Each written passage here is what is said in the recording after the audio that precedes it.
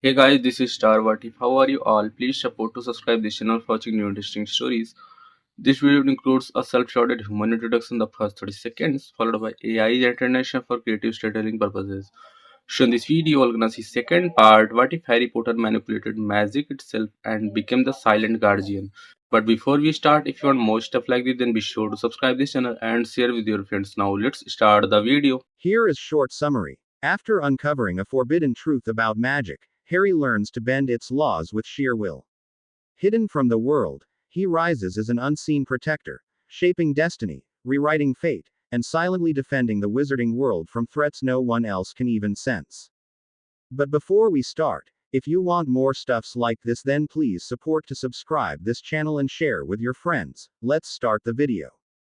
Harry awoke gradually to a darkened room that he immediately recognized as the hospital wing. As he sat up groggily, he noticed that it was already dark outside, and all the other beds were empty. "Oh, you're finally awake," came the voice of Madame Pomfrey as she suddenly appeared next to Harry. "How are you feeling? Any remaining dizziness?" Harry shook his head no. "How long have I been out?"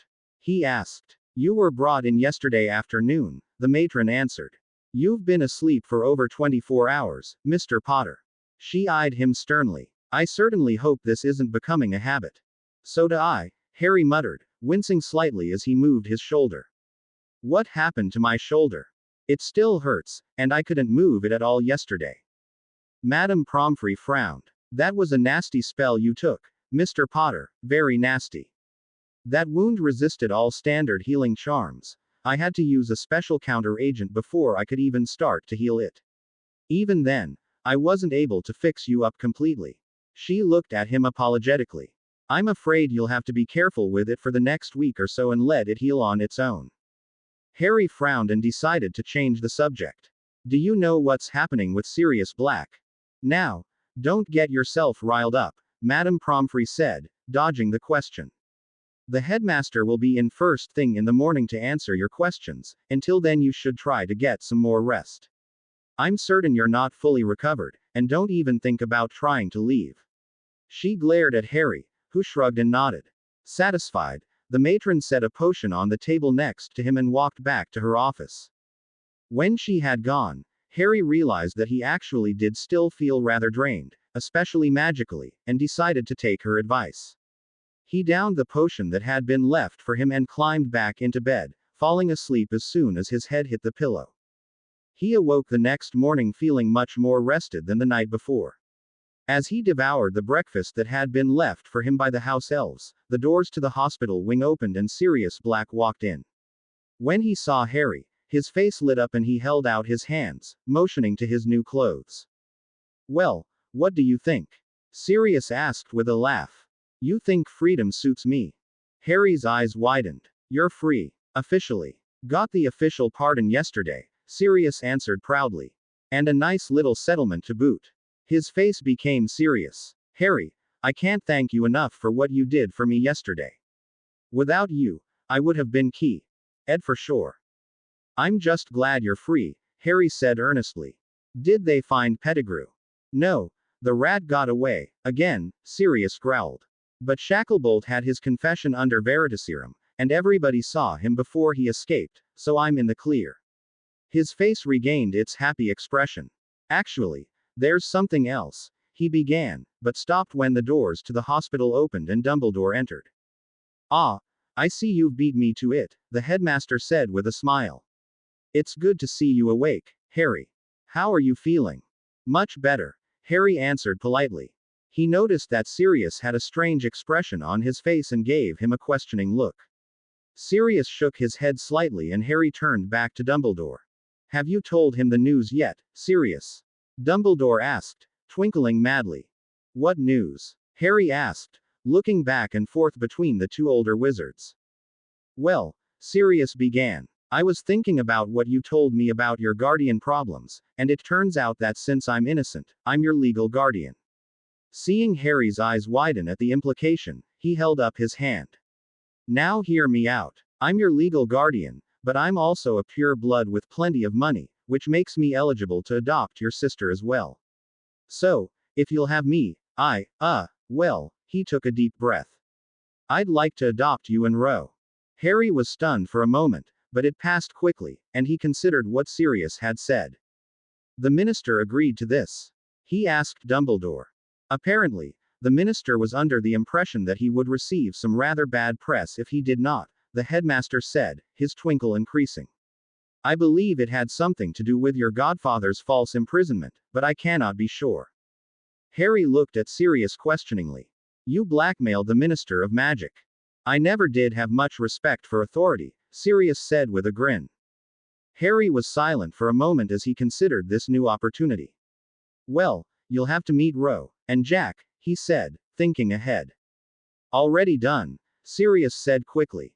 I met them both yesterday, and then again this morning. They're both waiting to see you, in fact. I have taken the liberty of excusing both Miss Thomas and yourself from classes today, Dumbledore said with a smile. You can see them whenever you are ready. Then I'm ready now, Harry said immediately. Dumbledore nodded and made his way over to the doors, leaving Harry and Sirius alone. What's wrong, Sirius? Harry asked quietly. You've had a strange look on your face since Dumbledore came in. It's nothing, Sirius answered immediately. Harry looked at him skeptically and Sirius sighed. It's just that, well, he thought I was guilty, Sirius admitted slowly. I'm not sure how I feel about that. He was our leader, and I fought for him, but he didn't even try to get me a trial before they sent me away. He shook his head. I know I can't expect him to know everything, and it really did look like I was the traitor, but still, he should have done something, anything, he trailed off. Don't put too much faith in Dumbledore, Harry answered quietly. He's just as human as you or I suppose, and I'm not really mad, exactly, I'm just, Sirius paused as he searched for the right word. I guess I'm just confused. That's understandable. Yeah, I suppose it is, Sirius said thoughtfully. Hopefully it will all work out in time. He smiled. At least now I've actually got time, that's gotta count for something. Harry nodded just as the hospital doors opened again and Jack and Ro came rushing in, followed by Dumbledore. Careful, Ro, Harry said as his sister approached. I'm still a little sore. I'm just glad you're all right, Ro sniffed, giving him a small hug before turning to Sirius. Hello, Mr. Black. Sirius chuckled. Didn't I tell you to call me Sirius? She gets shy, Jack said, shaking Sirius's hand. Ro glared and punched him in the arm. I can see that, Sirius chuckled. I'll let you three talk for a minute. He smiled at the group before walking over to where Dumbledore was standing. So you guys already know about Sirius wanting to adopt us? Harry asked his siblings. He told us yesterday, Ro admitted. And it seems too good to be true, Jack said honestly. You two are already friends, and he even agreed that we should all live together, just like the Diggorys. Besides, Jack said with a grin. I like the guy. That's because he's as big a kid as you are, Ro grumbled, but grinned nonetheless. What did you think about it, Ro? Harry asked her seriously. I like him too, Harry, Ro replied. He does seem a little immature, but he's nice, and he obviously cares a lot about you, so I think it's great. The real question is, what do you think? You know him the best, after all. Yeah, Harry said with a slow nod. I'm just a little worried that he's going to take the whole Guardian thing too seriously.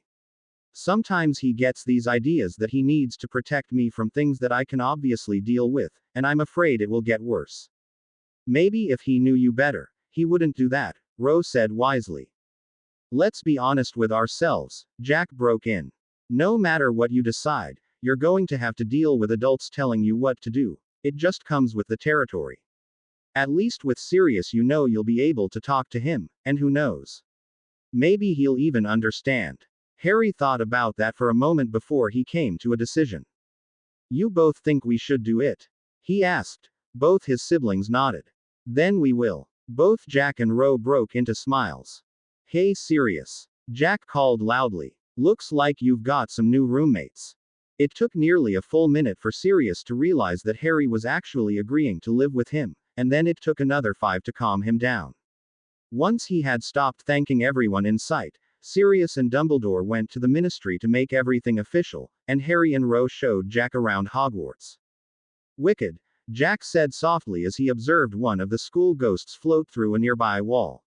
I can't believe this is a school, it feels more like an amusement park. Ro giggled. Actually, after a while you don't even notice. I wouldn't go that far, Harry said reasonably. It's more that strange things stop surprising you. You mean like that? Jack snorted as they passed a painting of an elderly wizard being chased by what appeared to be an overgrown tomato. Exactly like that. Jack just shook his head. What about Quidditch? That sounded fun. Where do you play?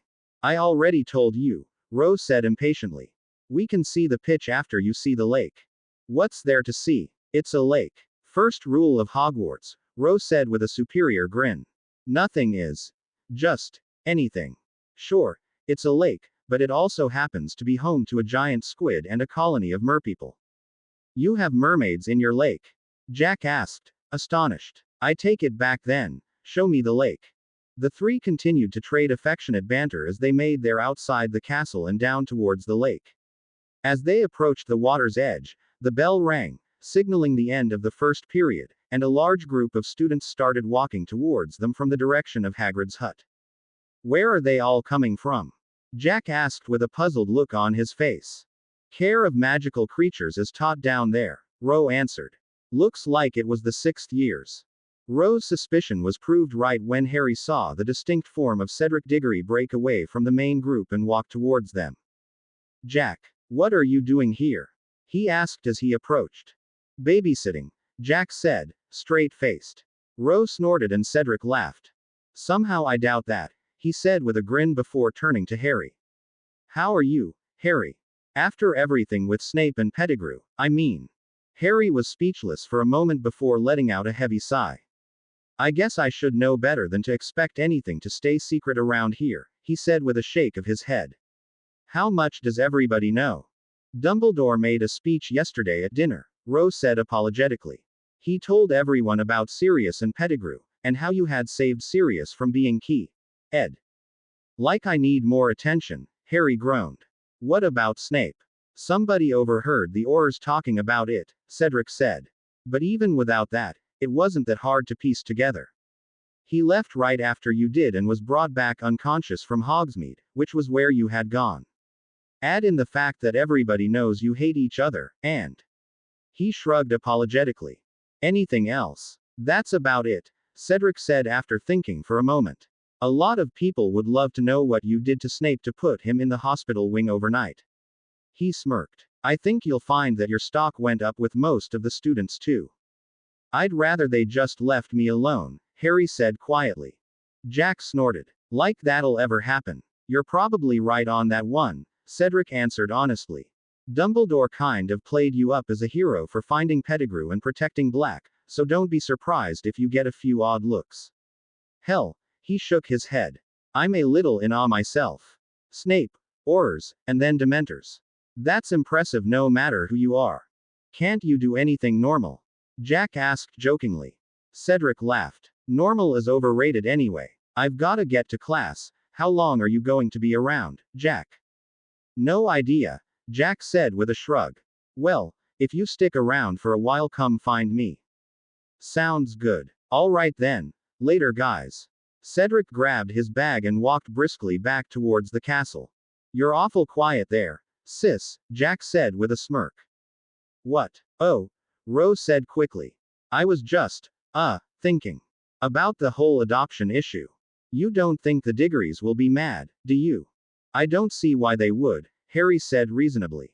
Sirius is already my guardian, after all. I guess that's true, Ro mused quietly before looking at Jack curiously. You and Cedric seemed rather friendly, what was that about? Jack stammered. Well, don't be mad, but he came to see me not too long ago. Harry looked up in surprise. Not for anything bad, Jack said quickly. But, you know, we were thinking about living with his family, and I'm closer to his age than you are, so he wanted to talk to me about it. Jack shrugged. We hung out with Christy and a couple of her friends and had a pretty good time. Why didn't you tell us? Harry asked. Now, don't take this the wrong way, Harry, but you've been pretty busy for the last few weeks. I figured I'd wait until we all got together again, but well, he shrugged. I guess it doesn't really matter now, but you seem to have resolved your issues with him too. I guess that's true, although I wouldn't exactly call him a friend, Harry said cautiously. But at least he had the guts to apologize to my face, and he took a pretty big risk by helping me with the Malfoy thing. Yeah, he's cool like that, Jack said with a shrug. What exactly did he do with the Malfoy prank? He was my alibi, Harry answered. He made sure that Sprout knew he and I were practicing, and then made sure it was visible for everybody to see. How'd he do that? I can't say. Sorry, Harry said, shaking his head. I promised him I wouldn't tell anyone. I've been trying to find out how he did it for 2 weeks, Rose said with an exasperated look.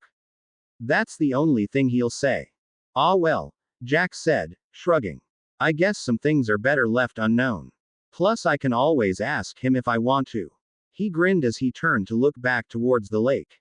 Now, where's this giant squid? The three spent the rest of the morning touring the grounds of Hogwarts, and soon it was lunchtime. Together, they headed back to the Great Hall and took seats at the end of the Ravenclaw table. Harry took a quick survey of the hall as they entered, doing his best to ignore all the odd looks he was getting. We're glad you're all right, Harry, Padma said as she took a seat near the group. Thanks, Harry replied, giving the table a small smile. Look, there's Hermione, Rose said as the bushy-haired girl entered the hall. Hermione. Over here. Hermione appeared slightly startled at hearing her name called out in the Great Hall, but when she saw Harry sitting next to Ron at the Ravenclaw table she immediately started towards them. Hi Harry, she said as she approached. And you're Jack, right? Jack looked a little surprised and nodded. I met you in Diagon Alley once, Hermione clarified before turning back to Harry. How are feeling, Harry? Professor Dumbledore said you'd been injured. I'm fine now, Harry assured her. I was just tired, mostly. And who wouldn't be? Padma said seriously. Dumbledore told us how you managed to fight off the Ministry Aurors and Dementors. Harry frowned at that skewed version of events, but said nothing. Okay Harry, tell us the truth, Sarah said, leaning forward conspiratorially. Did you really fight Snape and beat him? It wasn't much of a fight, really, Harry said slowly. I caught him by surprise and knocked him out. I don't think he even saw me. Too bad you didn't kill him, Jack muttered, shooting a glare towards the head table. It took him a moment to realize that Snape was absent, as was the headmaster. Isn't he your uncle? Padma asked uncertainly. A bastard is all he is, Jack answered with a snort. As far I'm concerned, my only family is sitting at this table. Same here, Rose said firmly. Fair enough, I guess, Padma said with a shrug, still looking slightly confused. So how long are you here for, Jack? I'll probably head back after lunch, Jack answered in between bites. I'm sure Harry has things to do, and I should get back anyway. How did you get here, anyway? Harry asked curiously. Dumbledore came and got me himself, actually, Jack answered. He brought a portkey that told me to come to his office when I was ready to go back. Not to sound inconsiderate, Sarah said slowly. But this isn't the first time Harry's been in the hospital, so why did he get you this time? There was some other stuff going on, Harry said vaguely. If everything works out, Rose should be able to tell you tomorrow. Until then, you'll just have to trust us. Harry suddenly remembered something and turned to Hermione. I assume you know why I asked you to look for Weasley's rat now. Hermione gave him a confused look. No, why should I? Harry frowned. What did Dumbledore say about Pettigrew? Just that he had snuck into Hogwarts and you'd caught him, Hermione said, clearly puzzled. He didn't say how he snuck in. Hermione shook her head no. He was an animagus, a rat animagus, to be precise. Hermione's eyes widened and Harry nodded. Exactly. Weasley's rat wasn't a rat at all, it was Pettigrew the whole time. That's why you were upset when it went missing, Hermione said in understanding. And why you had me look for it, you found out it was him. Somebody want to explain what's going on here? Padma broke in, looking befuddled. You can tell them, Harry said to Hermione. I'm going to speak with Dumbledore. I don't think he's back yet, Jack said, looking once again at the headmaster's empty seat. That's weird, Harry said, frowning. He said they'd be back by lunch at the latest. He thought for a moment before reaching a decision. I'm going up to his office anyway. In that case, I'll come with you, Jack said, standing up. He reached over and gave Ro a hug. It's time for me to get out here anyway. Ro bid her eldest brother farewell and he and Harry made their out of the hall and up towards the headmaster's office. It wasn't until they reached the gargoyle that Harry realized he didn't know the password. Licorice wand, Jack said, surprising his brother. He gave me the password earlier, the older boy explained. Harry nodded in understanding and was about to reply when he heard a very loud voice he immediately recognized as Snape's coming from inside the office. Absolutely unacceptable, the potions master was saying. It's bad enough she has to live with Potter, which, may I remind you, I only agreed to on your insistence, but this is too far, headmaster. It cannot be helped, Severus, came Dumbledore's calm reply. The papers have been filed and the matter is closed.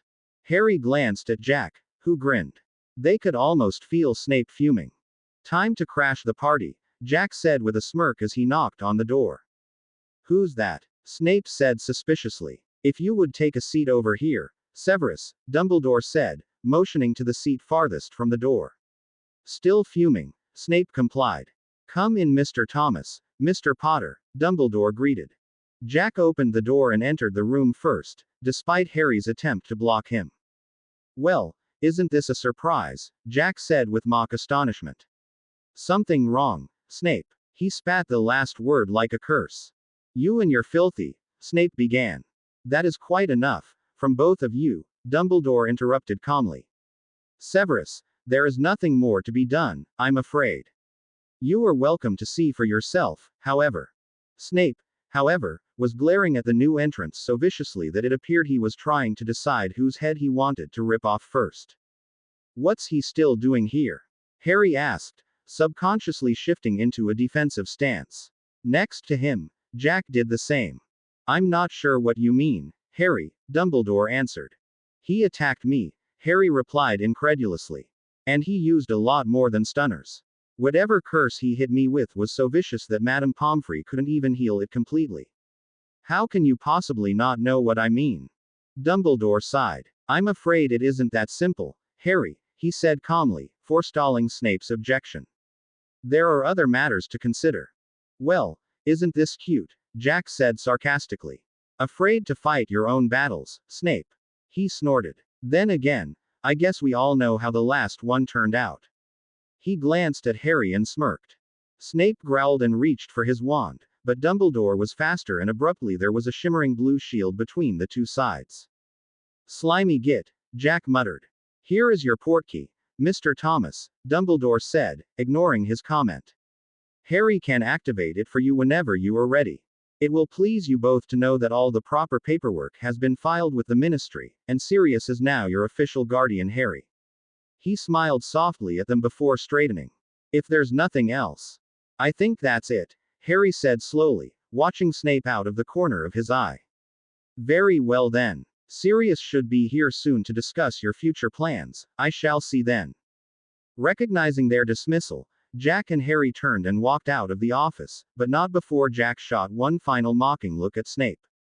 When the two had gone, Dumbledore took a deep breath and removed the shield. How can you let those brats get away with this? Snape exploded. Dumbledore sighed and rubbed the bridge of nose tiredly. This cannot continue, Severus. He said quietly. If you were not so hesitant to discipline the boy, it wouldn't. As that's so, Dumbledore replied with a piercing look. Is that why you felt the need to use dark magic on a student? Snape snorted. The boy may be stupid, but he's also dangerous. You know what he can do, and trust me, those blasting curses weren't exactly harmless.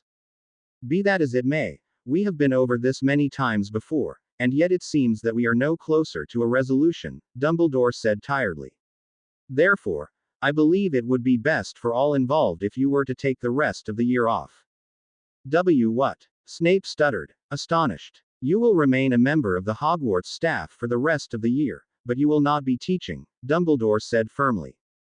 Your salary will remain the same, which should give you ample means to travel if that is what you desire. All that I ask is this, he looked at Snape seriously. Think very hard about what you are doing, Severus, and why you are doing it.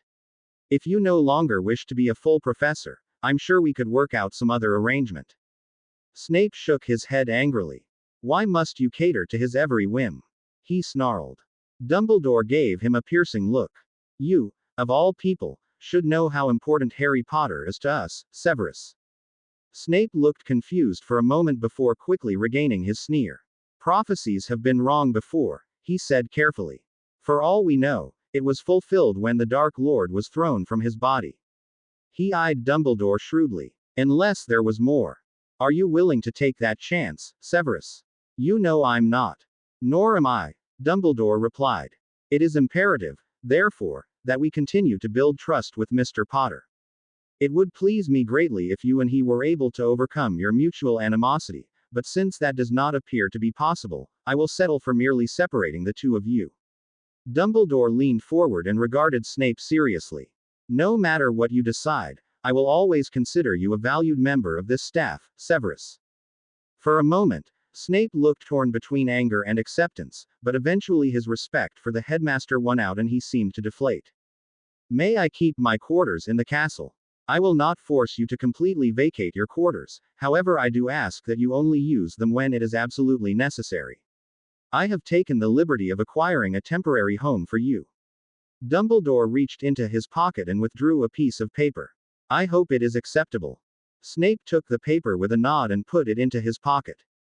There is one more thing, Dumbledore said carefully. I trust I can count on your discretion with respect to Mr. Potter's unique talents. It would not do for the information to become public knowledge. Snape sneered but nodded. I'll keep your secrets, but mark my words, Headmaster, that boy will never be what you want him to be. I am truly sorry it has come to this, Severus, Dumbledore said sadly. However, I sincerely hope that this time away will allow you to come to terms with what it means to be a professor here. And how dangerous Harry Potter really could be. He added silently. After Jack had taken the portkey back to their flat, Harry found Ro and the rest of the girls in the library. Is it official? Ro asked as he approached. It's official, Harry said with a smile, causing Ro to grin excitedly. What's official? Padma asked, confused. Ro looked at Harry questioningly and he nodded. Go ahead. I need to talk to Tracy and Blaise anyway, Harry said, spying his Slytherin friends at another table. He made his way towards them as Ro launched into her story. Well, if it isn't the conquering hero himself, Blaise said as he approached. You know, for someone who doesn't like attention you sure end up on the front page a lot. Blaise. Tracy hissed, glaring at him. Are you okay, Harry? She asked with concern. I'm fine, Harry replied dismissively. I heard Dumbledore made a speech to the school though. How bad was it? It wasn't bad at all, Tracy began, but Blaise interrupted. I believe his exact words were, Harry Potter continues to do us all great service in the face of incredible personal risk, and that you should be commended for your efforts. He broke in, smirking. Harry groaned. Well, it's true, Tracy said, glaring at Blaise. Blaise shook his head. That's irrelevant. Potter doesn't want that kind of attention whether it's true or not. Am I right? You're not wrong, Harry said, leaning back in his chair. But you did a good thing, Tracy said, perplexed. Why shouldn't you get credit for it? I don't really care about that, Harry said with a shrug. I didn't do it so I could take credit for it, I just did it. End of story. Good luck selling that story to the prophet, said Blaise, earning him another glare from Tracy. Why do you have to be so sarcastic all the time? She asked angrily. Not everything happens for your personal amusement, you know. With that, she stood hastily and walked out of the library. Blaise looked shocked at Tracy's outburst, and Harry looked him questioningly. What was that about? I don't know, Blaise said, shaking his head. Something else is bothering her, maybe. Harry just shrugged noncommittally and began to let his mind wander to the possible consequences of Dumbledore's speech when someone cleared their throat right next to him. Startled, Harry and Blaise looked over to find Daphne Greengrass standing at the edge of their table looking contrite. Hey Potter, Zabini, she greeted softly. Look, I know I haven't been very nice to you, either of you really, but for what it's worth, I'm sorry about what Malfoy was doing behind your back. I wanted to tell you, really, but, she trailed off miserably. Harry's brow furrowed in confusion and he looked over at Blaise, who was sneering. You actually expect us to believe that? Blaise asked incredulously. Daphne's shoulders slumped. I guess not, and I suppose I really can't blame you. I just wanted to apologize. I'll leave now. She turned quickly and walked away, shoulders slumped in defeat. Can you believe that? Blaise said as she left. Yeah, that was strange, Harry agreed.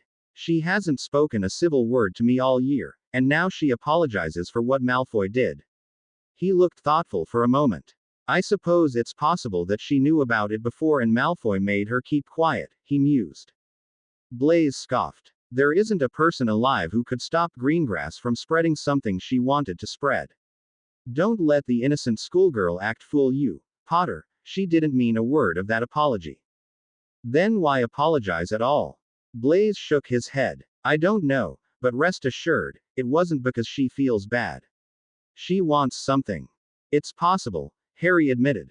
But don't you think it's just as likely that she's simply tired of dealing with Malfoy? There's no way it's that simple. Honestly, I don't really care, one way or the other, Harry said earnestly. If she stops hanging around with Malfoy, more power to her. If not, oh well. He shrugged. Either way, it doesn't really affect me, so if her apology means she's going to be more civil towards me, then her reasons don't matter.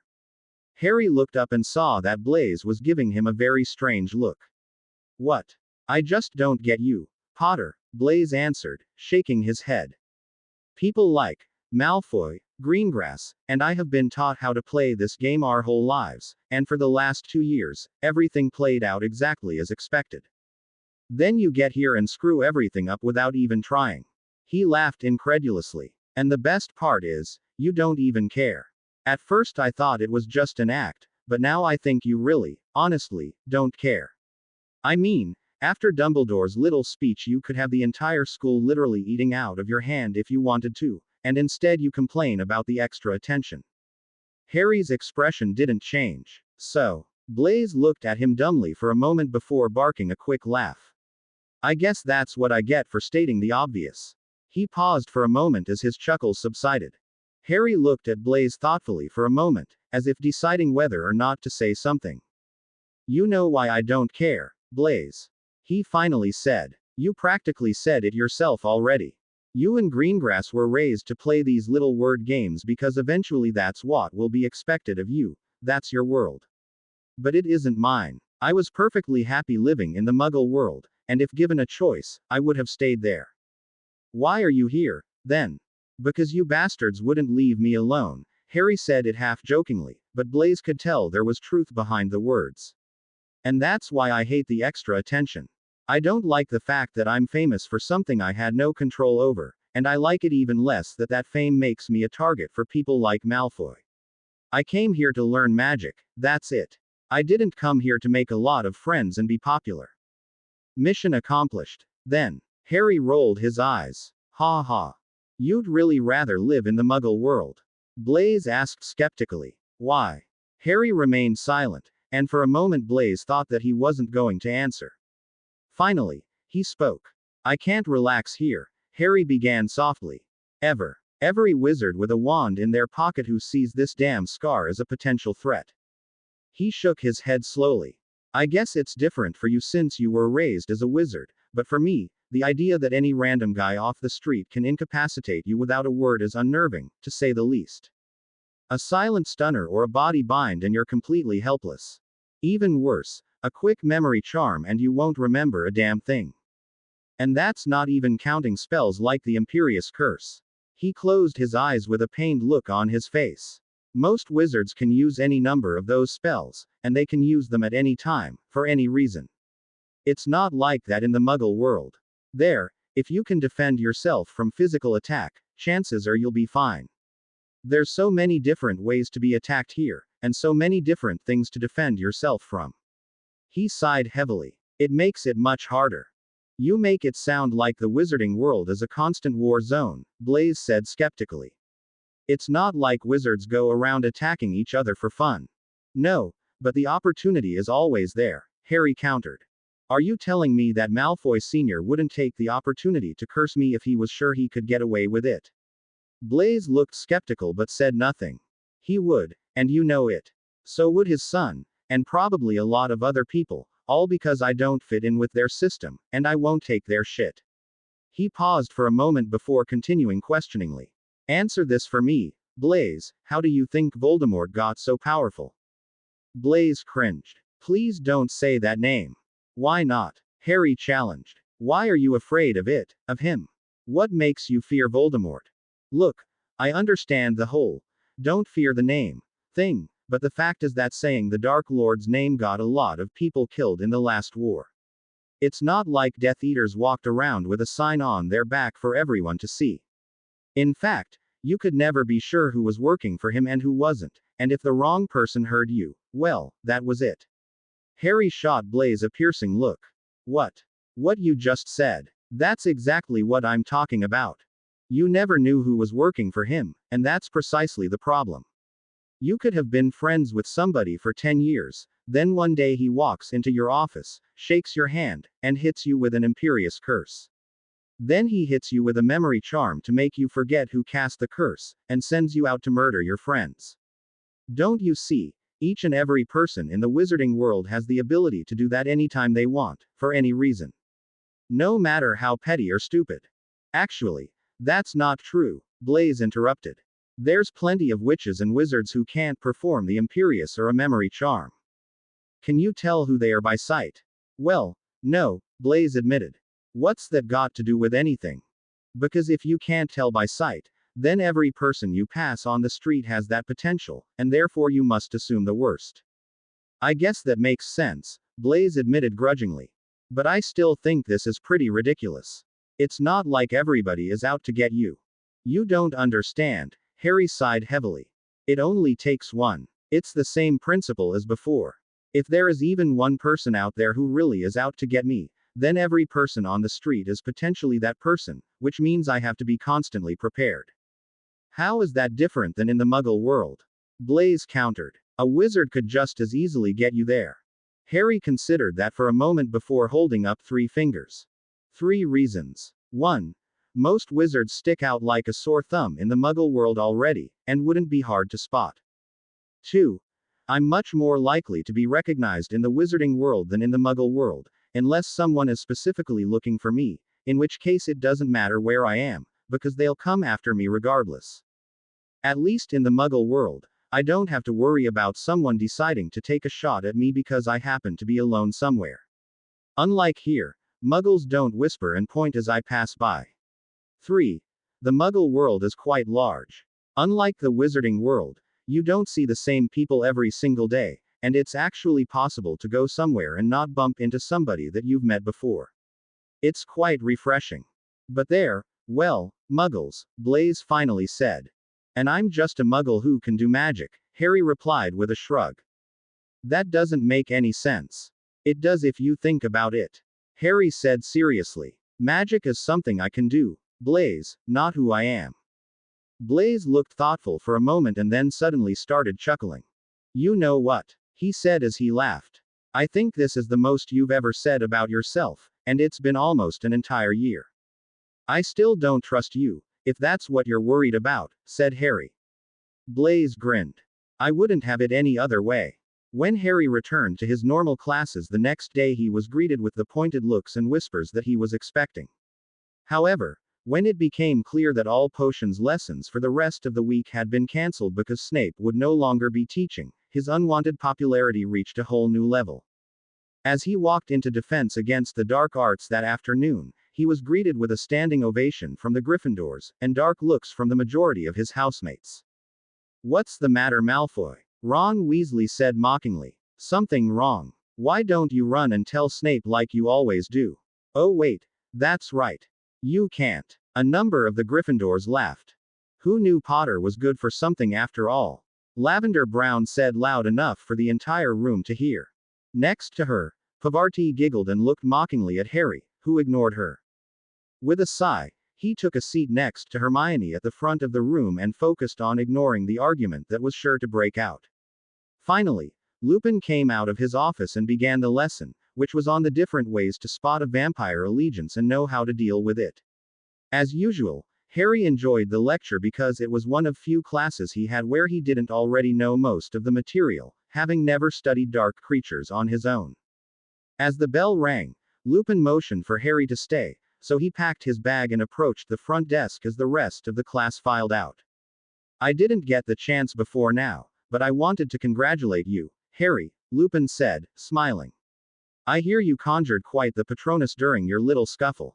I couldn't have done it without your help, sir, Harry said seriously. Thank you. No, Harry, it's I who should be thanking you, Lupin replied. You've given me a second chance with a friend I thought was long gone. I don't think Sirius and I can ever really repay you. I'm just glad everything worked out. So am I. Although I have to say it's a good thing you know how to take care of yourself, Harry, Lupin said with a grin. Sirius was never the most responsible of people. Fun, yes. Responsible. Well, he trailed off with an amused shrug. Have you talked to him since he was acquitted? Lupin nodded. Yes, we had a long talk the night you spent in the hospital wing. It was hard, at first, since each of us thought the other guilty back then. But we got through it, and now I'm just happy to have my old friend back. Lupin smiled at Harry before glancing at his watch. Well, it appears I've made you late. I'll write you a note and let you be on your way. He summoned a quill and parchment and began to write. You know, Sirius couldn't stop talking about how you'll be living with him now, he said as he wrote. He's quite happy about it. So am I, sir, Harry replied honestly. So am I. As expected, the next few weeks were very tedious for Harry as he was forced to endure an ever-increasing amount of attention from the rest of the Hogwarts student body. As a result, he found himself spending even more time than usual practicing on his own in empty classrooms throughout the school. Although he still practiced with Ron and sometimes Hermione, working to develop their defensive spells, Harry also continued to work on his own original ideas in addition to studying ahead in his classes. By the time March gave way to April, the Hogwarts rumor mill had turned most of its attention away from Harry, dedicating itself instead to the upcoming Quidditch match between Slytherin and Gryffindor, something that suited Harry just fine. The Saturday before the match, Harry was returning to the castle after an afternoon of flying when he saw his sister walk out of the castle and over towards him. There you are, Ron huffed as he approached. I've been looking for you since lunch, and it's almost time for dinner. Speaking of which, she grinned, you must be pretty happy that you skipped lunch today. And why would that be? You don't know. Ron checked her watch and shook her head. It's better if you see for yourself, come on. She grabbed his arm and him back inside the castle. When they arrived at the entrance to the Great Hall, Harry's eyes slid over to the Slytherin table before widening in astonishment. Each and every Slytherin present had red and gold stripes decorating their faces, like they had all been sent through a giant candy striping machine. The Gryffindors, of course, were loving every minute of it. I always knew that Slytherins were really closet Gryffindors, yelled someone at the far end of the Gryffindor table. Don't worry, we'll dedicate our victory to them. Someone else yelled back. The entire table laughed loudly. This happened at lunch, Harry asked his sister quietly. Yep, Ron affirmed. Just when we were ready to leave, all the Slytherins started breaking out in stripes. She giggled. And let me just say, I don't think stripes are Malfoy's style. I don't really see what's so funny, Harry said, eyeing the Gryffindor table. It's not even that embarrassing. Ron shook her head. Maybe not for you, Harry, but look at your friend Blaise. He looks about ready to kill somebody. She stifled a laugh before continuing. For most of them, being called a Gryffindor is about the worst insult I can think of, especially with the match coming up. Why haven't any of them reversed it yet? Not everybody is Harry Potter, that's why, Ron said with a smirk. Plus it was probably the Weasley twins, and their pranks are notoriously hard to reverse properly. Hey Potter, called Blaise from his seat. That's my cue, Ron said as she took off for the Ravenclaw table. Hey, why weren't you at lunch? One of the older Slytherins asked suspiciously as Harry approached. If you knew about this, you'll what? Harry asked, stopping to look the other boy in the eye. He always misses lunch on Saturday, Blaze said as he walked up. He uses the Quidditch pitch because no one else is on it. Oh, the older boy said dumbly. He stood awkwardly for a moment before turning back to the table. You're a lucky bastard, Blaze muttered as he and Harry walked over to their seats. Nobody's been able to reverse it. They put a potion in the food, Blaze answered shortly. All we can do is wait for it to wear off. You could use a flushing draft. You have one handy. Harry shook his head. Didn't think so. And without Snape here, we can't get ingredients, so we're screwed. He paused and lowered his voice. It's all right though, they'll get theirs. How's that? Just wait, it'll be soon. Harry shot Blaze a calculating look before moving his eyes over the Gryffindor table, which was still full of laughter and finger-pointing. With a shrug, Harry ran a detection charm on his food and started to eat. About 10 minutes later, Harry began to feel uneasy. He couldn't put his finger on why, but he felt like something was building up, about to explode. He was just about to say something when he was shocked by a large explosion followed by loud cries from the Gryffindor table. Harry was on his feet instantly, ready to defend himself, only to look on in confusion as Blaze and many of the other Slytherins started laughing. Looking back at the Gryffindors, he saw that many of them were covering in food and running away from their table as fast as they could. Looking closer, he saw the reason for their sudden fear: two very long and menacing snakes which were gliding across the table. Realizing this must have been what Blaze was talking about, Harry relaxed and sat back down. Your idea? He asked Blaze casually. Nah, I just heard about it, Blaze answered. Good one though, don't you think? Harry shrugged. It obviously worked pretty well. Look at the cowards run. Marcus Flint yelled at the huddled Gryffindors. What happened to bravery and courage? He called mockingly. I guess all it takes is a little snake and they run like girls. The Slytherin table guffawed loudly. That's quite enough, Mr. Flint, said Dumbledore as he materialized in between the two groups. Now, would someone care to explain who did this? As Flint began to stammer excuses, Harry tuned him out and turned back to Blaze. What's with the animosity all of a sudden, anyway? He asked his friend. Quidditch, Blaze said with a shrug. House pride is on the line, and so is the cup. It'll get worse, too, Tracy said, joining the conversation. What do you mean? Asked Harry. I mean that boys like those idiotic Weasley twins will keep trying to one-up each other until the match, Tracy said with a scowl. So immature. And you're not? Blaze challenged. Miss, I can't believe cosmetic charms won't cover this. That's different, Tracy said, flushing slightly. Sure it is. It is, Tracy said stubbornly. You're a boy, and therefore incapable of understanding what really matters. I'm really glad you two are talking again, Harry said sarcastically. Blaze just scoffed before turning to him. Women, what are you gonna do? You can't live with them. Harry waited for him to finish the sentence, but Blaze just turned back to his dinner, completely ignoring the growing look of outrage on Tracy's face. As Tracy predicted, the prank rivalry between the two houses continued to escalate throughout the week. On Wednesday, the sixth-year defense class turned into an all-out brawl, resulting in numerous detentions and a few overnight stays in the hospital wing. Harry, for the most part, managed to keep himself out of the Gryffindors' crosshairs, but whether they were avoiding him or he was just lucky he didn't know. That Thursday, he was getting ready to leave the Great Hall following dinner when Ro and Sarah came up to him. Library? Ro asked as they approached. Harry nodded. Okay, I'll. Ro's feet slid out from under her as she started up the steps, and she toppled backwards. Harry instantly dropped his bag to help, catching her only inches from the ground. I can't believe you caught her, Sarah said with a whistle. That was really fast. Are you okay? Harry asked with concern. I'm fine, Ro said, making a show of dusting herself off. It was just a little slip. Harry nodded and the three resumed walking. Do you smell something funny? Sarah asked, glancing around with a confused look on her face. I don't smell anything, Ro said, testing the air. Harry. I don't either. Sarah shrugged it off and the three continued to file out of the hall with the other students. As they were approaching the exit to the grounds, the traffic suddenly became very thick, and they could hear shouting coming from in front of them. What's going on? Ro asked nobody in particular. A bunch of Griffs are blocking the way, an older Ravenclaw replied.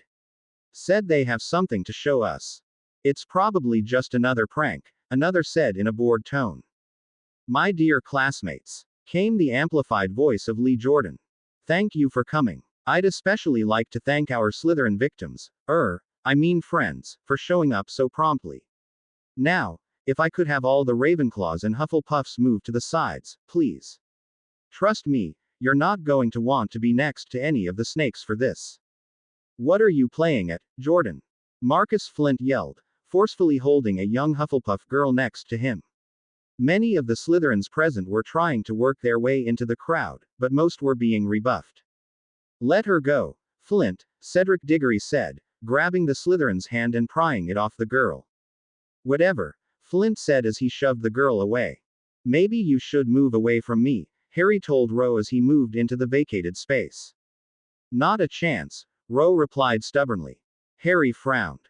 Ro, now then, Jordan interrupted. The noble house of Gryffindor is proud to present the first annual Hogwarts Hippogriff Mating Festival. As he finished, the outside doors were thrown open and in rushed a very large and very agitated hippogriff. With a loud cry, it launched itself toward the nearest group of Slytherins, sniffing wildly. If you're not a Slytherin, don't worry, Jordan reassured the rest of the crowd as they flattened themselves against the walls. Thanks to some well-placed pheromones, the snakes will be the only ones getting the attention today. The Gryffindors roared with approval as the first group of Slytherins struggled to push each other in front of the beast. Pansy Parkinson went down hard and was immediately accosted by a very amorous hippogriff. Look, Beaky likes it, laughed Jordan. But don't be jealous, he's too excited to pick one of you just yet. And don't worry guys, we hit you all with female pheromones, so you've got a chance too. By this time, the majority of the Slytherins in the hall were climbing over each other trying to exit the entryway, only to find that all the exits were being blocked. A couple of students started firing curses at the hippogriff, but they were simply absorbed by animal's thick hide.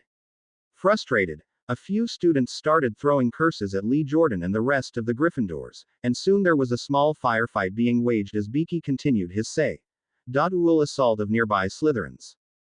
Don't stand by us, a Ravenclaw girl near Harry shrieked. Go away, go away. He's not going anywhere, Ro snapped back her. Harry simply ignored her as he started casting cleansing and air recycling charms on himself to remove the pheromones before he was noticed. Unfortunately, Seamus Finnegan saw what he was trying to do, and alerted Jordan, who pulled a small vial from his robes and handed it over. Slowly, Seamus wove his way through the crowd, nudging people away from Harry until he and Ro were standing alone. Smirking, he threw the vial slightly in front of Harry and Ro where it shattered, sending its contents onto their feet and legs. The effect was instantaneous. The hippogriff, which currently had its beak buried in Vincent Crabbe's neck, immediately spun and looked at Harry before rushing towards him. Swearing loudly, Harry pushed Ro against the left wall before pulling his wand and racking his brain for a plan. The hippogriff continued to charge before veering slightly, which confused Harry for a moment, until he realized it was heading straight for Ro. That vial got her too, he realized as he threw himself in between the animal and his sister. Snapping his wand forward, he sent a concussion hex at the beast's legs, causing it to stumble slightly and buying him time to shove Ro farther behind him. He threw 2 more concussion hexes, causing the hippogriff to falter and let out an angry cry.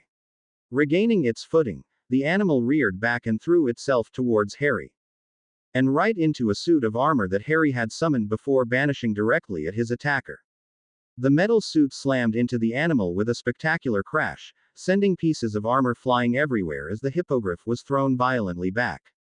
Okay, I think that's enough guys, Fred Weasley said nervously.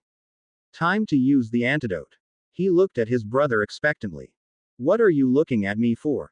This wasn't my idea, George said, puzzled. It wasn't mine either, but Lee gave you the antidote. Well, I don't have it. Then who's got it? I think we need a teacher, Lee Jordan called out after overhearing their conversation. That won't work, We put up silencing charms, Fred said, now panicking slightly. Shit. This isn't good. George said, noticing the slightly more wild-looking hippogriff. You said these things made him harmless. They're supposed to, Lee replied, wincing slightly at his still amplified voice.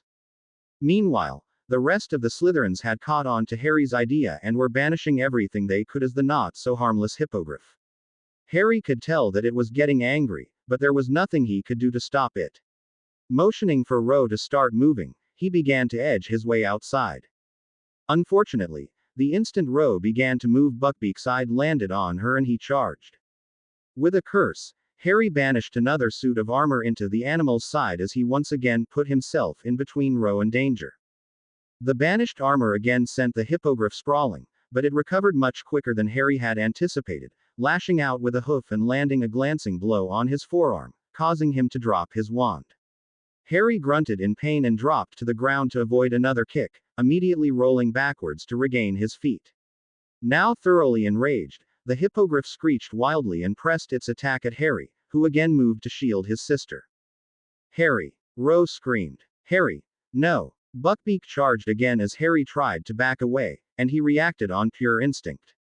Rolling under the first kick, Harry spun up into a crouch and summoned Gryffindor's sword, slashing it upwards across his body and slicing through the tendons on the hippogriff's right front leg. As the animal began to fall, he reversed the blade and cut horizontally, opening a vicious gash along the edge of the beast's underbelly. As Buckbeak collapsed with an anguished cry, Harry spun the blade in front of him defensively and stepped smoothly to the side so that he was once again between the beast and Ro. As he examined the hippogriff now thrashing about in agony, he realized that the entire hall had gone silent. It took him a moment to realize that not only had he just cut up a wild hippogriff, but he had done so with a sword that he apparently conjured instantaneously without a wand.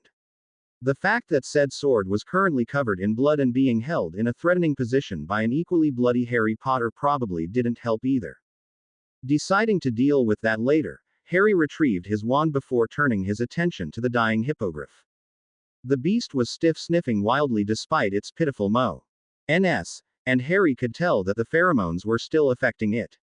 In a burst of inspiration, Harry swung his wand in a small circle and cast a bubblehead charm on the injured beast as well as an air recycling charm, guaranteeing that no outside air would reach its nostrils.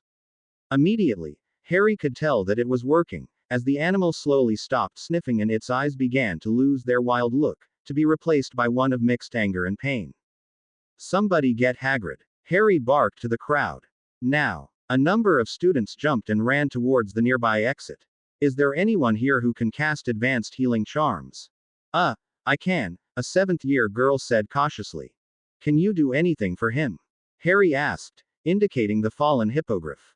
I don't want you to heal him completely, just stop the bleeding until Hagrid gets here. I can try, the girl said, drawing her wand and walking slowly towards them. As she approached, Harry used the Incarcerus spell to bind the hippogriff's back legs. Although the ropes certainly wouldn't hold if the hippogriff decided to break them, they were still better than nothing.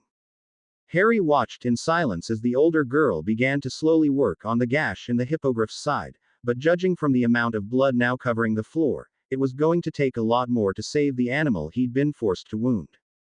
Beaky. No, Beaky. Harry's thoughts were interrupted by the arrival of Hagrid, who was carrying a large bag with what Harry hoped were first aid supplies. Hang on. Do you hear me?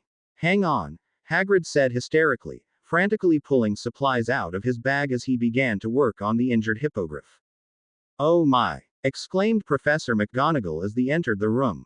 Professor Flitwick followed soon after. Is there anything we can do to help Hagrid? Hagrid just shook his head as he continued to expertly dress and tend the hippogriff's wounds. Very well, McGonagall said, turning her attention to Harry. Mr. Potter, Mr. Jordan, Mr. Finnegan, and Messrs. Weasley, with me. I'll have that sword, Potter. Harry held the sword for her to take, but it vanished as soon as she grasped the handle. Harry frowned and re-summoned it, once again handing it to the elderly professor. Sorry, he muttered. It does that sometimes. I see, McGonagall replied in a choked voice. Her eyes bulged when she examined the blade closely. It can't be, she gasped quietly. I'm afraid it is, Harry replied solemnly. Are we going to your office? Ahem. McGonagall cleared her throat to regain her composure. No, we will take this matter directly to the headmaster. Follow me.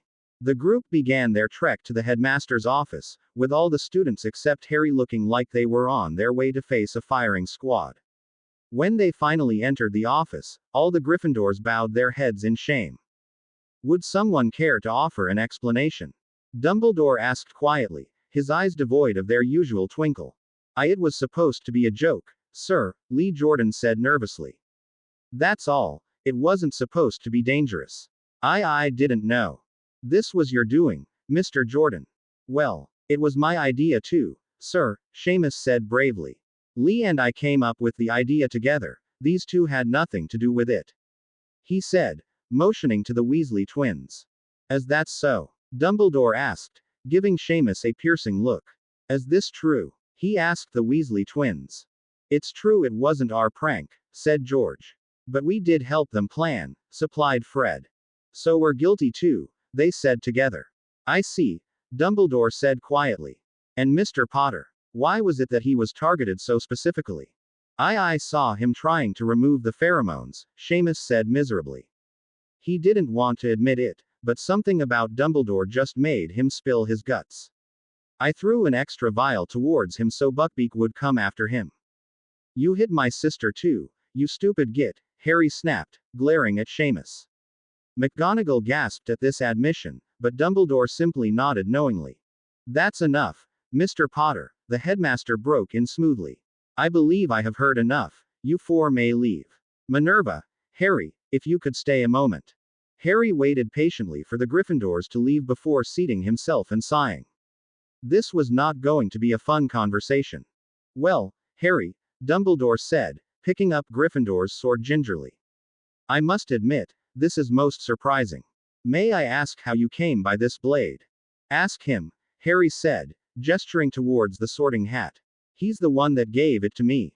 For a moment Dumbledore looked confused before his face suddenly cleared in understanding. Of course, you used the sword to slay the basilisk. I must admit, I was rather skeptical that you used merely a piece of rock, but I was unable to deduce how else you could have done it. His twinkle increased. This is very interesting.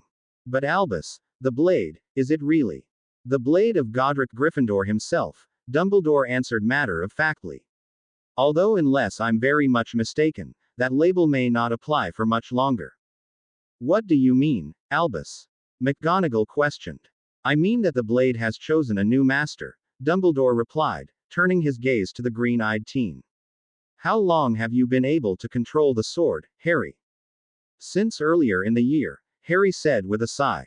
With a thought, he made the blade vanish and reappear in his hand just to prove his point. There's still a lot I don't know, but it will come when I call it. The blade of Godric Gryffindor chooses a Slytherin as its new master, the headmaster chuckled. Rather ironic, wouldn't you say, Professor? McGonagall was speechless, causing Dumbledore to chuckle louder. She stammered. Taking a deep breath, she continued. I don't know what to say. This is quite a bit to take in. Indeed it is, Dumbledore agreed. And there is still the matter of our resident hippogriff to consider.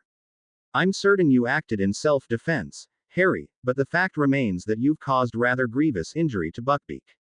I believe it only fitting if you were to help Hagrid tend to him while he recovers. Harry was silent for a moment before he nodded slightly.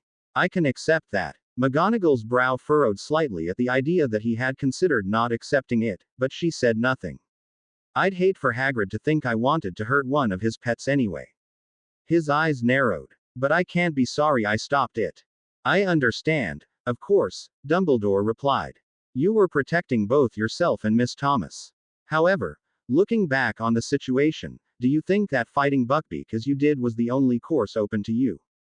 I'm not sure what you mean, Harry answered cautiously.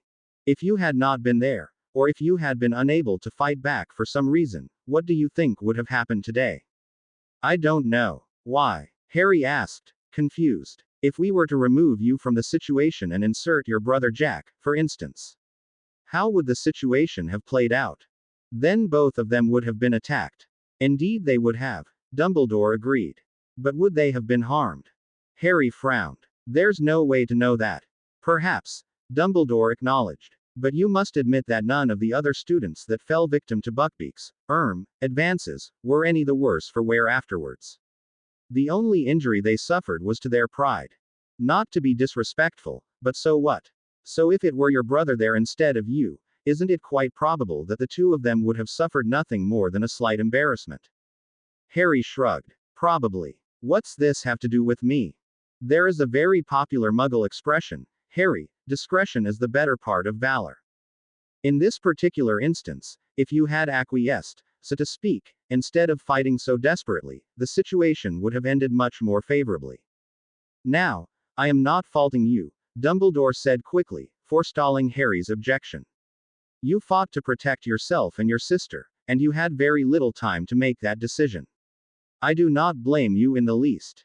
I am simply suggesting that such a decision is not always the best one.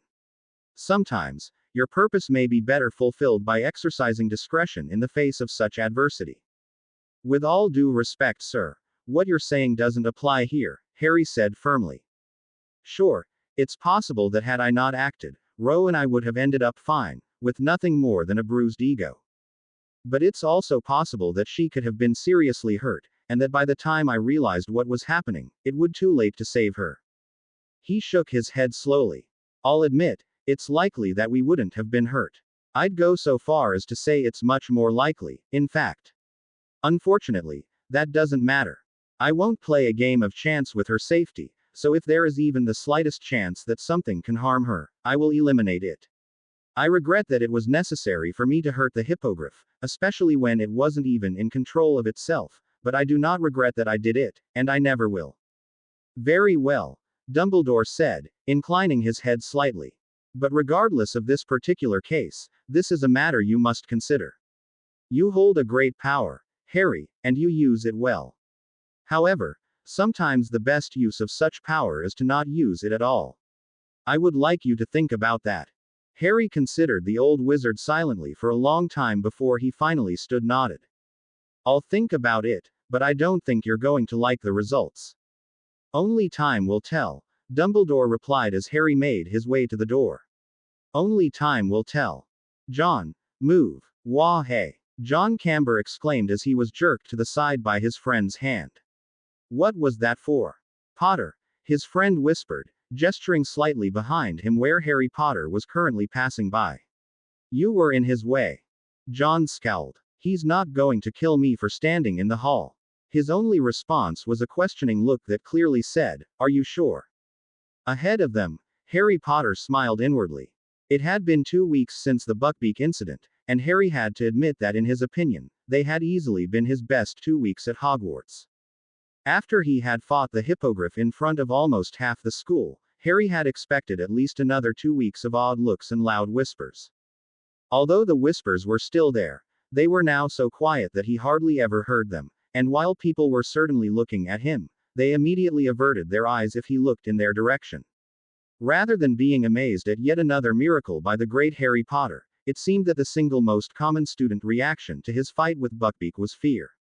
He supposed that some of the reactions could be attributed to the unusually harsh punishments that had been handed out by the headmaster. All 4 of the students involved, Lee Jordan, Seamus Finnegan, and the Weasley twins, had been suspended for the remainder of the year and would not be allowed to take their final exams. As a result, all 4 would be held back and have to repeat this year of school. For what was meant to be a harmless prank, the punishment was quite severe, and sent a very clear message: don't mess with Harry Potter. Of course, the fact that he had single-handedly disabled a rampaging hippogriff sent a very similar message in a much more concrete manner. Although Harry knew he must have looked rather scary holding a sword while covered in hippogriff blood, it wasn't until he talked to Tracy that he realized just how intimidating it had been. Was it really that bad? Harry asked. It had been only a day since the attacks, but already he could see that people were avoiding him. Actually, yeah, Tracy admitted quietly. 1 minute you were in trouble and the next, you were slicing it apart like it was nothing. When you stopped and spun the sword around, it looked like you were going to cut its head off. There was blood everywhere, but it didn't seem to bother you at all.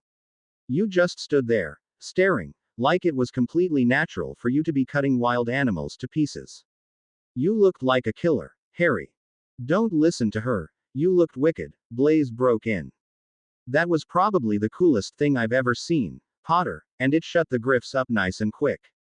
He smirked. Bet they didn't see that one coming. So now everybody is avoiding me because they're afraid. Probably, Blaise admitted. Enjoy it while it lasts, I say.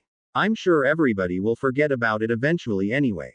It had been 2 weeks, and the student body showed no signs of forgetting.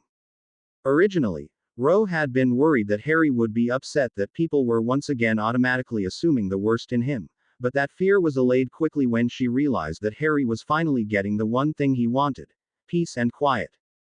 Even the Gryffindors were cowed, despite the fact that their beaters had been suspended the day before the match and Slytherin had won the cup. In fact, it wasn't uncommon for Harry to go an entire day without talking to anyone apart from his small group of friends. In short, it was perfect. Or at least, it would have been, if it wasn't for the question that Dumbledore had posed in his office. Despite himself, Harry couldn't help but wonder if the headmaster's point was valid, and that Harry's own superior abilities were somehow to blame for the unusually high amount of adversity he had been faced with. Although he was sure that he was right about the hippogriff incident, something about the headmaster's words still troubled him. If he didn't have the power he did, he never would have come to Hogwarts to rescue Ginny from the Chamber of Secrets, and Roe never would have had to face the basilisk. He wouldn't have fought Malfoy on the Hogwarts Express, and therefore wouldn't have had to deal with him later, and wouldn't have been faced with all the vicious rumors. He wouldn't have ended up on the bad side of Seamus Finnegan, who wouldn't have gone out of his way to make sure Harry was attacked by Buckbeak, and again, Roe wouldn't have been put in danger. If he had never been magical at all, would his parents still be alive? Would he never have had to even meet the Dursleys? Harry shook his head angrily. This was ridiculous. If he hadn't rescued Ginny, she would have died. If he hadn't fought Malfoy, he'd still be bullying Hermione, and probably a lot of other students as well. He thought even farther back, to when he first met Jack and Roe. If he hadn't used his power then, Roe would have gotten hit, maybe killed. Jack would still be taking beatings from his father, and Harry himself would most likely be dead and left in a gutter somewhere. Dumbledore was wrong. The only reason Jack and Roe had the lives they did was because he had both the power to make a difference and the will to use it. He knew he was right, so why did Dumbledore's words still bother him? He'd had this same argument with himself for the last 2 weeks, and it always ended the same way. With a frustrated sigh, he pushed those thoughts to the back of his mind as he entered the library and approached his usual table.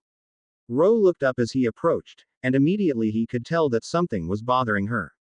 "What's wrong?" he asked, concerned. "Sirius is here talking to Dumbledore about something," she said with a frown. "And I'm pretty sure that something is you." Now it was Harry's turn to frown. "What makes you say that?" "I got pulled out of Charms earlier to talk to Sirius," Roe replied slowly. "He asked me what happened the last time we were over at the Weasleys, and whether you got along with them very well. I told him you didn't, but he kept asking if I thought it was possible that time was a fluke, and that you could get along well in the future. Of course, I told him no," she smiled slightly. "And he looked a little put out. Then he asked if you had any really good friends at school, so I told him that besides us," she indicated the group, "the only people you talked to are Blaise and Tracy. When I told him their last names, he looked even more put out than before, and said he had to talk to Dumbledore again. Not to be nosy, but why would he ask you about the Weasleys?" asked Padma. "I don't really know," Roe answered. "You seem to get along with Ginny okay," Hermione said quietly. "Although she's the only member of the family I can say that about. Even though she does a lot more blushing than talking," Roe giggled, causing Harry to roll his eyes. "Why are we talking about the Weasleys?" asked a confused Sarah. "Are we really that bored?" "Hear, hear," Harry muttered as the rest of the group chuckled. "Anyway, I just wanted you to be prepared," Roe continued. "Whatever this is about, it definitely involves you." Harry shrugged. "I'm sure I'll find out eventually. In the meantime, can I see your homework for runes, Harry?" Hermione asked, reaching into her bag.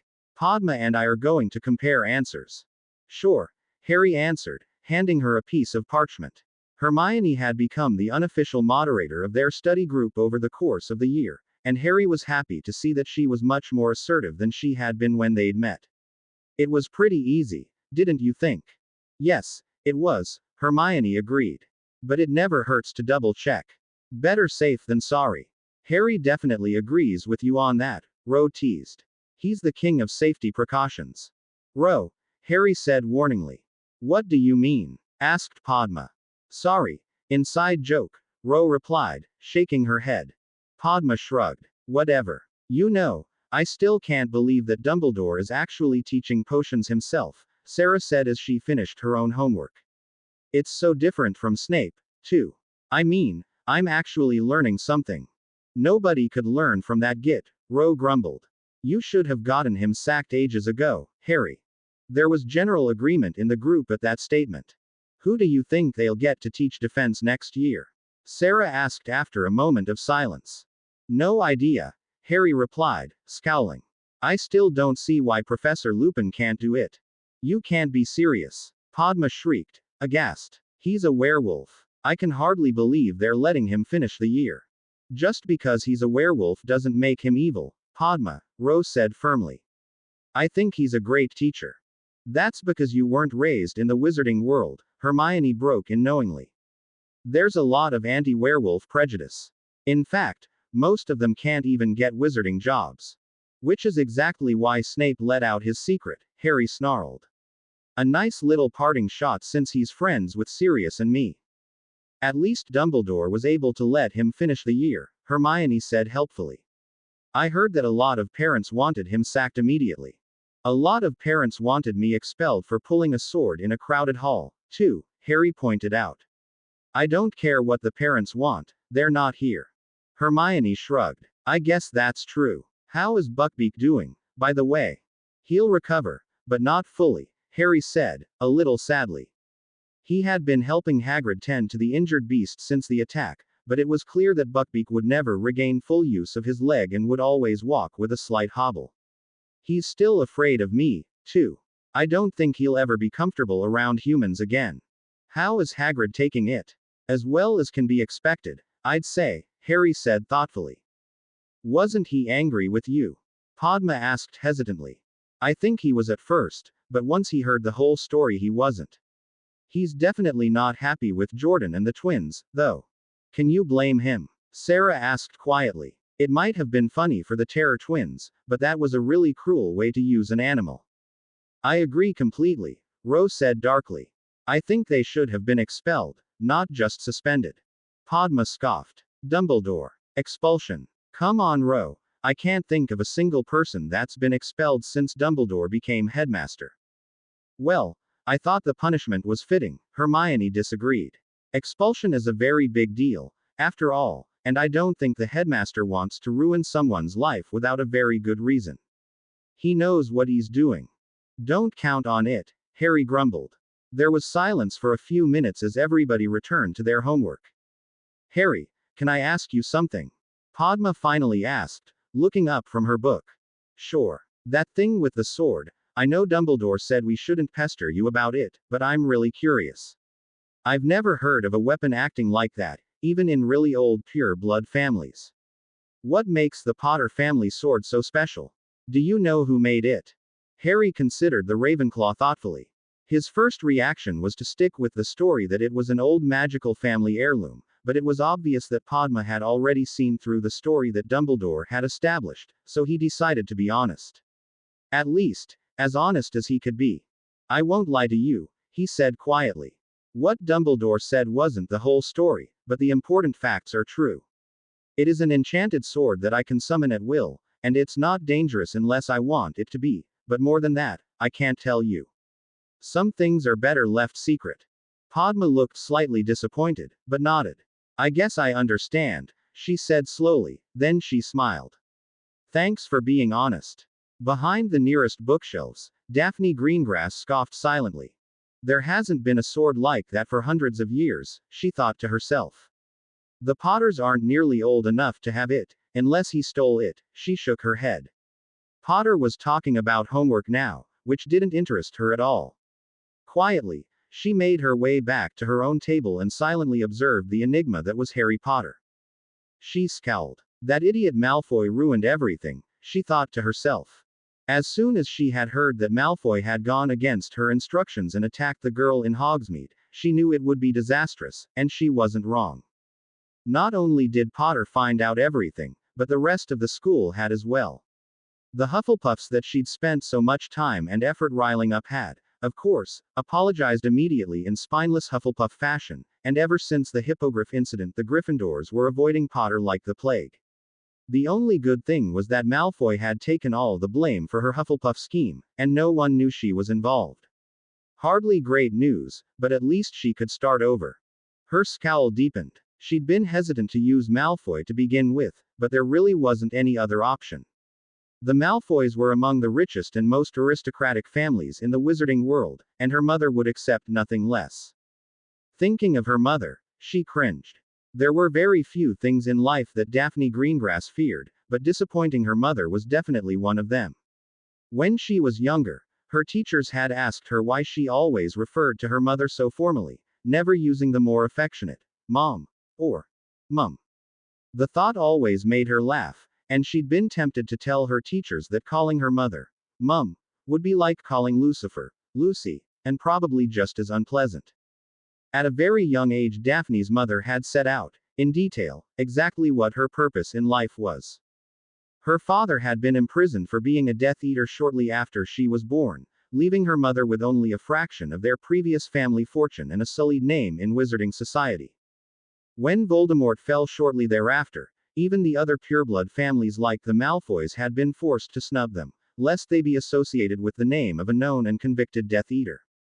Although Daphne and her mother had survived the purges that followed Voldemort's downfall, their fortune did not, and instead of being raised by a governess in a large manor, Daphne had been raised in only a modest home, a fact that was drilled into her head from the time she turned 3. By the time she was 6, Daphne was sure of only two things. She and her mother deserved much more, and it was her responsibility to get it. When she was 7, Daphne's mother sent her to a Muggle park twice a week to practice on the other children. Instead of simply telling her daughter to make friends and have fun, Daphne's mother would pick 2 boys and it would be Daphne's job to make the 2 boys fight each other before the end of the day. If she succeeded, her mother would give her a nod. If she failed, she was locked in the basement without food or water for the night. "This is how we will live if you fail," her mother would say. "You don't want that, do you?" Of course, Daphne didn't want that, and so she learned. She learned how to act meek, respectful, confident, or naive depending on the situation.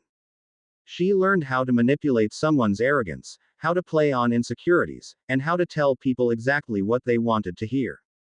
When she was 10, Daphne walked into a Muggle restaurant that was a popular hangout for young teens. Within 10 minutes, she got 2 groups of boys kicked out for fighting and was enjoying a free meal, courtesy of the elderly manager for alerting him to the problem. She stayed for another 15 minutes to give a fake pep talk to one of the less popular boys, and walked out with free ice cream cone for her trouble. Of course, things didn't always go so well. She'd been yelled at, chased, slapped, punched, kicked, and even almost beeped once. The games she played were risky, and when her plans went wrong, it was rare that she escaped without some form of retribution. Still, it was worth it. After all, it had gotten her here. And that was the crux of the problem. After only 2 short years at Hogwarts, Daphne had been positive that she would have her goals accomplished by the time she graduated. She had known from the beginning that Malfoy would be key to her future plans, and truth be told, he was one of the easiest people to manipulate that she had ever met. Of course, he was also heir to one of the most wealthy and well-respected families in the wizarding world, which was exactly what she needed. Of course, Malfoy wasn't the only student that she had working for her, either willing or unwillingly, but he was the most important. Or at least, he had been, before Potter got here. Potter. The name left a bad taste in her mouth. The boy didn't play by any of the usual rules, and he was far too powerful to leave unchecked. From the moment she saw him walk into the common room to face Malfoy, she'd known he was going to be a problem, but she had no idea how big. It was a well-known fact in Slytherin House that if you messed with Draco Malfoy, he messed with you much worse. It seemed that every time he was embarrassed by someone, usually a Gryffindor, that person ended up completely humiliated and practically begging for mercy. What nobody else knew was that Draco Malfoy never planned his own revenge, because Daphne Greengrass did it for him, and it always worked. Until now. Potter had embarrassed Draco, and so, as usual, Daphne had diagrammed a perfect way for him to get revenge, and for the first time, it didn't work. Not only did it not work, it was a disaster, and it had cemented Potter as someone to be feared even more than Malfoy in Slytherin House. Worse still, it made Malfoy start to doubt her planning abilities, therefore lessening her influence on him. And that, she couldn't have. When she'd come up with the idea of bullying the Hufflepuffs, she knew it was risky to use Draco, but she needed to redeem herself, and it was the only way. She had been so sure that it would work. Hell, it was working, until Draco got impatient and ruined it. The boy might be easy to manipulate, but keeping his stupidity under control was another matter entirely. In the end, Daphne had been forced to re-evaluate the current situation in light of Potter's presence, and what she discovered was both refreshing and frightening.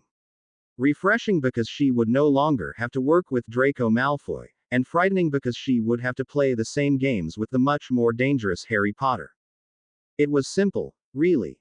Potter might have slightly less money and prestige than Malfoy, but he was still independently wealthy with a good family name, and his individual fame more than made up for the prestige factor. More importantly, Daphne knew how to spot true power, and Harry Potter had it, in spades. After all, it wasn't just anybody who could fight their way out of one of her carefully laid plans. In fact, he was the first person to have done so at Hogwarts, and to be honest, the thought scared her almost as much as it excited her. Of course, Potter's almost friendship with Zabini was a problem, or at least it would have been if Daphne wasn't sure that she had the perfect plan. Thinking back to the previous week, she smirked.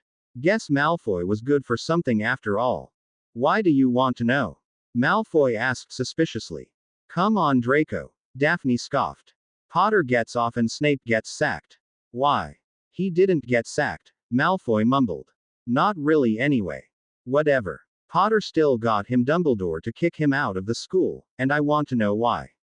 Why is Potter so important to Dumbledore? She looked at Malfoy seriously. I know you and Snape talk privately in his quarters sometimes, and I know he's your godfather, so you might as well just tell me. Malfoy looked up in surprise before his face took on a petulant expression. Okay, but you better not say anything, he said, then he smirked. I've been saving this tidbit for just the right time.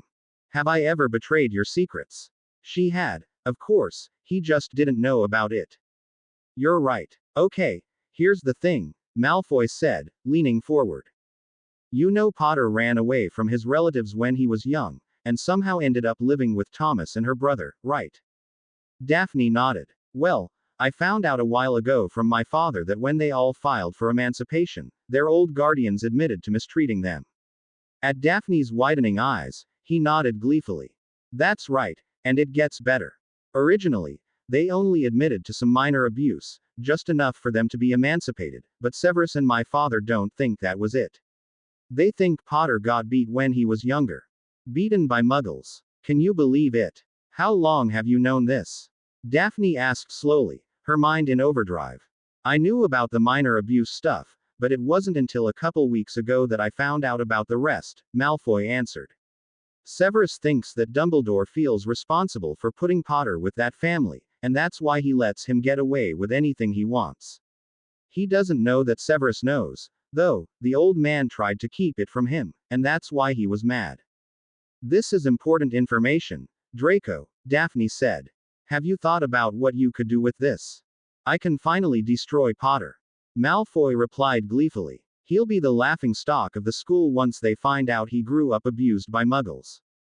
You're right about that, Daphne said agreeably, inwardly cursing the blonde boy's stupidity. Leave it to Malfoy to find the most ineffective and petty use for such valuable information. Although, it would be smartest if you waited until next year, Daphne said carefully. This year is almost over, and people might forget over the summer. She put a thoughtful look. Actually, that would be even better, because you could get it printed in the papers right before school, that way all the parents and new students would know about it before they even came to Hogwarts. You'd have the rest of the house back behind you before the train ride was even over. She looked at Malfoy approvingly. That's a great idea, and all it takes is some patience. I'm impressed, Draco. For a moment Malfoy was confused. That hadn't been his plan at all, but he had to admit it made sense.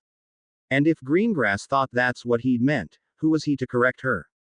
He smirked. The Malfoys don't run this world for nothing, he said proudly.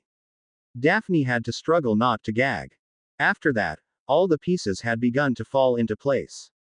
In hindsight, Potter showed many of the classic symptoms of an abused child. He didn't trust anyone, always exhibited very guarded posture and body language, he rarely let people touch him, and he was extremely defensive in almost any situation. Originally she'd thought he was just paranoid, but this was so much better. She diagrammed her plan carefully before writing her mother with a special request. It was going to be an interesting last day of school.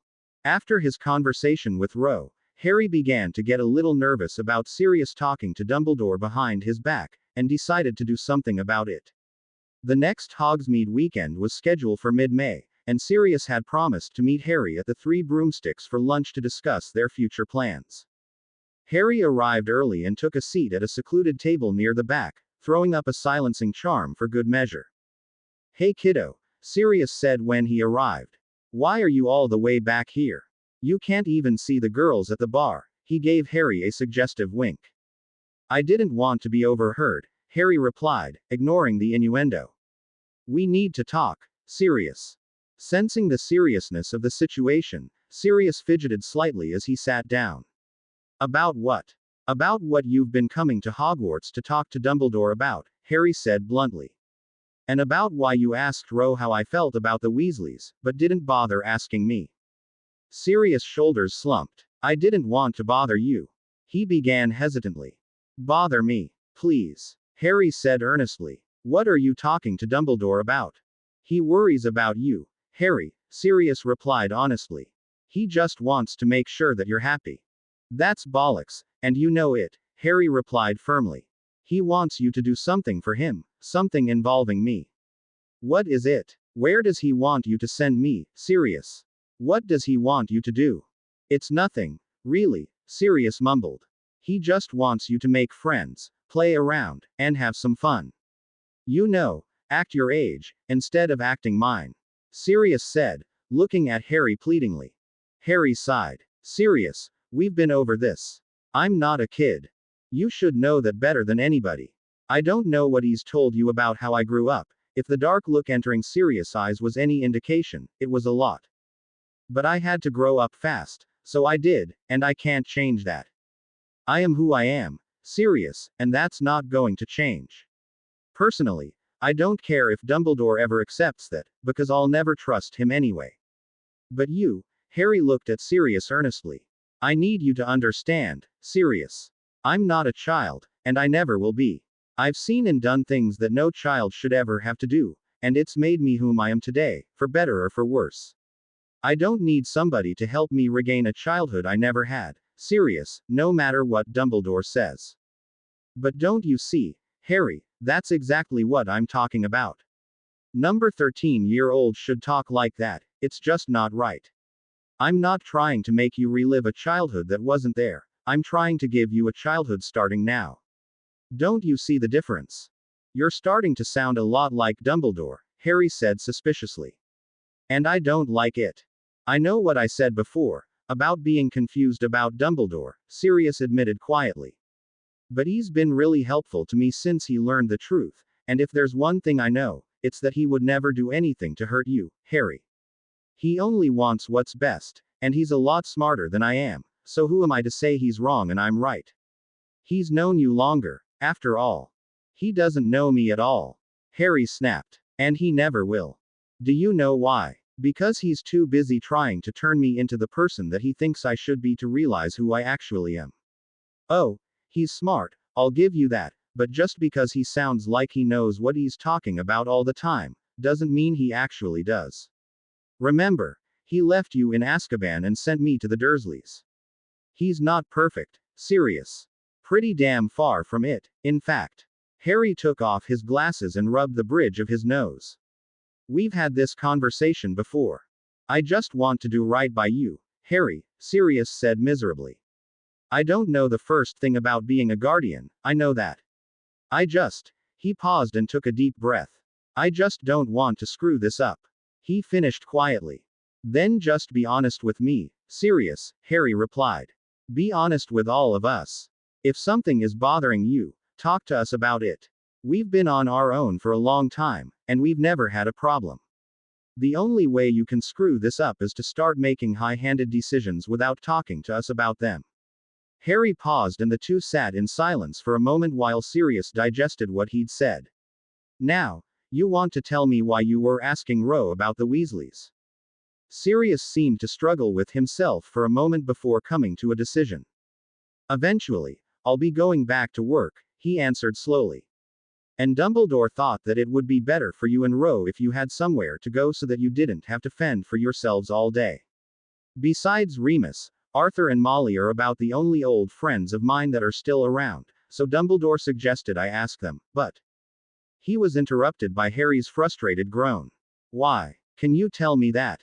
Why the Weasleys? What is it about that family that makes them so all-important that Dumbledore is constantly manufacturing reasons to send me there? Do you know why? If you do, will you please tell me? They're a good group, Sirius said defensively. Arthur and Molly are good people. Dumbledore trusts them, and so do I. Are they the only good people in the world? Harry pressed. Are they the only wizards in the entire country that meet some strange set of good people criteria? Because, from where I'm sitting, everything about them seems spectacularly ordinary except for their hair. What's your problem with them, anyway? Sirius asked irritably. I don't have a problem with them, they have a problem with me, Harry sighed, exasperated.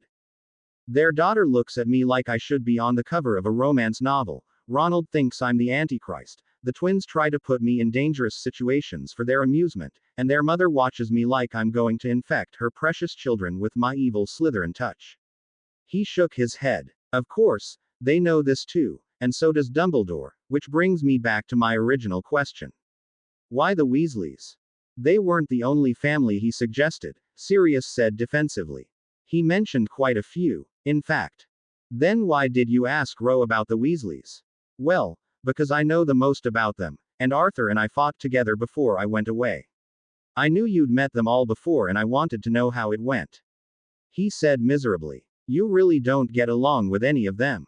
Maybe if they would stop trying to prank me I would, Harry said sarcastically. As it is, forcing me to fight a wild hippogriff to protect my sister from being you ally assaulted isn't exactly the way into my good graces. The next time I see them they're going to learn that pretty quickly. You know that wasn't their idea. They helped. They're guilty. Next. Okay, it doesn't have to be the Weasleys, but Harry, you need some friends your own age. Sirius said pleadingly. You need more than just Ro and her friends, you need your own group. You mean like the Marauders? Harry asked quietly. Is that what you mean, Sirius? Well, why not? Sirius said defensively. I had the best years of my life at Hogwarts. Running around with Moony and your dad, breaking rules, playing pranks, and chasing girls. Is it wrong for me to want the same for you? It is if the same thing isn't what I want at all, Harry countered. I don't make friends easily, Sirius, it takes a long time. I might have made a couple this year, but it's too soon to tell, and you trying to rush it won't make it any better. In fact, it will only make it worse. He looked the older man in the eye. So now why don't you tell me why Dumbledore is pressing for you to send me to some other family? Because it really is the best thing for you, Harry, Sirius said with a sigh. At least right now. I was just trying to think of someone that I would trust to take care of you and your sister. I know.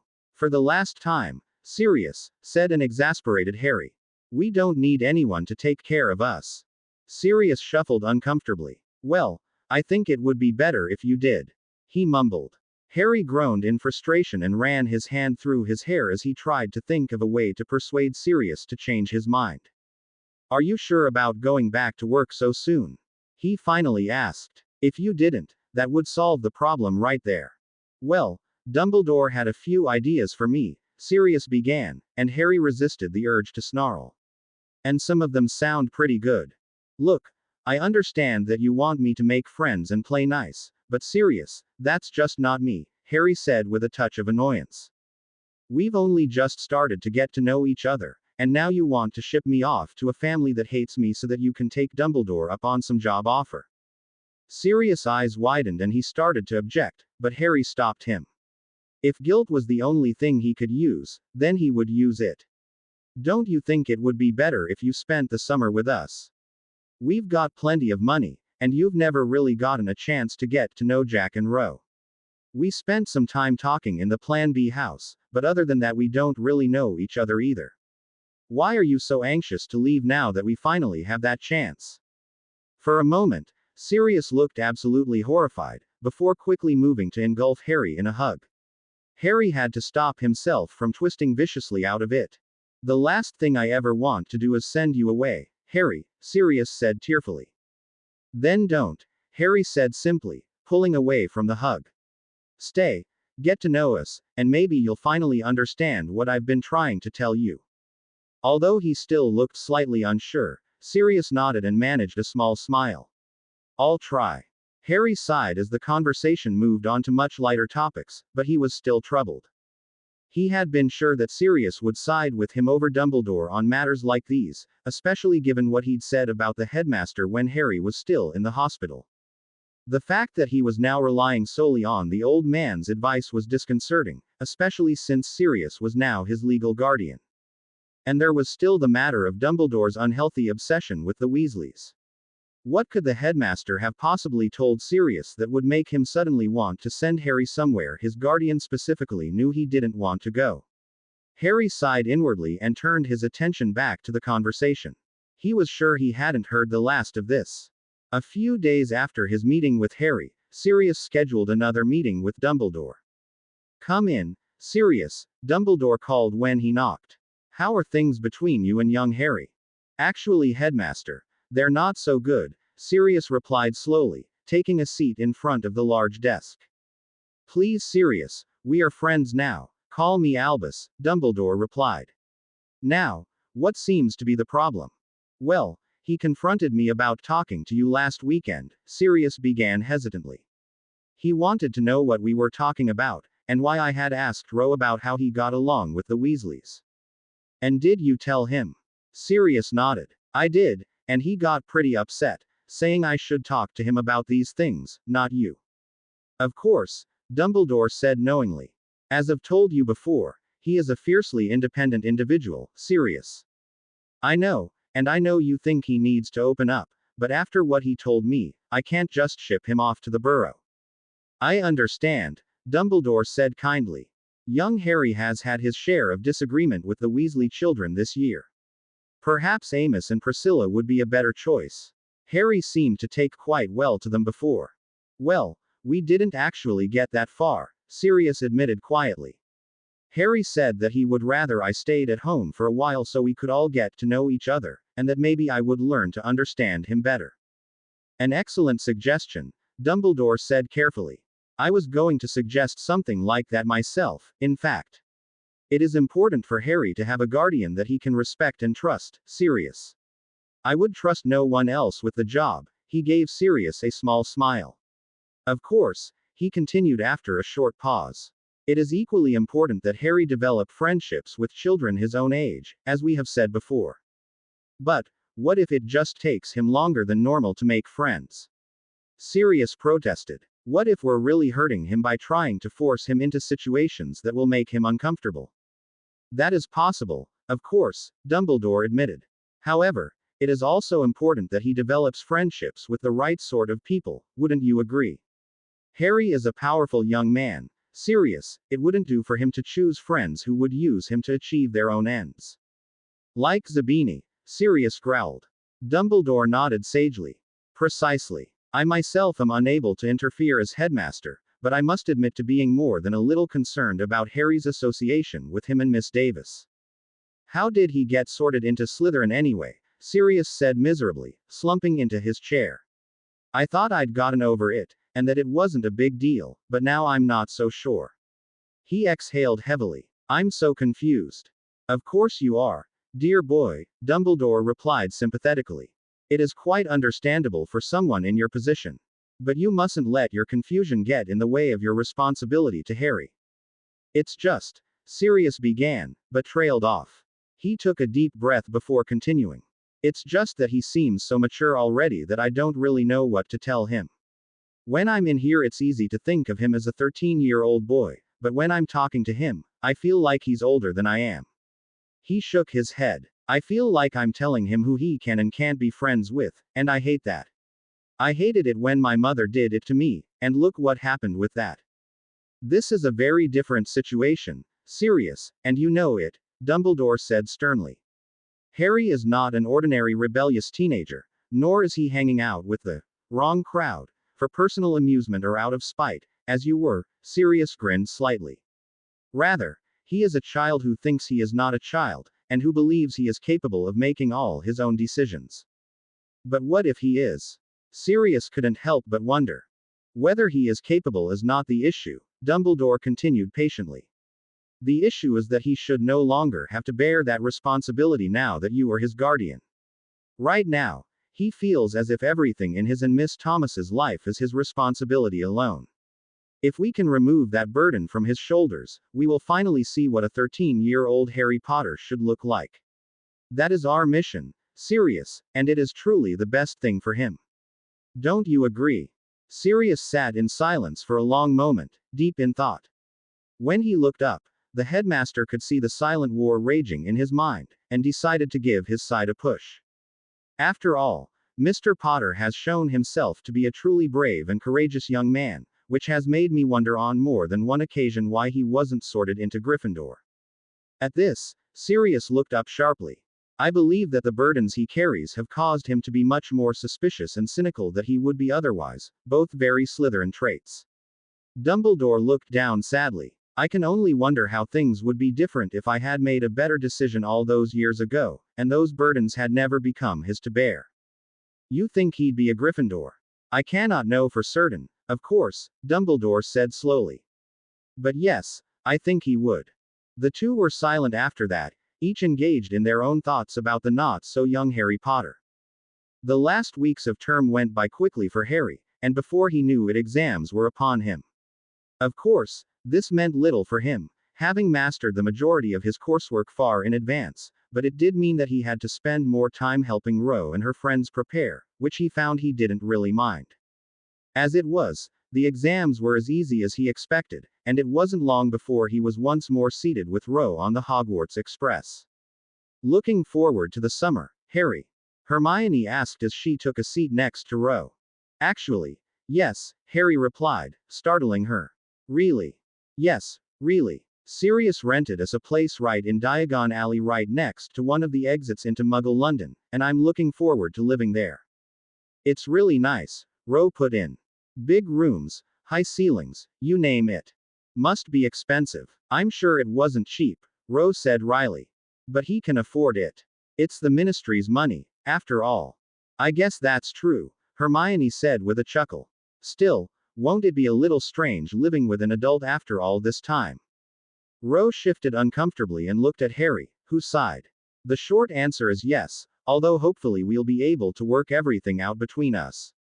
At least Sirius is friendly, Hermione continued. And he doesn't try to act like he's your father. She grimaced. My aunt is on her second husband and he orders my cousin around like he's her dad, and she hates it. So I guess it could be worse. Honestly, I'm not that worried, Harry said. This is the first time I can remember that we don't have to hide anything. I'm not hiding from Dumbledore. Jack doesn't have to act older. We don't have to lie to our landlord, nothing. For the first time, everything is nice and legal. It's a good feeling. I guess that's true, Rose said with a smile. In any case, it should be an interesting summer. No, her smile widened. The best summer ever. Harry could only grin and nod at his sister's amusement as Padma entered the compartment followed by Sarah and the train began to move. Who's for exploding snap? Padma asked, taking out a pack of cards. Harry. You know what? Why not? Harry said, turning towards the rest of the group. Really? Padma was surprised. I was just joking. You never play.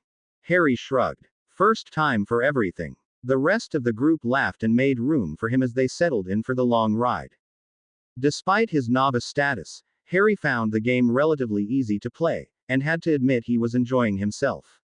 As a result, the ride passed rather quickly, and before he knew it, they had arrived at King's Cross.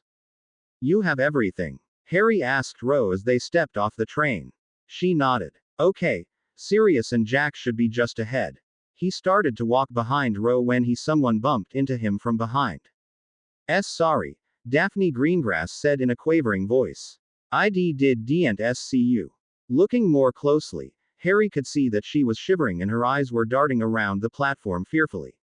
Are you okay? He asked her, concerned despite himself. She looked at him wide-eyed for a moment before shaking her head violently. It looked like she was about to say something when she suddenly gasped in pain and a slender hand clamped down on her shoulder violently. What are you doing standing around? A voice hissed. Do you know how long I've been waiting? You're going to be very sorry when we get home. Daphne cringed and seemed to shrink into herself, whimpering slightly as the hand squeezed harder. Turning, Harry could see that the hand belonged to a woman who he supposed must be Daphne's mother, although she looked much younger than she should.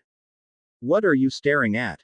She snapped at Harry. Come girl. She dug her nails into Daphne's shoulder painfully and pulled her away from the crowd. Go with Hermione and Padma, Harry said to Ro, motioning the girls over. What? Why? Ro asked, confused. I'll meet up with you in a minute, just go.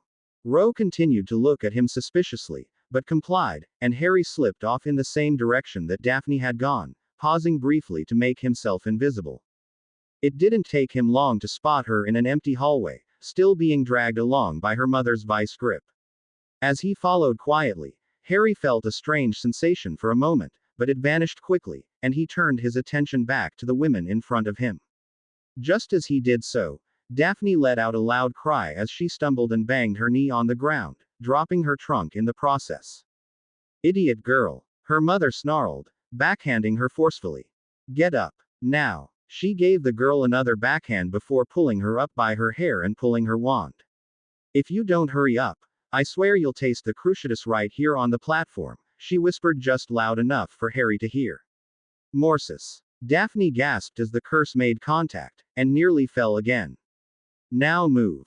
Daphne tried to keep up with her mother's pace, but it wasn't long before she stumbled again, landing in a heap on the ground. Worthless child, her mother snarled, kicking her in the ribs.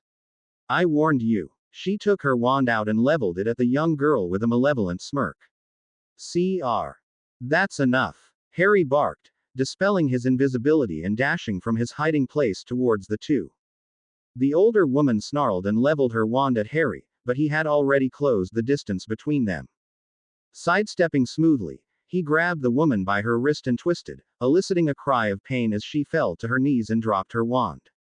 Harry was about to simply stun her when he realized that he was forbidden from using his wand outside of school, and wandless magic was certainly out of the question. With a frown, he twisted his body slightly before releasing his captive, stepping quickly to his right to retrieve the fallen wand. Who the hell are you?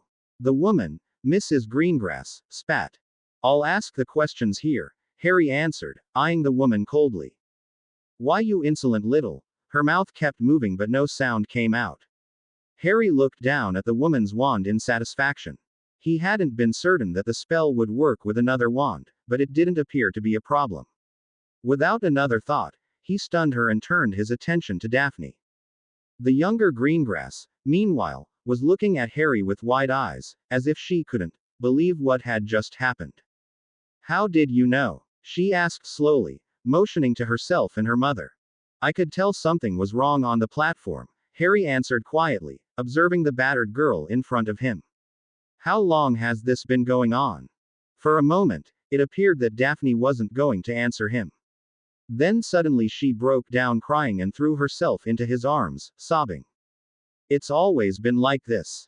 She wailed pitifully. Always. Every summer I have to go back and I hate it. I hate her. Harry did his best to comfort the crying girl, but he wasn't exactly sure what to do. Have you told anyone? No. I can't. She'll hurt me even worse. I tried. Daphne cried fearfully. She pulled back from Harry and looked at him wildly. I can't go back there. I can't. She'll kill me. You're not going back there, Harry said firmly, grabbing Daphne's trunk with one hand and holding her with the other.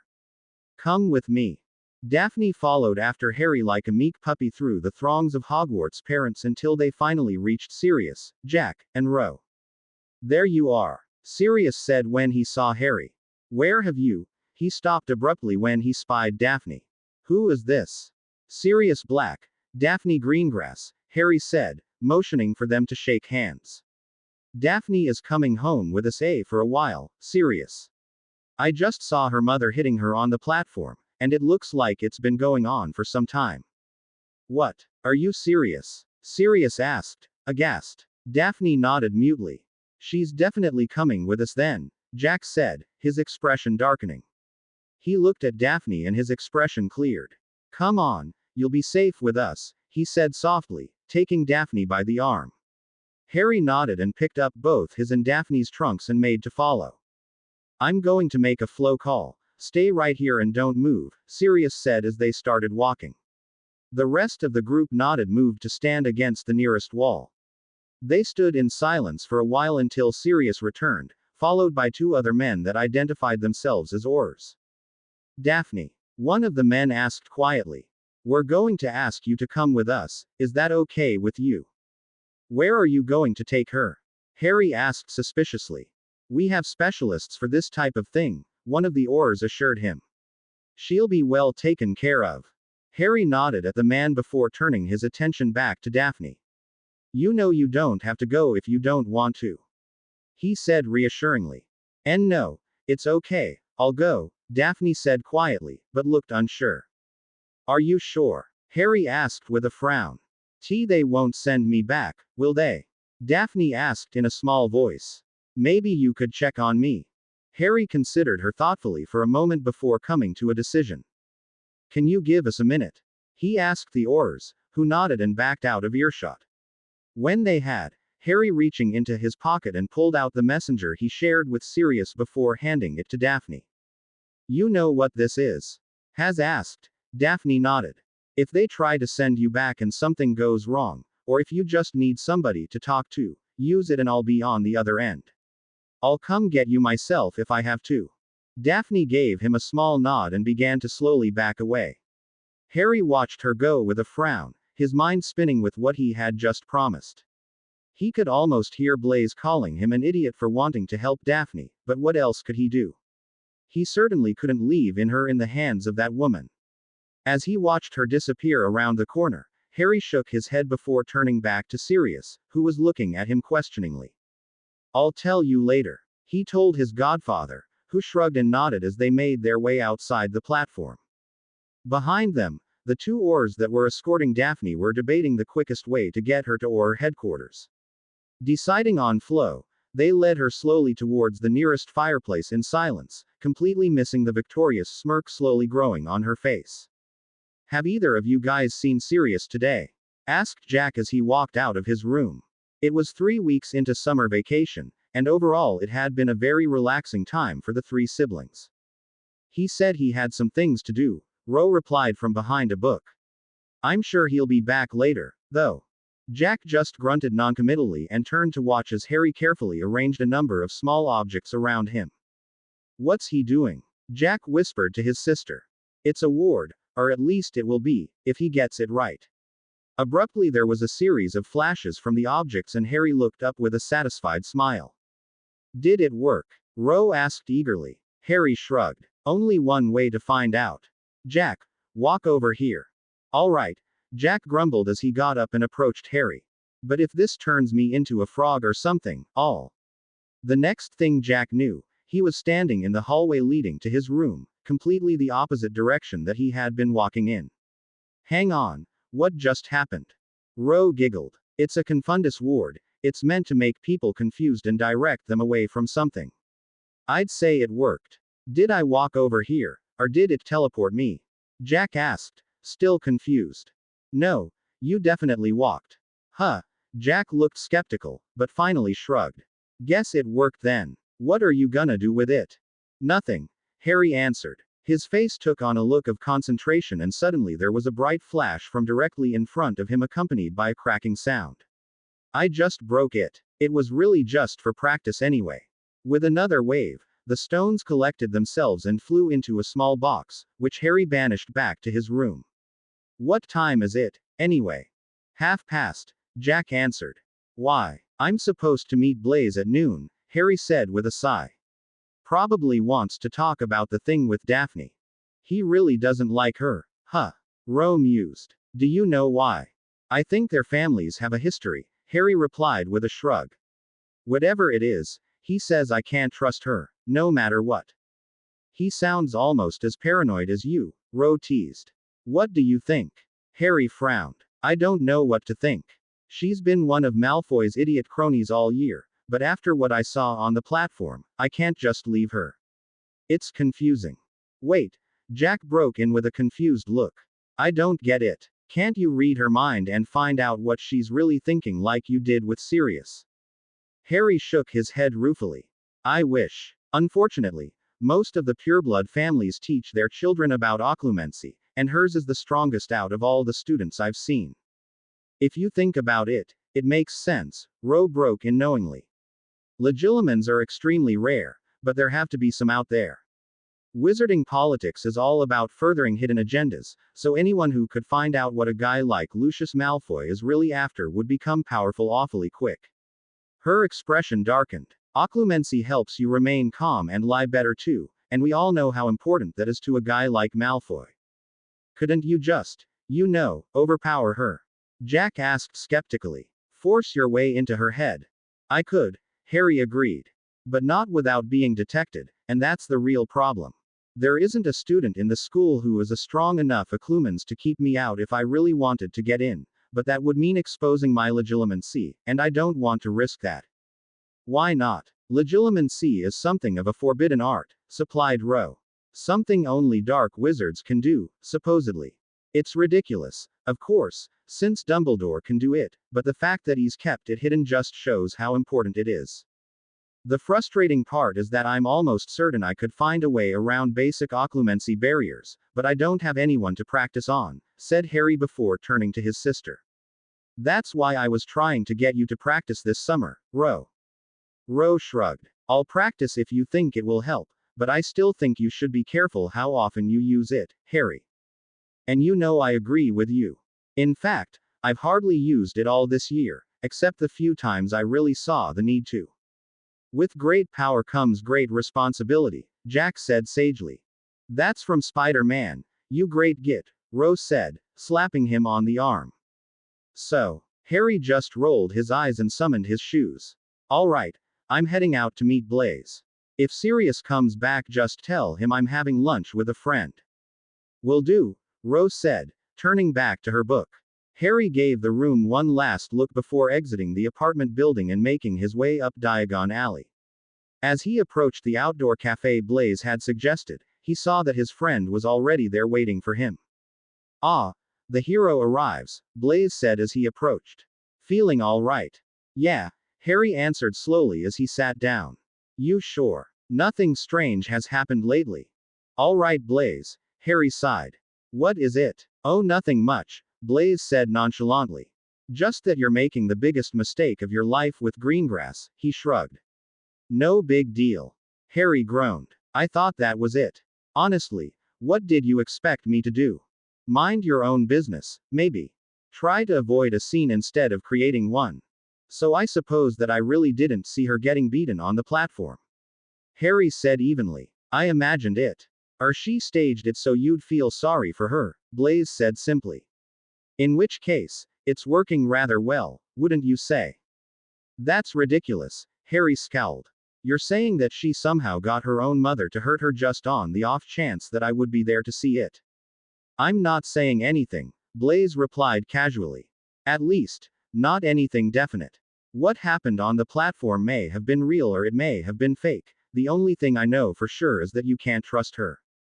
So, because you say I can't trust her, I should leave her to be cursed by her mother. Blaise laughed. Potter, I think I know you well enough by now to know that would never happen. I'm not saying you should have left her, and I'm not saying you should completely ignore her if she asks you for help. What I am saying is that you need to be careful around her, even if she seems weak and fragile. I assure you, she's not. I've seen her act meek before, and that's exactly what it was, an act. It's not like I want to be bosom buddies or anything, Harry replied sarcastically. Good thing, Blaise laughed. You'd be awfully disappointed. What's it to you, anyway? I'm the Harry Potter expert, remember? Blaise smirked. I have to protect my investment. Harry snorted. Afraid. Afraid. Never. Blaise answered. Cautious. Always. Especially around Greengrass. He shook his head ruefully. I still can't believe you gave her a way to contact you. Has she, by the way? Just once, mainly to say that she's okay and thank me, Harry replied. She wouldn't say where she ended up, though, or what's happening with her mother. Nothing is happening with her mother, that much I know for sure, said Blaise. If she'd been charged with something, I would have heard about it. Harry frowned. That doesn't make any sense, the orders were there and everything. Blaise shrugged. She probably has enough influence to make that go away, at least the first time. If nothing else, she'll be more careful in the future, especially if she had to call in some favors. Harry's frown deepened. That's a pretty worthless legal system. Blaise laughed. That's the wizarding world, I'm afraid. Corruption is the name of the game. Luckily, he smirked. I know how to play.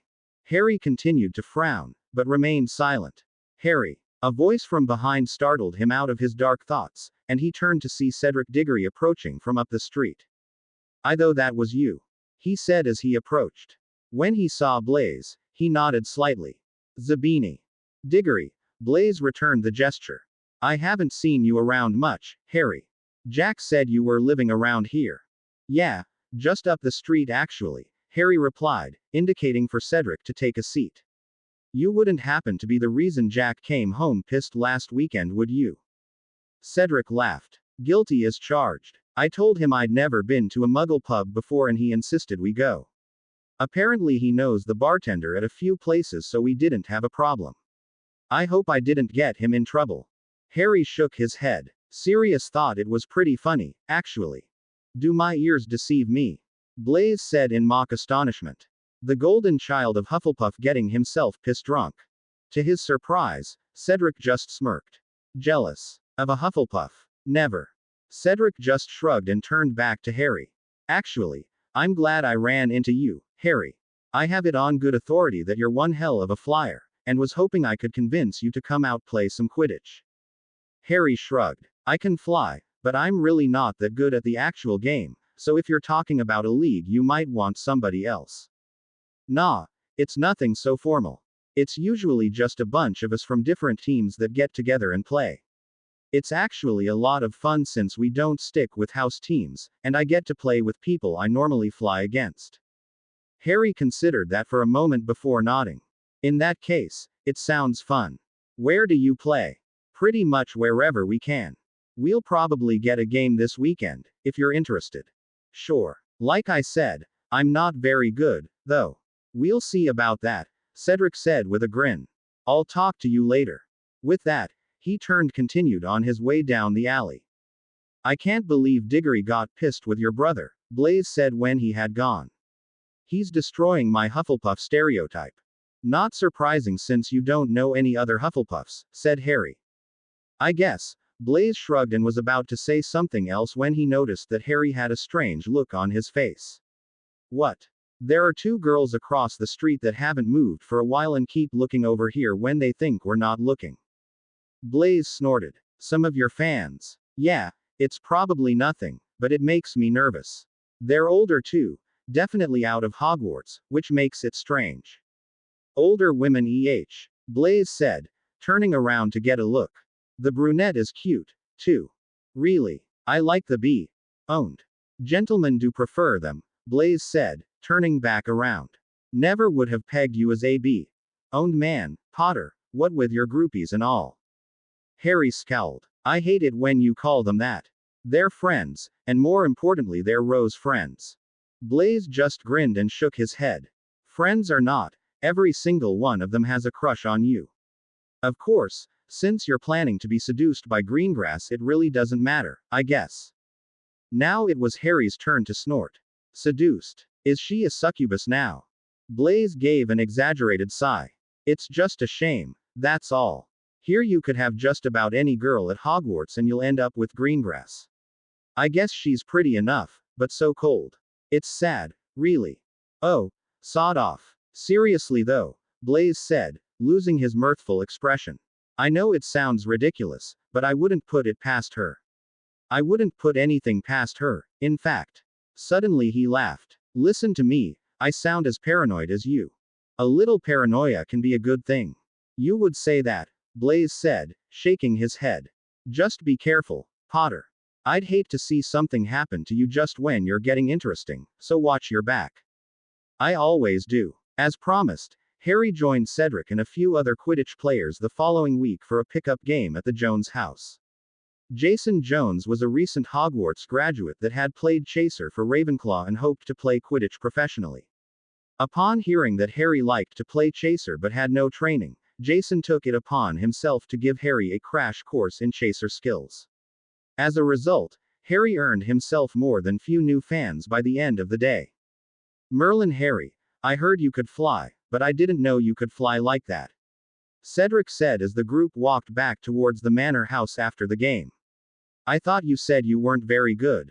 I wasn't before today, Harry replied honestly. The first time I played my aim was terrible, but thanks to Jason it's a lot better now. Don't look at me, all I did was show him some basic moves and mechanics, Jason said from in front of them. Well, I almost don't want to say this, but you should definitely be on your house team, Cedric said. Harry shrugged. We'll see. Malfoy pretty much owns the team, so that probably won't happen. Harry looked up and saw Sirius motioning for him to come over. Looks like Sirius wants to talk to me, I'll see you guys later. We're going to meet up at the Broken Wand later for butterbeers, if you want, offered Cedric with a sly grin. Tell Jack he's welcome to join us too. Will do, said Harry. He said a general goodbye to everyone else before making his way over to his waiting godfather, who immediately began chattering incoherently. Absolutely amazing. Harry finally managed to make out. You were incredible. Where'd you learn to fly like that?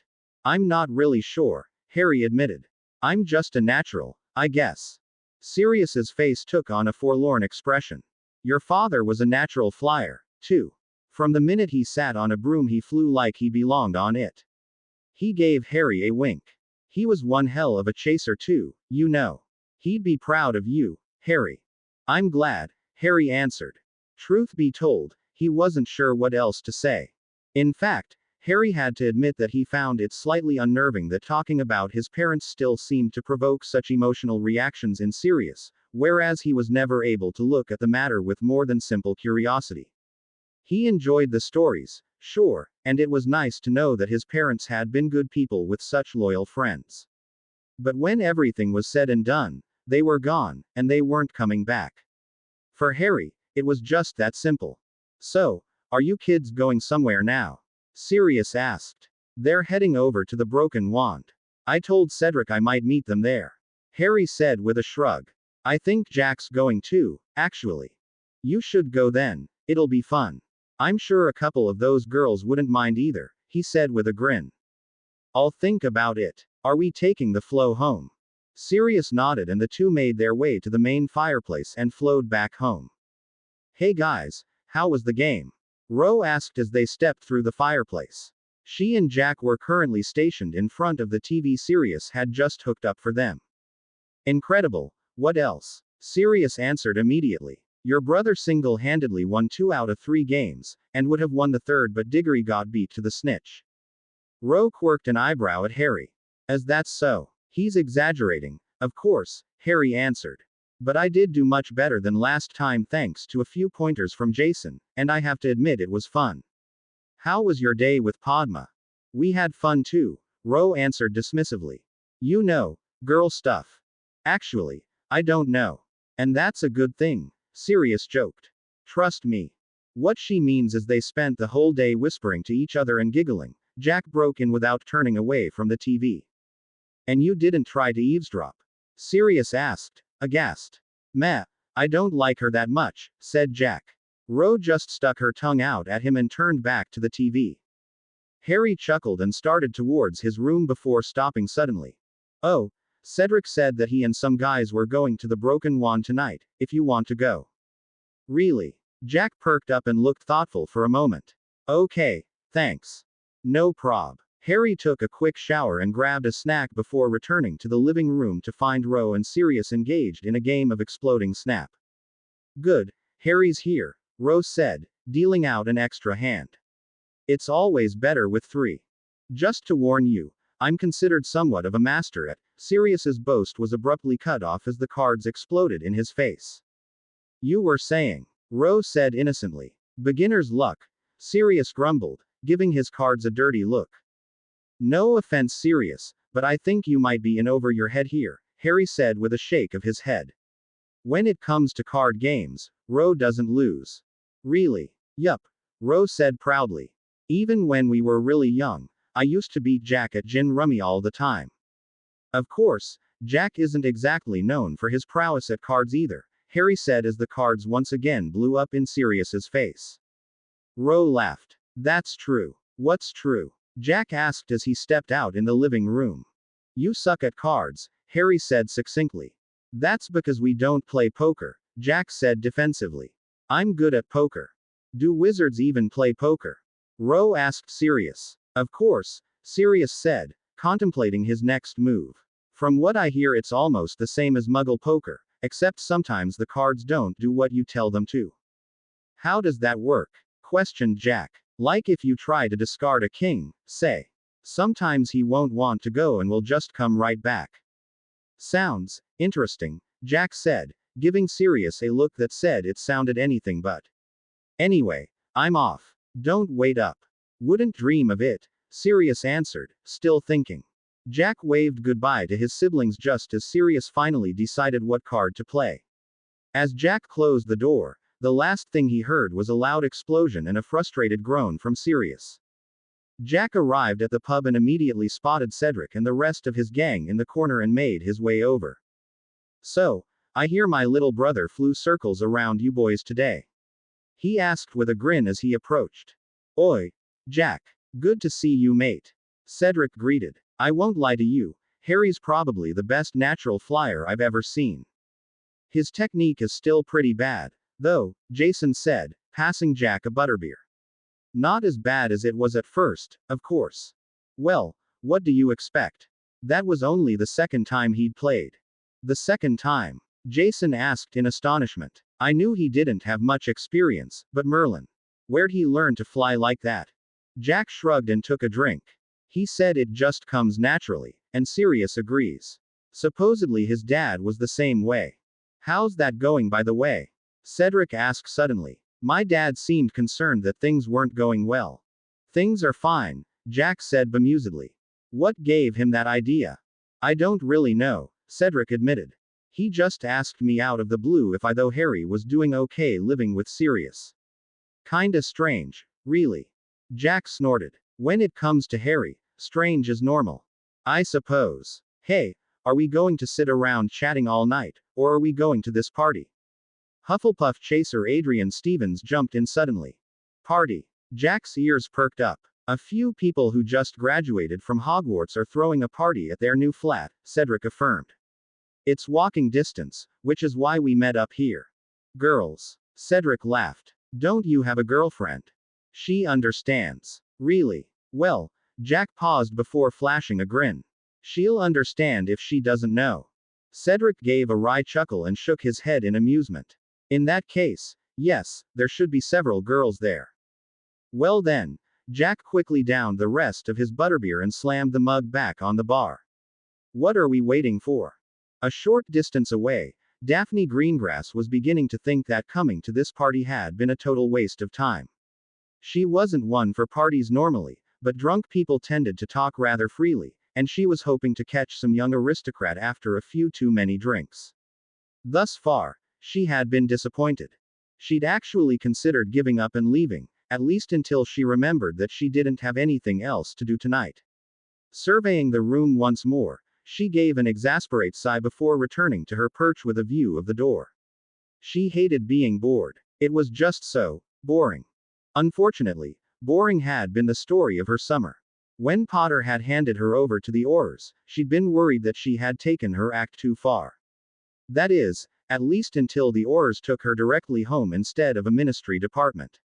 In hindsight, it was silly of her to worry. Her mother was nothing if not thorough, and apparently more than one member of the Auror Corps owed her a favor. What type of favor? Daphne didn't care to know. Still, with her plan for ensnaring Potter moving along glacially slow, Daphne found herself with a lot of time and nothing to do with it, so she'd taken to contacting various people just to see what she could find out. Which was how she ended up here. Bored. Her musings were abruptly broken when the front door opened and Cedric Diggory entered. Daphne's eyebrows rose slightly in astonishment, but only for a moment. Diggory was a Hufflepuff, to be sure, but Daphne knew he wasn't the golden boy her housemates thought he was. He had helped with prank on Malfoy, after all. Daphne was considered what she could possibly use Diggory for when she caught sight of his entourage and abruptly forgot all about him. She had only met Jack Thomas once before, on the platform after her little act, but she never forgot a face. Smirking silently to herself, she slipped out of her hiding spot and moved into the crowd just behind him. Hey, why didn't Harry come with you? Cedric asked Jack as Jason went to the kitchen to grab them drinks. Jack shrugged. Not really his style yet, I guess. He's never exactly been sociable. I guess that's true, Cedric chuckled. Still, he's definitely lightened up at least a little, right? Are you kidding? He's lightened up a lot, Jack said, grabbing his shot of fire whiskey and shooting it. Phew. That's some strong stuff. Ogden's finest. Cedric smirked as he shot his own. He cringed slightly as the liquid burned its way into his stomach. So, whose party is this anyway? Jack asked, surveying the room. I'm not really sure myself, Cedric admitted. I'm sure I've met them at some point, though. Jack shrugged. Good enough for me. Let's meet some girls. Daphne watched for the next hour or so as Jack and Cedric walked around the room engaging various groups of girls in conversation. Inwardly, she was impressed at the squib's confidence considering he was in a room full of wizards, and filed that information for use later. Finally, Cedric broke away to talk to another group of people as Jack made his way over to the kitchen bar. As he was pouring himself a drink, Daphne approached him from the side and tapped him on the shoulder. Are you Jack? She asked timidly. Yeah, Jack said, studying her stupidly. Finally recognition seemed to dawn and he snapped his fingers. Hey, you're that girl from the platform, the one Harry saved. Daphne, she replied shyly. Yeah, that's me. Whatever happened with that? Are you okay now? Jack asked with concern. They didn't charge her with anything, if that's what you mean, Daphne said, looking down. But at least they're making sure it doesn't happen again. Jack frowned. They didn't charge her. Why not? My mother. She's rather well connected, Daphne trailed off uncertainly. Bollocks. Jack snapped, slamming his hand down on the table. I don't care what they say, if she so much as touches you again, you let Harry know and we'll take care of it. I really don't want to think about it anymore, if that's okay, Daphne said timidly. This was not where she wanted this conversation to go. Of course it's okay, Jack said, regaining some of his previous cheer. He gave her a wink. It is a party, after all. Daphne gave him what looked like a hesitant smile. Yeah, what's that you're drinking? I have no idea, Jack answered merrily. Someone was kind enough to make up a bunch of it, whatever it is. Daphne giggled. You're drunk. Shouldn't you be able to handle your liquor by now? What? Jack asked, aghast. I'll have you know I have not yet begun to drink. I don't know, said Daphne, sounding unconvinced. I bet I could drink as much as you, and I'm just a girl. You. Jack scoffed. I could drink twice as much as you, no matter what it is. Really? Daphne gave him a playful smile. Okay then, how about we make a bet? If I can do more shots than you have to refer to me as mistress and do what I say for the rest of the night. And if I win, same deal. Jack scratched his chin thoughtfully. I don't exactly think you calling me mistress would be a reward. Daphne forced a laugh at his lame joke and playfully swatted his arm. I'd call you master, you get. Okay, Then you're on. After a little shuffling around the table, each of them grabbed a pitcher of the fire whiskey concoction and sat down across from each other. They took turn doing shots until it was clear that both were quite intoxicated. Ugh! Daphne groaned as she finished yet another shot.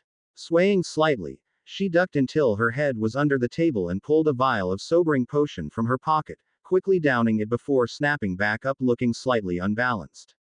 That one almost did it, she said, holding her head to make it look like she was about to lose. Told ya I'd win, Jack slurred, eyeing the shot in front of him in distaste. He managed to get it down, but it was only a matter of time now, and he'd been pretty drunk before the game had even started. It took only 2 more shots before Jack simply couldn't get himself to do it, and reluctantly declared Daphne the winner. Told ya so, Daphne slurred, acting quite drunk herself. Of course, with the potion in her she was completely sober. What are your orders, my mistress? Jack asked with a sloppy bow. Daphne laughed. Actually, I don't really want to move, so let's just talk. Good idea, Jack said, laying his head on the table. You know, Harry really saved me that day, Daphne said carefully. I don't really get to talk to him that much at school. What's he like? Ruddy amazing, Jack said, opening his eyes slowly. He saved my life, you know. Mine and Rose. I love that guy. Don't you ever get worried though? Daphne asked intently. I mean, he's always in some kind of danger. Jack laughed. Ain't nothing can touch Harry, magic or whatnot. He'd just zap.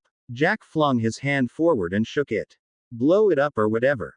Ruddy amazing. He is. He can't be that amazing, Daphne prodded gently. He's just a wizard, after all, and I heard that the thing with the sword was an illusion. PFF'd. Jack scoffed. It's no illusion, it's wicked old too, made by a griffin or something.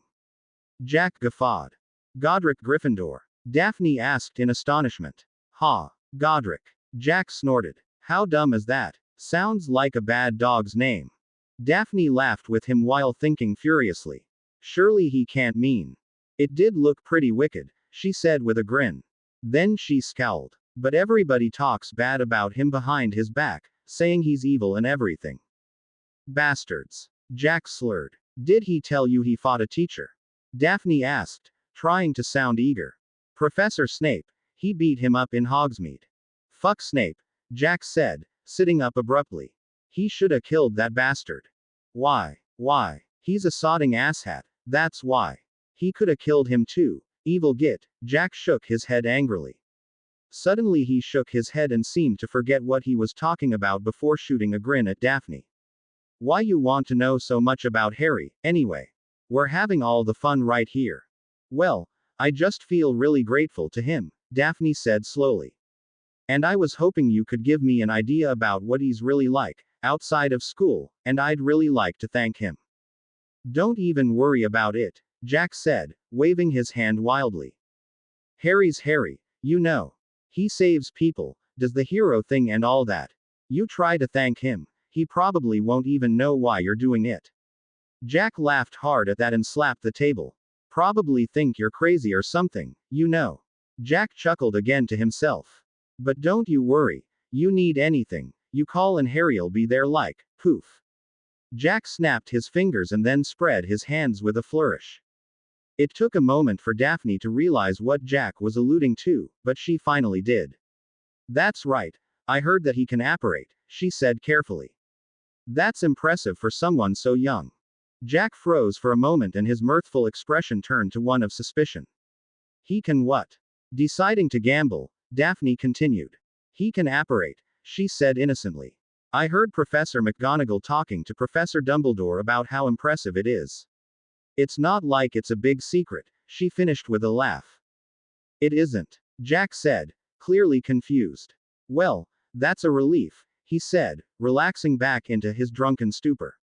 I'm not supposed to talk about the stuff Harry can do, but if you already know, well, he shrugged and regained his smile. It's bloody brilliant though, isn't it? Yeah, it is, Daphne said, trying her best to retain her innocent exterior. She was about to see what other things Jack wasn't supposed to reveal when Jack was jerked backward by a hand on his shoulder.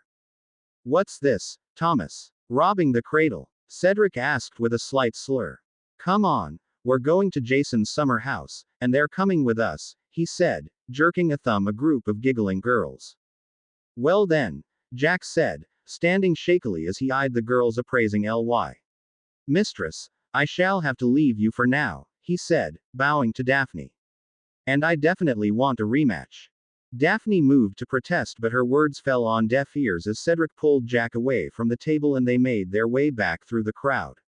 Daphne made to follow but found that she had much more trouble forcing her way through the crowd than the boys did, and soon she had lost them. Swearing to herself, she reversed her direction and made her way to the fireplace just in time to see the group disappear. With a most unladylike curse, Daphne took a seat near the fireplace and began to calm herself.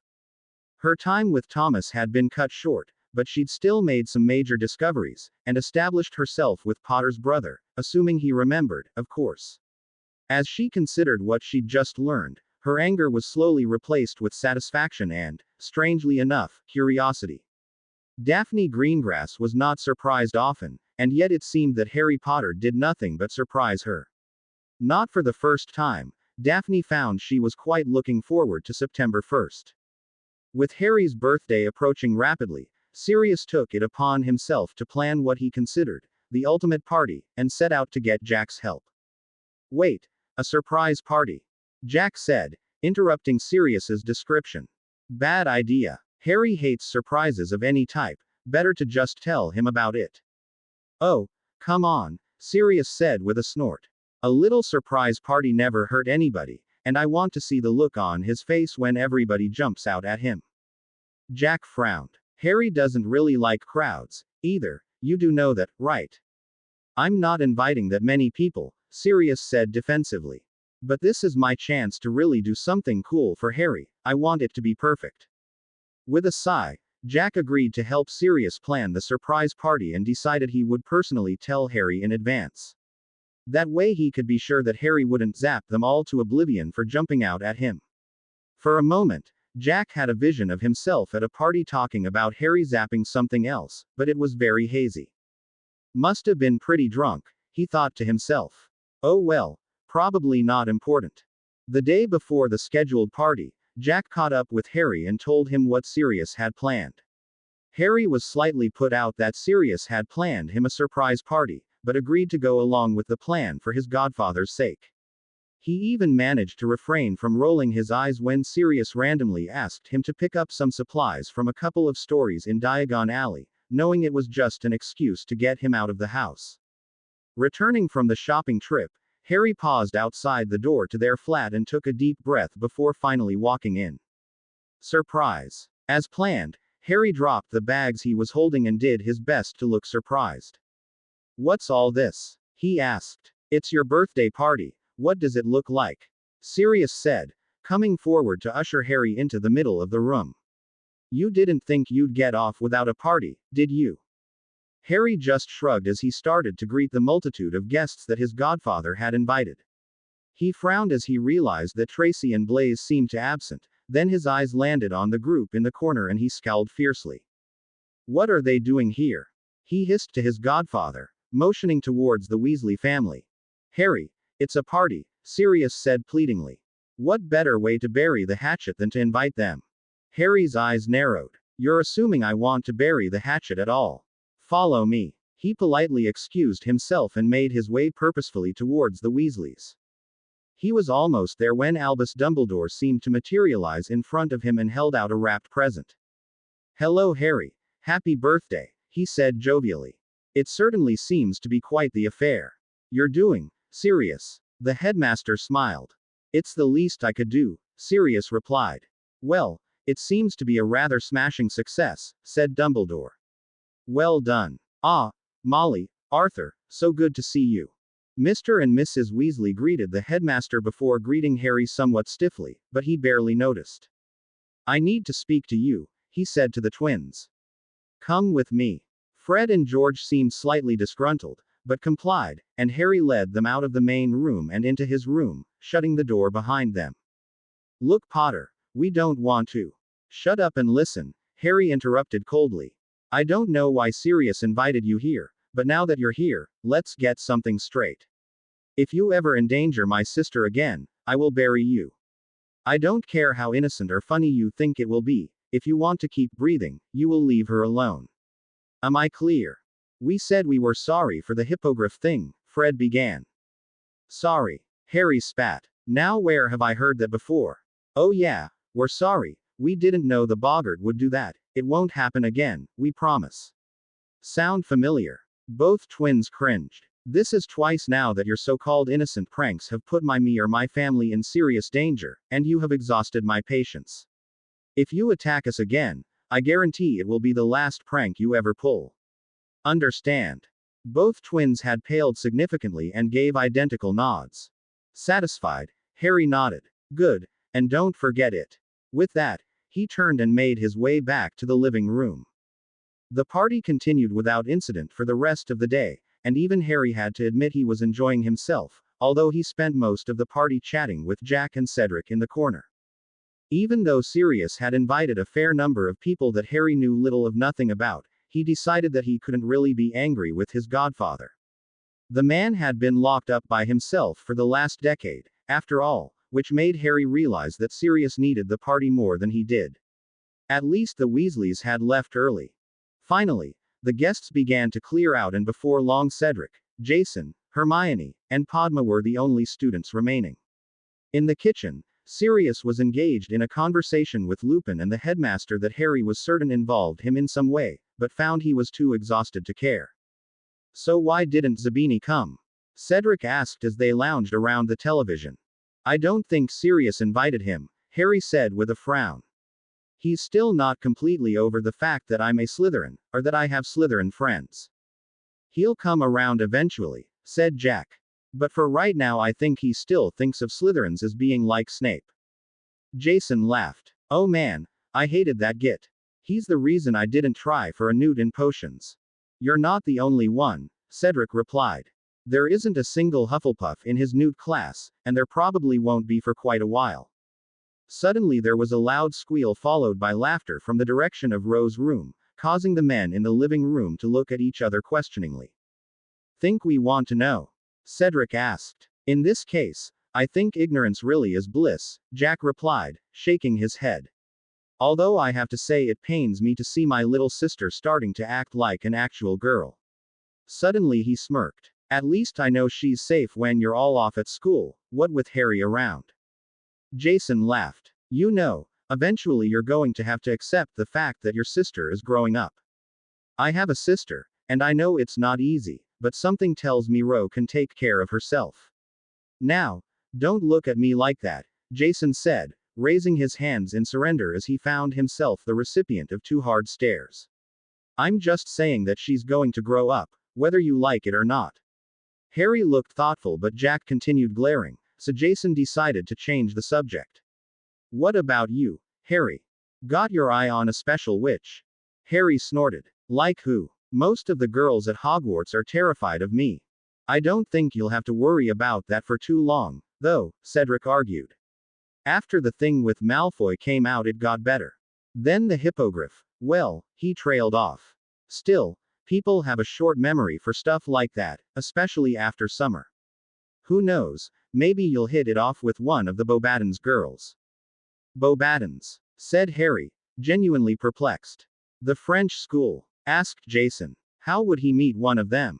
You guys don't know, Cedric said, leaning forward conspiratorially. Well, I guess I'm not supposed to know either, so you can't tell anybody I told you, okay? We still don't know what you're talking about, you know, Jack said sarcastically. And what's this about French girls? Beauxbatons is a French academy of magic, Cedric explained. A long time ago, students from Hogwarts, Beauxbatons, and Durmstrang, another mainland school, would compete in a magical contest called the Tri-Wizard Tournament.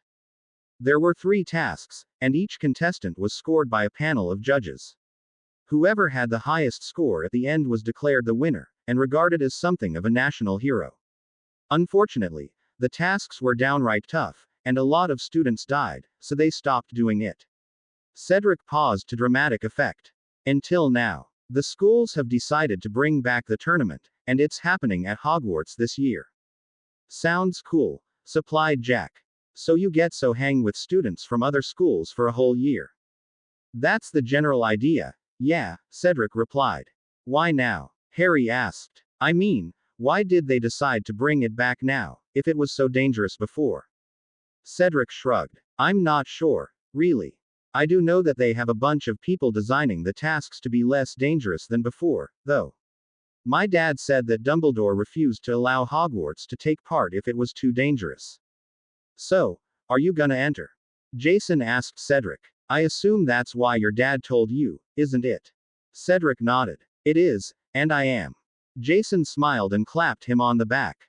You think they'd let me come watch?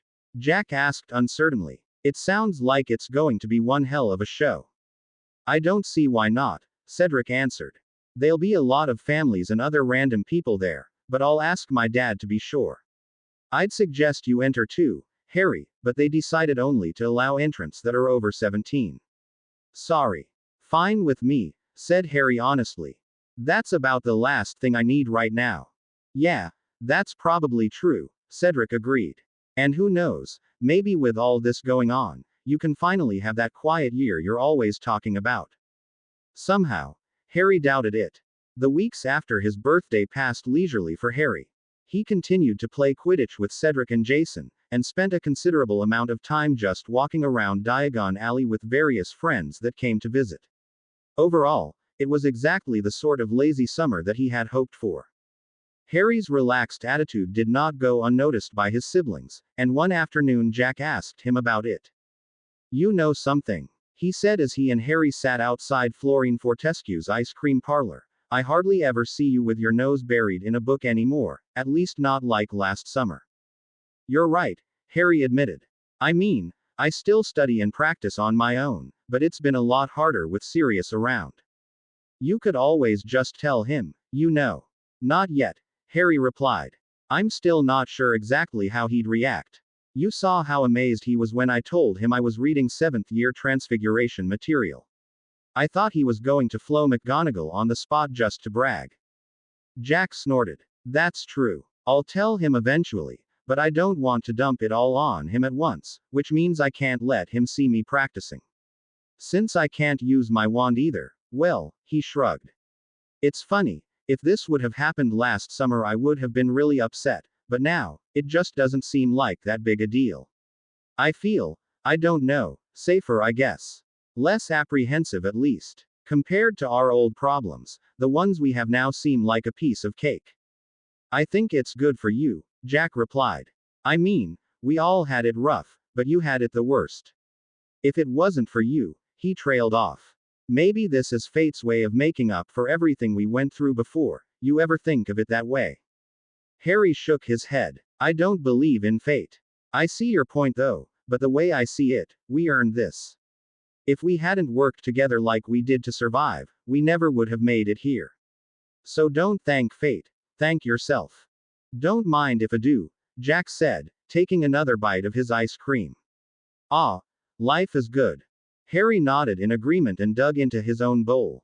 Is that serious? Jack asked, gesturing with his spoon. Oi, over here, he called, waving his hand in the air. There you guys are, Sirius said as he approached. Suddenly he broke into a wide grin. You'll never guess what I just got. He pulled a wad of shiny papers from his back pocket and waved them wildly. Tickets. What for? Asked Jack. Only the first Quidditch World Cup to be hosted in England for over 30 years. Sirius said, practically hopping with excitement. Cost a bloody fortune too, but the seats should be worth it. I got one for all of us, plus a few extras, in case you want to bring friends. I got us a campsite and everything, it'll be great. Sweet. Jack exclaimed. Seed mentioned something about it last weekend, he said it's like a giant wizard party. Yup, Sirius affirmed. Even people who can't get tickets come just to enjoy the festivities. When is it? Asked Harry. How will we get there? And where will we stay? Got it all covered, Sirius answered proudly. Our portkey leaves Monday morning, the game is in the afternoon, and I got us a brand new wizarding tent, complete with a jacuzzi. We're all set. A jacuzzi in a tent? Jack asked, mind spinning with possibilities. How is that possible? Would you believe me if I said it was magic? Harry snorted. That was lame. Made you laugh, didn't it? Said Sirius. At you, not with you, Jack supplied helpfully, earning him a scowl from Sirius. So we leave on Monday then? Harry asked. We'd better get Ro and decide who else we want to bring. Jack and Sirius agreed, and the three made their way back to the flat to fire call Ro, who promptly flowed home from Padma's so that they could decide who to bring with them to the match. In the end, they decided to invite Hermione, Padma, and Sarah, as they were the only three friends of the group who weren't already going to the match. Sirius had managed to reserve a campsite close to several others, however, including the Diggorys and the Weasleys. Blaise, it turned out, was also going, but doubted that he would be able to get away from his family at any point during the day.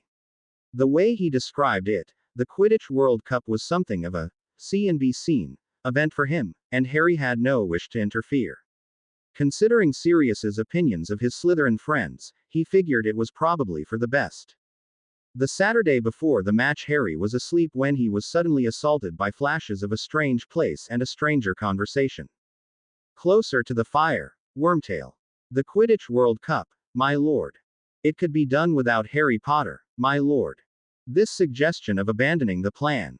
But you seem so much stronger, my lord. Harry Potter is as good as mine. It is decided. Nagini has interesting news. Do not lie to Lord Voldemort, Muggle. Why not? I will face you. Avada Kedavra. Harry awoke with a start, immediately clapping a hand to his stinging forehead and trying to determine why his scar was hurting. After a moment of examination, he realized the pain wasn't coming from the scar, but rather through it somehow. It almost felt like. With a start, Harry began to systematically adjust his occlumency shields to block this strange intrusion. After several moments, he felt the pain in his scar lessen, and slammed his full shield into place using this new configuration. Immediately, the pain in his scar vanished and he promptly summoned a pen and paper to write down everything he could remember from his dream. When he was satisfied he had it all, he got himself a glass of water and returned to bed, deciding to examine his findings in more detail the following morning. When he read over his notes the next morning, Harry felt a cold ball of dread settle into his stomach. Although he only had bits and pieces of the conversation, he had enough to know what was being said. Voldemort was alive, Wormtail had found him, and they were planning something for the Quidditch World Cup. Something that apparently involved him. Considering all this, the solution was obvious.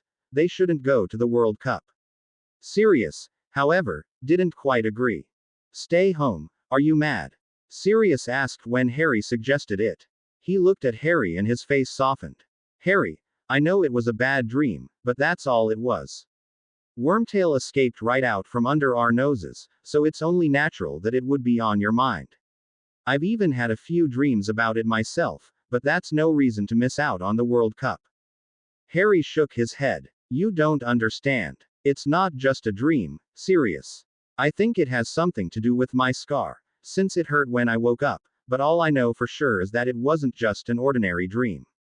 How do you know? Harry took a deep breath. Because I don't dream. Sirius looked completely baffled. What? Harry sighed. I haven't had a dream since I was very young, Sirius.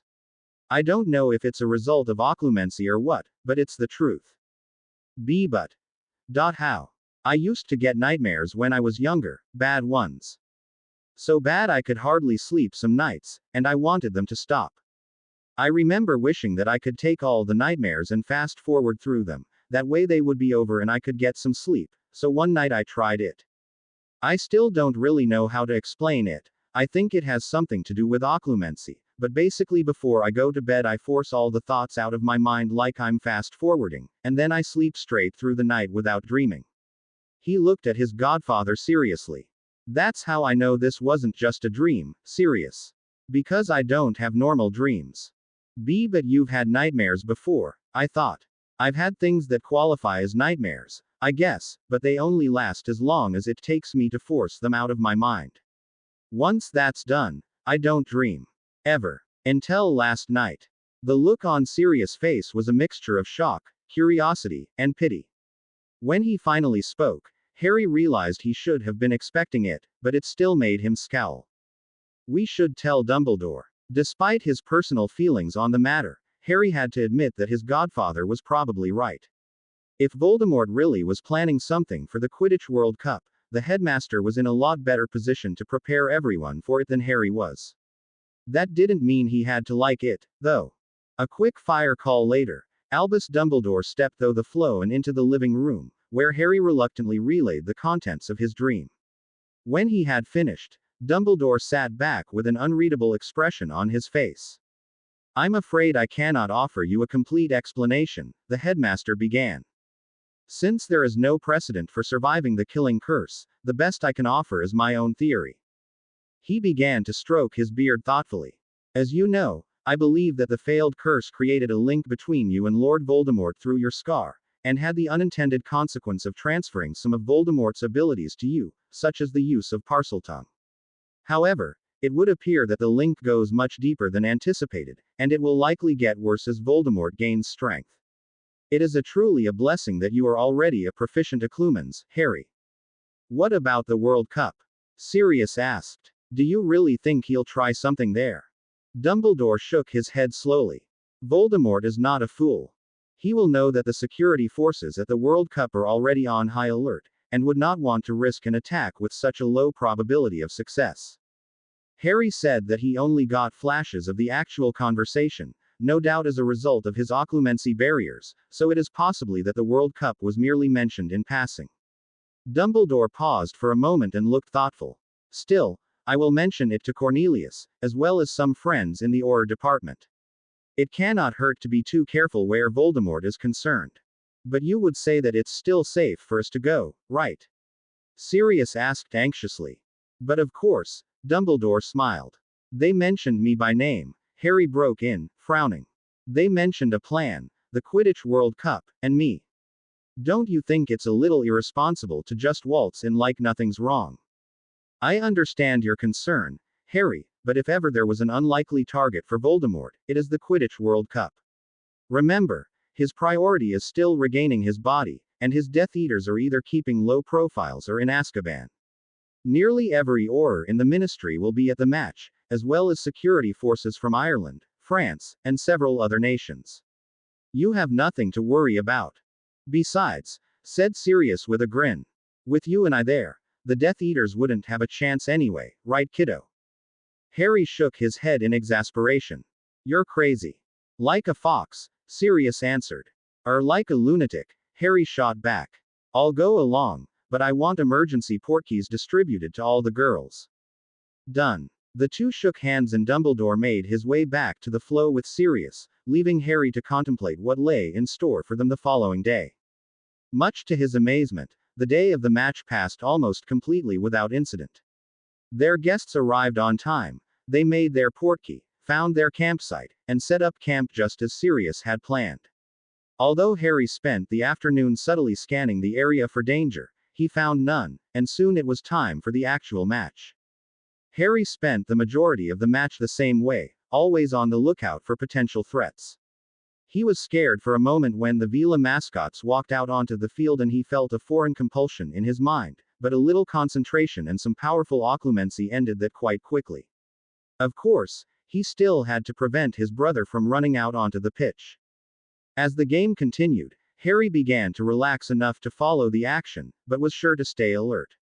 Suddenly he heard the crowd around him gasp and he looked up to see the two seekers diving at breakneck speed towards the ground. Harry looked to where they were going and frowned. There's nothing there, he said to the rest of the group. What are they diving for? Sure enough, not a second later, the first seeker, Viktor Krum, pulled up and skimmed along the top of the pitch. The second seeker wasn't as lucky, and plowed straight into the ground. What an amazing Ronske feint by Viktor Krum! Shouted the announcer. That has to be the most dangerous move I've ever seen, breathed Ro. Harry shrugged. I thought it looked like fun. He ignored the incredulous glances he got at that and continued scanning the area. The game finally ended when Krum caught the snitch even though his team was behind by 160 points, resulting in a loss. Harry's group cheered as the teams took a final bow and then headed back towards their campsite. As they walked, Harry began to think that Dumbledore had been right after all, and started to join in the jovial conversation. Harry stayed up for the next several hours, engaging in conversations with many people from his group and others, until he and Sirius were the last people still awake. "Well, kiddo, what did you think?" "You did good, Sirius," Harry answered honestly. "Everybody had fun, and Voldemort didn't try anything, so it looks like Dumbledore was right after all." "Yeah, it was a good day," Sirius said, inhaling deeply. "Too bad Moony couldn't come." Suddenly he snorted. "I heard Hermione say something about Professor Lupin today, and I couldn't help thinking how strange that sounded." "It shouldn't, he was a good teacher." "He always was," Sirius replied wistfully. "He was our unofficial study leader." "That's how Hermione is for our study group, except it's pretty official." Sirius chuckled and started to reply but was cut off by the sound of a distant explosion. "What was that?" Harry said, instantly on his feet. "I don't know," Sirius answered, also rising. Suddenly the two began to hear screaming, punctuated by more explosions and a large flash of green light. People started coming out of the tents around them, including Arthur and Bill Weasley. Harry saw Arthur walk up to a Ministry wizard who had just arrived and ask him something. Whatever the answer was couldn't have been good, because the redhead paled immediately and hurried back towards the tents.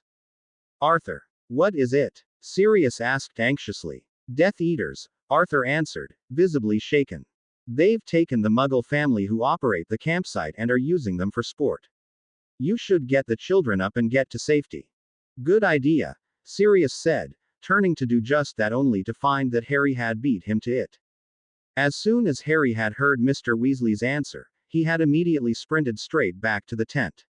As he threw open the flap, he cast a loud cannon blast charm, followed by a sonorous on himself. "The campsite is under attack. Everyone, grab what you need and meet outside, don't forget your portkeys." As he spoke, he wandlessly opened the doors to all the private rooms and turned the lights on, walking around to make sure that everyone was up. When he was satisfied that everyone was following his orders, he made his way back outside, bumping into Sirius as his godfather ran in. "Everyone is getting ready and will meet up outside," he said quickly, edging his way outside. "Where are the Death Eaters?" "There." Harry looked to where Sirius was pointing and was able to make out a very large crowd surrounding a group of men in white masks. Hanging in the air above them was the Muggle family they had seen on their way in, their eyes wide with terror as their bodies were expanded, shrunk, and transfigured as the crowd below laughed and jeered. Harry had to fight down the urge to simply march over and decimate the group with blasting curses, but his family and friends took priority. As he watched, Arthur, Bill, and Charlie Weasley draw their wands and marched grim-faced towards the oncoming mob. Harry found his respect for the older Weasleys increasing. Harry continued to monitor the mob as well as scanning the surrounding area for other threats as he waited for everyone to exit the tent. When he was sure that everyone was accounted for, he pulled out his own portkey and had everyone grab a hold. "Sirius?" he asked when his godfather hesitated. "I'm going to help the Ministry wizards, Harry," Sirius finally answered. "I think they need all the help they can get, and you've got things in hand here." "Okay," Harry nodded. "Be careful. Activate." Sirius watched as Harry and the rest of the group vanished before turning and sprinting towards the oncoming mob. "I can't believe they didn't catch any of them," Rose said disgustedly, tossing her morning copy of the Daily Prophet on the table. "The mob was too big," Sirius replied sadly. "By the time we cleared most of them away, the Death Eaters had dissipated." "What about the Dark Mark?" Sirius frowned. "The mark was sent up from the woods outside the camping area. Nobody knows who did it, but it wasn't the Death Eaters we saw." "It doesn't make any sense," Harry muttered. "It wasn't even a real attack." Sirius nodded in agreement. "Most of the Aurors agree with you, Harry. They said it was likely just a bit of sport for some former Death Eaters. It probably didn't have anything to do with your dream, like Professor Dumbledore said." "What happened to the Muggles?" Rowe asked hesitantly. "They're all okay, luckily. Their memories were modified to make them think it was all just a casual disturbance." "That doesn't change the problem," Harry pointed out. "There were a lot more than just the Death Eaters in the mob." "Death Eater sympathizers," Sirius spat disgustedly, looking for some muggle baiting. There are a significant number of them, I'm ashamed to say. Harry and Ro thought about that for a moment before Sirius changed the subject. But enough about that, he said, trying to sound cheerful. Do you have everything you need for the school year? Harry nodded mutely and pointed to his trunk. That's right, I'd forgotten you had those, Sirius said sheepishly. Will you ever need to go school shopping again? Jack snorted. I doubt it. Harry's probably already bought a copy of every book in store. Ro chuckled. That's only funny because I think he actually has. I still don't understand why you don't ask Dumbledore for more advanced classes, Harry, said Sirius, shaking his head. I'm sure he'd be happy to oblige. Oh, give it a rest, Sirius, Jack said dismissively. Only nerds take advanced classes, and Harry hardly needs them. How do you know? Sirius asked skeptically. Jack shot a look at Harry, who sighed. Look, I just like to keep a low profile, that's all. I don't want to do anything that makes me stand out, and the truth is, I really don't think advanced classes would teach me that much. But Harry, no buts. I'd really like it if you didn't tell anyone that I'm ahead of my classmates, either. At Sirius's sheepish expression, Harry groaned. You already did, didn't you? I may have mentioned something to Remus, Sirius said slowly. I didn't mean to, it just kind of slipped out. So really what you're saying is that the teaching staff already knows, Harry sighed. Just bloody perfect. Maybe Remus didn't tell anyone, Sirius said hopefully. 3 very sarcastic looks told him how likely that scenario was. Finally he sighed. I'm just proud of you, Harry, that's all. I know you don't like everyone knowing your business, but you've got all these great talents, and I feel like everybody should know it. That's a pretty good excuse, Jack remarked. Harry just grunted noncommittally and wondered if the headmaster would confront him about taking advanced lessons. So, only 1 week of vacation left, Sirius said, trying to change the subject. Anybody want to do something special? As it turned out, Ro did have something special in mind, and the family minus Jack spent the majority of the next week touring some of the magical sites in Ireland. Although Sirius couldn't quite muster up the same enthusiasm as Ro, he had come to see the young girl as a surrogate daughter, and found that her excitement was contagious. Harry was even able to pick up a few new books that he had never seen before at a rare bookstore in a remote magical community, so the trip was a success for him as well. When September 1st finally rolled around, Sirius insisted on escorting Harry and Ro all the way to the train, despite their assurances it wasn't necessary. Harry still didn't understand why they couldn't simply flow to the 3 broomsticks and walk, but had long abandoned arguing the point. Well, I guess this is it, Harry said when they arrived on the platform. For now, Sirius said mysteriously. Harry looked at him closely and saw that he was obviously excited about something. What did you do, Sirius? Me. Nothing. He said innocently. I'll see you kids soon. You mean Christmas? Ro asked, confused. I'll see you soon, Sirius repeated, grinning as he stepped back into the crowd. What was that about? Ro asked when he had gone. He's got something planned, but I don't know what, Harry replied. It sounds like he's going to be at Hogwarts, so maybe Dumbledore gave him a job. I don't know. He shrugged and the two made their way onto the train and found a compartment with Hermione and Padma. Harry spent most of his time on the train listening to Ro and her friends talk about their summers, but eventually grew tired and decided to find Blaise and Tracy. He found them in a compartment with Theodore Nott and let himself in. What happened, Potter? Blaise said as he entered.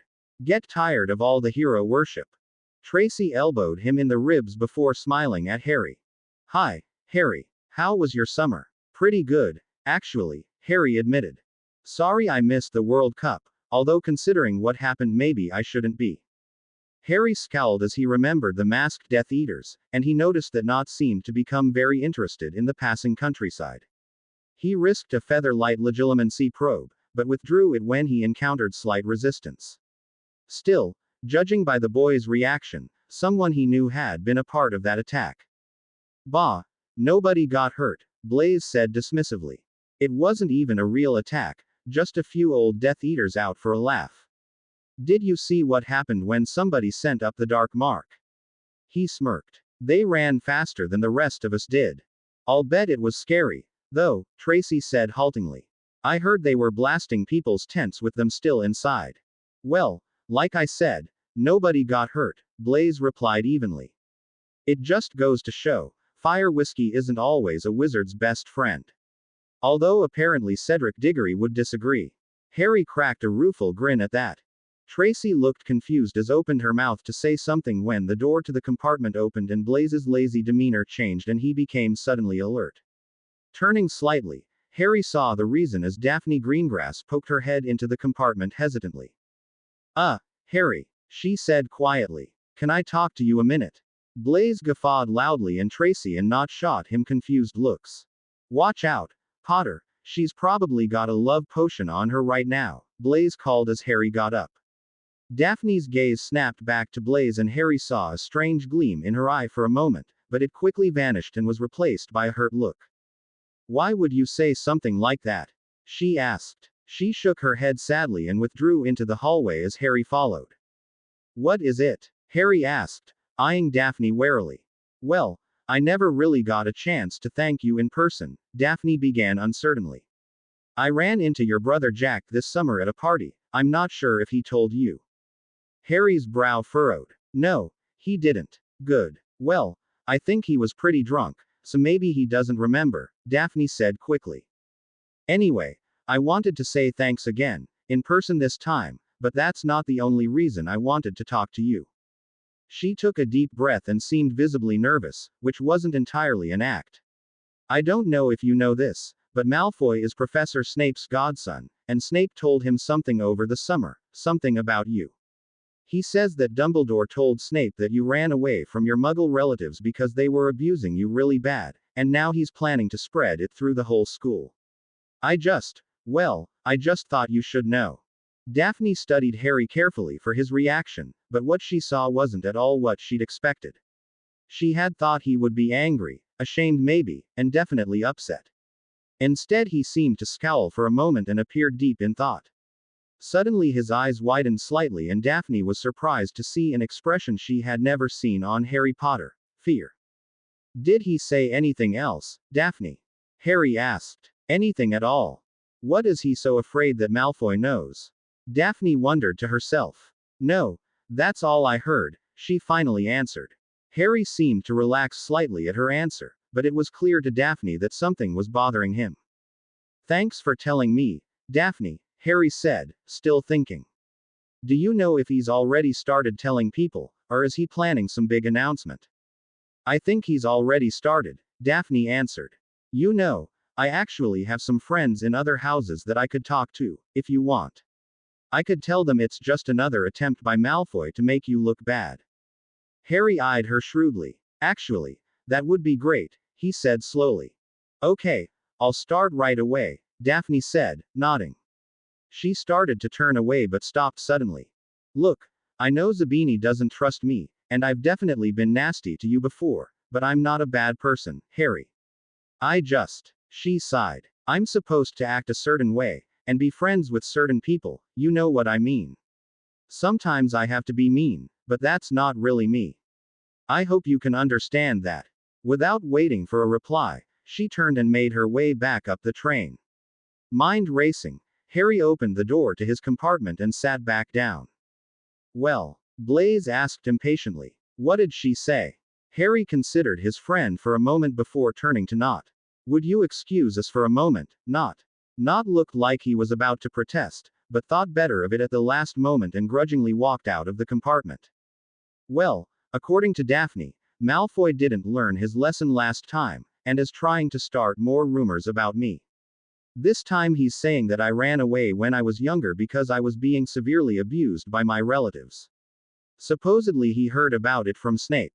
Is it true? Blaze asked, eyeing Harry shrewdly. It's not like I was tortured, Harry lied. They hated me, sure, and they certainly didn't try to hide it, but it really wasn't that bad.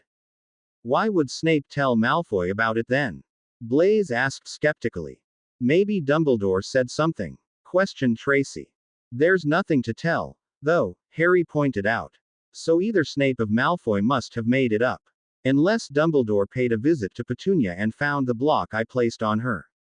Harry thought to himself. This could be really bad. So now Malfoy will spread this around to make you look weak and ruin your reputation, Tracy said knowingly. I don't really care about my reputation, Harry replied absently. What's wrong then? Blaise asked, studying Harry closely. Something has you upset about this, so what is it? Harry shook his head. Nothing. I can deal with Malfoy. How big a deal do you think this will be? I'd really like to keep this from being blown out of proportion, if possible. Well, you can bet he'll play up the fact that they were muggles, Blaise said, still looking at Harry skeptically. It depends on how big a deal he wants to make it, and knowing Malfoy, it'll be pretty big. Harry had to agree, and if the Daily Prophet printed the story, it was possible that Petunia would receive a visit from the Aurors, and nothing good could possibly come from that. Well, there's nothing we can do about it now, Tracy said wisely. So I guess we wait. Harry and Blaise only nodded and the three settled into an uncomfortable silence. It didn't take long for Malfoy's rumor to make its way to their compartment, and before long Harry was once again noticing an unusually large number of people milling around in the hallway and sighed heavily. He hoped Daphne was serious about talking to people on his behalf, otherwise he was going to have to do something drastic. When the train finally arrived at Hogsmeade Station, Harry disembarked and forced himself to ignore the whispering that was going on around him until they had made it all the way to the castle and he was sitting in his usual place at the Slytherin table. There, the whispers were quite a bit louder. So, the great Harry Potter got beat by the big bad muggles. Came the sneering voice of Pansy Parkinson. Oh, what a poor little baby. Some of the students around her looked at Harry mockingly, but stopped when he let out a bark of laughter. Tell me, Parkinson, even if it were true, do you think that makes me less dangerous now, or more dangerous? In fact, he said, glaring at her coldly. If you've forgotten what happens when you make me mad, I'd be happy to remind you. Who knows? He shrugged before switching to Parseltongue. You might even enjoy it. That shut her up rather quickly, and brought a scowl to Malfoy's face. The hall was silent as the new first years entered slowly and were sorted, after which food appeared and the hall was overcome with chatter once more. Although it seemed that Harry's little reminder had stopped most of the whispering and pointing at the Slytherin table, the same could not be said of the rest of the tables in the Great Hall. Surprisingly, it seemed that Malfoy was getting just as many looks as Harry himself was, and they were far from friendly. As Harry surveyed the mass of students, Cedric Diggory caught his eye and gave him a questioning look, to which Harry mouthed, later. Nodding, Cedric returned to his food. When most people were finished eating, Dumbledore stood up to make his start-of-term announcements. Just as he was about to announce the tournament, the doors to the Great Hall were thrown open, causing Harry to instinctively whirl around in his seat to face the newcomer. Standing in the archway was a man dressed in a long, dripping cloak leaning heavily on a large wooden staff. The man paused for a moment before removing the hood obscuring his face and began walking slowly toward the head table. He moved with a heavy limp and every other step was punctuated by a loud thunk, but the students hardly noticed. They were looking at his face. The man was so disfigured that his features could barely be called human. His entire face was covered in various scars, some crisscrossing over each other to form even larger and uglier patches of twisted skin. Yet even with all of that, it was his eyes that made the students shudder.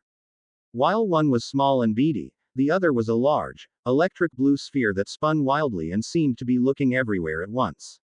Harry noticed that several of his housemates were looking at the newcomer in obvious fear, and turned to Blaise with a questioning look. That's Mad-Eye Moody, Blaise whispered to him. Harry was surprised at his friend's unease, having never seen Blaise anything but composed.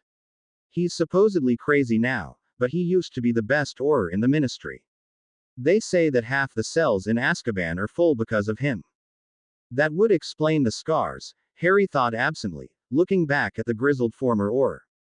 What it didn't explain was what he was doing in the Great Hall. Ah, just in time, Dumbledore said, nodding at Moody.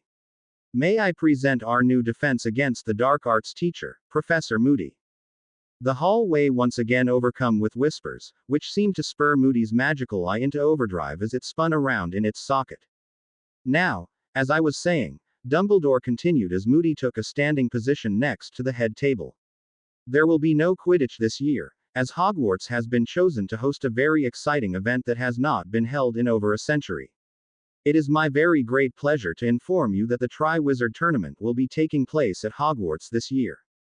As expected, the majority of the student body was surprised and immediately began to chatter excitedly amongst themselves. Dumbledore went on to briefly describe the history of the tournament and talk about when the other delegates were arriving, but Harry was only half listening. Instead, he was gazing incredulously at the large black dog that had come out of the antechamber and was currently sitting beside Professor McGonagall. When Dumbledore had finished talking about the tournament, he held up his hands for silence. Now, while not as exciting as the Triwizard Tournament, I do have a few other changes to announce. First, Professor Snape has decided to devote more of his time to research, and as such will no longer be teaching 1st through 5th year potions. The Gryffindor table burst into applause. He will, however, remain the head of Slytherin House and continue to teach the Newt classes. As such, it is my pleasure to introduce Professor Moore, who will taking over potions for 1st through 5th year students. A tall, slender woman that Harry didn't recognize stood at the far end of the table and gave a smile and a polite wave. At first glance she appeared to be in her late 20s, with medium-length brown hair and friendly brown eyes. Overall, she looked quite ordinary, and Harry turned his attention back to Dumbledore. Also, for all of you that have dreams of becoming animagi, I am happy to announce that Professor McGonagall has agreed to take on an assistant to teach an optional transfiguration course on the subject. May I present Assistant Professor Sirius Black? With a loud bark, the dog that Harry had been watching jumped over the head table before transforming back into a smiling Sirius Black. He shot a wink at Harry before taking an exaggerated bow, much to the student body's delight. Thank you, Professor Black, Dumbledore said, chuckling. Sirius smiled sheepishly and took a seat next to Professor McGonagall. Now, it is already late, and your common rooms beckon. I bid you all good night. As the students filed out of the Great Hall, Harry slipped away from the Slytherin table and approached his godfather. Why didn't you tell me? He asked when he was within earshot. What? And ruin the surprise. Sirius replied, grinning. You should have seen your face when I came out as Padfoot. I guess I'm just lucky that dogs can't laugh. He chuckled again. So, gonna take my class. I made Dumbledore agree to take 4th years and up. Sure, Harry replied. Although becoming an animagus was something he'd been interested in before, he had never considered it a priority. However, with his own godfather teaching the subject, he saw no reason not to explore the possibility. Sirius's face lit up at his reply. It'll be fun, I promise, he said excitedly. We learned loads about what not to do the last time. I'll bet we can get you transformed before the end of the year. Harry shook his head, amused at his godfather's childlike excitement, and promised to be in attendance for the first class before heading down to the Slytherin dungeons. Walking into the common room, he spied a worried-looking Tracy sitting with Blaise, who was looking very annoyed. The reason became apparent when Harry saw that Daphne Greengrass was sitting on a nearby sofa, lounging casually. Tracy looked up as Harry entered and exhaled heavily. Okay, he's here now, she said to the other two. You can stop giving each other death glares. What took you so long, Potter? Blaise said, pulling his gaze away from Daphne. Sirius neglected to mention that he would be teaching at Hogwarts this year. Actually, Harry replied, taking a seat in a nearby armchair. I wanted to talk to him for a minute. Good thing you got here when you did. I think Zabini was about to hex me, Daphne said, smirking at Blaise. You were waiting for me. Daphne nodded. I just wanted to tell you that I spoke to my friends in the other houses, and given Malfoy's track record, I don't think you have to worry about anything. If anything, it's Malfoy who should be worried. That sure was nice of you, Blaise said sarcastically. Oh, it was no trouble, Daphne answered, deliberately ignoring the sarcasm. You're welcome. Blaise's eyes narrowed. Oh, come off it, he snapped before turning to Harry. What did she ask you for in return? Harry shook his head. You won't believe me, but she didn't ask for anything. You're right, I don't believe you, Blaise snorted. Look, Zabini, Daphne said patiently. I know you don't like me or my family, and maybe there's nothing I can do about that, but that doesn't mean I can't try. She paused for a moment and her gaze flickered to Tracy. You might find this hard to believe, but I actually admire the two of you. You stayed away from Malfoy's circle without making him an enemy, and that's impressive. Do you honestly expect me to believe that? Blaise asked incredulously. Whatever you're trying, it won't work, you know. I just want a chance, Daphne replied patiently. I stuck with Malfoy out of self-preservation, even you have to admit that much. Harry changed that, so I don't have to hang around him anymore. Besides, it's only natural for people to be replaced when someone better comes along. She was looking at Harry, but threw a quick look at Blaise as she said the last part. Blaise growled in response and Harry looked at him in astonishment. He'd never seen his cool-mannered friend quite that upset, especially over such a strange and innocuous comment. Harry looked back at Daphne curiously and wondered, not for the first time, what could have possibly happened between them to inspire such enmity. Well, I'm off to bed, Daphne said finally. Good night. With one last slightly mocking look at Blaise, she turned and walked slowly toward the girls' dorms. You really hate her, don't you? Harry asked when she had gone. Yes, I do, Blaise said, regaining his composure. You don't think there's a chance she's telling the truth? Tracy asked hesitantly. I know she's never been big on the truth before, but what she said makes sense. Blaise gave Tracy a patronizing look. Tracy, do you remember what you said about Malfoy the first time you met him? I believe your exact words were, I believe him, and I think he's kinda nice. Sound familiar? Tracy's only response was an embarrassed flush. Look, we've been over this, Harry interrupted. If she's sincere, great. If not, he shrugged. Oh well. Either way, I'm not planning the rest of my life around Daphne Greengrass. Tracy giggled and even Blaise looked slightly mollified. Now, Harry continued. The real question is whether or not you two are going to take the Animagus class with me, since it's open to 4th year and up. The group spent some time talking about Sirius's class and some other random school topics before Harry finally excused himself and made his way up to the dorm. As opposed to the previous year, when Harry had been unable to create a proper ward, this time he was able to erect a basic shield ward around the outside of his bed. That done, he sealed the curtains all around and set an alarm to alert him if any spells hit his ward. Since he'd sealed the curtains magically, no one would be able to open them without a spell, and no spell could hit the actual curtains while the shield ward was in place. It wasn't Fort Knox, but it should certainly be enough to stop Draco Malfoy, and this way, Harry wouldn't be awoken every time a passing student tripped one of his proximity charms. Surveying his work, he felt a surge of pride for a job well done before promptly settling in for a good night's sleep.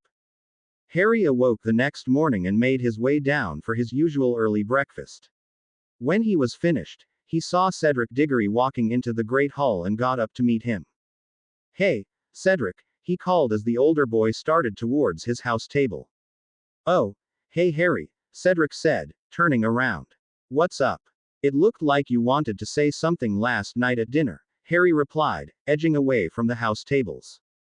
Cedric frowned. Yeah, there were some more rumors flying around about you, did you hear? Harry nodded. Well, I was going to talk to you about them, but then a couple of girls in my house, Susan Bones and Jessica Sanders, they starting saying that it was just another rumor started by Malfoy to make you look bad, and that we shouldn't fall for the same thing twice. I figured that was true, but still thought you should know. I appreciate that, Harry said honestly. I heard about it on the train, and I was worried everyone would just assume the worst like last time. Well, they probably would have, but somehow Bones and Sanders found out that it was Malfoy, and once that got out, well, Cedric shrugged. His credibility is pretty much shot after what he tried to pull last year. As it should be, Harry muttered to himself.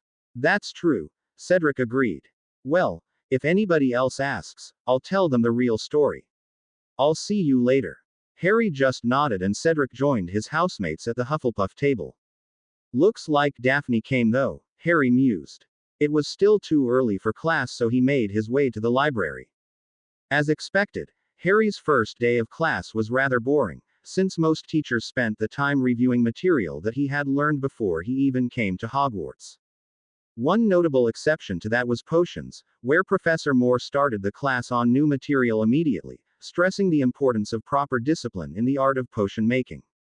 Still, despite her obvious zeal for the subject, Harry had to admit that her patient and detailed instructions were a welcome change from what had passed for teaching under Snape. The rest of his first week classes were review as well, with the exception of Defense Against the Dark Arts. Harry didn't have Moody's class until Wednesday, by which time all the fourth years had heard enough rumors about the former Auror to be both very excited and very nervous about his class. Harry walked into the defense classroom with Blaise and Tracy only to find that all the seats closest to the front were already filled with Gryffindors. "Look at them," Blaise snorted. "I'll bet they lined up outside." Tracy giggled as she took a seat next to him. Harry spotted Hermione sitting alone and moved to sit next to her. He was about to ask her a question when Moody entered and walked slowly to the front of the room, his wooden leg echoing loudly with each step. When he reached the front, he picked up a piece of parchment and began to read out names in alphabetical order. "Well, straight to it then," Moody said when he had finished calling roll. "According to your last professor, you've done a good deal of work with dark creatures, but are practically ignorant when it comes to curses." So, he began to walk towards the shelves behind his desk. "I'm here to make sure you know what wizards can do to each other.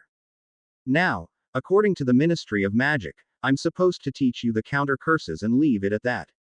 Moody grabbed a large glass bottle and walked back to the desk with it. "I'm not supposed to show you what illegal dark curses look like until you're in the 6th year. They don't think you can handle it until then." His eyes scanned the group of students slowly. "But Dumbledore thinks more highly of you, and I think you need to know what you're up against. Constant vigilance," he roared, causing the entire room to jump. "Now, the worst of all curses are the Unforgivables. The Imperius Curse, the Cruciatus Curse, and the Killing Curse," Moody continued. "Who can tell me why we call them Unforgivables?" When no one raises their hand, Moody shook his head. "No one. Well, maybe this will give you an idea." He opened the jar and took out what appeared to be a large spider, which sat in the center of his desk. "Imperio," he muttered, leveling his wand at the creature. Instantly, the spider became rigid before beginning to twist, twirl, and even tap dance, much to the delight of the class. Moody, however, wasn't amused. "Think it's funny, do you?" he snapped. "What should I make it do next? Jump out the window? Drown itself?" The class immediately quieted and Moody removed the curse before replacing the spider in the glass jar. "Total control," he spat, resuming his lecture. "That's what the Imperius Curse is. Complete and total domination of another human being. Still think it's funny?" He shook his head angrily. "To successfully cast the Imperius Curse, you must have the desire to dominate, to crush any resistance of free will. It's not enough to just want the control, you have to want a South Avenue," he spat, one eye spinning menacingly. "No conscience, no personality, nothing except what you put there. That's the Imperius Curse." He glared at the class as he removed another spider from the jar. "To cast the Imperius, you have to want to destroy someone from the inside out. That's why it's unforgivable." Moody placed the second spider on the desk and muttered an enlargement charm. "Now, the second unforgivable. Crucio." The enlarged spider began to twitch uncontrollably, and Harry was sure that if it had a voice, it would be screaming. Moody held his wand on it for a good 10 seconds as it writhed in agony before finally releasing it and replacing it in the jar.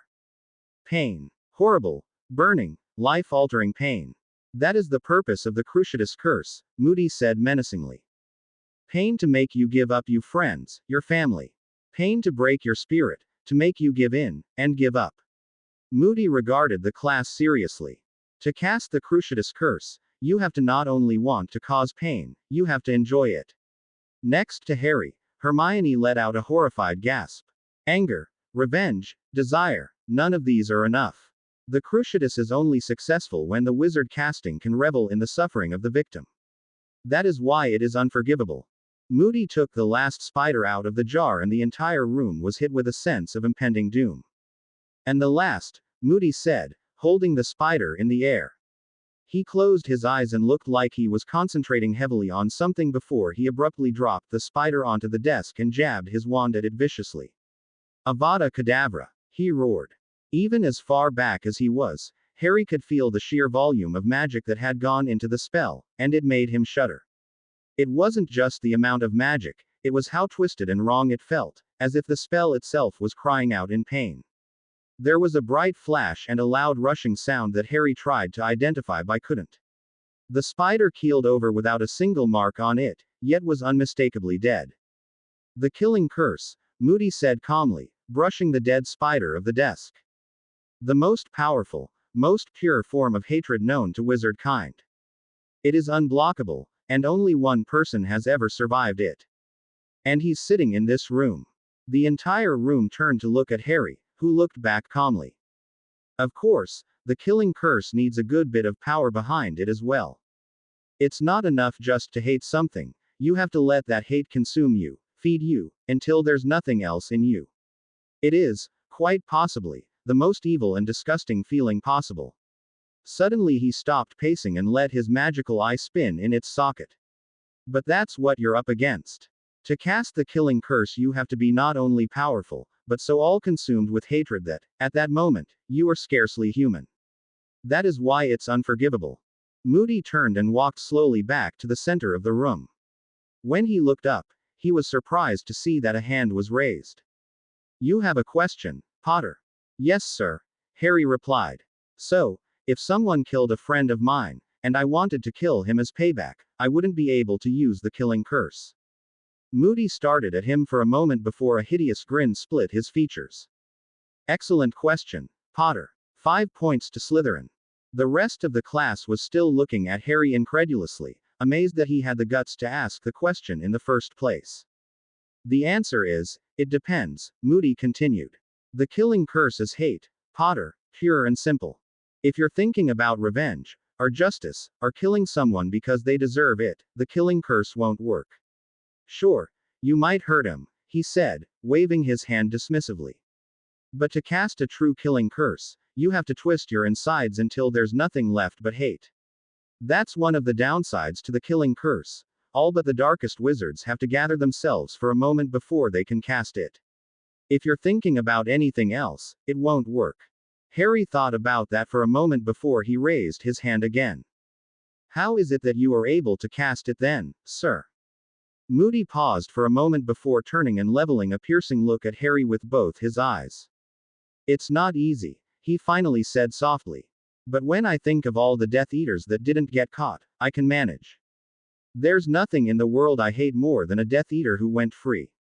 Listen up, he suddenly barked, causing the class to jump again. In case you missed it the first time, these curses aren't unforgivable because of what they do. They're unforgivable because of how you have to do it. There's plenty of spells to control, or cause pain, or even kill. Good Aurors know a dozen lethal spells, and not one of them is considered unforgivable. It's the motivation behind these curses that makes them so powerful, and so dark. Now, write this down. The rest of the class was spent taking notes as Moody continued to lecture about the details of the unforgivables, and why they were so much worse than normal curses. When the bell finally rang, Harry had to admit that it had been a very informative, if rather unorthodox lecture. You don't think he'll really put the Imperius curse on us, do you? Tracy asked fearfully as they walked out of the classroom. He looked pretty serious to me, Harry answered. And he's definitely the type that means what he says. You can say that again, Blaise muttered. Definitely not the professor to mess with. Yeah, he scares me, Tracy admitted quietly.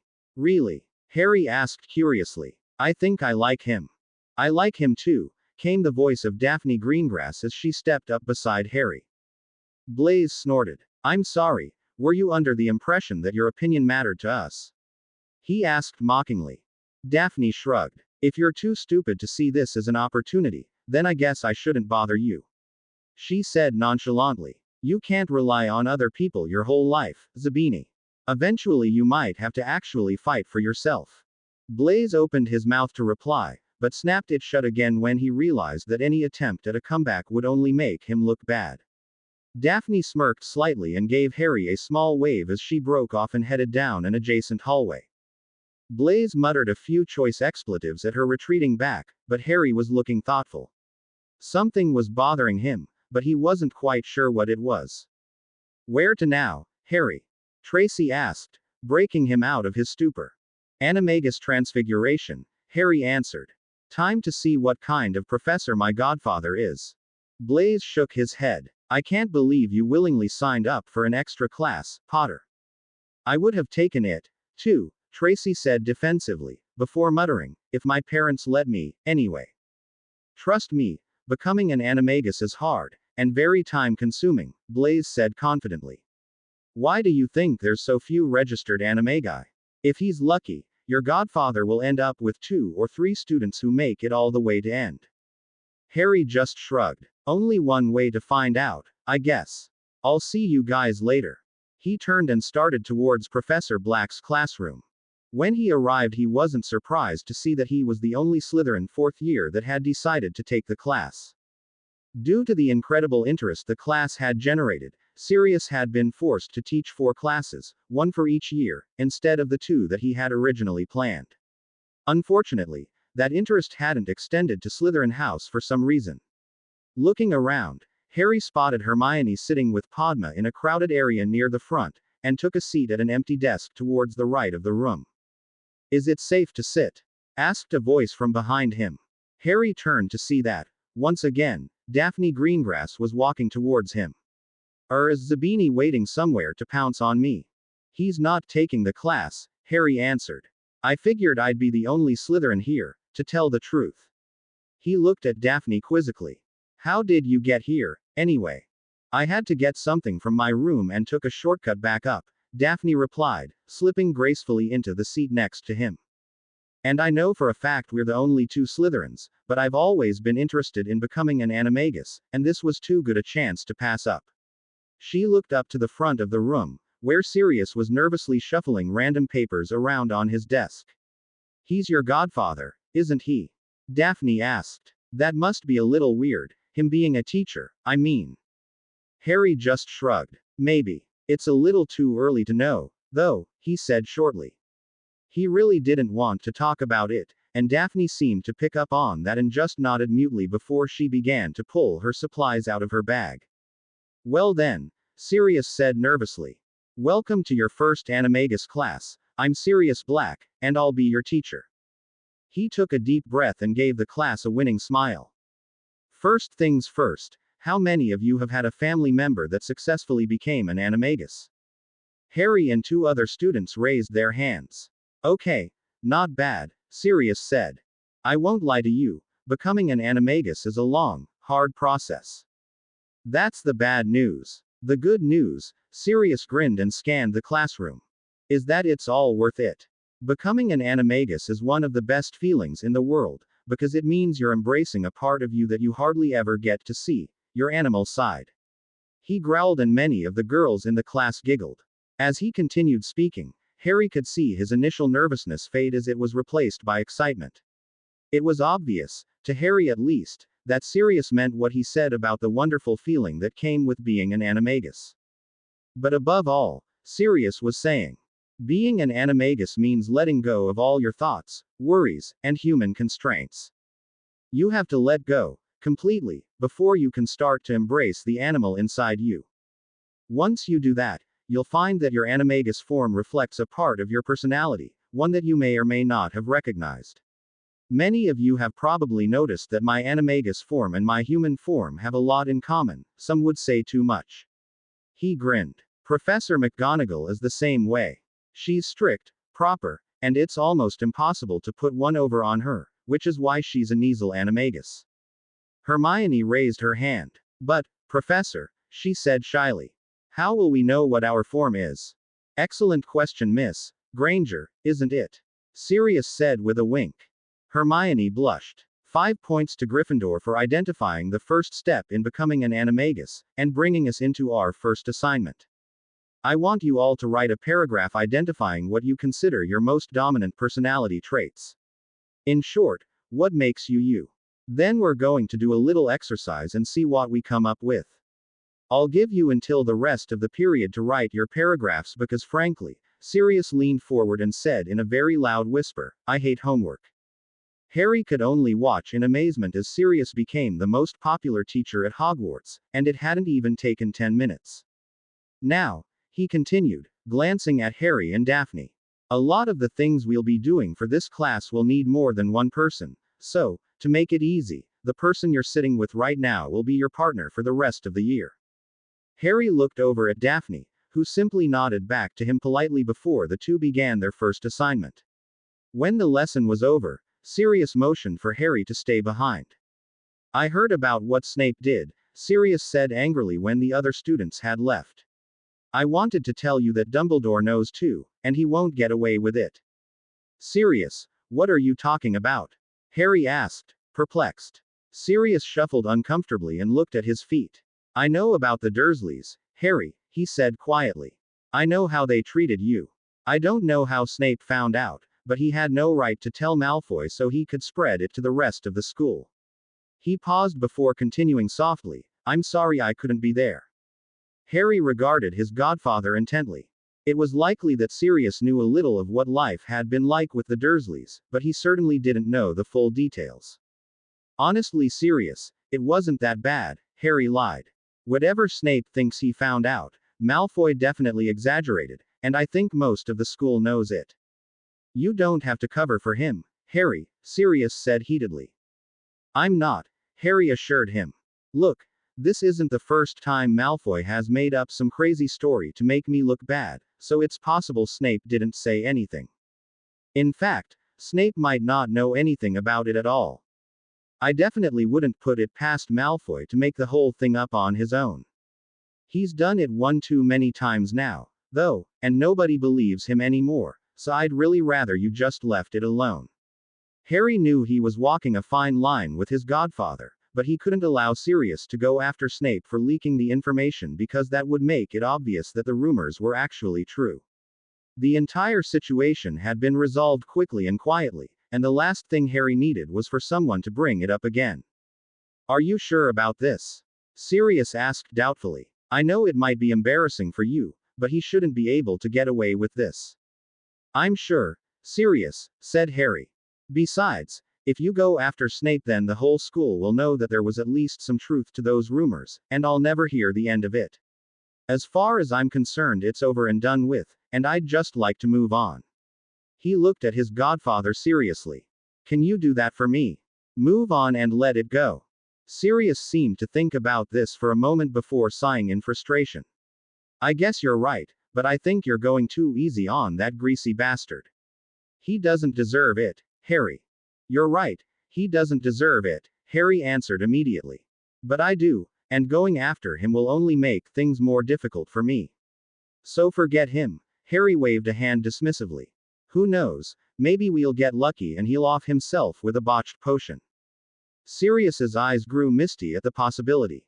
Sirius's popularity continued to grow for the first weeks of term, and before long even Blaise was wondering if it was a mistake not to have taken the class. Of course, the fact that Harry had been paired with Daphne Greengrass made him wish he was in the class for a completely different reason. Since she and Harry often had work to do together, Daphne now sat with him, Tracy, and Blaise on a semi-frequent basis, much to Blaise's chagrin. Here comes your future ex-wife, Blaise muttered to Harry, who was currently explaining the finer points of the summoning charm to a confused Tracy. Jealous, Zabini, Daphne said with a smirk, taking a seat next to Harry. I hate to break it to you, Greengrass, said Blaise. But your family has nothing to offer me and frankly, he smirked. You're not that cute. What's the matter? Not plain enough for you? Daphne asked innocently. Her eyes flicked to Tracy, who was too busy to notice.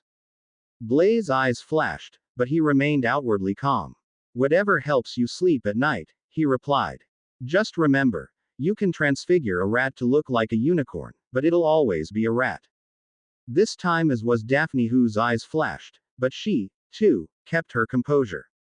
Next to her, Harry suddenly jerked up in surprise and began to listen intently. I guess you would know, she said dismissively before turning to Harry. Anyway, Harry, I wanted to talk to you about Professor Black. He seems great to us, but I hear that he's really nasty to Slytherins in his 6th and 7th year classes. Always taking points off, making jokes, that sort of thing. Harry frowned. Sounds like a reverse version of Snape. Daphne nodded. Exactly. Anyway, I thought that since you must have told him about Malfoy, he might think that all of us are like that. Maybe you could talk to him. She finished uncertainly. Harry's frown deepened. Do either of you know anything about this? He asked Blaise and Tracy. Tracy shook her head and Blaise shrugged. I heard Pusey got thrown out class last week, but not why. He threw Pusey out because he stood up and said his teaching wasn't fair. Daphne jumped in. At least, that's what I heard. Who told you that? Blaise asked skeptically. Obviously somebody who doesn't talk to you. Is that right? Blaise said sarcastically. You wouldn't have told this. Somebody, that you could get Harry to help him out, would you? As a favor. Daphne let out an exaggerated sigh. You know, Zabini, sometimes it's okay to help somebody just because you can, even if there's nothing in it for you. Is that a no? Yes, that's a no, Daphne said snidely before turning to Harry. I just thought you'd like to know, Harry. Well, I'll ask him about it the next time I see him, Harry said, cutting off what was sure to be another insult from Blaise. Daphne breathed a small sigh of relief and smiled. Thanks. Anyway, how's your word association coming along? Word association? Tracy asked, confused. Animagus assignment, Harry explained. I told you we were supposed to list our dominant personality traits. Tracy nodded. Well, now we're supposed to have someone read them out loud to us and we write down the first animal that comes to mind without actually thinking about it. We're also supposed to ask our friends how they would describe us, like I did yesterday. Supposedly stuff like this helps us find our forms, though I'm not sure how. Well, you're gonna have to find your form later, cut in Blaise. Because it's time for defense. Harry glanced at his watch and nodded before packing up his supplies with a quick wave of his wand. Daphne quirked an eyebrow at Harry's casual use of silent casting, but said nothing. Much to Blaise's chagrin, Daphne walked with them to Moody's classroom, taking a seat at a nearby table when they arrived. When everyone was seated, Moody stood up from his desk and began to pace. I've spoken to Dumbledore, he began gruffly. And we've decided that you've had enough theory on the unforgivables. His magic eye slowly scanned the room. Theory will never teach you the real power behind dark magic, so today each of you is going to be put under the Imperius Curse, and you're going to do your best to fight it off. It might seem harsh, since you'll likely all fail, but you've got to know. Constant vigilance. He barked. On each of your desks is a magically binding waiver. Before we start, I want each of you to read it over and sign at the bottom. If you don't think you can handle this, or don't want to sign the waiver, there's the door. He gestured towards the back of the room. For the rest of you, read it over and we'll get started. One by one the students in the class were subjected to the curse, and Harry watched as they performed the ridiculous stunts that Moody told them to. Harry nearly lost it when Blaise performed I'm Called Little Buttercup, from the opera HMS Pinafore, which seemed to be one of Moody's favorites. Potter, you're next. Harry stood up anxiously and walked to the front of the room, concentrating on his occlumency and willing himself to emerge the victor. Truth be told, he'd been looking forward to this since Moody had announced it, since it gave him the opportunity to test himself against the most powerful mind control curse in existence. If he could beat this, he could beat anything. Imperio, Moody muttered. Instantly, two things happened in Harry's mind. The first was a feeling of complete euphoria, as if everything in the world was perfect, and there would never be anything to worry about again. However, this feeling was so completely foreign to Harry that his mind seemed to instinctively scream, attack. Within a second of Moody casting the curse, Harry's mind was at war with itself. Jump up on the desk, came Moody's voice in his head. Jump on the desk, now. No. Screamed another voice in Harry's head. We will not be controlled. Jump onto the desk. Now. Moody's voice said, growing more insistent. Harry felt his knees bending, preparing to jump. Never. The second voice shattered the curse's control, and Harry was finally able to occlude his own thoughts from those coming from Moody.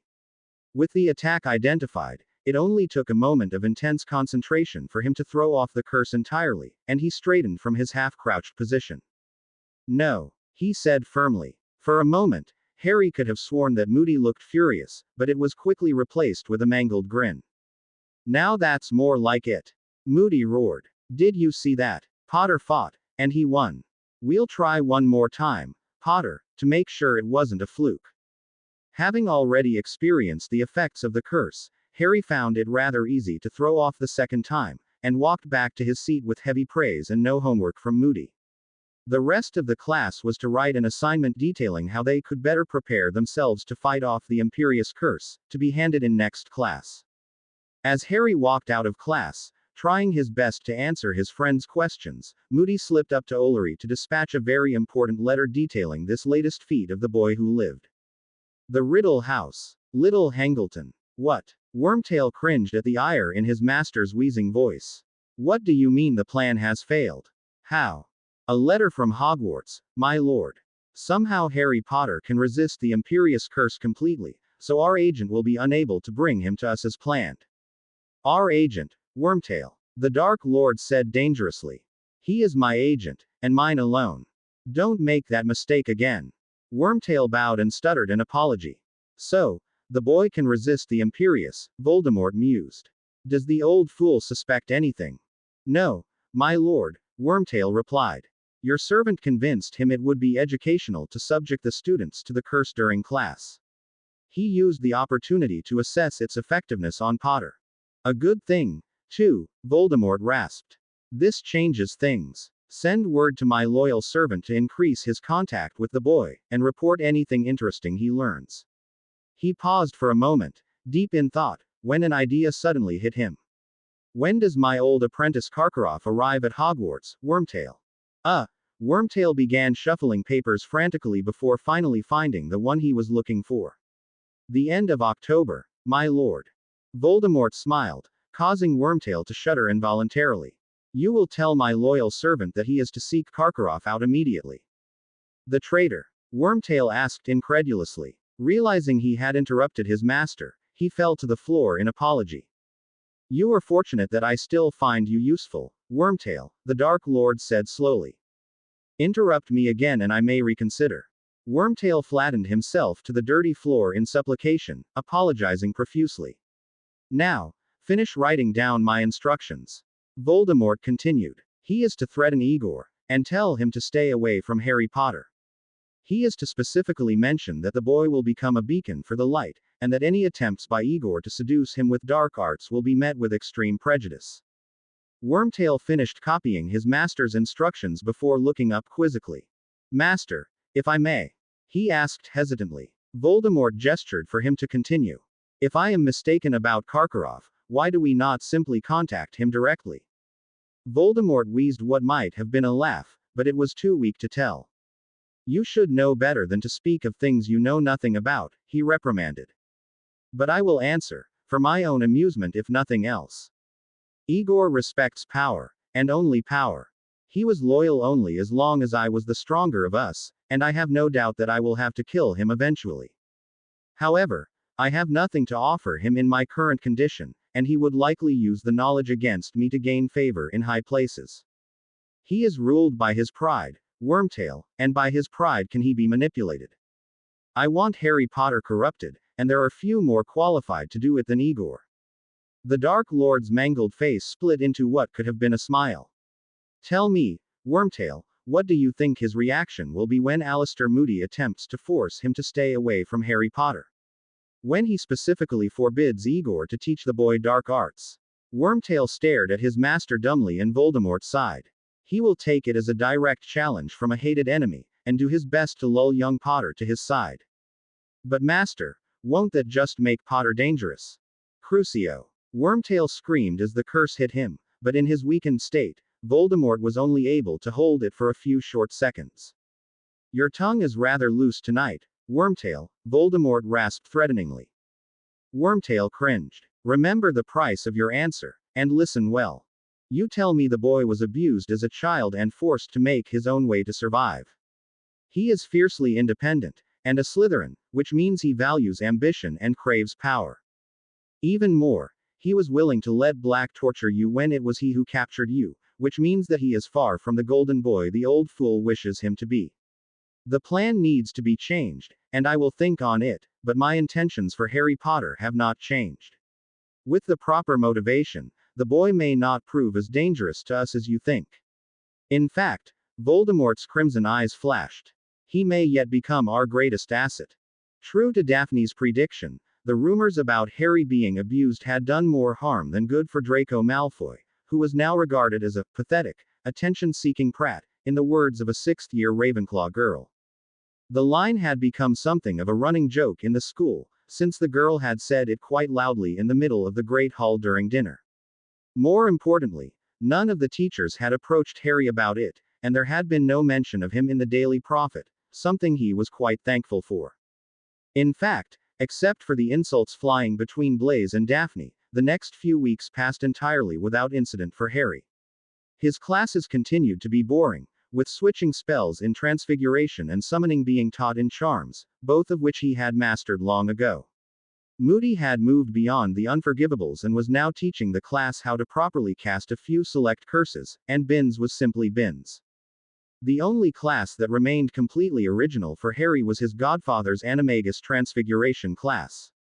After talking with Daphne, Harry had approached Sirius and found that although her account had been exaggerated, it was obvious that the man still held some anti-Slytherin prejudice from before his time in Azkaban. Still, he had promised Harry that he would try to be fair in the future, especially when Harry had compared him to Snape, and that was the last Harry had heard about it. When the class had finished their word association and research assignments, Sirius moved on to a series of slightly hallucinogenic potions that he claimed would help each student let go of conscious thought, thus making it easier to get in touch with their animal side. This had presented a significant problem for Harry, to whom letting go of anything was a completely foreign concept. Arg, are you even trying, Potter? Daphne snapped as Harry threw off the effects of the potion for the third consecutive time. I don't like the feeling I'm getting, Harry said, frowning. He raised his hand and Sirius came over to their table. Is there another way to do this? Harry asked his godfather. Well, some people can do it without the potion, Sirius answered. But it's a lot easier with it. Trust me, I know. I just can't stand feeling out of control like that, Harry admitted slowly. It feels a little like the Imperious Curse, like I'm submitting to someone else's control. That's what it's supposed to feel like, Sirius assured him. Except there's nobody controlling you except your subconscious. You should start to hear your animal's voice and feel its desires as you go deeper inside yourself. Well, I think I've tried enough for today, said Harry. I'll try again next class. Sirius looked slightly disappointed, but nodded before walking off to help the rest of the class. Why is this so hard for you? Daphne asked curiously. I just don't like the feeling, Harry answered simply. Like you're losing control. You don't find it liberating? Daphne pressed, using the same words Sirius had to describe the experience. No, I don't, Harry admitted. I don't find it freeing at all. Daphne shrugged. Maybe you just need to relax a little. It was a little disorienting for me at first, too, but once you get past that it's not that bad. Well, maybe I'll try it without the potion, Harry replied.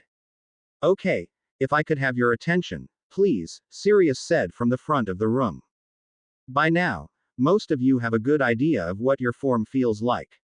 From now until next class, I want you to write down everything you can remember about your experience with the potion and think about it. Ask your friends what they think, and try to think about how you demonstrate these qualities in your daily life. That's it for today, class dismissed. Harry got up and slung his bag over his shoulder, but stopped when he saw Sirius motion for him to remain behind.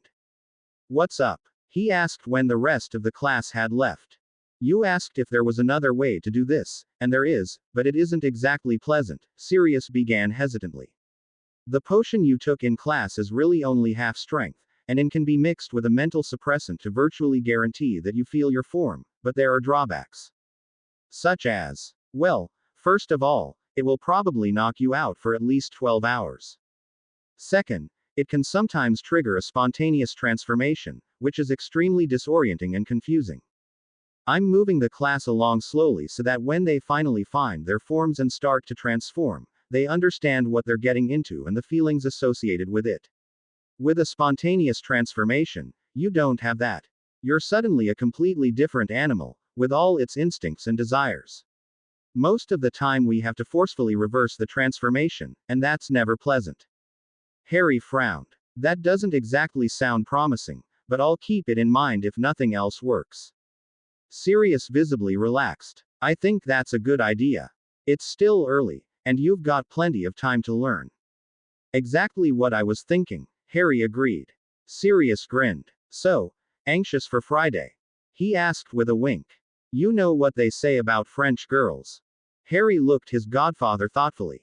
You know, you seem to be awfully focused on my love life for someone without a girl of his own. It's not wrong to look out for my godson first, is it? Sirius replied. Besides, I have too many potentials to make a decision just yet. I'm sure. What about that Greengrass girl? Or maybe Hermione? Sirius pressed. It's pretty obvious they both like you. Harry wondered how Sirius had come to the conclusion that Daphne liked him, but decided to ask about it later.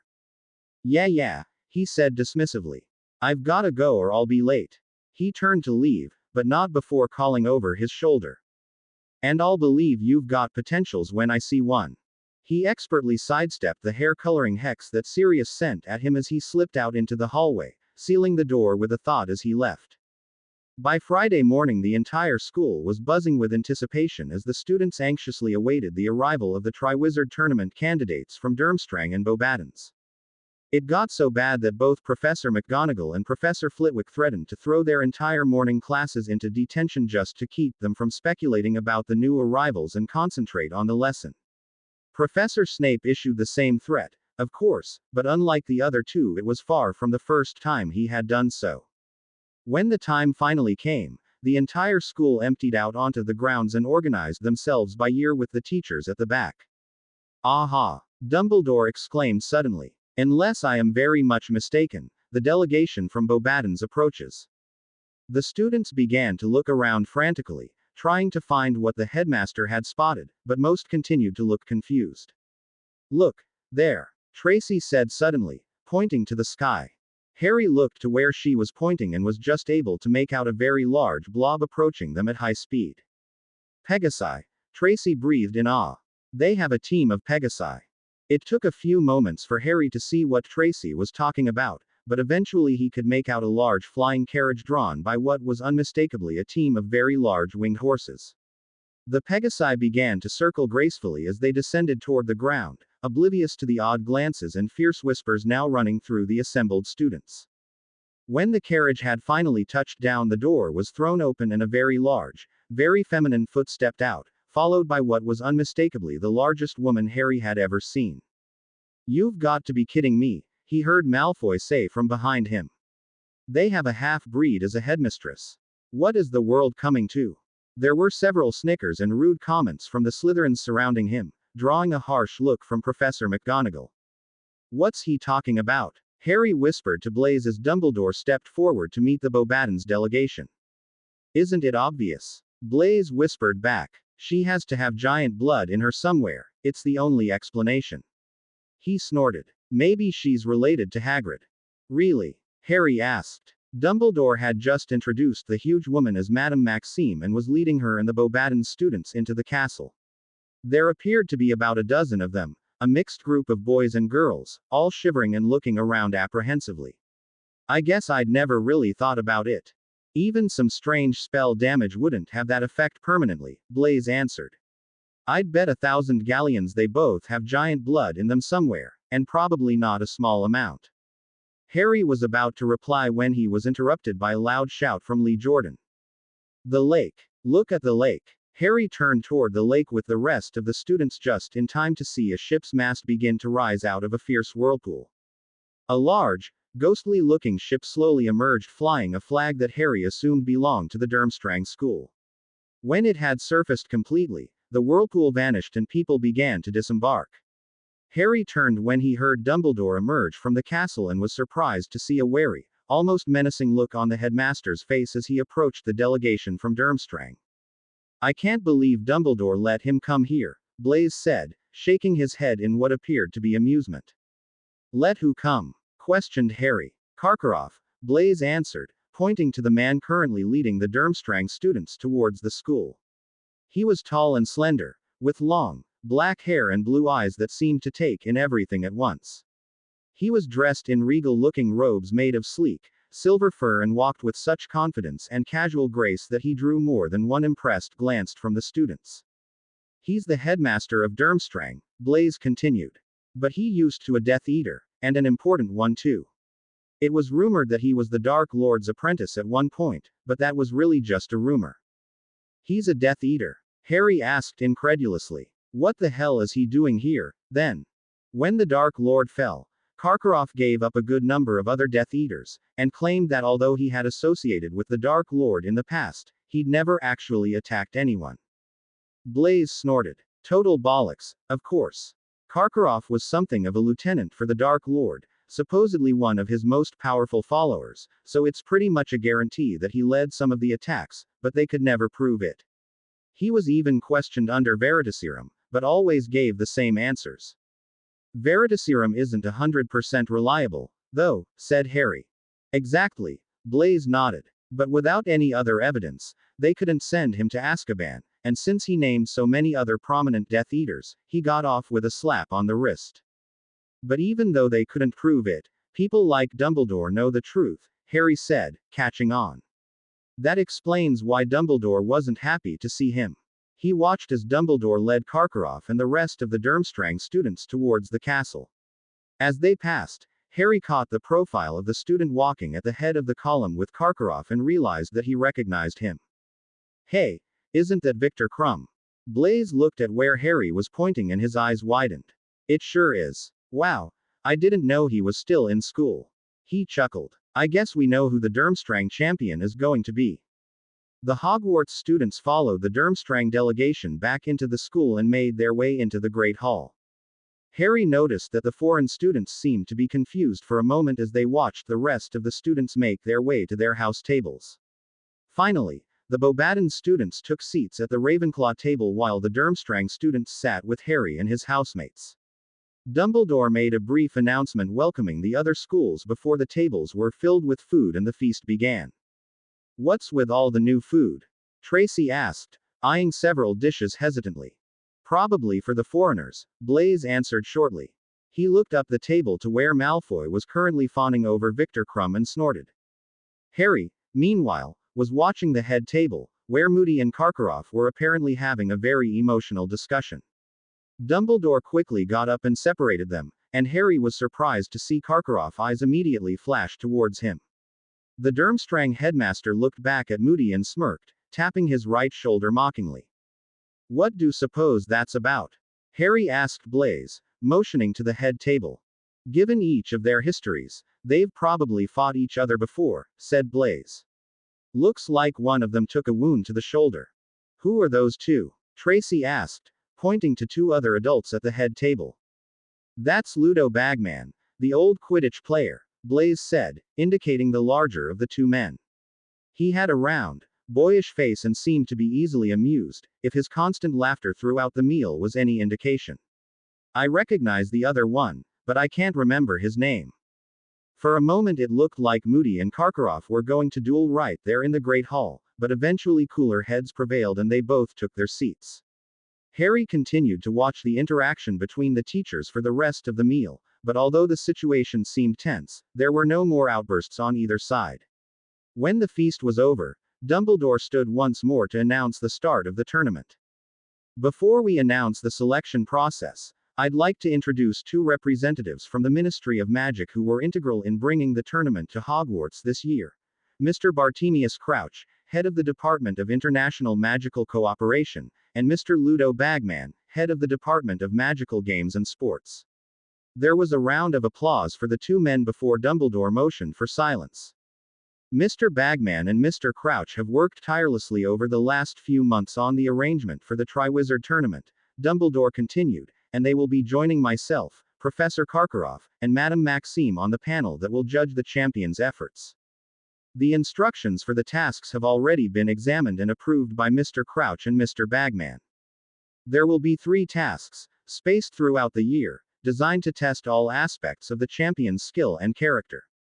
Each champion will be given a score after each task, and the one with the highest overall score will name this year's Triwizard champion. Now, for the announcement you've been waiting for.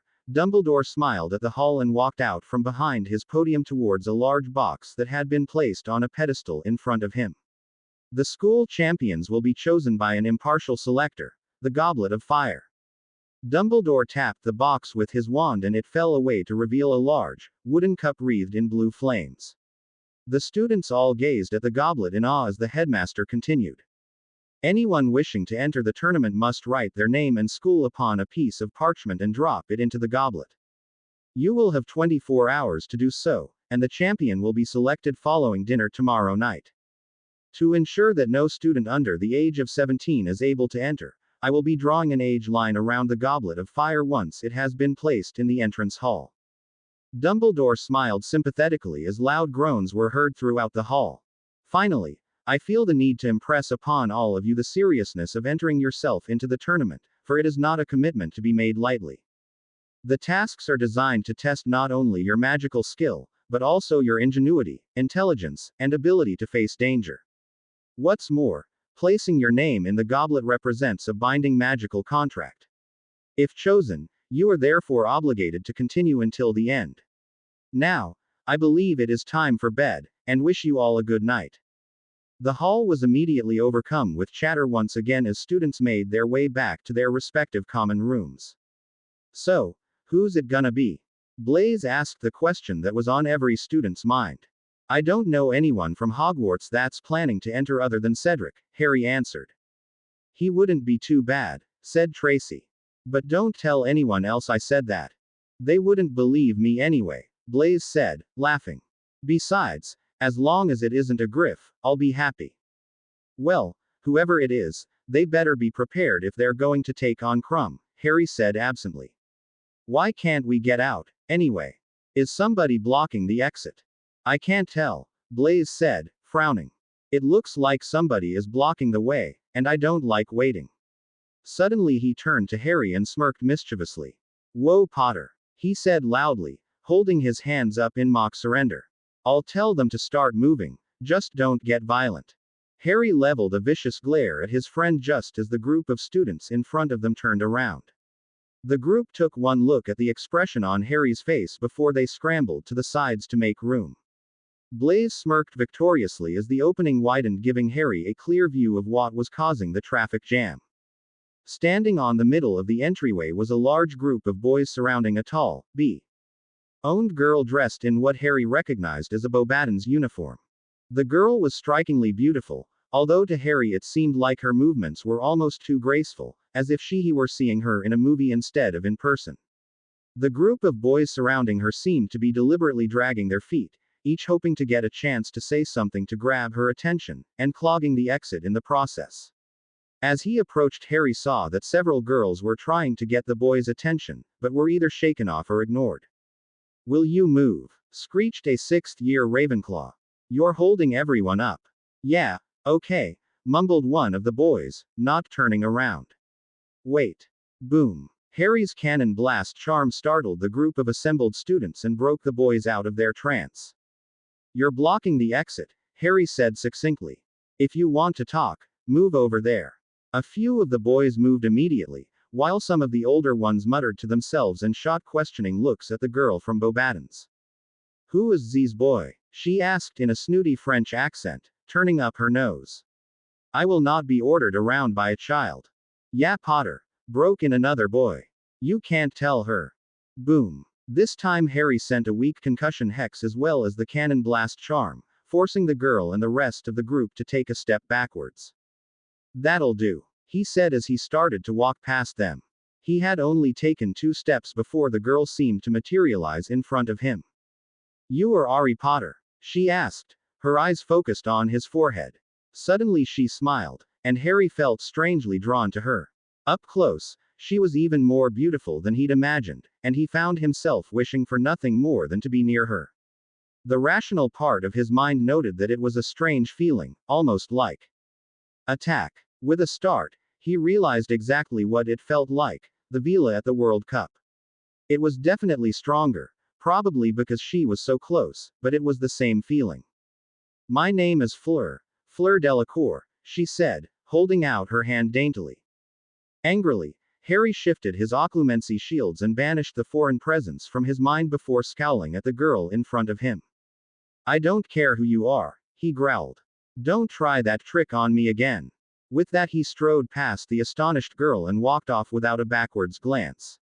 Blaise tried to follow but found himself enthralled as he tried to pass Fleur. That wasn't really fair, Potter, Blaise muttered, staring wide-eyed at the bee-owned beauty. Oh, for God's sake, Tracy huffed, smacking him on the arm before dragging him off. Just because she's French, she muttered angrily. Actually, it's more because she's part Vila, said Harry as they approached. It's more powerful than what I felt at the World Cup, but it's definitely the same thing. By now Blaise had shaken himself out of his stupor and had the grace to look embarrassed. Not exactly fair, he muttered to himself before looking at Harry. You could have said something, you know. Would you have believed me? Blaise thought about that before shaking his head. Probably not. Vila, Tracy spat, shaking her head. I can't believe they let her come. Why not? Asked Harry, confused. Why do you mean, why not? Tracy asked incredulously. Women hate Vila because they steal their men, Blaise interrupted, smirking. There's been more than one family broken up because the husband was ensnared by a Vila, only to be left heartbroken later. That's all they do, Tracy nearly shrieked. They use their charm to take any man they want and parade him around like a pet, even if he's already in love or married. They're all sluts, too. She added nastily. I'll bet she's already thinking about which boys at Hogwarts she'll have this year. Tracy is exaggerating. As usual, Blaise broke in smoothly. Not all Vila are like that, although they certainly carry the stigma. Typical man, Tracy huffed. Anything for a pretty face. Typical woman, Blaise quipped back. Every girl prettier than you is evil. As soon as the words left his mouth, Blaise knew he'd gone too far. Tracy's mouth opened and closed soundlessly for a moment before her eyes started to fill with tears. I didn't mean that, Blaise began apologetically, but Tracy turned and fled down the stairs. Blaise sighed. I'm going to be paying for that one tomorrow.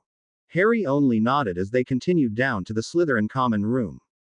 As expected, Tracy refused to listen to Blaise's apology the next morning, leaving Harry with the unenviable task of being the mediator between the two longtime friends. This continued until evening and into dinner. Harry, would you ask him, Tracy said, jerking her finger in Blaise's direction, to pass the pumpkin juice. Blaise exhaled heavily. Look, I said I was sorry, and I'm not sure what else you want. You know how I get sometimes, I say things I don't mean. Plus I was still feeling some effects from the Vila charm. Tracy snorted at his excuse when she suddenly saw her opportunity for payback, and waved her hand in the air. Hey Daphne, she called as Daphne Greengrass walked into the Great Hall. Sit with us. For a moment Daphne was confused, but it only took a moment of careful study to see that Davis was upset with Zabini over something and wanted to get under his skin. Daphne, of course, was only too happy to oblige. Hi Tracy. Harry, she said politely before smirking at Blaise. Zabini. Blaise was just telling us how weak he is against Delacour's Vila charm, said Tracy. Go on, Blaise. Oh very nice, Blaise said sarcastically, glaring at her. Oh not you too, Daphne exclaimed before turning to Tracy. Don't you just hate that? Owned hair and a pretty face and all of a sudden it's, Vila charm this and, Vila charm that. She shook her head. Pretty pathetic excuse if you ask me. She's part Vila, said Blaise through gritted teeth. Even Potter said so. Harry nodded. Really? Daphne asked skeptically. Curious, then, that Harry was able to ignore her and you couldn't even walk past her. And she was actually trying to stop him. Blaise took one look at the two girls and decided to cut his losses and remain silent. It appeared that Daphne was going to press her advantage, but Dumbledore suddenly stood up and began to walk toward the podium, effectively silencing the hall. Well, the headmaster began. Now that our appetites have been satisfied, I believe it is almost time for the goblet to make its decision. I would ask that each of our champions stand up when their name is called and make their way to the antechamber behind me, where they will receive their first instructions. The headmaster paused for a moment to let his instruction to sink in. Now then, without further ado, he turned and looked at the goblet expectantly. Almost on cue, the blue flames in the goblet of fire turned red and began to spark. Dumbledore stepped over to it just as a large flame shot out of the top accompanied by a singed piece of singed parchment. The headmaster caught it deftly and read it before calling out. The champion for Durmstrang will be Victor Krum. There was a loud burst of applause as Krum stood up and walked swiftly to the front of the hall and into the antechamber. The hall continued to chatter after he'd gone until the flames in the goblet turned red again and shot out another piece of parchment. The champion for Beauxbatons will be Fleur Delacour. Again there was a burst of applause, this time accompanied by more than one wail of disappointment from the remaining Beauxbatons students. Fleur stood up gracefully and made a slight bow before proceeding to join Krum. Here we go, Tracy muttered as the silence in the hall became deafening.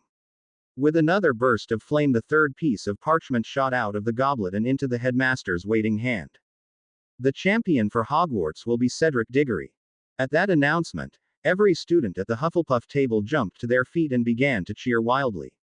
Next to Harry, Blaise groaned. I should have guessed, he said, shaking his head. Well, it could definitely be worse.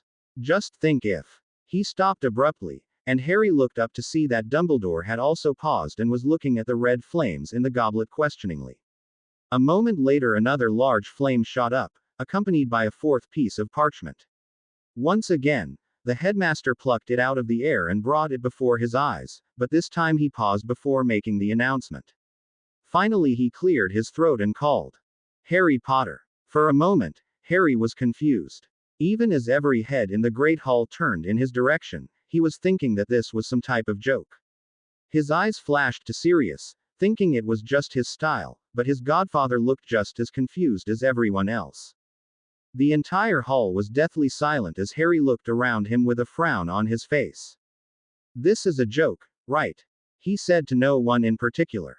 Dumbledore, who had been whispering with the other professors at the head table, abruptly returned to the podium and cleared his throat. Harry Potter, please proceed to the antechamber with the other champions. He said firmly. Harry looked at him incredulously. You can't be serious, he said, standing from his seat. Rather than turn towards the antechamber with the other champions, Harry walked straight up to Dumbledore. I don't know what's going on here, he said quietly. But I didn't put my name in that thing. This is not the right place to discuss it, said Dumbledore. If you will follow the other champions, we will join you shortly and we can resolve this matter. Harry thought about it for a second, but finally nodded and walked toward the antechamber. As he entered, he noticed the other three champions situated around the fireplace at the far end of the room. He continued towards them and was about halfway there when Fleur Delacour looked up and noticed him. Potter, she asked, surprised. What is it? Did they send you with a message? Harry shook his head and was about to reply when the door burst open and Dumbledore entered, followed by a host of others including Moody, Bagman, Crouch, Karkaroff, and Madame Maxime. Sirius was also there, and it looked like he wasn't sure whether he should be proud or angry. Harry again opened his mouth to say something, but was interrupted by Ludo Bagman. Well, the large man said brightly. As unlikely as it seems, may I be the first to present the fourth Triwizard champion. He gestured grandly at Harry. The room was immediately overcome with several shouted objections, one of which came from Harry himself, before Dumbledore regained control of the room. I understand your objections, he said calmly, looking at Madame Maxime and Karkaroff in turn. And if you have an alternative solution, I would be delighted to hear it. He looked at them questioningly, but both remained silent. I have spoken with Mr. Crouch, and I'm afraid the rules are clear. Harry's name came out of the goblet, and thus he is magically bound to compete in the tournament. There can be no other way. What? Harry blurted. The rest of the room turned to him in astonishment. That's ridiculous. I didn't put my name at the damn goblet, Fleur snorted, but Harry ignored her.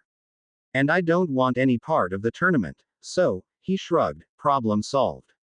But of course he is lying, said Madame Maxime. I'm afraid it's irrelevant, Bagman broke in loudly. No one knows the rulebook better than Barty, so if he says Harry has to compete, there's no way around it. The boy will just have to do the best he can. Wait, even if he didn't put his own name in? Asked Sirius. Crouch seemed to stutter for a moment before adopting a sheepish expression. I'm sorry to say that has never been an issue before. The age limit was only imposed this year, as you know, and to be chosen as a champion is such an honor that, well, he trailed apologetically. It's never come up before. So what you're saying is that the goblet can force anybody, anywhere into a magically binding contract to compete in the Triwizard Tournament, no matter what? Harry asked incredulously. I could have put Dumbledore's name in and he'd have to compete if it came out. Don't be ridiculous, Crouch snapped.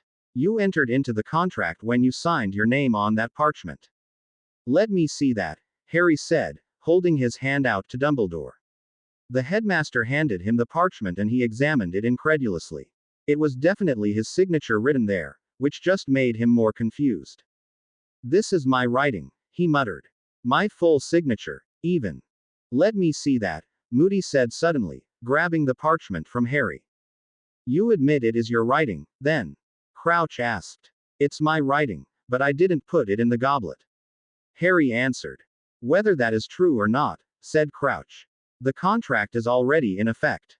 Mr. Potter will have to compete.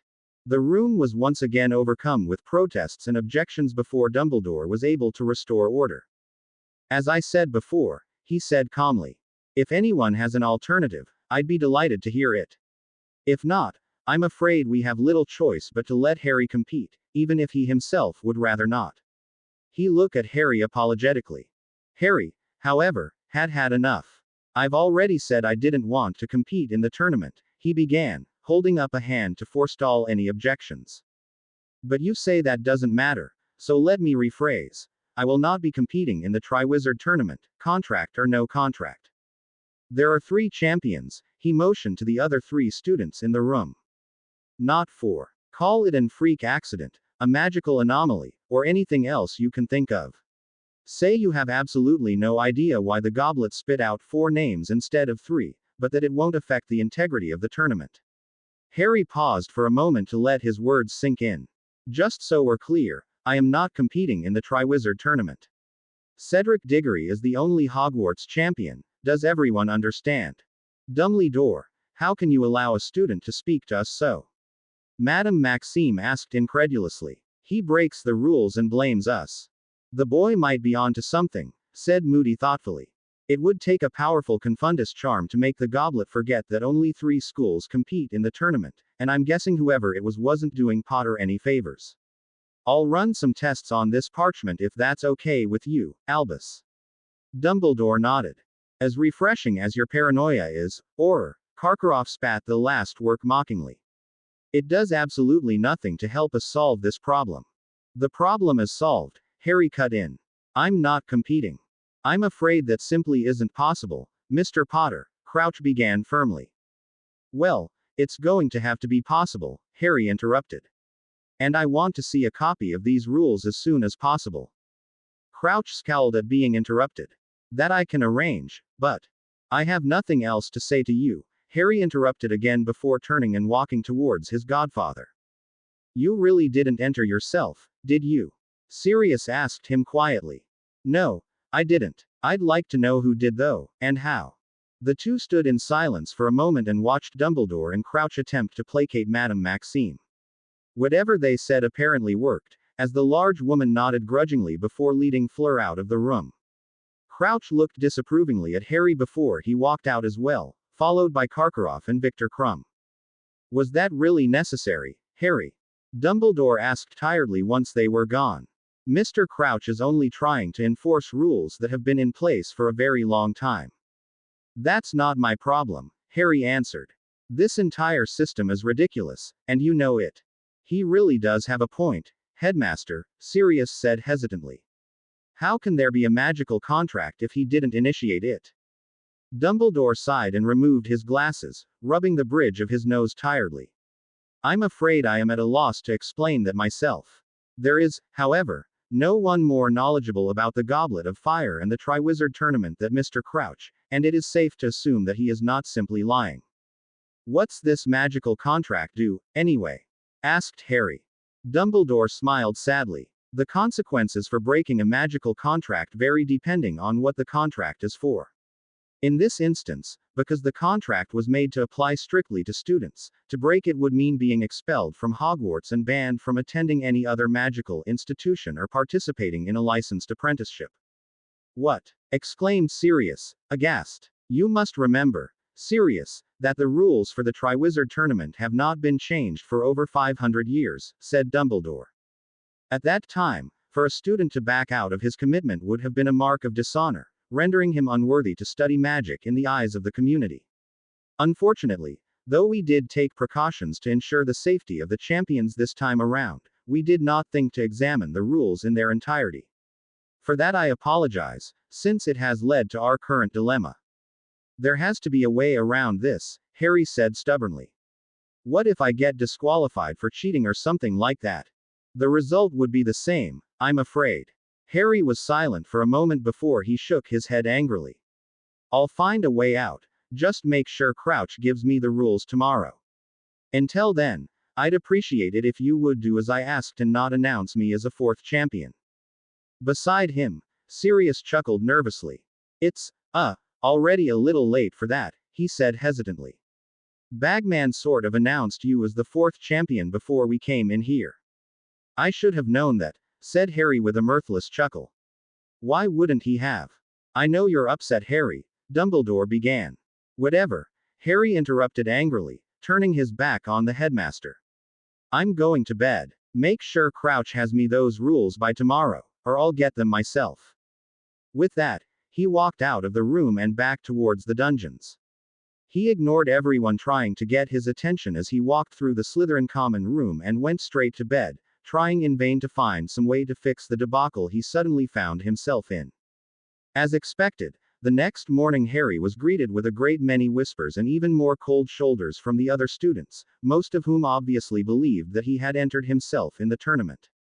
Tracy and Blaise believed him, of course, and the rest of Slytherin House seemed more upset that he wouldn't tell them how he beat the age line than the fact that he'd actually entered, but the rest of the students weren't so understanding, especially the Hufflepuffs.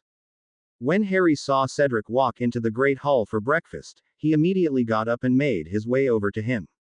Cedric saw him approach and waited for him in front of the Hufflepuff table. Here to tell me you didn't enter yourself? The older boy asked wryly. I didn't put my name in that fucking cup, said Harry. Cedric chuckled. I know you didn't, don't even worry about it. Behind him, several of the people at the table gasped. You know, one of the first things Jack said about you was that it seemed like crazy stuff just seemed to seek you out. I guess he was right. He lost his grin and turned serious. Do you know what you're going to do? I'm going to get these ridiculous rules from Crouch and find a way out, Harry answered firmly. I refuse to believe that an old cup can force me to do something against my will, magic or no magic. I wouldn't be too sure about that, actually, said Cedric. From what I hear, the Goblet of Fire is a pretty powerful artifact, and the rules it uses are nothing short of ancient. I wouldn't be surprised if you really did have to compete. Well, if comes to that I'll just slack off and lose, Harry snorted. Badly. Either that or I'll deliberately screw up every task so nobody knows what's going on. At least that might be fun. Cedric laughed. Just make sure you go after me, then.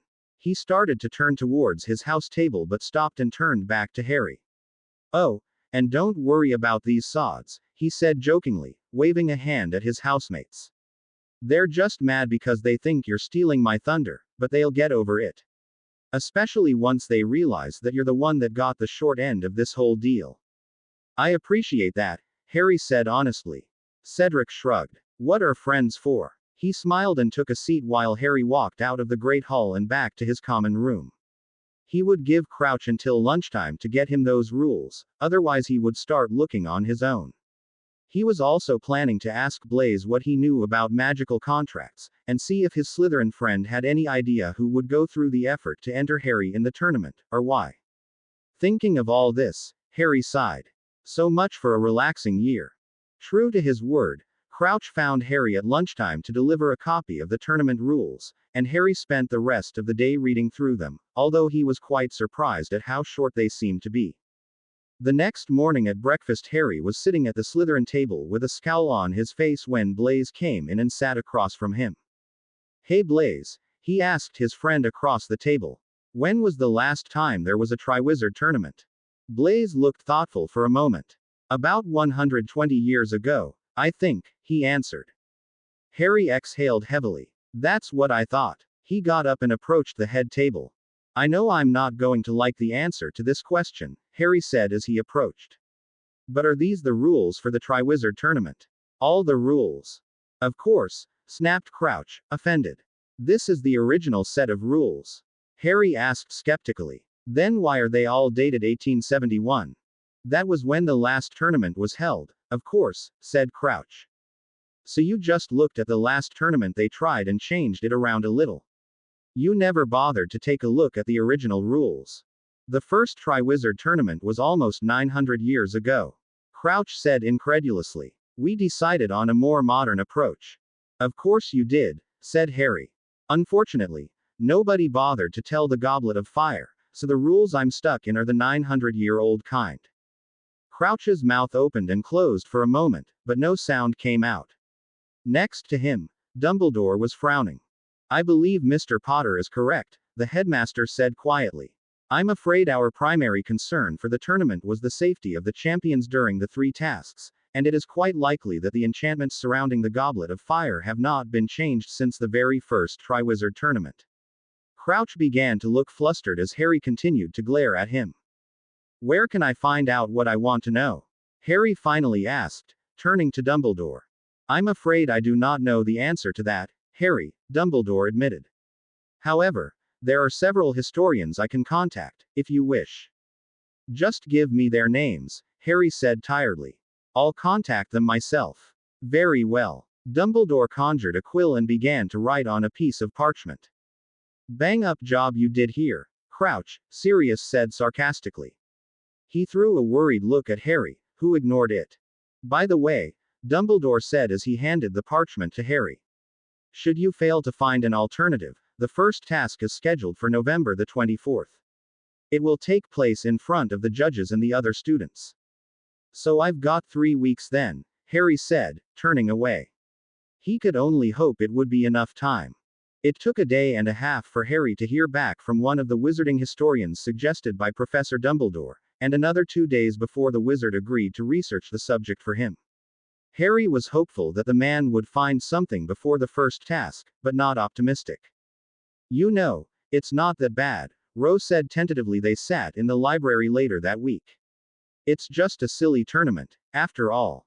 "A silly tournament," said Padma, aghast. "It's a lot more than that, Ro. The winner of the tournament will be famous, historic even. I'd say it's a very big deal." "Thanks Padma," Rose said sarcastically. "It's not like I was trying to cheer him up or anything." Padma had the grace to look embarrassed. "Sorry." Rose shook her head in exasperation. "Look, all I'm saying is that it's not the end of the world," she continued. "You can do anything Cedric can do, so what's the worst that can happen?" "I guess that's true," Harry admitted. "But it's not the tournament itself I'm worried about. Somebody put me in the tournament, and I want to know why." "Well, I think it's barbaric that they can make you compete against your will," said Hermione. She looked at Harry. "Have you heard anything about that, by the way?"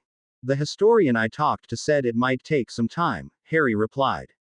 "It turns out that one of the main reasons Crouch looked at the last tournament for guidelines is that nobody knows for sure what the original rules were." He snorted. "Even the historians don't know. I just hope this guy knows where he can find out." "You should sue," said Hermione. Ro looked at her questioningly. "Can you do that in the wizarding world? Sue somebody?"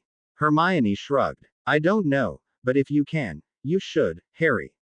This is basically the definition of negligence." "Our courts don't really work that way," Padma said hesitantly. "The system is a lot older." "Archaic, you mean," Ro muttered. Padma glared. "I was going to say traditional. Both essentially the same thing, right?"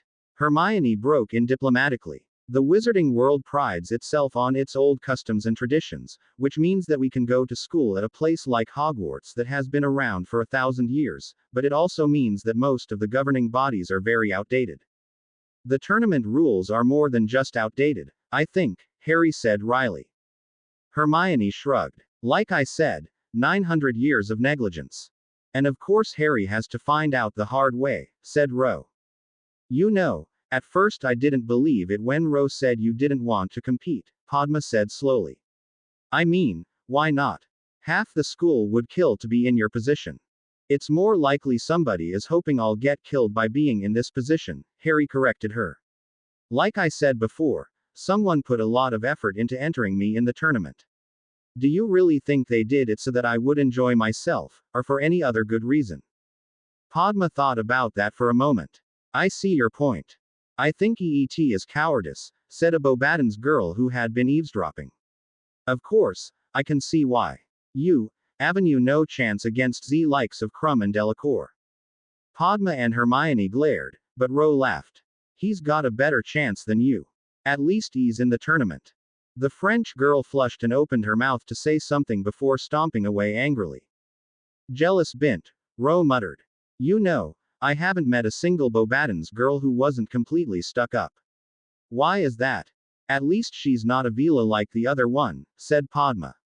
I can't believe you'd say something so blatantly prejudicial. Hermione exclaimed. Just because she's part Vila doesn't mean she's evil. Padma shook her head. You don't understand, Hermione. A Vila's only purpose is to seduce and destroy men, they don't know how to do anything else. How do you know that? Ro asked skeptically. Everybody knows that, Padma answered confidently. It's common knowledge. Sounds more like unfounded prejudice to me, said Hermione. The same kind of thing most Muggleborns face. Padma looked slightly abashed at that, but refused to back down. Well, in any case. Excuse me, Mr. Potter. Harry turned to find boy in a Durmstrang uniform holding an envelope. Yes. I've instructed to give this to you. He held out the envelope to Harry, who took. With a bow, the boy turned and left. That was strange, Harry mused, turning the letter over in his hand. It feels like it's enchanted. Enchanted how? Padma asked. Like a portkey. Only the headmaster can make portkeys in and out of Hogwarts, Ro and Hermione said together. They looked at each in surprise before they both started laughing. That was just weird, said Padma. I keep telling you to read Hogwarts. A history, Ro teased gently. Then maybe you wouldn't feel left out. Meanwhile, Harry had opened the letter and was reading it thoughtfully. Well, Ro said impatiently. What does it say? It's a dinner invitation, Harry answered, clearly puzzled. It says that I'm invited to a dinner with the other champions that will be hosted on the Durmstrang ship tomorrow night. I hope you will attend, came the voice of Victor Krum as he emerged from behind the nearest bookshelf. It would be nice to know each other better before they face one another in the tournament, yes. I'm actually trying to find a way for me to not compete in the tournament, Harry answered honestly. Someone else put my name in the goblet and I'd rather not find out why. Krum shrugged. Still, you may end up competing, no. Harry nodded grudgingly. Den vat harm will it be? Harry's brow furrowed. I'll think about it. Of course, said Krum, bowing. He turned to leave and Harry could have sworn that his eyes flashed towards Hermione for a moment, but he couldn't be sure. That was a little strange, Ro said when he had gone. Did anybody else notice how he seemed to materialize right behind us? He does that all the time, Hermione said matter-of-factly. At her friend's astonished looks, she flushed slightly. He's in the library a lot and I never see him come in, that's all I meant. Sure it is, Ro said knowingly. Looks like Hermione has a bit of a celebrity crush. Hermione blushed bright red. I most certainly do not. Ro laughed. Oh, calm down, I was only kidding. She smirked. Maybe. So are you going to go to the dinner, Harry? Hermione asked, trying to change the subject. Ro shot her a speculative look, but let it go. Well, I think it sounds cool, she said. Even if you quit the tournament, you might as well get some perks while you can, right? Hermione looked at Ro disapprovingly, but Harry just shrugged. We'll see. The conversation lapsed after that and the group went back to studying. A short time later, Cedric Diggory entered the library and made his way over to their table. Hey Harry. Hey girls, he said, flashing a smile at the group before looking at Harry. Can I talk to you for a minute? Sure, Harry answered as he got up and followed Cedric out into the hallway. What's up? Did you get an invitation from Karkaroff about a dinner tomorrow night? Harry nodded. Just got it, actually. You too. Yeah, I'm not sure I want to go though, said Cedric. I don't know how much you know about Karkaroff, but he's not exactly one of the good guys. Yeah, I heard he was a big-time Death Eater but got off because they couldn't prove anything, said Harry. My dad said the same thing, Cedric replied. But I don't want it to look like I'm scared by not going. We are representing the whole school, after all. No, you're representing the whole school, Harry corrected. I'm still hoping to get out of this thing. Well, you're not going to be out of it by tomorrow, so we're in the same boat, Cedric said reasonably. What do you think? I'm going to ask Sirius what he knows about it. If the invitation is legitimate and it's an official event, I'm sure some of the teachers will be there. You're probably right, I'll ask Sprout, said Cedric. Suddenly he smirked. I'd tell you to ask your head of house, but, he trailed off. Harry snorted. Maybe that's not a bad idea. I'll ask Snape and just do the opposite of whatever he suggests. He looked back into the library and saw that Ginny Weasley had joined Ro, Padma, and Hermione, who were now all giggling to each other. He sighed. Cedric saw this and chuckled. Honestly, I don't know how you do it, Harry. Studying with all girls. He shook his head. Bad enough that most of them are Ravenclaws and probably discuss every little detail of an assignment, but then you have the giggle factor. Doesn't that get on your nerves? Honestly, Harry answered. Yes. This year, at least. Last year it wasn't bad, but lately, well, he trailed off looking frustrated. She's my sister, and it's my job to keep her safe and know how she's doing, but she's got a lot of friends now and sometimes I feel like I'm intruding, or like she'll want to say something but doesn't want to say it in front of me. But really that's a good thing, right? Cedric asked, also observing the group. I know a little about how you guys used to live, always hiding, looking over your shoulder, that kind of thing. Now that things have settled down, Ro can make real friends and be herself, which was the goal to being with, am I right? You're right, Harry agreed. I like seeing her happy, and it's a small price to pay. It's really not surprising when you look at her friends, said Cedric. Face it, Harry, your sister is probably the most popular girl in her year, and as much as it may hurt to admit, she's growing up. Suddenly he chuckled. I'm sorry to be the one to break this to you, but when girls hit Ro's age there is a drastic increase in the amount of whispering and giggling that starts going on. Trust me, I'm speaking from experience. He paused for a moment. Of course, it's also possible that all her friends have giant crushes on you. Harry groaned. Not you, too. That's what Blaise always says. Cedric shrugged. Well, you have to admit it's possible. I suppose, Harry admitted grudgingly. I still think Ro would say something if that was the case, though. Maybe she promised not to, Cedric replied. Anyway, I've gotta run, and it looks like your study group is breaking up. Harry looked back and saw the girls were gathering up their supplies. Anyway, I'll talk to Sprout tonight and find you at breakfast tomorrow. You can tell me what Sirius said and we'll decide where to go from there. Sound good? Harry nodded and made his way back towards the study table while Cedric walked up the hallway. Hey Harry, Ro said as he approached. The girls and I are going to meet up with Ginny and some other people in the Gryffindor common room. She looked at him apologetically. You could come, but it probably wouldn't be a good idea, Harry finished for her. That's okay, have fun. Ro smiled and gave him a hug before following her friends out of the library. Harry said goodbye to Padma and Hermione as well and waited for the group to exit before retaking his seat at the table to continue his reading. Later that evening Harry was sitting in the Slytherin common room discussing switching spells with Tracy and Blaise when Daphne Greengrass sat down across from him. Hey guys, she said to Harry and Tracy before smirking at Blaise. Zabini. It was her usual greeting, mostly because she knew it annoyed Blaise, even if he didn't show it. As usual, Blaise ignored her. Always so impolite, Daphne chided, still smirking. She turned to Harry. Any progress with the potion? Harry frowned. Unfortunately, no. I'm probably not going to have a lot of time to work on it, either.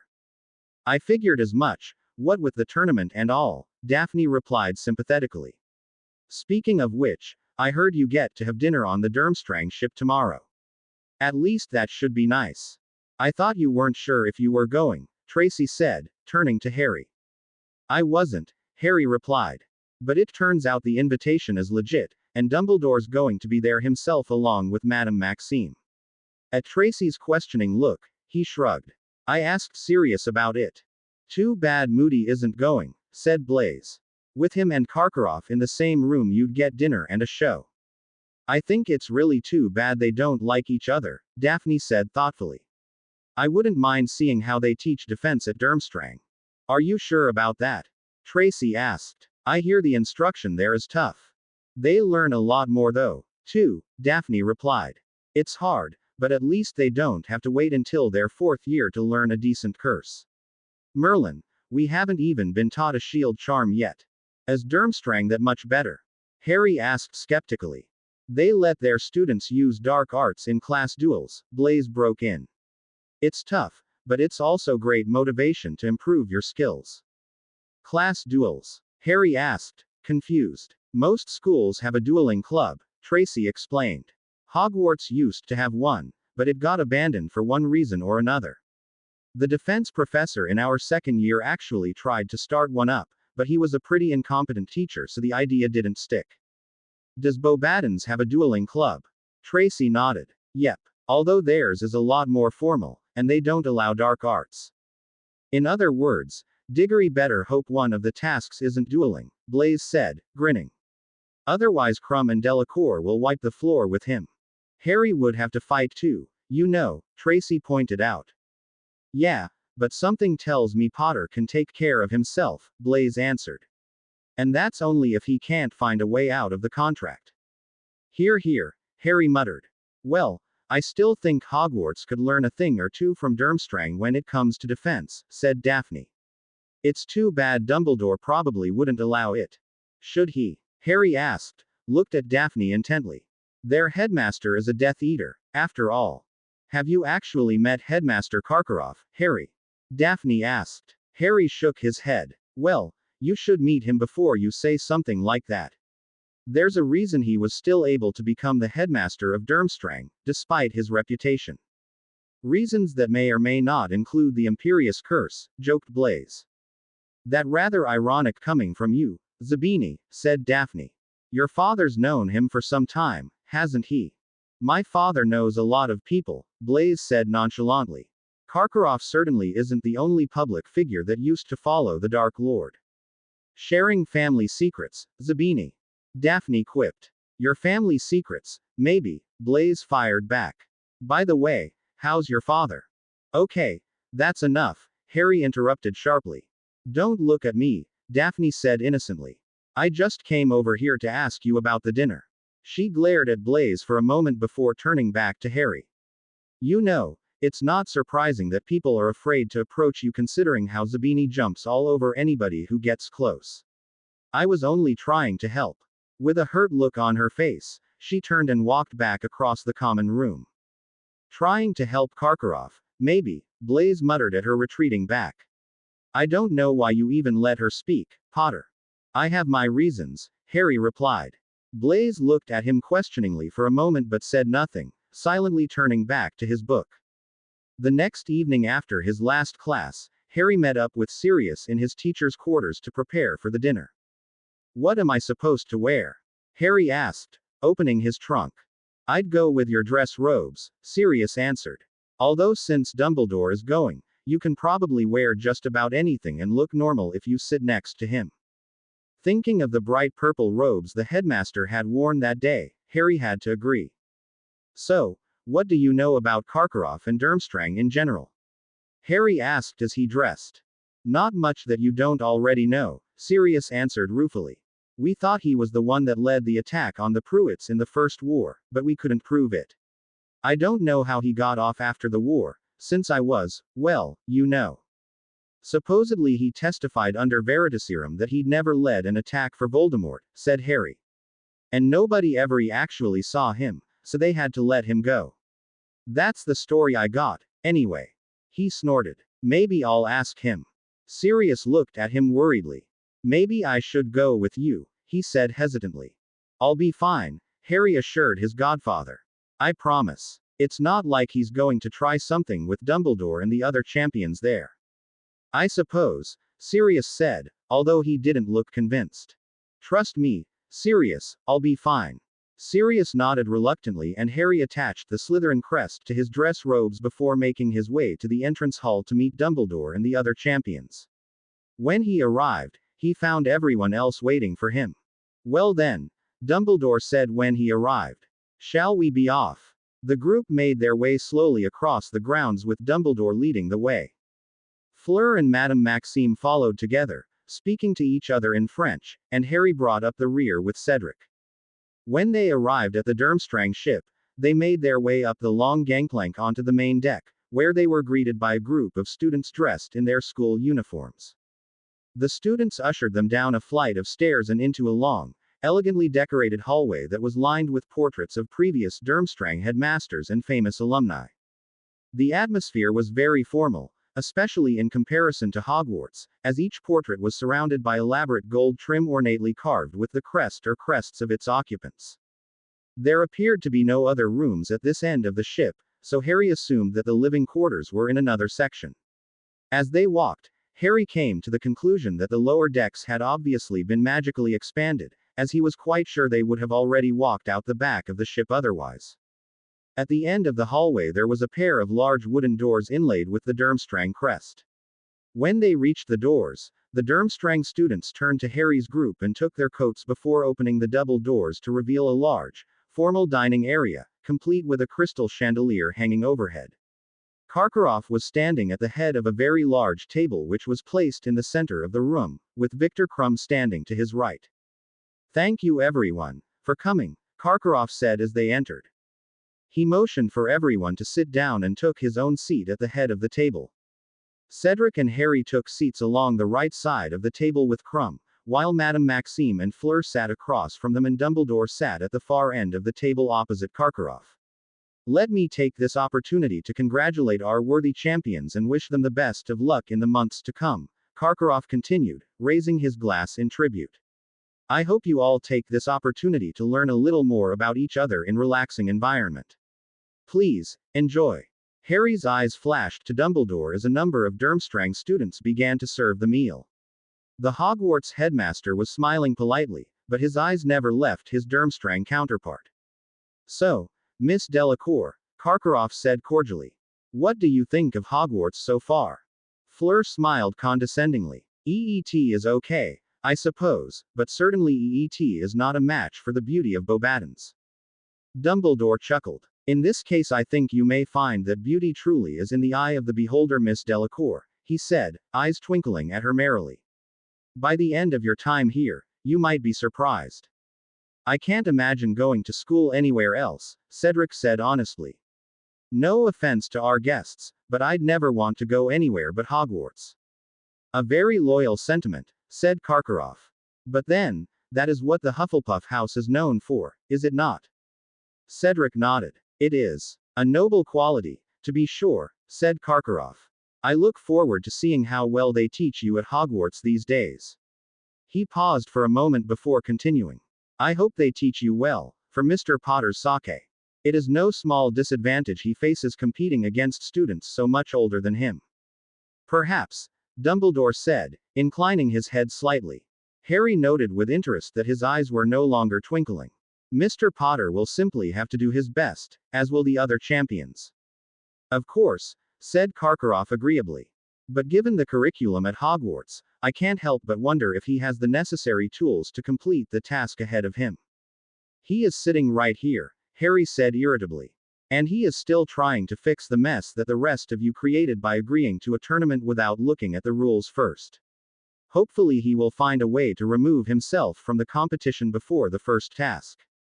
Such impudence, Madame Maxime said, harumphing loudly.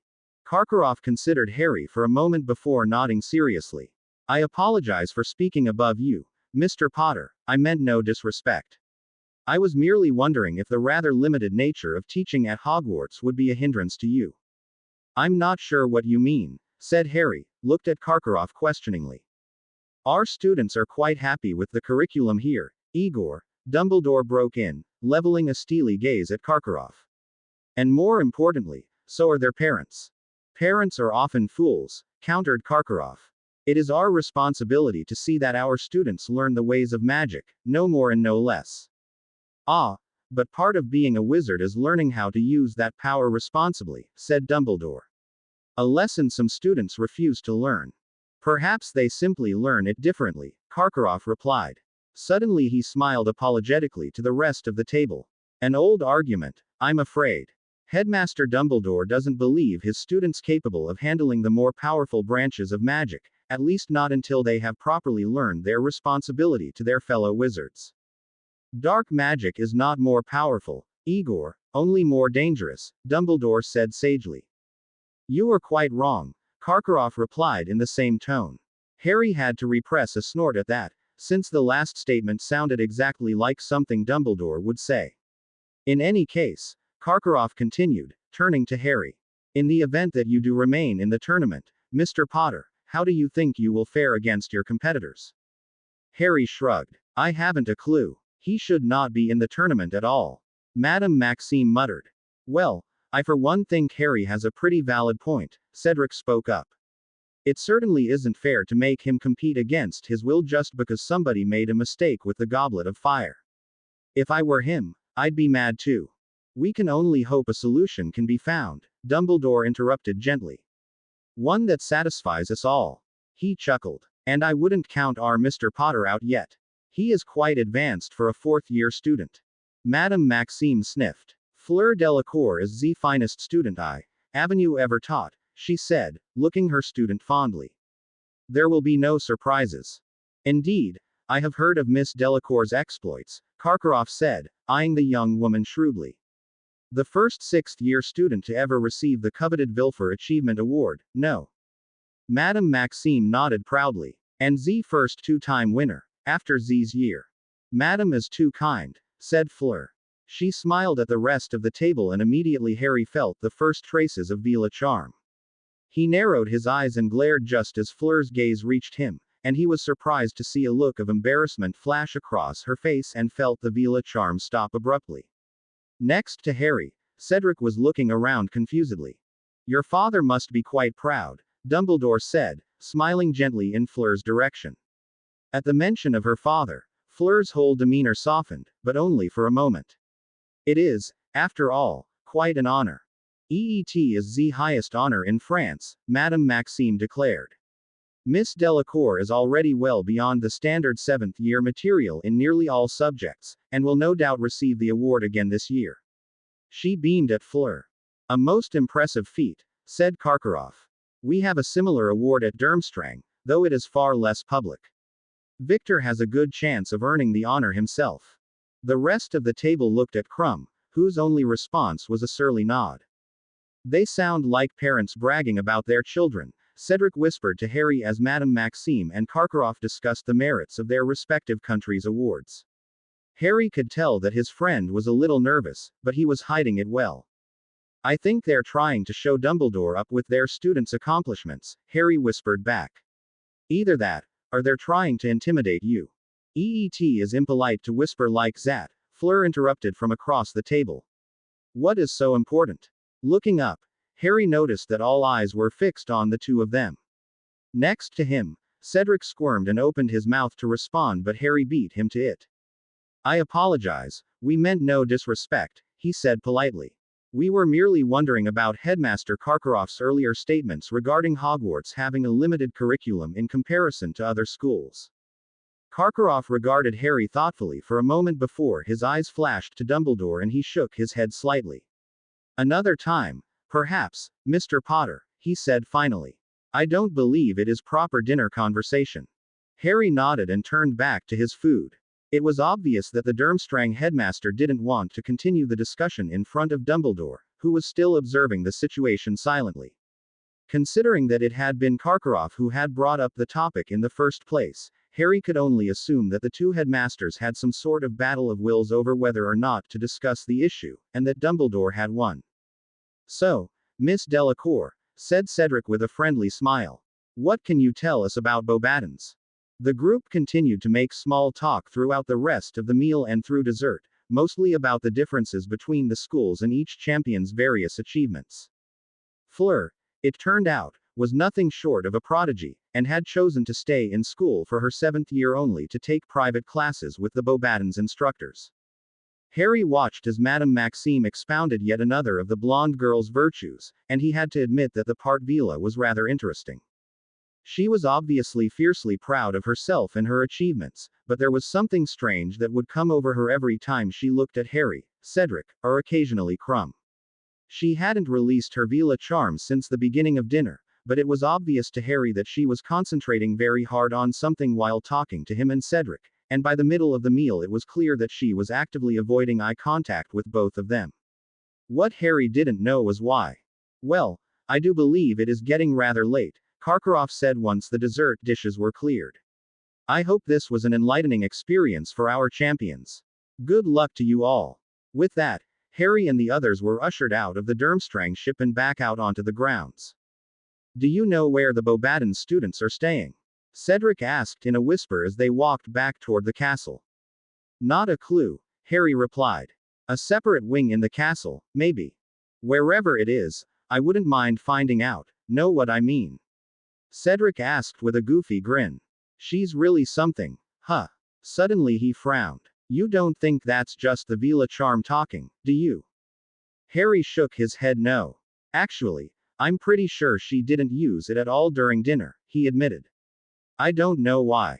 Really? Cedric looked slightly relieved. That's good to know. He smiled ruefully. Doesn't it make it any easier to talk to her though? If you're asking for advice, you've got the wrong guy, said Harry. Jack's the one you should be talking to. Can't do it, Cedric replied, smiling. He'd go straight for her. Harry snorted. No wonder she doesn't like me. What makes you say that?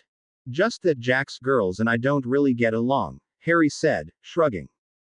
Cedric just chuckled in reply as the group began to ascend the castle steps. Looks like that answers your question, Harry said, looking ahead to where Fleur and Madame Maxime were making their way into the castle. Dumbledore handed them a piece of parchment and the two walked up the nearest staircase and disappeared. So they are staying in the castle, Cedric mused. That could be good. Harry shrugged. Or bad, depending on what happens. Cedric laughed. Very true. See you tomorrow, Harry. He clapped Harry on the shoulder and started up the nearest set of stairs that led to the Hufflepuff common room. Harry gave the grounds one last look before he turned and made his way down the familiar halls leading to the Slytherin dungeons. 2 days later at breakfast Harry received a reply from the wizarding historian he had contacted about the tournament. Mr. Potter, as per your request, I have located the original rules for the Triwizard Tournament and the Goblet of Fire. The full rules are enclosed should you wish to examine them yourself. With regard to your specific questions, any champion chosen by the Goblet of Fire is magically bound to compete unless he is pardoned by the current head of the Grey Council. The Grey Council was a primitive governing body that was abolished in the 14th century, therefore there is no way for you to withdraw from the tournament without breaking the contract. The magical contract you entered into with the Goblet of Fire is binding. If you break the contract, you will receive the Macula Ignivis, or stain of cowardice, most commonly referred to as the coward's mark. The Macula Ignivis leaves a physical mark on the recipient's face, the exact form of which I have not yet found, although it is said to be permanent and completely resistant to all forms of removal, magic or otherwise. It was a mark of extreme dishonor in ancient wizarding cultures, so much so that it was decided that anyone bearing the mark was unworthy of learning the ways of magic. Therefore, every school that was founded before 1472 has written in its bylaws a restriction against accepting any student that bears the mark. Hogwarts, Beauxbatons, and Durmstrang all have this restriction. The Salem Institute, having been founded later, does not. Therefore, the statement that you would be unable to receive a wizarding education should you break the contract was technically correct if one considers only Hogwarts and the European schools. My advice to you would be to simply compete in the tournament. The contract itself says nothing about the effort the champions must give, only that they must participate. Depending on the tasks, it may be feasible for you to simply show up and wait them out. A second option would be to convince the Hogwarts Board of Governors to amend the school's bylaws, since the restriction is certainly antiquated. Should you have any other questions, feel free to contact me at your earlier convenience. Sincerely, Thomas More. What the hell is all that, Potter? Blaise asked, pointing to the stack of parchment. It's a letter from the historian I contacted about the tournament, Harry replied, frowning. Tell me, have you ever heard of the Macula Ignis, or Coward's Mark? Blaise shook his head. No, should I have? Probably not, Harry muttered. Apparently that's what I get if I break the contract with the Goblet of Fire. He grabbed the papers in front of him and looked toward the head table. I have to talk to Dumbledore. I'll see you guys in class. With that, he stood and walked purposefully toward the headmaster. What can I do for you, Harry? Dumbledore asked as he approached. In answer, Harry simply tossed the letter from the historian on the table in front of him. Dumbledore read the letter and sighed heavily. I had hoped it would be better news, the headmaster said sympathetically, looking up at Harry. You and I both, Harry muttered. What do you know about this Macula Ignis? Only what is already written here, I'm afraid, Dumbledore replied. The mark went out of favor many centuries ago, and I'm not quite that old. Harry ignored the joke and exhaled heavily. So I'm pretty much stuck then. Break the contract and get some unknown mark, or be a champion. If you still wish to withdraw, I will convene the Board of Governors to amend the bylaws immediately, Dumbledore offered. I'd rather not have a strange mark permanently burned onto my face, actually, Harry said sarcastically. So I'll participate in the damn tournament, but I want those bylaws changed anyway, in case I change my mind. I want something done with Crouch and the Ministry, as well, to make sure this doesn't happen again. Dumbledore nodded. It will be done. Once again I apologize, Harry. Harry just snorted and turned to make his way out of the Great Hall. It took a few days for the school rumor mill to confirm that Harry Potter would definitely be competing in the Triwizard Tournament despite his earlier objections, a fact that seemed to prove many of his skeptics right. I knew he was lying, one of the Beauxbaton students said to another as they walked through the halls of Hogwarts. He entered himself in Z tournament, there is no doubt. Overhearing this, Ro growled and turned to say something when she felt a hand on her arm. Let it go, Harry told her calmly. We'll see if they're still saying that after the first task. Ro turned to her brother with a confused look on her face. What have you got planned, Harry? Harry grinned. I said I'd participate, but I never said I'd compete. Ro laughed. Oh, this could be good. What could be good? Padma asked as she approached with Hermione. Harry's got something good planned for the first task, Ro answered. He won't tell me what it is though. How can you already have something planned? Hermione asked. Did they tell you what it is already? Harry shook his head. They haven't, but it doesn't matter.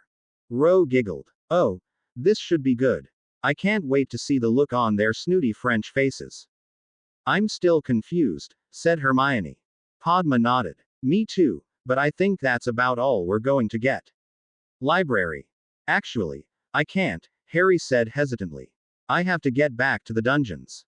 You guys go ahead, though. Ro looked at him funny for a moment before shrugging. Okay, let's go girls.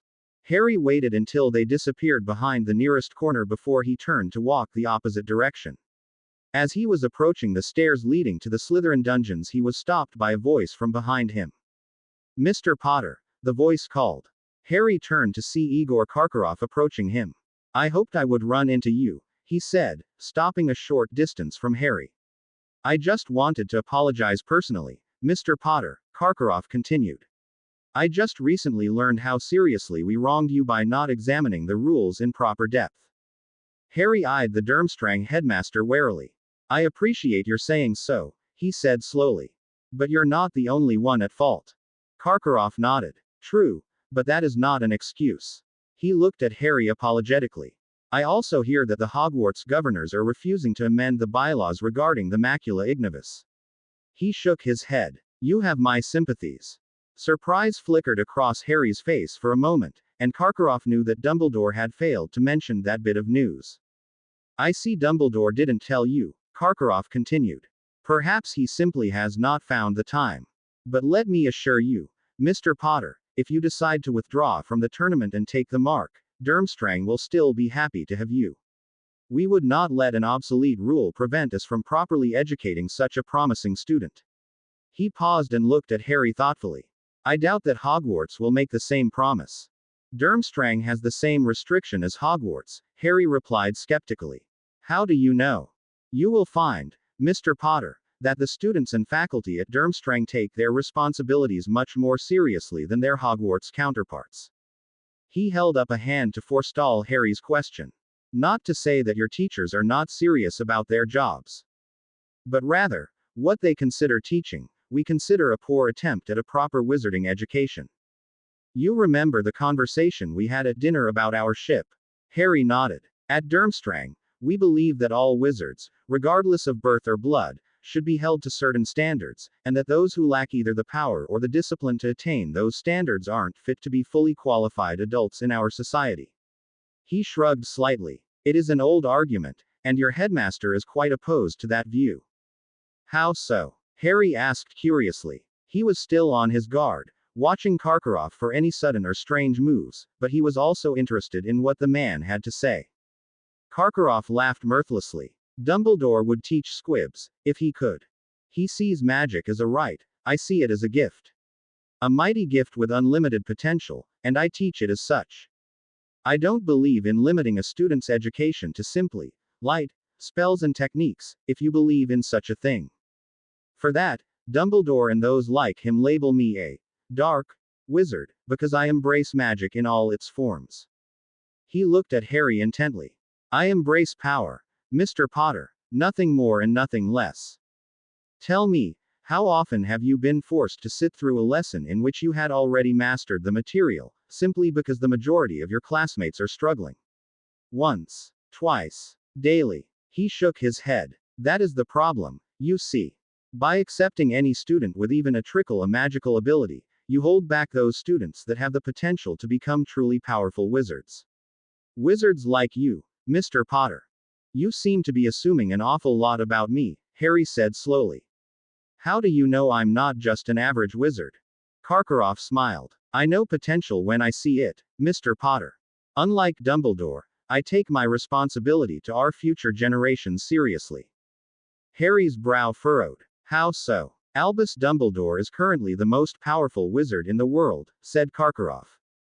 He is the strongest not only in raw magic, but also in the knowledge and application of magic, and yet instead of attempting to impart the full extent of his knowledge, he limits the Hogwarts curriculum and expands its admission, resulting in generation after generation of weakening wizards. I can assure you that he did not learn all he did by waiting until his 5th year to learn a proper shield charm, Mr. Potter. Yet you still deferred to him at the dinner, Harry noted. Why? I defer to his power and knowledge because it exceeds mine, Karkaroff answered simply. He turned to look out over the grounds. That may not always be the case. Is that why you followed Voldemort? Harry asked. Karkaroff whipped his head around to stare at Harry, his eyes cold and menacing. For a moment, Harry thought he had gone too far, but as suddenly as the dark look came, it vanished. Karkaroff continued to stare with an unreadable expression on his face for a moment before he startled Harry by letting out a small chuckle. Oh, very good, Mr. Potter, he said, still chuckling.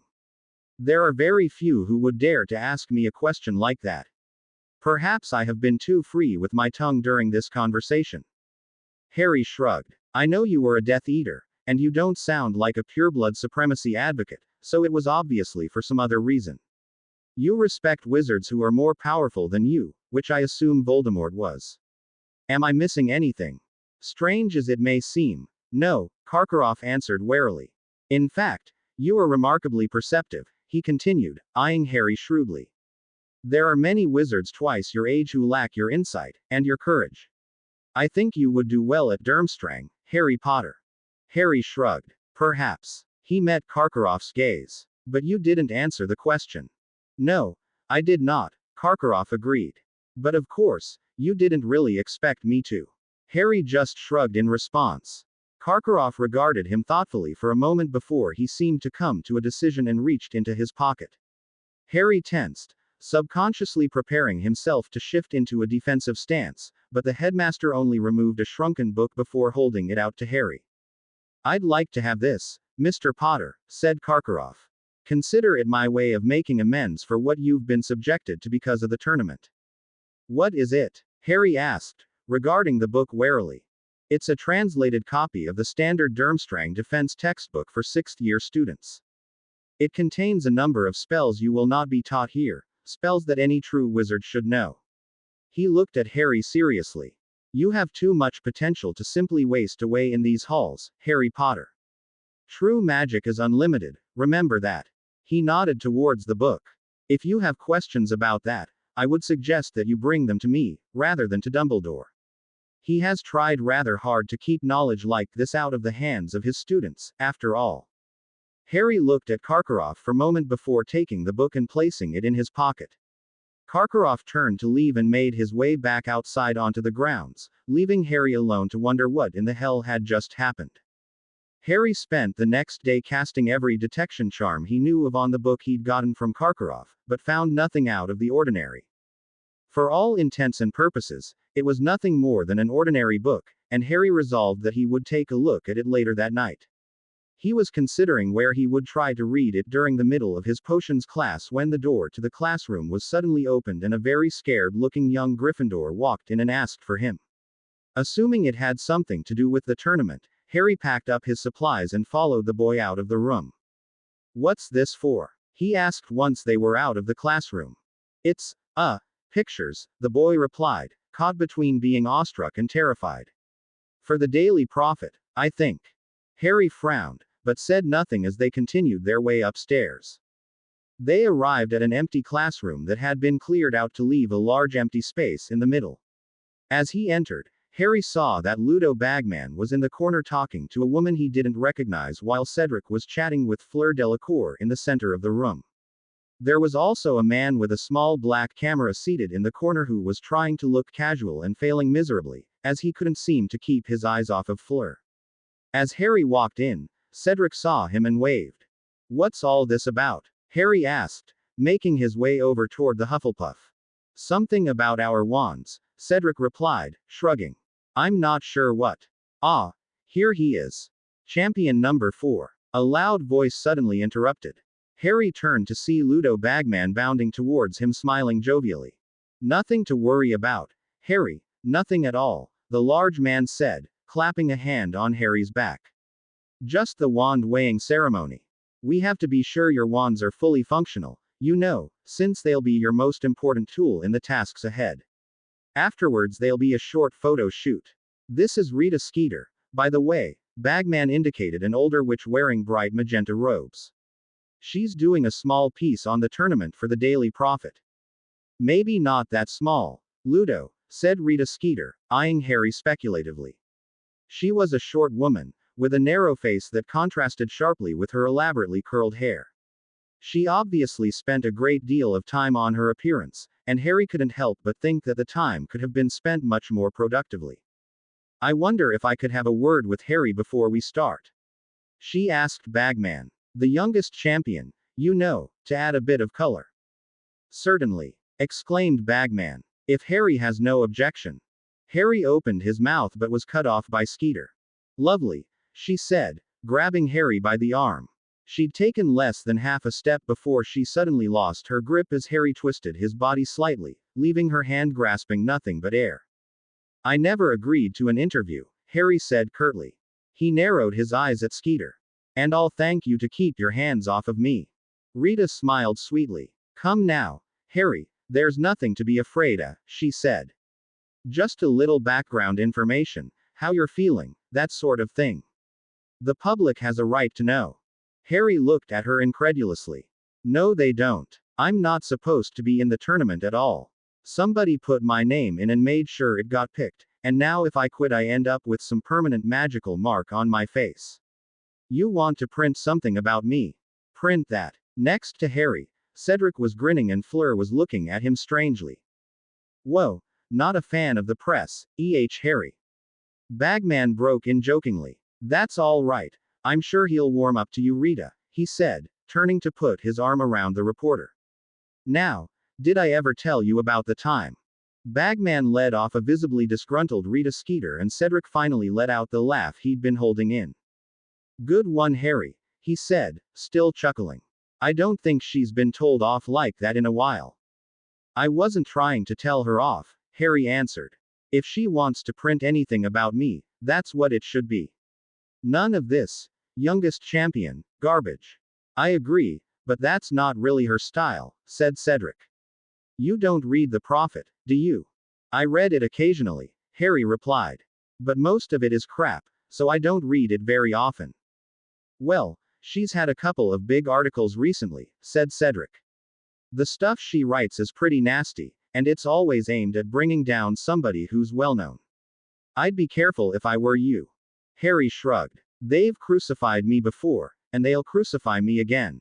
I really don't care that much. Cedric shook his head ruefully and was about to reply when the door to the room opened and the other judges entered, along with Mr. Ollivander. Ah, excellent, said Dumbledore as he surveyed the room. May I present Mr. Ollivander? He will be checking to make sure all your wands are in working order for the tournament. Harry and rest of the champions nodded before handing their wands to Ollivander one by one. He examined each wand closely, checking for scratches or imperfections, before performing a minor spell. There were no difficulties, and at the end he proclaimed that all the champions' wands were in fine working order. Thank you all, Dumbledore said, standing from his seat with the other judges. You may return to your lessons, or perhaps it simply be quicker to go straight down to dinner. Suddenly the man with the camera cleared his throat loudly. Photos. Dumbledore, photos. Ludo Bagman exclaimed suddenly. All the judges and champions, what do you think, Rita? Yes, Skeeter replied, looking over the group skeptically. Her gaze flicked back to Harry. Then perhaps some individual shots afterwards. The photos turned out to be more difficult than anyone had anticipated, mostly because it involved getting Madame Maxime in the same frame as everyone else. When the photographer finally managed, Skeeter insisted that each of the champions be photographed individually. Actually, I don't think so, Harry said when she asked. Like I said, I'm not even supposed to be in the tournament, and I really don't want my picture taken as a champion. Sorry. Oh, come now, said Skeeter. It's just a little photograph, and I'm sure you'll look great. She reached out to grab a hold of Harry and once again found herself grasping empty air. That's the second time you've tried to grab me, Harry said, looking at her menacingly. I told you the first time I didn't appreciate it. I never figured you to be so shy, Mr. Potter, Bagman said loudly, chuckling jovially. Harry turned to see that all of the judges and the other champions were watching the scene unfold between him and Skeeter. Harry shrugged. I'm not shy, I just don't want my intentions to be misrepresented. I'm a champion because of a freak accident, no more, no less. If Mr. Potter does not wish to have his photograph taken, I'm afraid you will have to do without, Dumbledore broke in, smiling benignly at Skeeter. Come Harry, are you certain you won't change your mind? Skeeter asked. Harry saw her eyes flick towards the cameraman for just a moment, who gave an almost imperceptible nod back. If you're thinking of taking a picture without asking me, be warned I'll just destroy your camera, Harry addressed the cameraman. I saw that little order she just gave you, and I'm warning you, don't do it. The cameraman looked visibly nervous, and he began to look back and forth between Harry and Skeeter. Why Harry, whatever are you talking about? Skeeter asked sweetly. We would never do such a thing. I'm hurt you could suggest it. Harry smirked at her. Well, just to be sure, he took out his wand and rapped himself on the head. Rita Skeeter gasped as his entire body suddenly seemed to blend into the room around him, and Cedric began to laugh out loud. You can take a picture now, if you want, came Harry's disembodied voice. Muttering angrily to herself, Rita turned to focus on the other champions. Harry kept himself disillusioned and walked over towards the door. He noticed as he did so that both Dumbledore and Karkaroff seemed to have no trouble following his movements, and noted immediately that both must have some ability to see through such a simple disillusionment charm. He wondered if they would also be able to see through his personal invisibility spell, but he didn't want to give away that particular ability yet. The disillusionment charm he'd used could be found in any number of sixth-year textbooks, so it wasn't that uncommon for someone his age to be able to cast it. True invisibility, on the other hand, was much more advanced.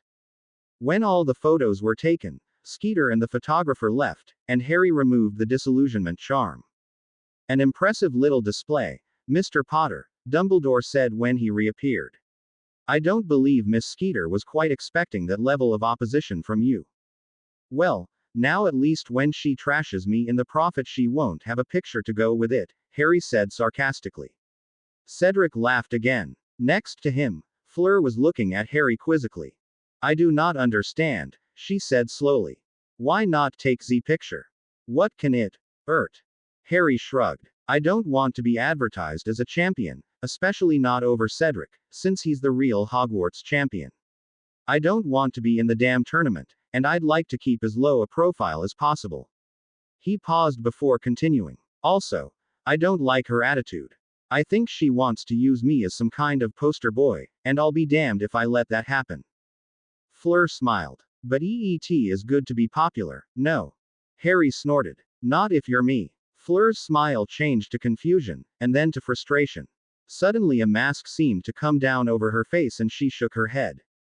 I do not understand you, Harry Potter. She said softly. She smiled at Cedric, who smiled back. I will see you later. Okay, Cedric replied, grinning. The blonde girl turned and walked gracefully away, knowing full well there were at least two pairs of eyes following her progress. Harry and Cedric watched until she turned the corner before turning back to each other. Wow, Cedric whistled softly. You know, I never really believed all the stories you hear about Veela, but I think maybe I do now. What, you think she's trying to seduce you? Harry chuckled. Not that you'd mind, of course. And you would. Cedric shot back as the two walked out of the room and headed for the Great Hall. I wasn't the only one checking her out. She does look good, I'll give you that, Harry admitted. Although I actually think she's looks better when she's not using her charm, it's too fake otherwise. Cedric snorted. With a body like that, who cares? Harry laughed and shook his head. What? You sound just like my brother, said Harry. Well, great minds think alike, right? Cedric replied, grinning. Jack's a lot of things, but calling him a great mind might be a stretch, said Harry. Anyway, I thought you had your eye on Cho Chang, from Ravenclaw. Cedric nodded. I do, but we haven't gone out or anything. I was thinking of asking her to Hogsmeade before the first task, but I haven't decided yet. He smiled ruefully. Dating Ravenclaws can be dangerous. Harry shrugged. So you say. The two reached the entrance to the Great Hall and started to split up. See y'all later, Harry, Cedric said as he started toward the Hufflepuff table. Harry grunted a reply before walking over to the Slytherin table and taking a seat next to Blaise. What was all that about?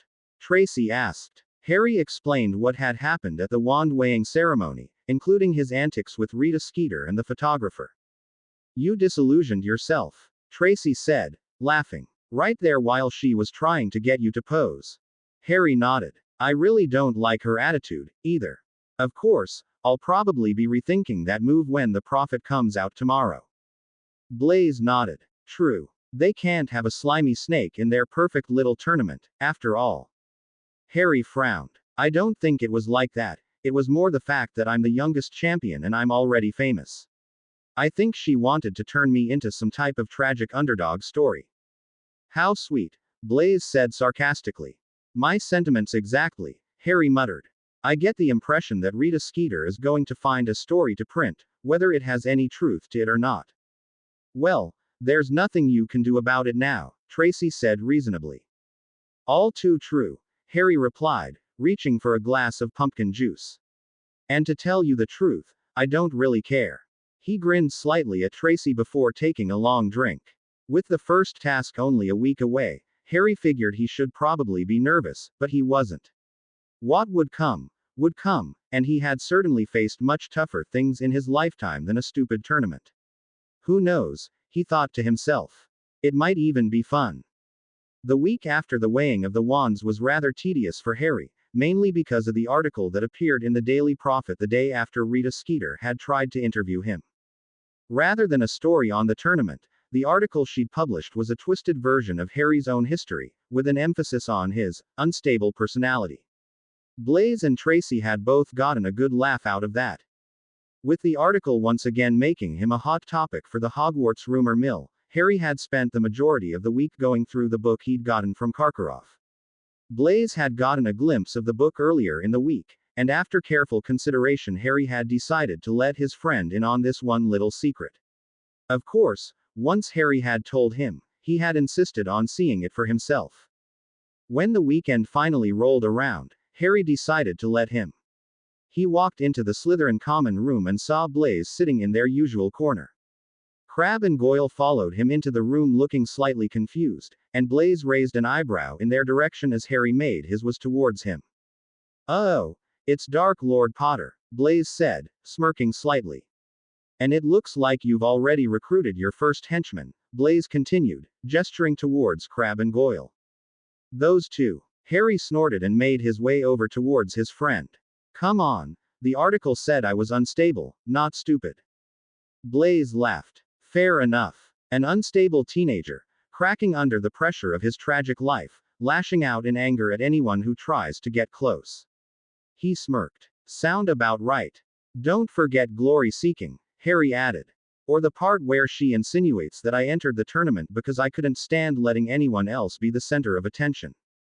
"Yup. Looks like she's got you pegged," Blaise said with mock sincerity. "Sod off," Harry grumbled.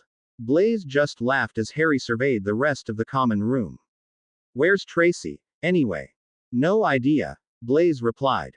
"I actually thought she might be with you." Harry shook his head. "I haven't seen her since Charms." Blaise shrugged. "She does disappear from time to time. She's probably in the library or something." Speaking of which, he looked at Harry questioningly. "Where were you last night?" "We ended up in the library and couldn't find you anywhere." "Yeah, I was working on a few spells in an empty classroom," Harry replied easily. "What spells?" "Nothing special," said Harry, giving Blaise a meaningful look. "Just a few things out a new book I picked up." Blaise's eyes widened almost imperceptibly. "Any progress?" he asked in a low voice. Harry nodded. "A little. I'm going back tonight, if you want to come." "Yes," Blaise nodded emphatically. "Definitely yes." Harry smirked. "I figured. I was going to ask Tracy too, but," he trailed off and looked around the room again before shrugging. "Well, no time like the present, I guess." "Okay, let's go."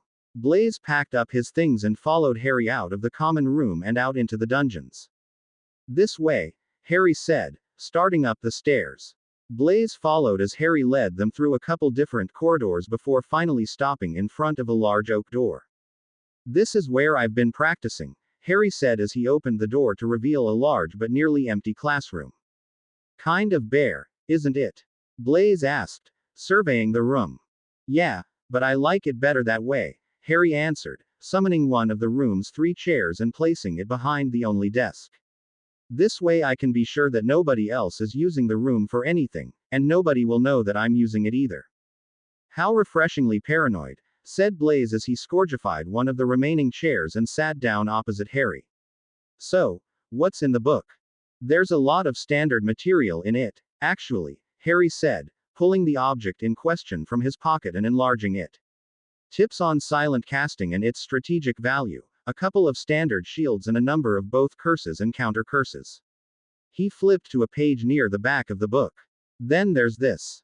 Shield surpassing casting." Blaise read out loud. Suddenly he snapped his fingers. "Wait, I've heard of that. They call them something else too, right?" Harry nodded. "They call them sliders. It's written here in the margin." He pointed to the book. "Sliders!" Blaise exclaimed. "That's right. I've heard my dad talk about Aurors using sliders before, but I never knew what they were." He looked at the book for a moment before looking sheepishly at Harry. "So, what are they?" "They're exactly what they sound like, actually," Harry replied wryly. "It's a way of casting spells that slide around any shield they touch and attack the caster. Essentially, they surpass shields by sliding around them, Or at least that's what it looks like. What do you mean, that's what it looks like? Well, here's the thing, Harry said, turning to indicate a passage in the book. A slider isn't really a spell until it hits a shield. The spell doesn't really slide around the shield, it just looks that way because the spell is actually being created by the shield. You follow? Absolutely not, Blaze answered. Harry sighed. Okay, let's see if I can explain this better. If I cast a slider at you and you don't put up a shield, you know what happens. Unless your aim is as bad as this explanation, I'd get hit, Blaze said wryly. Harry shook his head. Wrong. Nothing happens. Nothing at all. By itself, a slider is worthless, it doesn't have any power. Blaze frowned. Then how? It gets its power from your shield, interrupted Harry. Think of the slider as the spell you intend to cast, say a stunner. He held up his right hand in a fist. To cast it, you have to put some power behind it, right? Blaze nodded. Well, what a slider does is basically cast the spell, but leave the power out. So what you have is an unfinished spell flying through the air. Then I put up a shield. Harry held up his left hand, palm open, and brought his two hands together. The unfinished spell hits the shield, but since it doesn't have any power behind it, the shield can't repel it. Instead, the slider takes power from the shield. He spread his right hand out. So your stunner uses the energy from my shield to form itself into a complete spell, and by the time it's completely formed, it's already bypassed the shield and hits me directly. He slapped himself in the chest with his right hand. You see. I think so, Blaze said slowly. So can you make any spell into a slider? Why do we cast any other way? Harry shook his head. It doesn't work like that. Whatever spell you cast, the amount of power you can put into it is limited by the amount of power it can drain from the opponent's shield, which, according to the book, isn't very much. It's enough for a stunner, or a light to medium curse, but if you tried to use it with anything heavy and unforgivable, say, the spell would fizzle out before it could form because there isn't enough power. So it's really more of a strategic skill, then, Blaze said shrewdly. You cast 3 spells, one of them is a slider, and I don't know which. Actually, you can tell, if you look close enough, Harry answered. He turned the page in the book and pointed to an illustration. No matter what spell is chosen, its color will be muddled by small, black holes that appear when it's cast. It gives the spell a sickly-looking color to it. It's not easy to spot, but it's there. Why? Harry shrugged. Probably something about there being no power behind it, but I don't know for sure. I don't know if I'm satisfied with that explanation, Blaze said, frowning slightly. I don't suppose you can cast one yet, can you? I'd like to see what it looks like for myself. Harry shook his head. I can't, but I can tell you for a fact that what the book says about the color is spot on. Blaze looked at him quizzically. How? I've seen one, Harry said simply. What? When? When I dueled Snape, last year, Harry answered. He used one on me. Of course, at the time I didn't know what the hell was going on. I thought he found a way around my shield. What did it do? Blaze asked, looking at Harry intently. Screwed my arm up really good, Harry answered ruefully. I think it was some sort of limb-numbing hex, since I couldn't use that arm for the rest of the fight, and Madame Pomfrey said she had trouble healing it. Sounds nasty. It was, Harry nodded. Useful though. If he'd hit my wand arm I would have been in real trouble. Blaze grunted his agreement as he studied the Durmstrang textbook. After a moment he looked up and grinned. So, any ideas on how you cast one? Harry shrugged noncommittally. A few, but nothing that works yet. Suddenly he frowned. There's another problem, too. I asked Sirius if he knew anything about the shield surpassing technique, and he said that casting any spell as a slider is the same as using dark arts, and that the technique is restricted to Auror use only. They're dark arts, but Aurors can use them. Blaze asked skeptically. Yeah, that's what I said, Harry replied. It's stupid too, because it's not even a specific spell. It's just a different way of casting spells you already know. I could cast a cheering charm as a slider if I wanted to, so I don't get it. He sighed. As much as I don't want to, I think I'm going to have to ask Karkaroff, I'm just not sure how. I won't stop you, obviously, said Blaze. Harry snorted. Of course you won't. You want to know how to cast one as much as I do. Too true, Blaze replied, smirking slightly. So get out there and learn so you can teach me, lackey. Harry smirked back. Well, how about I teach you this one? He asked, pulling his wand. Apud metis, he muttered, slashing his wand in a roughly circular pattern around Blaze. Potter, W.H. Blaze's mouth suddenly clamped shut, seemingly of its own accord, and he began to look around the room wildly. What the hell is that? He asked, sounding panicked. He continued to whip his head around the room frantically for a moment before he began to curl up into a ball on the floor and shiver violently. Finite, Harry muttered, giving his wand a quick flick. As quickly as the panic had come, it vanished, and Blaze looked confused for a moment before glaring at Harry. What the hell was that, Potter? He ground out, dusting himself off. That was what you get for calling me lackey, Harry said casually. As far as I can tell, it imitates the effects of having a Dementor nearby, although it's not as strong. It's actually cast on an area, not a person, which is why I thought it was interesting. I could barely move, you know, Blaze said, still glaring. Harry shrugged. You said you wanted to learn. Tell you what, if you get it right, you can cast it on me. Who knows? He grinned slightly. Maybe you could use it on Daphne sometime. Blaze's glare suddenly turned into an evil grin. Deal. Harry and Blaze spent the rest of Saturday and most of Sunday trying to figure out how to successfully cast a slider, but to no avail. Harry had actually had more progress when he had attempted earlier in the week without using his wand, but of course he couldn't tell his friend that.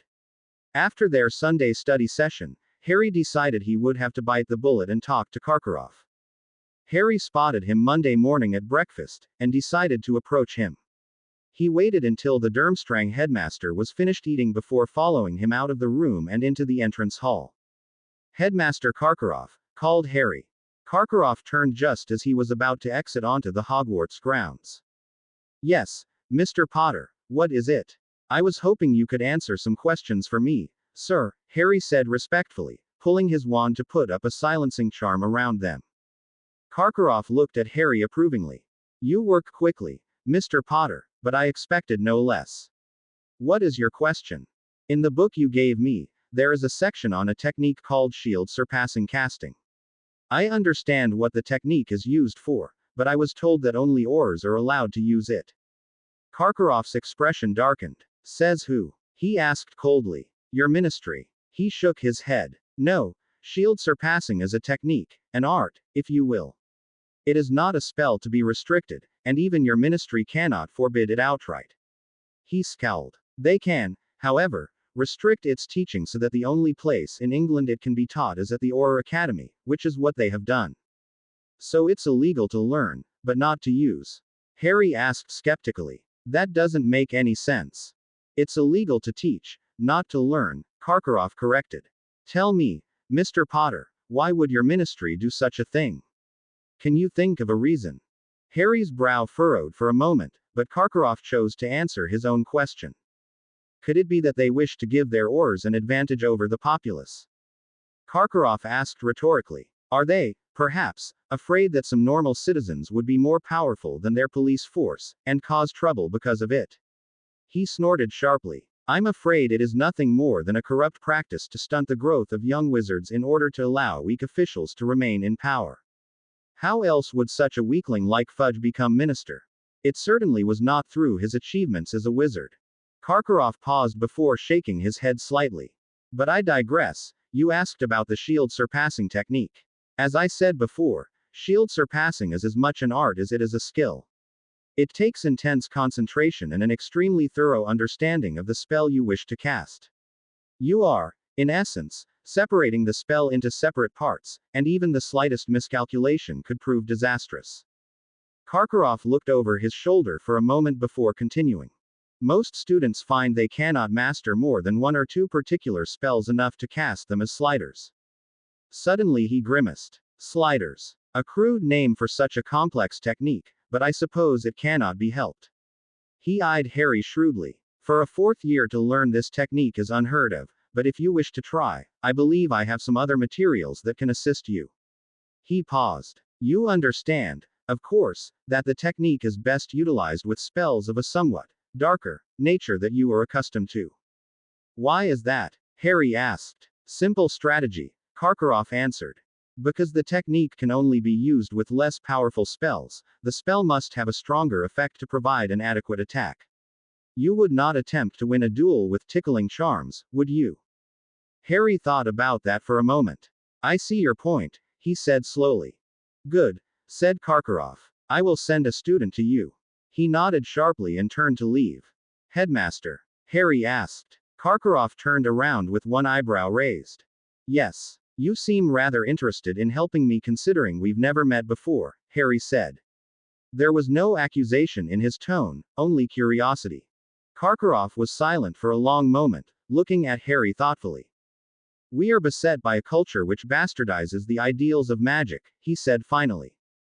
I do not believe that it is the destiny of the wizarding world to become the equivalent of a children's playground, where its citizens are capable of little more than using simple wand movements to perform the most basic of spells. Magic cries out to be understood, not just to be used, he said, his eyes burning. I believe that you, Mr. Potter, have the potential to become a true sorcerer, and therefore I offer my assistance. He paused for a moment before continuing in a lower voice. I can do no less. With that, he turned around and made his out onto the grounds and towards the Durmstrang ship. Harry frowned and considered Karkaroff's words for a moment. Although he still found it hard to believe that the Durmstrang headmaster had no ulterior motives in teaching him such advanced magic, Harry had to admit that what he said made sense. Of course, this only made him frown harder. I need to fly, he muttered, heading back to the dorms to grab his broom. A few short minutes later, Harry was soaring in and out of the clouds above the Forbidden Forest, marveling once more at the total freedom he felt when he was in the air.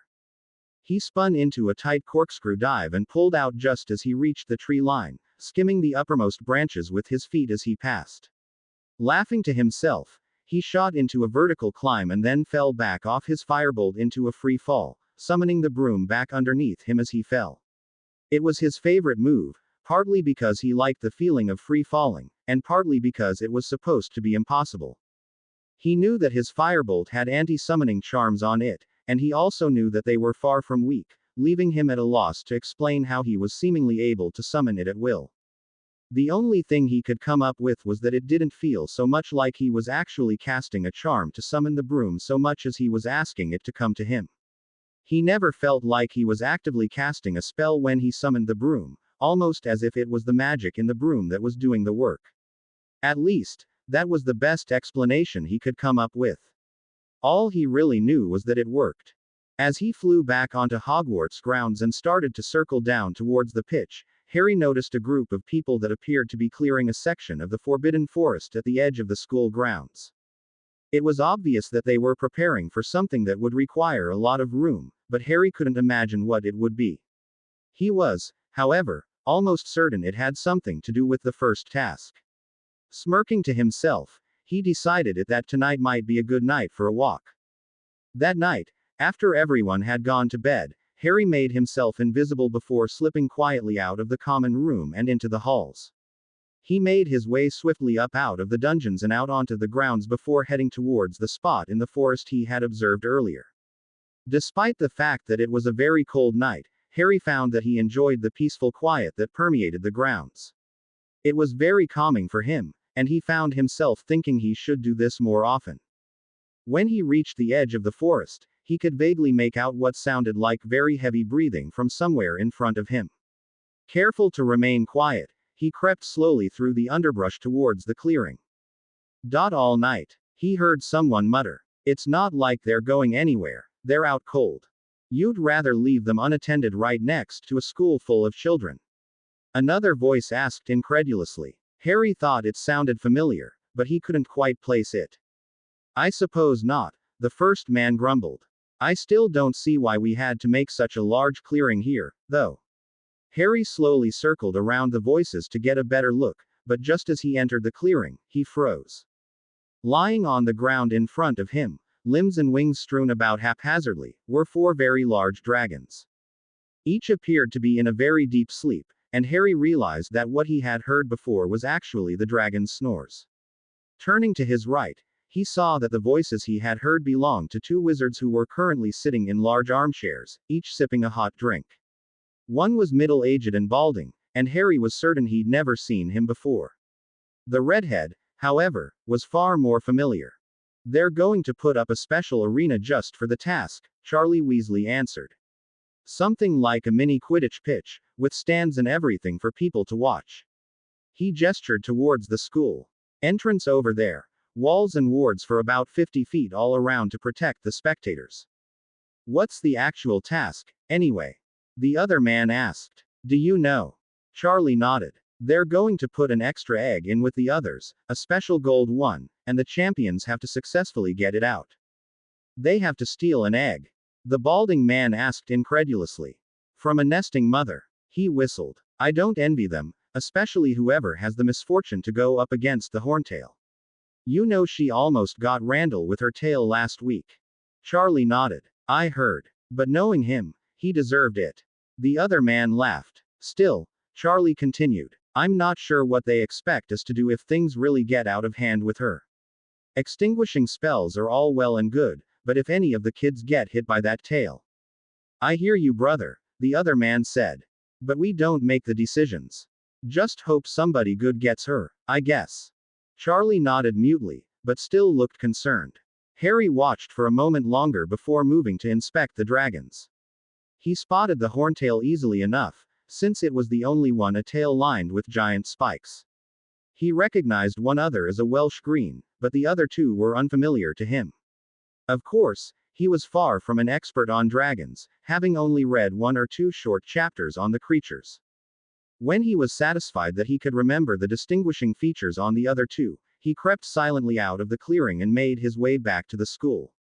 As he slipped into the halls leading back to the dungeons, he sighed.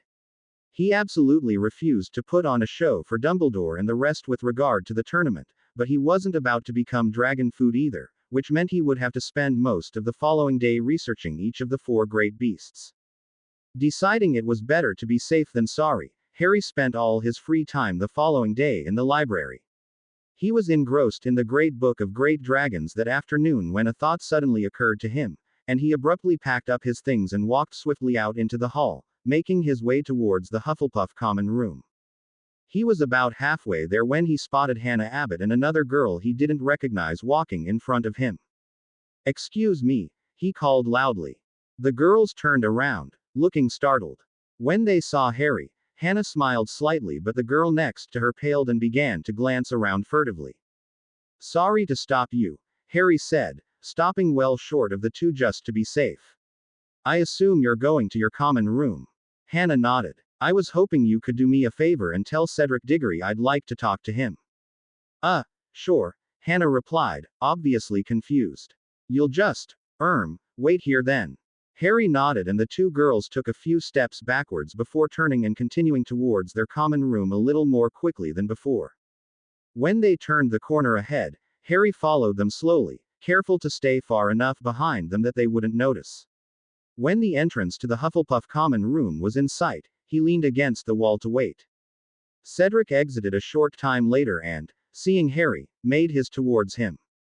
"Hey Harry," he greeted. "What's up?" "I have a hypothetical question for you," said Harry. "Say that someone found about what the first task is going to be, and offered to tell you. Would you want to know?" Cedric barked a laugh. "You already found out." He shook his head in amusement. "Somehow that doesn't surprise me." He trailed off and began to look thoughtful. "I don't suppose you know if Fleur and Krum know also, do you?" Harry shook his head. "No, I don't. Sorry." Cedric frowned and appeared to be debating the issue heavily before he finally sighed and grimaced slightly. "If everybody else knew, then I'd say yes, but if you're not sure," he paused before his face took on a determined expression. "I'd have to say no, I don't want to know. If I win, I want it to be an honest victory." Harry nodded. "I expected you'd say that, but figured I'd give you the option." "I appreciate it," said Cedric. "Do I even want to know how you found out?"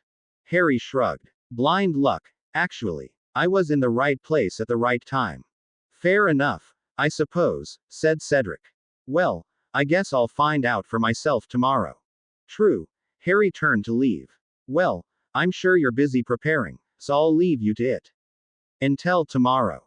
Tomorrow, Cedric agreed. He turned and walked back into his common room, and Harry made his way back to the library to finish his research on dragons. The next morning, the entire school was abuzz with speculation about the first task and how the champions would fare. Harry, being used to such treatment, simply ignored it. From their nervous expressions, the other three champions did not seem to be faring as well. The champions were excused from their morning lessons to give them and the judges ample time to prepare for the start of the task. Snape had handed Harry a piece of parchment at breakfast telling him when and where he was to meet the other champions that morning, scowling heavily as he did so.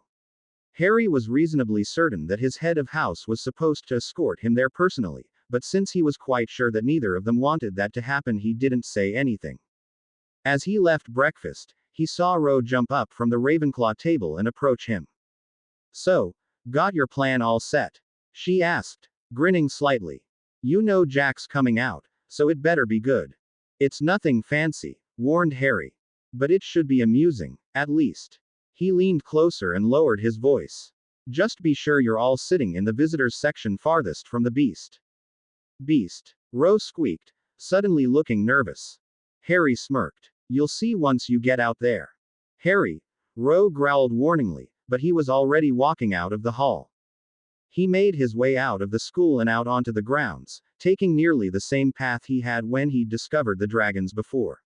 As he approached the area they had been held in, Harry could see that a very large tent had been erected directly in front of the forest, obscuring the dragon holding area. Behind the tent, he could just make out the outline of a large structure that he assumed would be the arena that Charlie Weasley had mentioned 2 nights previous. Ah! Harry! A loud voice suddenly startled him back to the present, and he saw Ludo Bagman approaching. Good to see you, my boy, good to see you. Now, he said, lowering his voice. Got everything worked out, no problems. I'll be fine, Mr. Bagman, Harry replied, glancing towards the open tent. Come now, call me Ludo, Bagman said jovially. He leaned forward conspiratorially. And if you need anything at all, you just let me know. Now then, he straightened up and began to lead Harry toward the tent. Time to join your fellow champions, eh? Harry followed Bagman into the tent and found the other champions already there, each looking significantly more flustered than normal. Cedric was pacing animatedly around the outside of the tent, muttering to himself, while Fleur seemed to be unable to decide whether she should be standing or seated, and couldn't stop fidgeting. Krum was looking surly, as usual, but Harry could tell that he looked much paler than normal, and there was sweat on his brow. Harry himself felt only a mild sense of anticipation, and that was more because of the inherent uncertainty that came from dealing with dragons than from any desire to perform well in the task. In fact, he was planning to do quite the opposite. Well then, if all the champions are here, then Mr. Bagman will explain the rules, Mr. Crouch said as he entered, followed by the rest of the judges. Harry thought his voice sounded strange, certainly much more robotic than the last time he'd heard him, but shrugged it off his nerves. The tournament was obviously a big deal to the man, and he'd already screwed up once. Too kind of you, Barty old boy, Bagman said, grinning. Now then, in a moment, I'm going to ask each of you to draw an item of this bag I'm holding. There are different, varieties, you see. He held up a small silk sack. Now, once you've drawn the item containing your number, we'll go in that order until everyone has had their chance. Now, the task, for each of you, is, Bagman paused, presumably to build suspense, but Harry noticed that only Cedric seemed anxious to hear what the man had to say. To collect the golden egg. Bagman suddenly roared. Fleur and Krum continued to look resigned and nervous, while Cedric just looked confused. Now then, ladies first, Bagman said, holding the bag out to Fleur. Fleur reached into the bag and pulled out a tiny replica of a Welsh green dragon with the number 2 around its neck. Harry's suspicions were again confirmed by the fact that she showed absolutely no sign of surprise. Krum was next, and drew the bright red Chinese fireball that Harry had researched the day before, bearing the number 3. He, too, showed no sign of surprise, and simply sat back down and stared at the floor. Cedric shot an incredulous look at Harry before he put his hand into the bag and pulled out the replica of the blue-gray dragon that Harry had identified as a Swedish short snout, the number 1 hanging around its neck. Amazed at his luck, Harry reached in and pulled out the final replica, the Hungarian horntail bearing the number 4. Bagman and the other judges seemed to be looking at him nervously, but Harry was actually quite pleased with his selection. The horntail was easily the most dangerous of the 4 dragons, and out of the 4 champions, Harry was certain to have the strategy least likely to put him in any type of direct danger. Well, then, there we have it, Bagman said. Mr. Diggory, you may enter the arena when you hear the whistle. Good luck to you all. And Bagman suddenly stopped as he spotted Harry's raised hand. Yes, Mr. Potter, what is it? Is there a time limit for the task? Bagman turned to look at Dumbledore questioningly. Well, 45 minutes should be enough time, I suppose, but. 45 minutes? Harry asked. Okay, just wanted to make sure. Yes, well, right then, said Bagman. He looked around dumbly for a moment before he turned and followed the rest of the judges out of the tent. When they had gone, Cedric immediately whirled to face Harry. Dragons. Merlin, he exclaimed, resuming his pacing. If I had known, I would have wanted to know, you know. He babbled. Yeah, it looks like they both knew, too, Harry said, indicating Fleur and Krum. They didn't look surprised at all. Merlin, what am I going to do? Cedric asked worriedly. Suddenly he stopped pacing and took a deep breath. Okay, this is stupid, he reprimanded himself. Right then, when he turned back to Harry, his face was set in determination. Good luck, Harry. You too, Cedric, Harry replied, watching as his friend turned to stare at the exit. Suddenly a whistle sounded and Cedric took another deep breath before he began to walk determinedly into the arena. Harry turned and flopped down in the nearest chair, looking bored. He caught Fleur's eye and she looked at him incredulously. She looked like she was about to say something, but suddenly decided against it. What is it? Harry asked, locking eyes with her. She glared at him and continued to fidget. Suit yourself, Harry said, shrugging. But you really should calm down. I am perfectly calm, Fleur replied. She suddenly stopped fidgeting and began to look much more confident. Harry might even have believed her if she hadn't responded so quickly. Still, he had to admit he was impressed by her ability to mask her feelings as well as she did. Of course you are, Harry said agreeably. I mean, you've had plenty of time to prepare for this, and you have a plan that you know will work if you do it right, so what's there to worry about? He shrugged. It can't be the first challenge you've ever faced. Fleur's face seemed to darken for a moment. Certainly not, she said. So like I said, you've got nothing to worry about, said Harry. He wasn't quite sure why he was helping the French girl, other than the fact that it looked like she needed it. Then again, he was bored, and it definitely beat listening to Bagman's undoubtedly exaggerated commentary. Concentrate on your goal, and everything else will fall away. Fleur looked at Harry strangely, her face a mask of indifference. The two locked eyes again and remained that way until Fleur's entire body seemed to relax slightly and she looked away. Thank you, Harry Potter, she said finally, her voice steady. She looked like she wanted to say more, but again decided against it, and gave Harry a respectful nod before taking a seat near the front of the tent.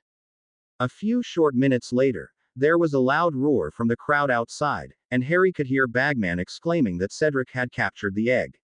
The noise died down as the judges' scores were displayed, and there was a slight pause before the whistle sounded again and Fleur began to make her way toward the doorway. She paused right before she exited and looked back at Harry, who was still looking bored, before her eyes lit up with determination and he slipped out into the arena. Harry looked over at Krum as Bagman began his commentary again. Ooh, that was daring, and it doesn't get much closer than that. Being his two favorite exclamations, and saw that the sullen expression on his face had not changed, nor had his eyes moved away from the same spot on the ground. Shrugging, Harry flopped back in his chair and tried to make out what was happening in the arena. After about 5 minutes, the crowd again began to roar with approval as Fleur captured her egg. Harry was slightly surprised, since she had to have beaten Cedric but almost 10 minutes.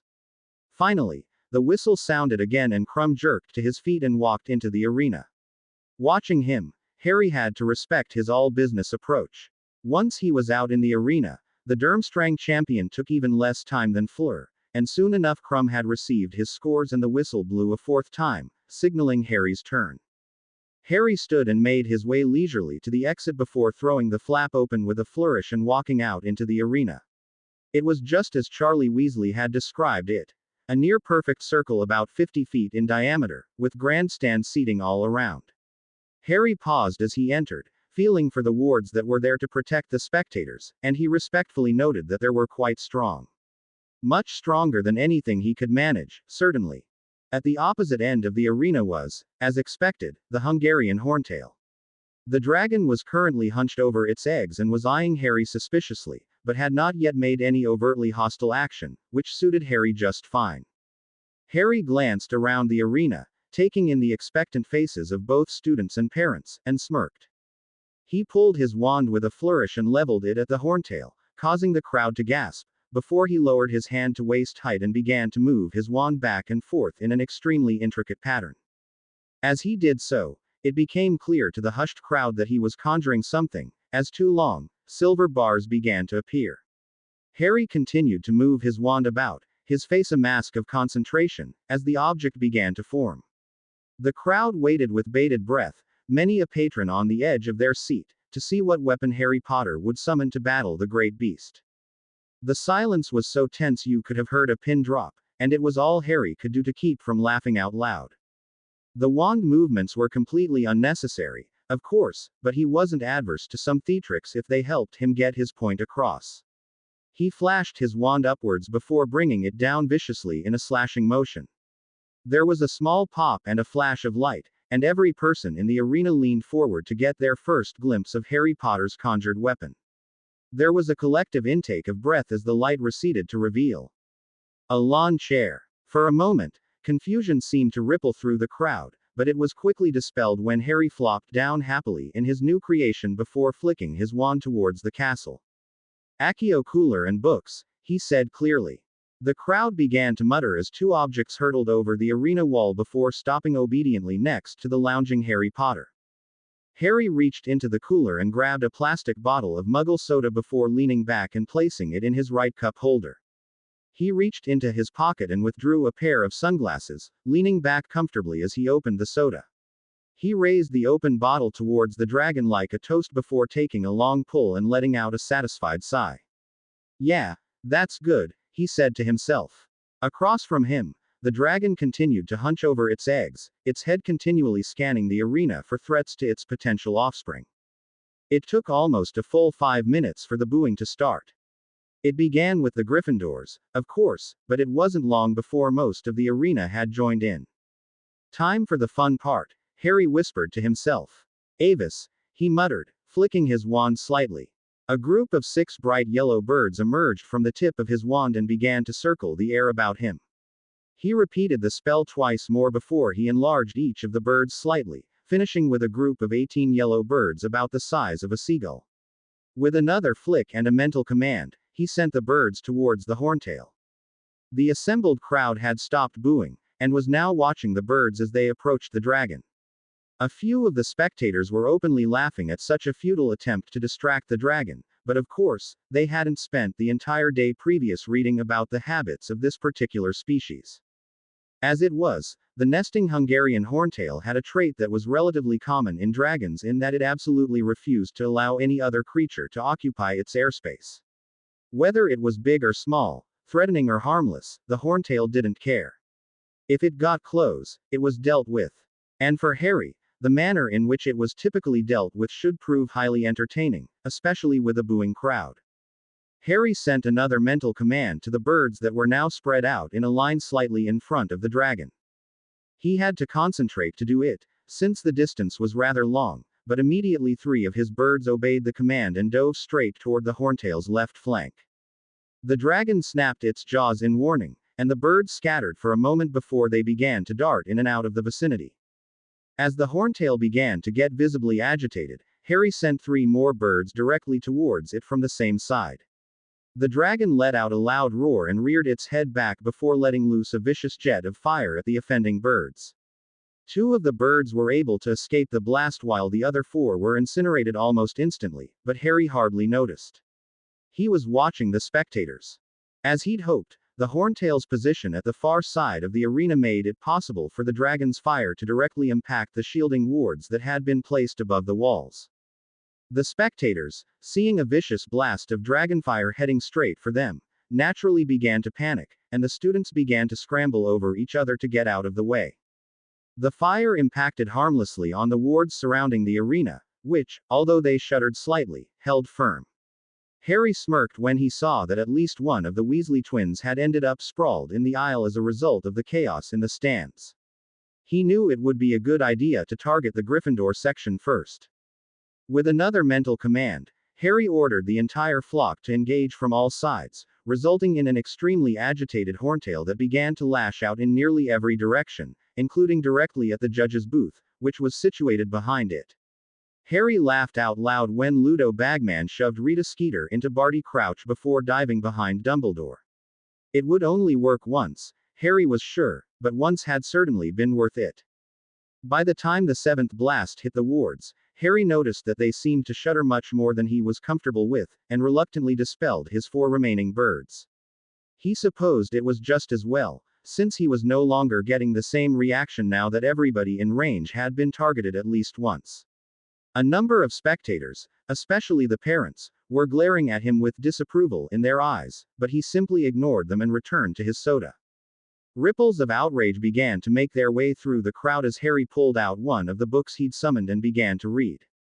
He checked his watch and saw that he still had 20 minutes remaining until the time limit was up, and wondered if they would have the guts to start booing again. When the time limit had finally been reached and none of the judges had made an announcement, Harry caught Bagman's eye and tapped his watch impatiently. Bagman looked like he had just swallowed something distasteful as he turned to Dumbledore, who slowly got to his feet and amplified his voice. "I'm afraid the time limit for this task has been reached," he said loudly. "Mr. Potter will now receive his scores from the judges." Harry popped up to his feet and vanished his conjured chair, throwing his empty soda back in the cooler as he did so. He turned to face the judges, and waited. Madame Maxime held her wand in the air first and fired out what appeared to be a silver ribbon that formed itself into the number 1. Mr. Crouch was next, and he shot up a 4. The crowd began to mutter angrily, but behind Crouch, Harry could see Mad Eye Moody nod slightly. Next was Dumbledore, who was looking at Harry with a mix between amusement and disappointment. He put up a 1. After Dumbledore came Bagman, who looked visibly nervous before suddenly letting out a jovial laugh. "Well, can't say it was the best effort I've ever seen, but it was certainly the most entertaining," he said loudly, shooting up a 7. The crowd roared with disapproval and began to shout at Bagman as Karkaroff raised his wand and put up a 1 as well. "I still came out of that with 14 points. Harry laughed softly to himself as he headed back towards the champion's tent. He looked up toward the visitors section and found Jack and Ro, still red-faced from laughing, and waved. Nodding, they started to make their way out of the stands and down towards the champion's tent to meet their brother. "Harry, that was brilliant," Jack exclaimed, slapping Harry on the shoulder. "Oh, I think I laughed so hard I cried," Ro said, wiping her eyes slightly. "Did you see Bagman? How could I miss it?" Harry answered with a wry grin. "Utterly disgraceful display," an old woman said loudly to her companion as she passed the group. "He should be ashamed of himself." Harry chuckled. "Think they'll believe I didn't enter myself now?" "Yeah, I think you made your point," came the voice of Cedric Diggory as he approached the siblings from behind. "You didn't do so bad yourself, man," Jack said, shaking Cedric's hand. "I didn't exactly do well, though," Cedric said wryly. "Third place with 39. "Really?" Harry asked. "What were the other scores, anyway?" "Crumbs in first with 42, Ro replied. "He hit the dragon right in the eye with a spell and grabbed the egg straight away. Whatever he hit it with must have hurt, because the thing started stumbling around in agony and squashed a few of the regular eggs. The judges took points off for that." "Fleur is second," Cedric put in. "I actually have no idea exactly what she did, but she used some sort of trance spell to put the dragon to sleep. It worked really well, but it started snoring and let out a burst of fire that got her. The judges gave her 41. 42. Huh, Harry said thoughtfully. So, think I've still got a chance. The rest of the group laughed. Oh, incoming, Jack muttered. Harry looked up to see Dumbledore and the other judges approaching him. Impossible. Madame Maxime was stuttering. He should be disqualified. The rules are clear, Crouch replied immediately. He must continue. No exceptions. Well then, I suppose we should give him the egg, said Bagman. Do you honestly think that will make a difference, said Karkaroff in a bored tone. Mr. Potter has been rather adamant in his desire to remain as detached from the tournament as possible, despite your efforts to the contrary. I don't know what you're talking about, Bagman said, harumphing loudly. I just want to see a fair competition. He must be given the egg, Crouch interrupted. The rules demand it. Dumbledore looked at Crouch strangely for a moment, and Crouch seemed to relax slightly. I apologize, said Crouch. I have been rather stressed of late. It is clear in the rules that each champion must have equal opportunity to prepare for the tasks, ergo Mr. Potter must be given the egg. Dumbledore nodded and turned his gaze back to Harry. Well, there you have it, Bagman said, coming forward to hold out the golden egg to Harry, who took it. That was an entertaining little stunt, Harry, Bagman continued. But don't think it will work twice. Next time you'll have to do a bit better. Harry looked at the man skeptically for a moment, but said nothing. Bagman cleared his throat uncomfortably before he spotted someone he knew and made a hasty exit. The rest of the judges bid Harry a good day before they, too, left and continued up towards the castle. As they left, Mad-Eye Moody stepped out from behind the champion's tent and walked towards Harry. Potter, he said gruffly. I was hoping I could have a word. Certainly, Professor, Harry said, following the X-Auror into the champion's tent. Quite a little show you put on there, Potter, Moody said gruffly. And damn fine thinking, too. Whoever put your name in the cup certainly couldn't have been expecting that. My thoughts exactly, sir, Harry replied. I assume you've got something similar planned for the other two tasks. Harry nodded. Well, like I said, I like the way you think. Still, whoever put you in for it might try something else. It wouldn't be hard with all the excitement. Harry frowned. I hadn't considered that, he admitted. Constant vigilance. Moody barked. Always be looking ahead. The headmaster has asked me to be on the lookout as well. To watch your back, as it were. His blue eye began to spin around menacingly. Believe me when I tell you there's not much can get past an old watchdog like me. I appreciate that, sir, Harry replied. Thank you. No need for thanks, boy, Moody grumbled. If you see anything strange, anything at all, you let me know straight away. He said seriously. Harry nodded and left the tent to rejoin his friends. What did Moody say? Cedric asked curiously as they made their way back towards the castle. Basically the same thing I've been saying, Harry replied. He believes that somebody entered me for a reason, and thinks they might try something different if they don't like the fact that I'm not really competing. Maybe somebody entered you to get a laugh, Jack suggested. He chuckled. You certainly put on a show today. But what are you going to do for an encore? Rowe asked. Harry shrugged. I'll figure something out. He snorted. Of course, I'll start by completely ignoring whatever this clue is. Sounds like a plan to me, said Jack. He glanced at his watch. Well, looks like my magic time is up for today, he said reluctantly. So soon? Rowe pouted. Jack nodded. Yeah, but don't worry, it's not long until Christmas, he said as Rowe gave him a goodbye hug. That's true, Cedric said, shaking Jack's hand. We should plan something over the break. Jack shrugged. You know I'm in. Who knows, maybe we can even drag this guy out with us, he said, punching Harry lightly on the shoulder. Depends on who's going to be there, said Harry as he and Jack shook hands. Well, I'll get on it then, Jack said. Later. He gave the group a wave as he turned and started to walk back towards Hogsmeade.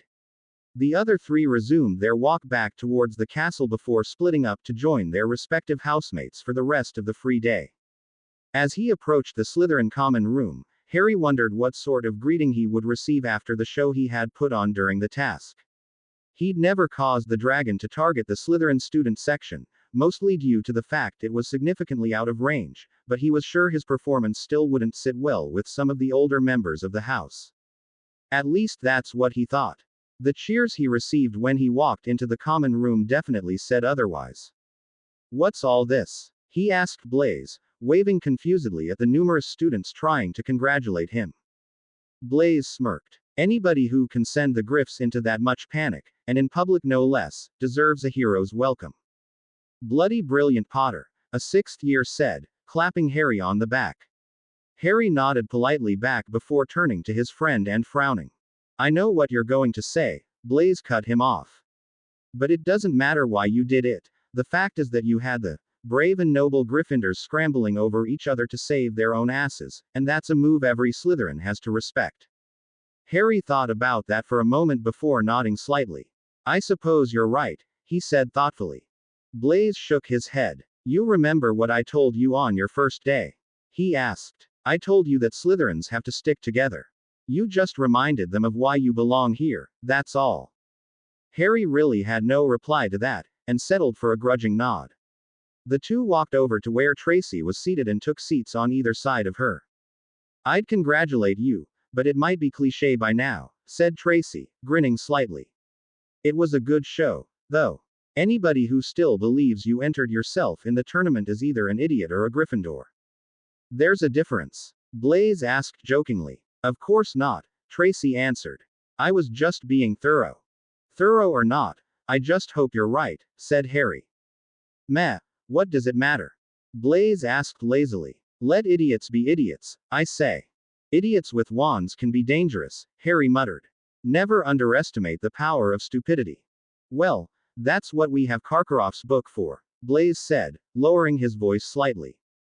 Tracy frowned. "I still don't think you guys should be using that thing," she said slowly. "I'm not exactly a Dumbledore fan, but I certainly trust him more than somebody from Durmstrang." "I don't know about that, actually," mused Harry. "The last time I talked to him I asked him why he was helping me, even though we'd never met."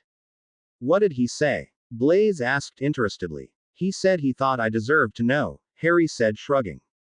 "He said he doesn't like the fact that Dumbledore limits our education at Hogwarts because it produces weaker wizards, and doesn't allow the stronger ones to realize their full potential." "That's actually a pretty old controversy," said Blaise. "In fact, it's part of the reason behind the pureblood supremacy attitudes of guys like Malfoy. They claim that Muggle blood dilutes the power of our magic, making us all weaker." "That's total bollocks, though," Tracy said quietly. Blaise shrugged. "It's never really been proven, one way or the other." "I don't think he was talking about blood at all," said Harry. "He was talking more about culture.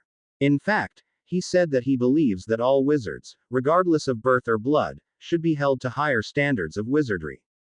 Essentially, only the strongest wizards deserve to actually be considered wizards." Blaise shook his head. "Karkaroff might claim to believe that, but remember, he did follow the Dark Lord, so unless his philosophy has changed, he still at least partially believes that Muggleborns should be exterminated." Harry frowned. "That's true, but I get the impression that he became Death Eater because he respected Voldemort's power." He paused thoughtfully. "I think it all comes down to power for him." Blaise shrugged. "He wouldn't be the first. The wizarding world has always placed a high value on magical power. In some circles you can still legally settle disputes with a duel between opposing parties.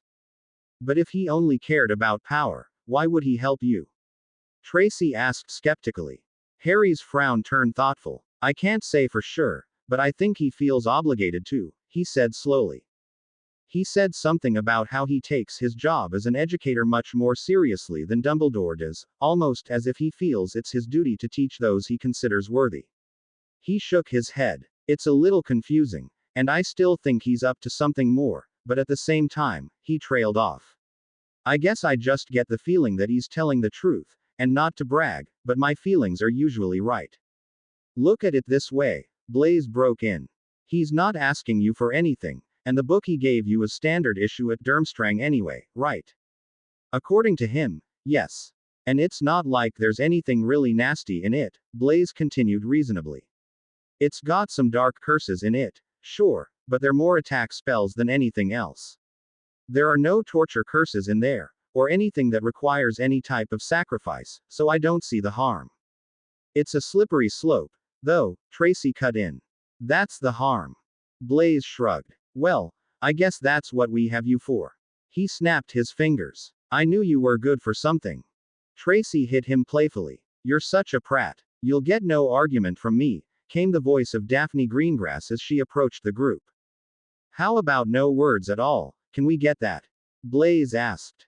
Daphne just smirked at him before turning to Harry. Can I talk to you for a minute, Harry? Sure, Harry said. He got to his feet and followed Daphne a short distance away from his friends.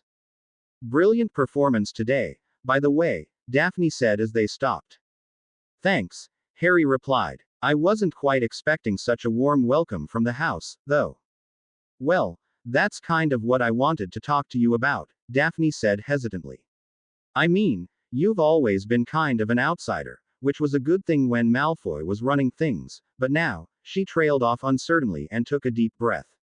What? Harry asked, perplexed. It's just that a lot of our housemates would like to be friends with you, Harry, Daphne said slowly. I know you've never been one to care about your reputation, especially since there are so many false rumors about you, but, she shrugged helplessly. I just really think it would be good if you talked to them. Harry's brow furrowed in confusion. Of course I'll talk to them. I don't see the problem. Now it was Daphne's turn to look confused. But, I thought you told Zabini to keep other Slytherins away from you. Harry's eyebrows rose. What gave you that idea? Well, I just assumed, Daphne stammered, looking flustered. I mean, he's been like your ambassador since you got here, and he's always the one saying who can and can't talk to you. She trailed off and looked at the ground. I'm sorry, I didn't mean to insult you or anything. Harry was silent for a moment, looking at her intently. You don't have to apologize, Daphne, he said finally. I was just surprised, that's all. Is it okay if we talk about this later? Sure, Harry, whatever you want, Daphne said. She gave him an apologetic smile before making her way back across the room and up towards the girls' dorms. What was all that about? Blaze asked when Harry returned to his seat. Harry considered his friend thoughtfully. He had been thinking about broaching the subject of Daphne Greengrass with Blaze on more than one occasion, but he hadn't yet decided how much to reveal to him.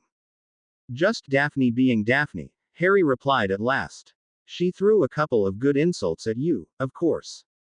Blaze snorted. Of course. Anyway, when did Karkaroff say he was going to give you those new materials?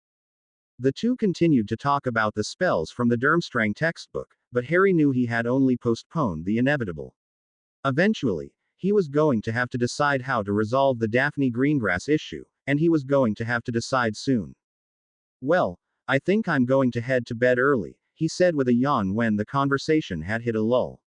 I'll need my rest if I'm going to avoid all the ridiculous prank attempts I'm sure to get from the Gryffindors tomorrow. Tracy laughed. That's probably true. Good night, Harry. Good night, Harry replied. He made his way up to the dorms and set the wards around his bed before crawling in, doing his best not to think about what the Daily Prophet would write about his little stunt the following morning. Amazingly, the next morning's Prophet made no mention of Harry, and other than a botched attempt to slip something into his potion during the next day's class, the Gryffindors left him alone. All in all, it seemed that the rest of the school had finally accepted that fact that Harry had meant it when he said he wanted nothing to do with the damn tournament. 2 days after the first task, a Durmstrang student approached Harry in the library and gave him 2 more books devoted completely to the theory and strategy of the shield surpassing technique. After another round of thorough detection charms, Harry and Blaze spent the next week trying to make sense of them. By the second week in December, neither had successfully used the technique, although Harry had made significant progress, and could now cast spells that would begin to draw power from a shield before fizzling out. Well, at least it's improvement, Blaze said as they talked about it over breakfast. I can't seem to do it at all. Well, it's supposed to be too hard for most students, Harry replied. Which is bollocks, but it does mean it will probably be harder than anything else you've ever tried. I think I'm going to concentrate on the theory more, Blaise mused.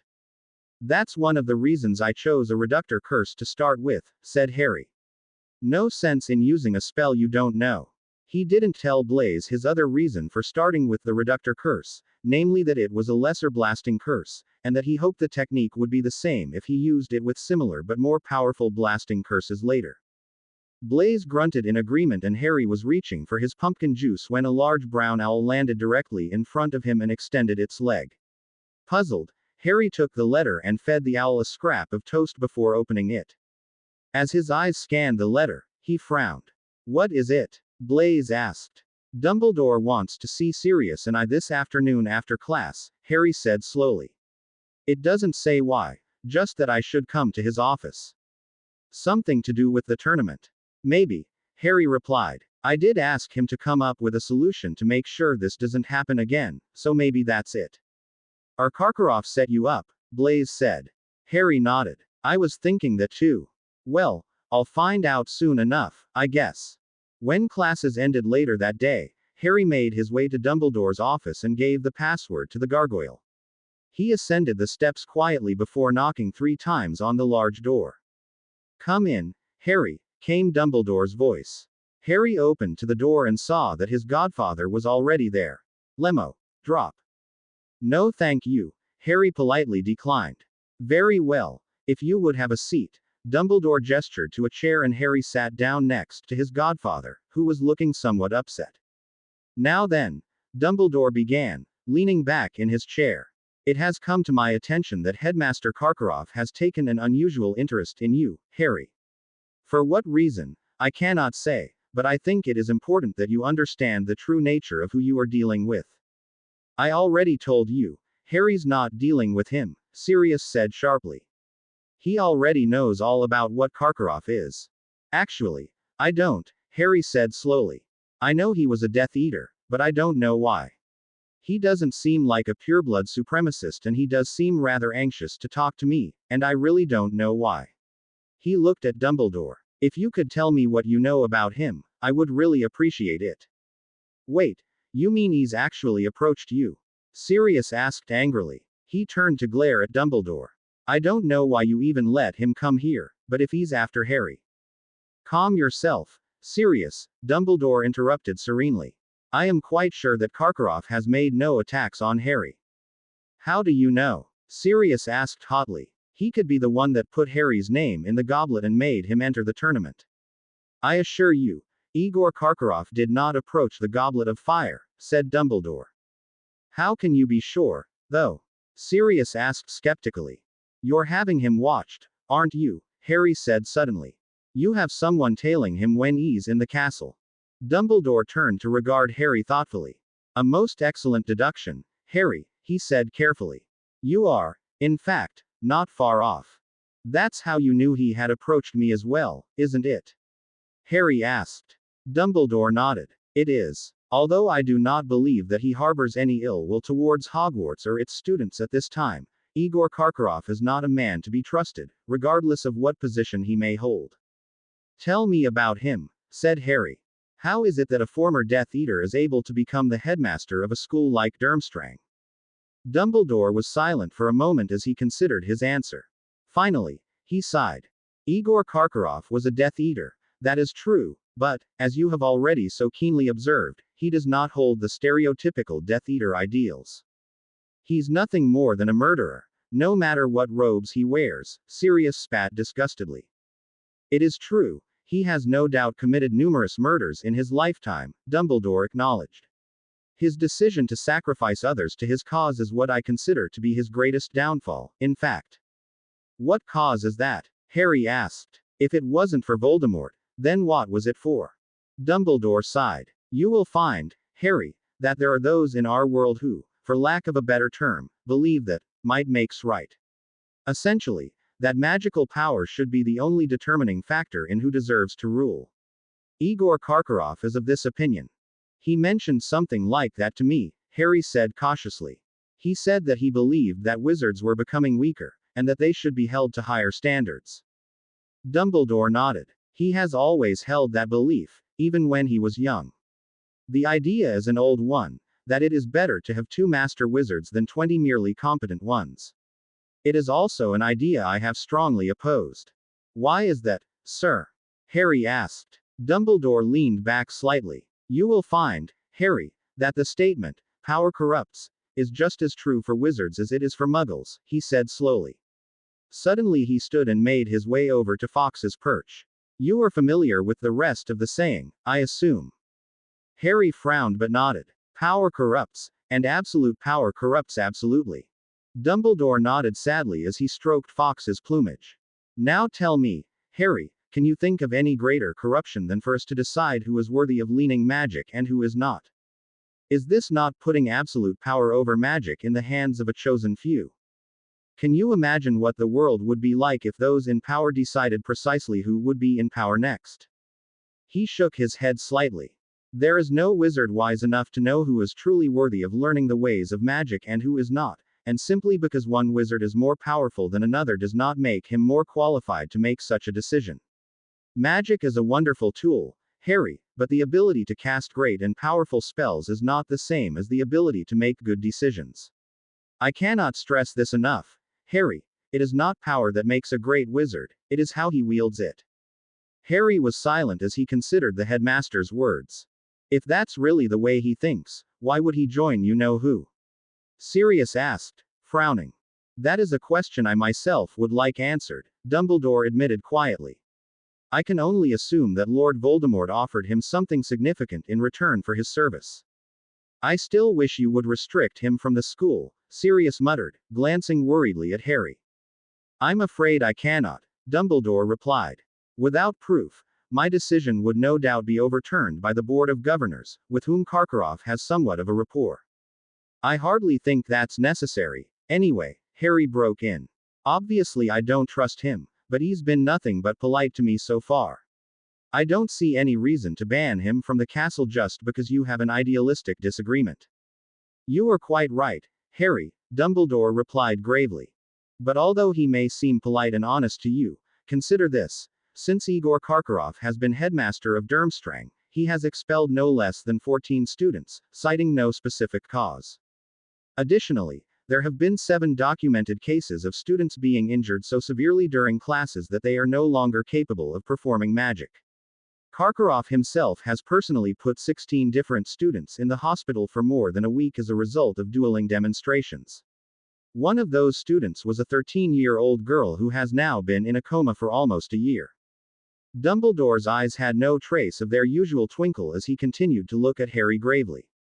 I am also nearly positive that it was Igor Karkaroff who led the attack on the Jones family during the last war, and that it was he who personally killed their twin 3-year-old daughters. Seeing the question in Harry's eyes, he held up his hand. I will not reveal the source of this information. Suffice to say it was an inside source that served us well many times during the last conflict. He paused for a moment while Harry gave a grudging nod. Finally he sighed heavily. I do not tell you this to make you hate or fear him, Harry, Dumbledore continued. I tell you in the hope that it will give you more insight into the man that you are dealing with. Igor was, at one time, merely an idealist, and our disagreement merely academic. However, that time has passed, and he has crossed a great many lines since then. Do not be fooled by his refined demeanor, Harry. He has killed for his ideals before, and I have no doubt that he would do so again, should it suit him. Harry was once again relegated to silence as he tried to resolve this image of Karkaroff with the one so anxious to help him. After a few moments he exhaled and gave the headmaster a solemn nod. Sensing that everything had already been said, he gave Dumbledore a questioning look and, at his nod, stood and made his way out of the office with his godfather. He broke from Sirius at the stairs in the entrance hall and headed down to the Slytherin common room, still deep in thought. No matter what the real story was behind Igor Karkaroff, one thing was certain. Harry had a lot to think about. Harry thought about Dumbledore's words in the days that followed but couldn't shake the feeling that there was something else going on with Karkaroff. He was again mulling over the situation later that week at lunch when Dumbledore stood and called for attention. To help commemorate the tournament, it is my great pleasure to announce that Hogwarts will host a Yule Ball here in the Great Hall over the Christmas holidays.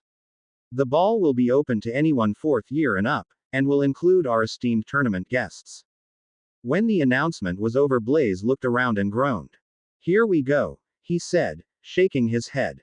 Harry gave him a confused look. What? Look around, Blaze replied, gesturing. The girls are already practically salivating. Harry did and noticed that his friend was right. Suddenly the great hall seemed to be filled with whispering groups of girls, including several at their own table. Well, I for one think it's well past time we had a proper ball at Hogwarts, Tracy said primly, giving Blaze a challenging look. And it certainly makes sense with the other schools here and all. And I rest my case, Blaze muttered.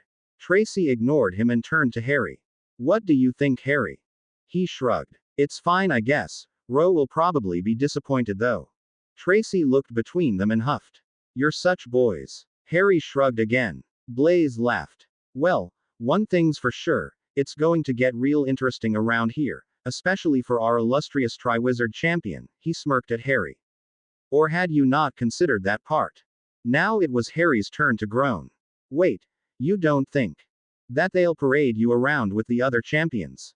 Blaze finished for him. Yes. Yes, I do. Harry frowned. Look on the bright side, Harry, Tracy said, glaring at Blaze. It should at least make it easier to find a date. Blaze snorted. Have you met this guy? Tracy smacked him on the arm. Yeah. Very funny, Harry said sarcastically, getting up from the table. Come on, let's get to Charms. The three got up and started walking towards the exit along with most of their housemates when Harry suddenly heard his name being called. He turned and saw Cedric Diggory walking toward him. Hey Harry, Cedric greeted. You have a minute? Sure, Harry replied. He turned to Blaze. I'll meet you guys there. Blaze nodded and started toward the exit with Tracy as Harry turned back to Cedric. What's up? Cedric looked around and led Harry a few steps away from the throng of students before throwing up a privacy charm. So, I've been thinking, he began, running his hand through his hair. You know how you asked me if I'd want to know about the first task before it happened? Harry nodded. Well, at the time I said no, because I felt like it wouldn't be fair, but I think it was pretty obvious that I was the only one who didn't know what the task was, don't you think? Yeah, I agree, said Harry. You were the only one of us that looked surprised at all. Plus I heard that someone saw Fleur practicing that trance spell a couple of days beforehand, no way that's coincidence.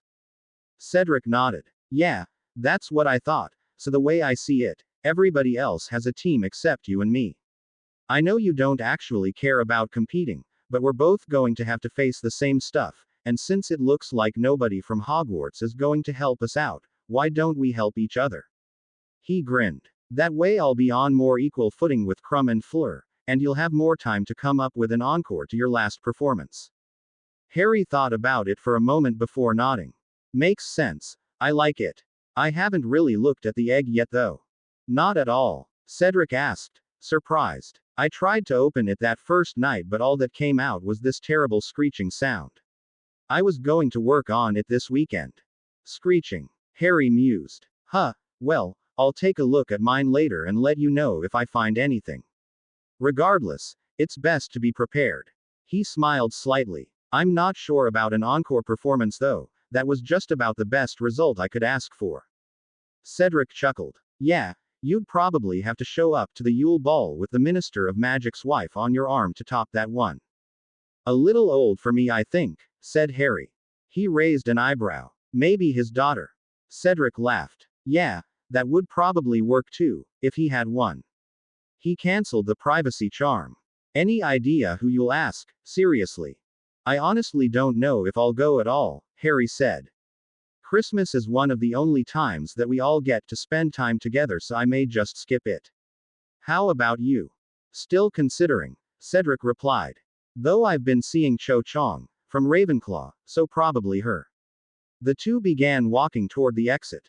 It's only been a couple of times, but. Harry waited a second for Cedric to continue until he realized Cedric was looking at someone behind him. Harry turned and almost bumped into a passing Fleur Delacour, who was being followed by her usual group of 6th and 7th year boys. She looked at Harry with an unreadable expression before Harry turned back to Cedric. Okay, I have to get to class, he said. All right, you'll be in the library later. Cedric asked, reluctantly turning back to Harry. We can talk more then. Harry nodded and made his way out of the hall, expertly sidestepping Fleur's group of suitors on his way and walking quickly to the charms classroom wondering what today's lesson would be. Not that I'll actually learn anything, he thought to himself as he walked. Although he had a lot of respect for Professor Flitwick's style as a teacher, Harry had learned most of their material a long time ago. Even the few spells that he didn't already know were simple enough that it rarely took him a whole class to learn. In fact, he spent the majority of each class waiting for Flitwick to see him demonstrate the spell correctly and then moving on to his own more advanced reading material. For his part, Flitwick either never noticed or simply didn't mind. Today's class was no different. Their most recent assignment had been an essay on the differences between 3 different charms that were used to create and control wind currents. Harry had written a rather comprehensive essay on the numerous ways such charms could help in a duel, with particular attention on how creating several small whirlwinds could help serve as both an attack and a defense simultaneously. All in all, he'd thought it was a rather good essay, and was surprised when it was returned to him with a note to talk with Flitwick after class. You wanted to see me, Professor? Harry asked after the rest of the class had gone.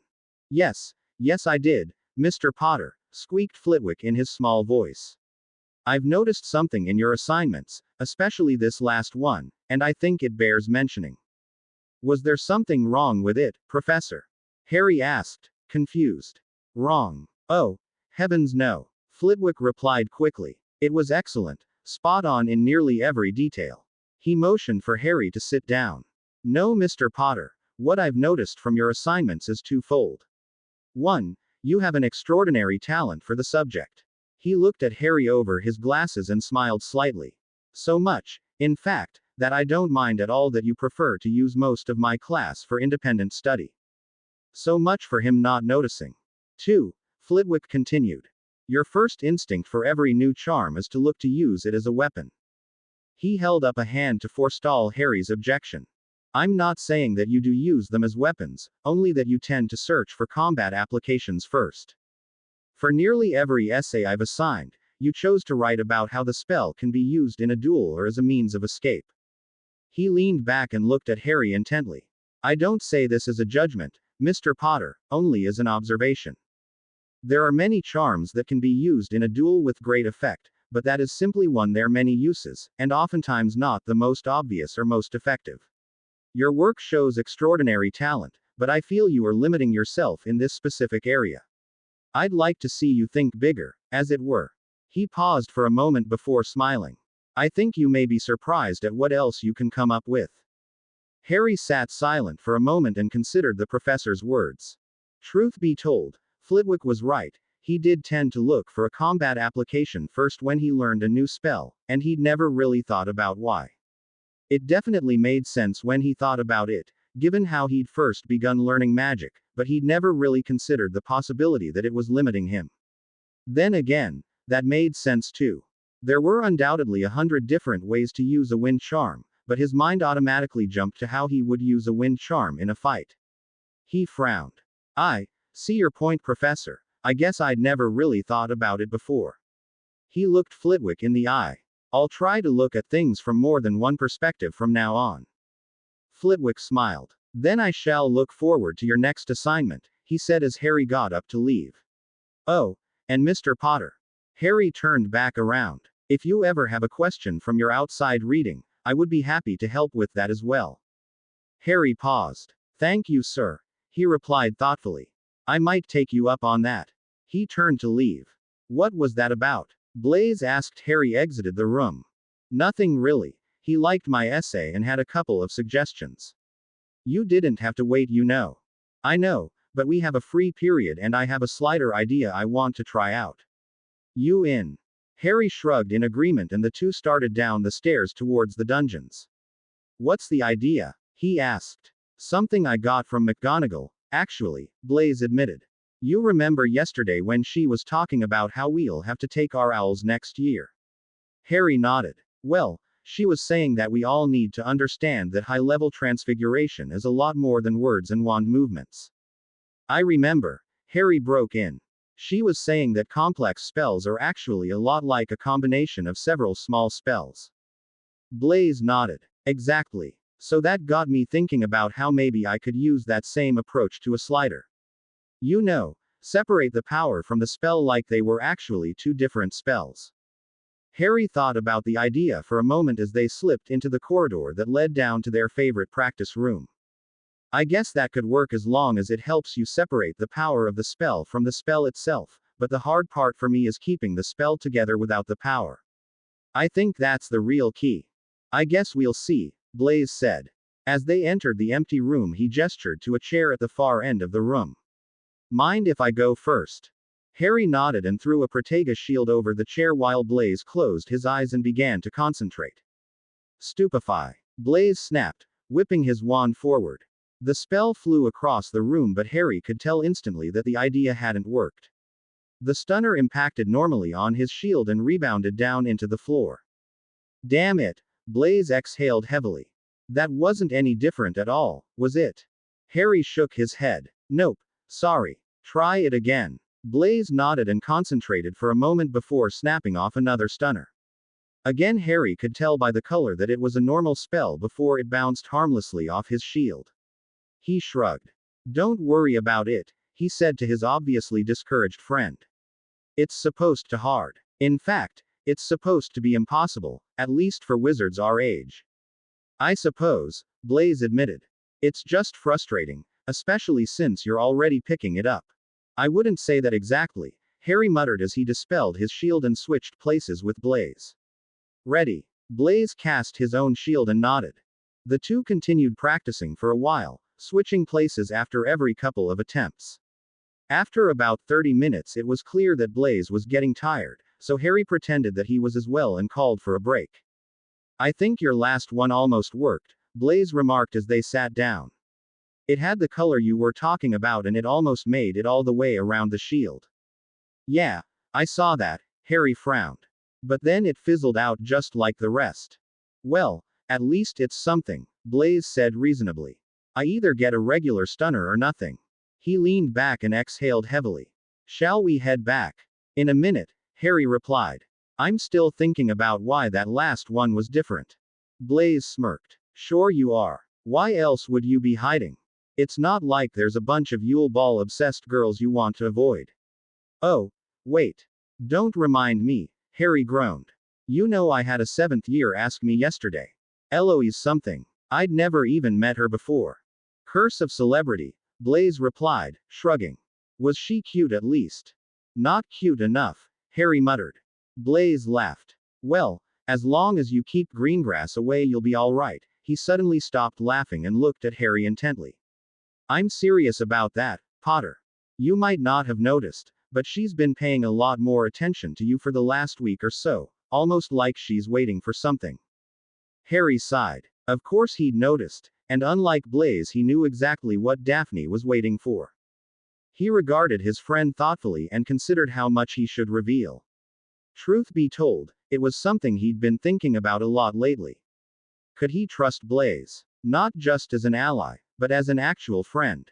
If he was honest with himself, Harry had to admit that Blaze had proven to be a real help to him at Hogwarts, and had remained on his side even when it would have been much more convenient for him not to be. Nodding to himself, Harry made his decision. Actually, she is waiting for something, he admitted.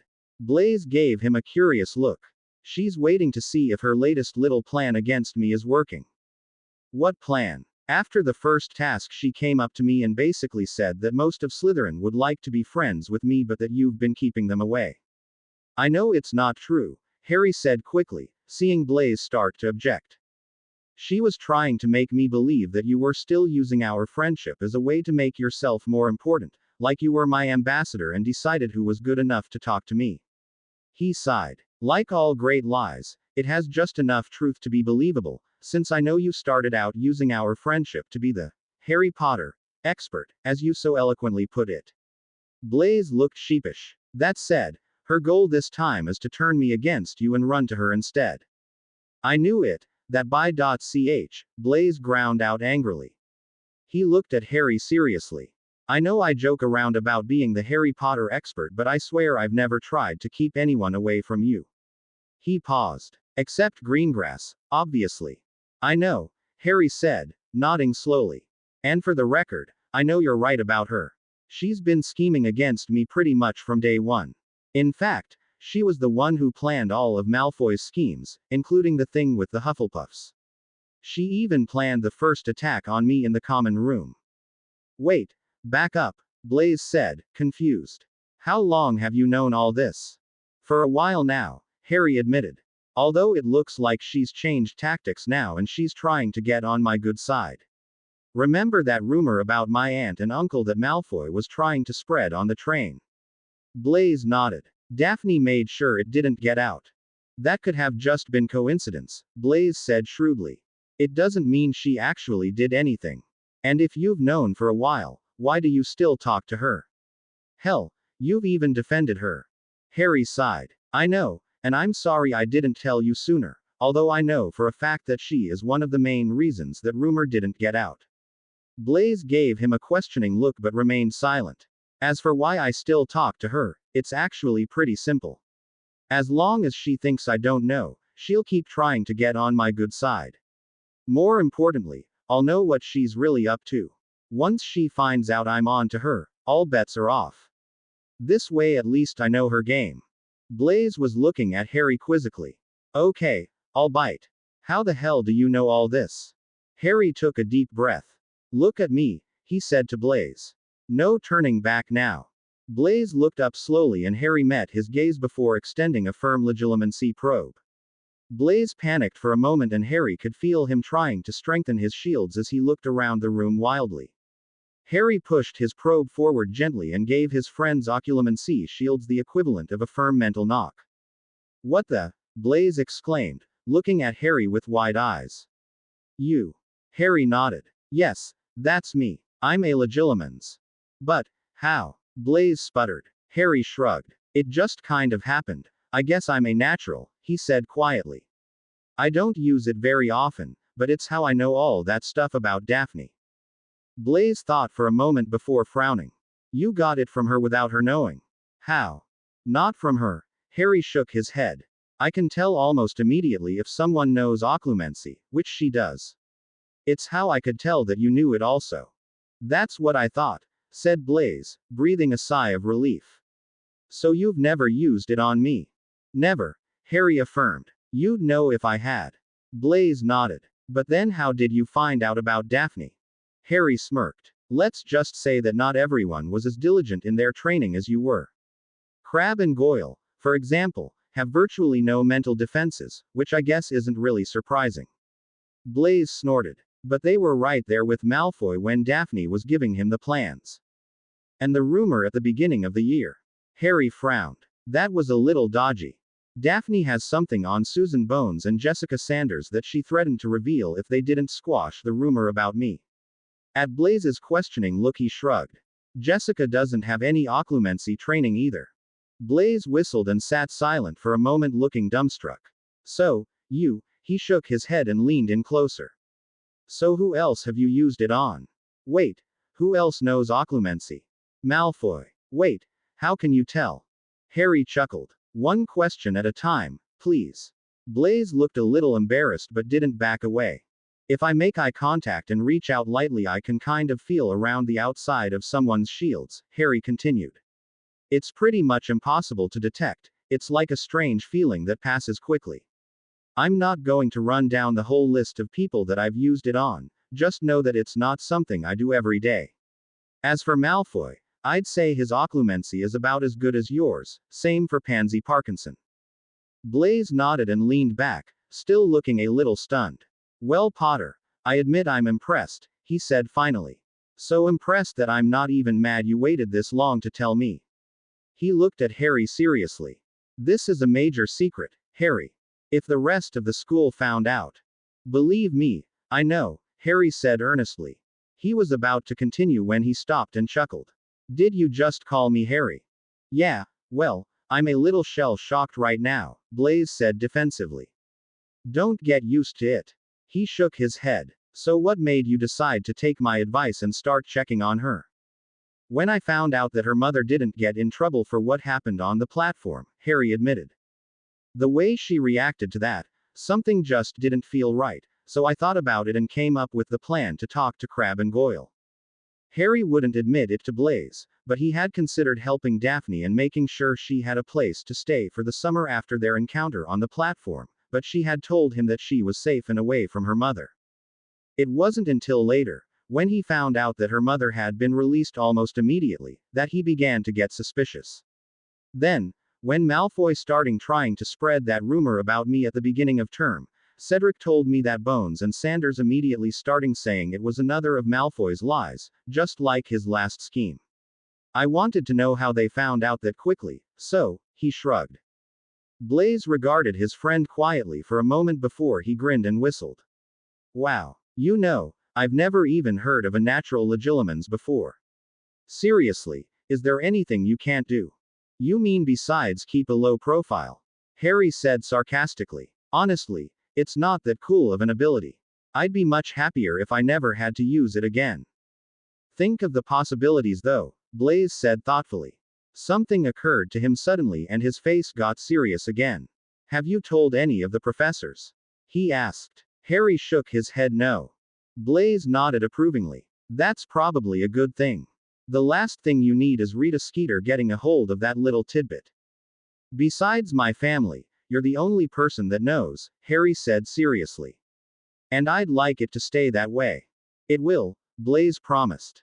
Harry waited in silence for a moment before he finally got up and removed the locking charm on the door. Oh, and Harry, Blaise said, getting up to follow. Thanks, for telling me I mean. You won't regret it. Harry shrugged nonchalantly. And if I do I'll just obliviate you, he said casually. Ha ha, Blaise replied sarcastically. He stopped. You're joking, right? Harry just shrugged and kept walking. Hey, Blaise called, hurrying to catch up. You can't actually do a memory charm, can you? Potter. Hey, wait up. The weeks that followed passed quickly for Harry.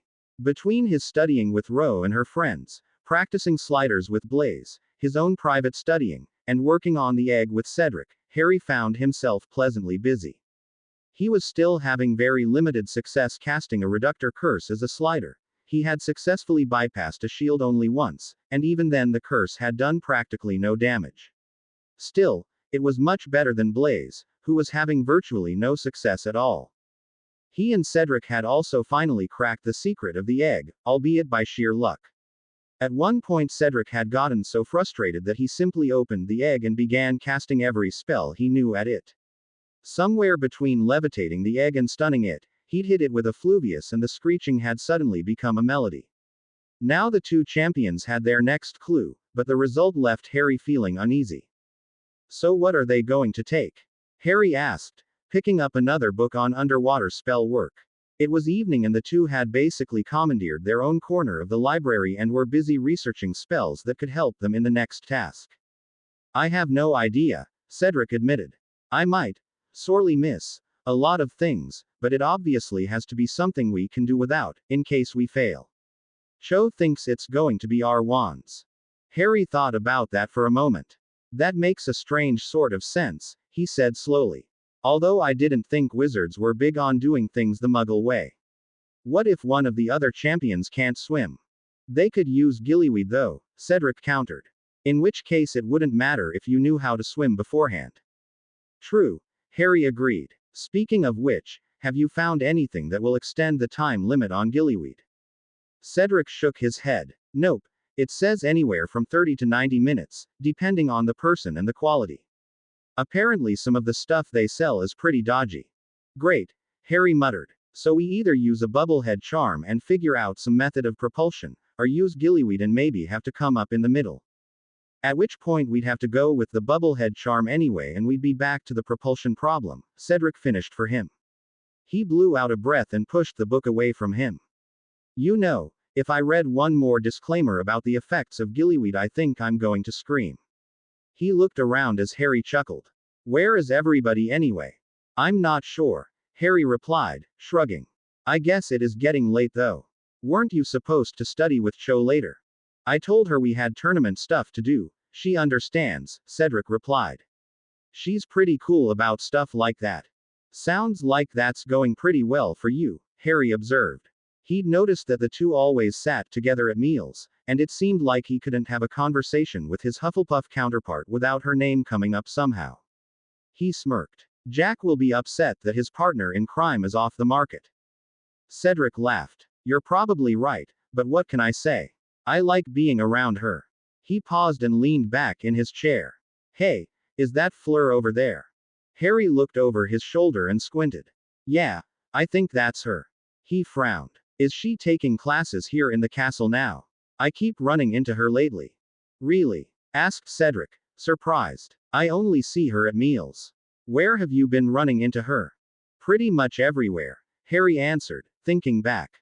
I swear she's in the entrance hall every time I leave lunch or dinner, which of course means I have to navigate through her entourage to get by. I ran into her 3 times after classes yesterday alone. It's like she sets up her little group to block my way every chance she gets. Can you blame them? She is a hot Vila, after all, Cedric said, laughing.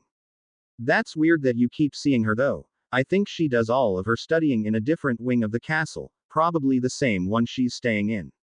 Harry just shrugged noncommittally. It really was a little weird though. I wonder she's going to do, Cedric continued. Or if she's even figured out the egg yet. Maybe she'll have her fan club get the item while she sunbathes, Harry quipped, regarding the Beauxbatons champion across the room. I think it's safe to assume she'll have the riddle figured out though, either by herself or with help. True, Cedric agreed. If the first task was any indication, Madame Maxime was going to do everything she could to make sure her school's champion was prepared for the next task. It irked the older boy slightly. I still wish we could all just compete fairly though. Harry snorted. Good luck with that. No, I mean it, Cedric said earnestly. They talk about all this being a chance to spread goodwill between schools and give students a chance to test their skills against each other, so why don't they do a better job of making sure that's what happens? Harry shrugged. Maybe they're not interested in what actually happens, only how it looks, he said shrewdly. Cedric scowled. You're probably right, what with the stories in the Prophet and all. I guess I just don't like hypocrites. Harry leaned back and sighed. I don't either, but, he gave a half shrug. You know, Blaise says his father has a saying, he said thoughtfully, that the only way to get a fair shake is to assume you won't get a fair shake.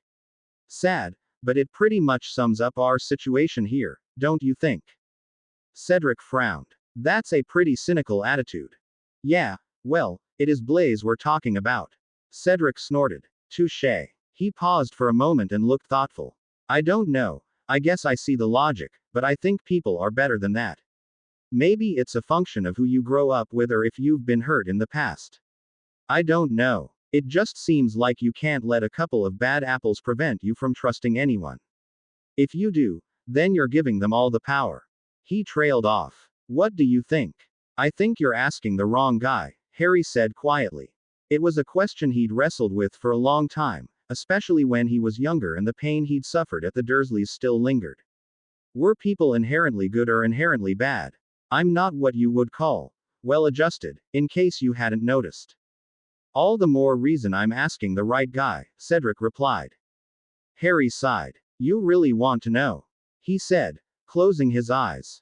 Okay, I think that most people are good, but naive, and that they live most of their lives at the mercy of those that do the things they won't, or can't, do. He thought of Voldemort and the Death Eaters. Which means most people are completely unprepared for dealing with the bad apples, as you put it. They're too weak, so they either end up as followers or they get run over. He paused. So in some cases, Blaise's father has the right idea, it's best to just stay out the way. Except sometimes you can't stay out of the way, Harry thought to himself. He thought of Vernon Dursley. He was one of the really bad ones, the worst type to Harry. He was a mindless beast. He had no reasons, no goals, he caused pain simply to cause pain. He enjoyed it. There were people like him out there as well, Harry knew that all too well. He looked at the older boy across from him who was now lost in thought. With luck, that was a lesson that Cedric would never have to learn. You don't really seem like the stay out of the way type, Harry, if you don't mind my saying, Cedric said finally, looking up. Gee, really? Harry replied sarcastically. Cedric chuckled. In any case, we should get back to work. Agreed. Enough with the deep stuff, said Cedric. He leaned forward and grabbed another book from the pile. What have we got left? More of the same. Harry looked at the books that they hadn't covered yet and realized that it really was more of the same. Unfortunately, yeah, he held up 2 books. These look like newer versions of books we've already covered, and the rest are about magical water plants, which we've already been over pretty extensively. He sighed. I hate to say it, but I think we're pretty much on our own. Cedric frowned. There just doesn't seem to be any specific spells to help you move fast underwater. Isn't that a little weird to you? Harry shrugged. It was true. They had found plenty of information on how to charm items to float or sink, charms for breathing underwater, and even a whole book dedicated to different techniques that would allow you to cast certain spells effectively while underwater. Basically, they'd found everything except what they needed, which was a way to quickly locate and retrieve an object underwater. Cedric suddenly snapped his fingers.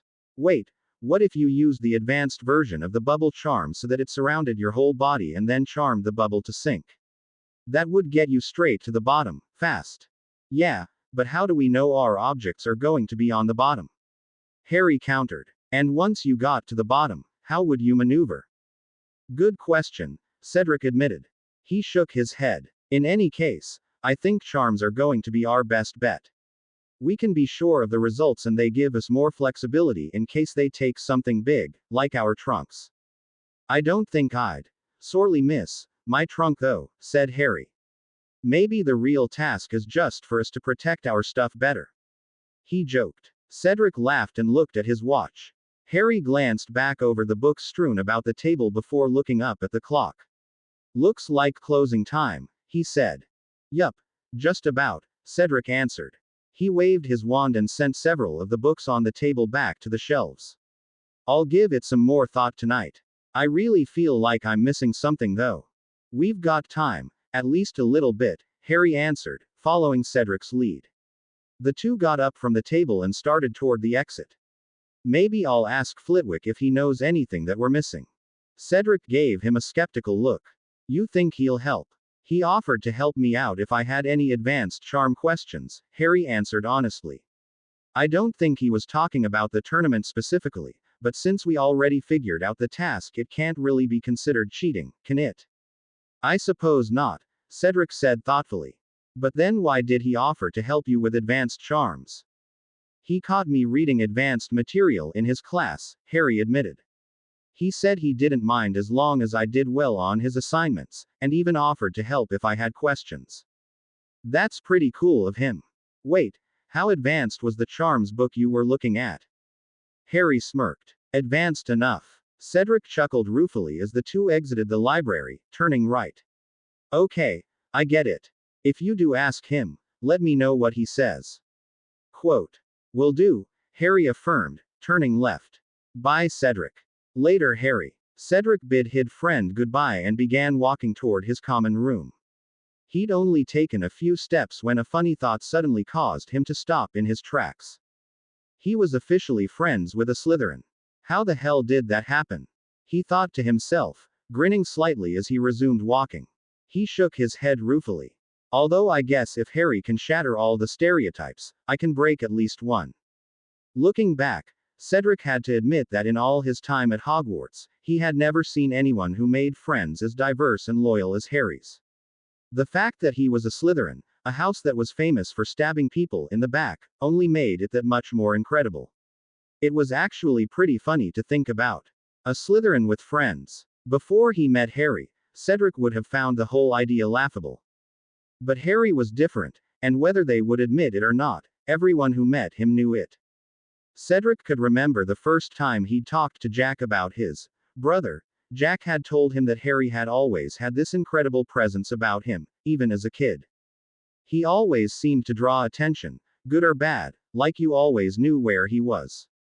Looking at it now, Cedric could see what his friend was talking about. Everyone at Hogwarts had an opinion about Harry Potter. Trouble seemed to find him like a magnet, and yet he always came out the other side relatively unscathed. Cedric shook his head again. In any case, there was nothing for it now. For better or for worse, Harry Potter was his friend. He smiled wryly. He certainly does keep things interesting. At the other end of the hallway, Harry's thoughts were much more troubled than his fellow champions.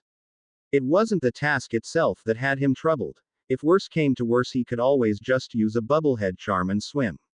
No, it was the fact that something was going to be taken that concerned him, especially since he didn't know what.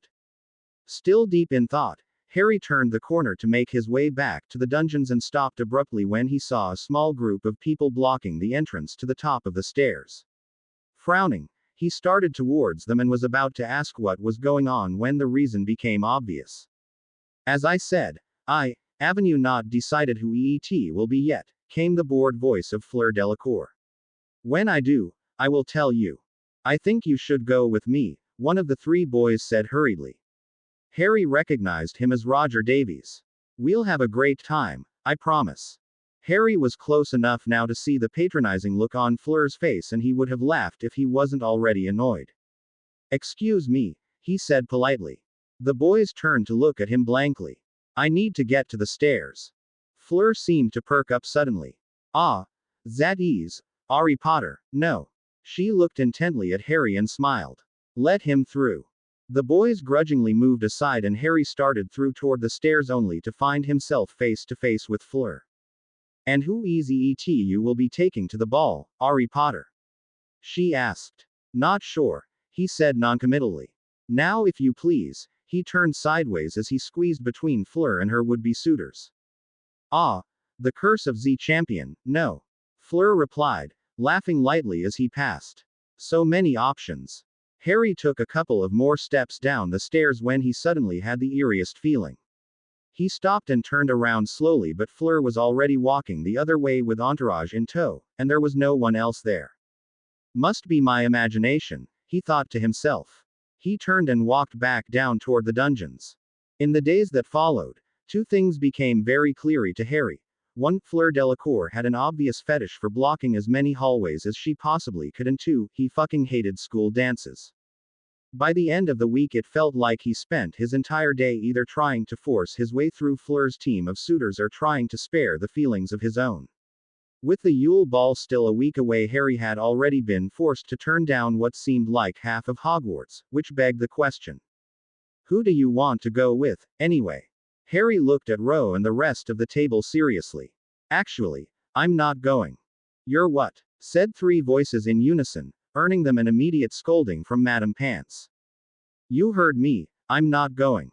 Be you. But, why? Padma sputtered.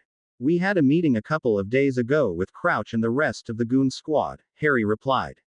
And they have this big introduction plan for all the champions at the ball. I may have to compete, but there's no rule that says I have to parade myself around as well, so, he shrugged. I'm not going. Besides, how stupid would it look for me to make such a big deal about not entering myself and then show up and get introduced as the fourth champion? Bollocks, Padma blurted angrily, earning another sharp glance from Maiden Pants. Why you boys can't just ask a girl and get it over with, I don't know. Whoa, down girl, Ro said jokingly. She gave Harry an amused look. As you can see, there's been a few, shall we say, frustrations with some of the boys in Ravenclaw procrastinating on getting a date. It's not just Ravenclaw, said Hermione. Like it matters to you, Padma muttered. Anyway, Ro said loudly, casting a meaningful glance at both girls. That's neither here nor there. I think we all understand, Harry. It's just too bad you can't go. Maybe. Harry shrugged. He checked his watch before gesturing to Padma.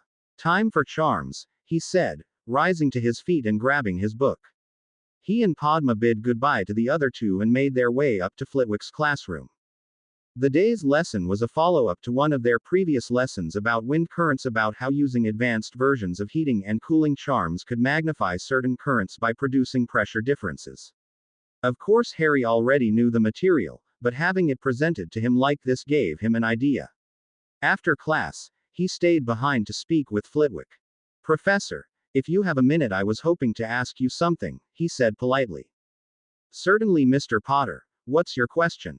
I was wondering if you know of any charms that would allow someone to move quickly while underwater, Harry asked. But that would also allow you to stay underwater for an extended period of time. Flitwick repressed a very obvious smile. Ah, I see. Well, Mr. Potter, I can't say I know of any such charm. However, if you have any specific questions for me, I will do my best to answer them. Harry understood immediately. He won't tell me anything unprompted. Well then, what is the most effective charm for breathing underwater? He asked. That would be the bubblehead charm. Harry pursed his lips. And is there such a thing as a propulsion charm? As soon as he said it, he knew it was a long shot. I'm afraid you'll have to be more specific, Mr. Potter, Flitwick replied, smiling.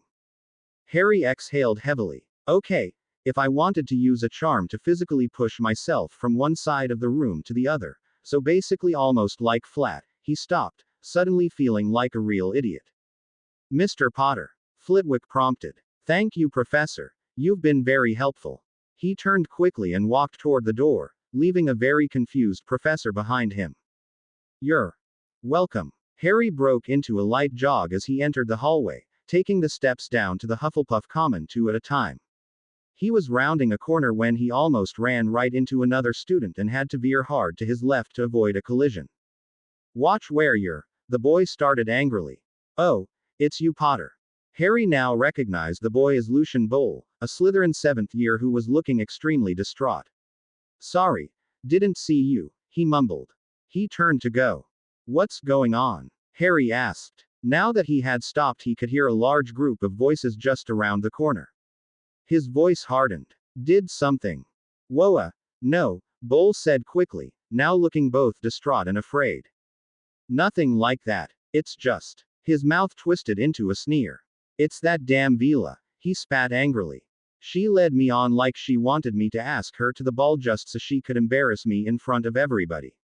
She was always hanging around, saying hi, she even asked me to walk her to dinner yesterday.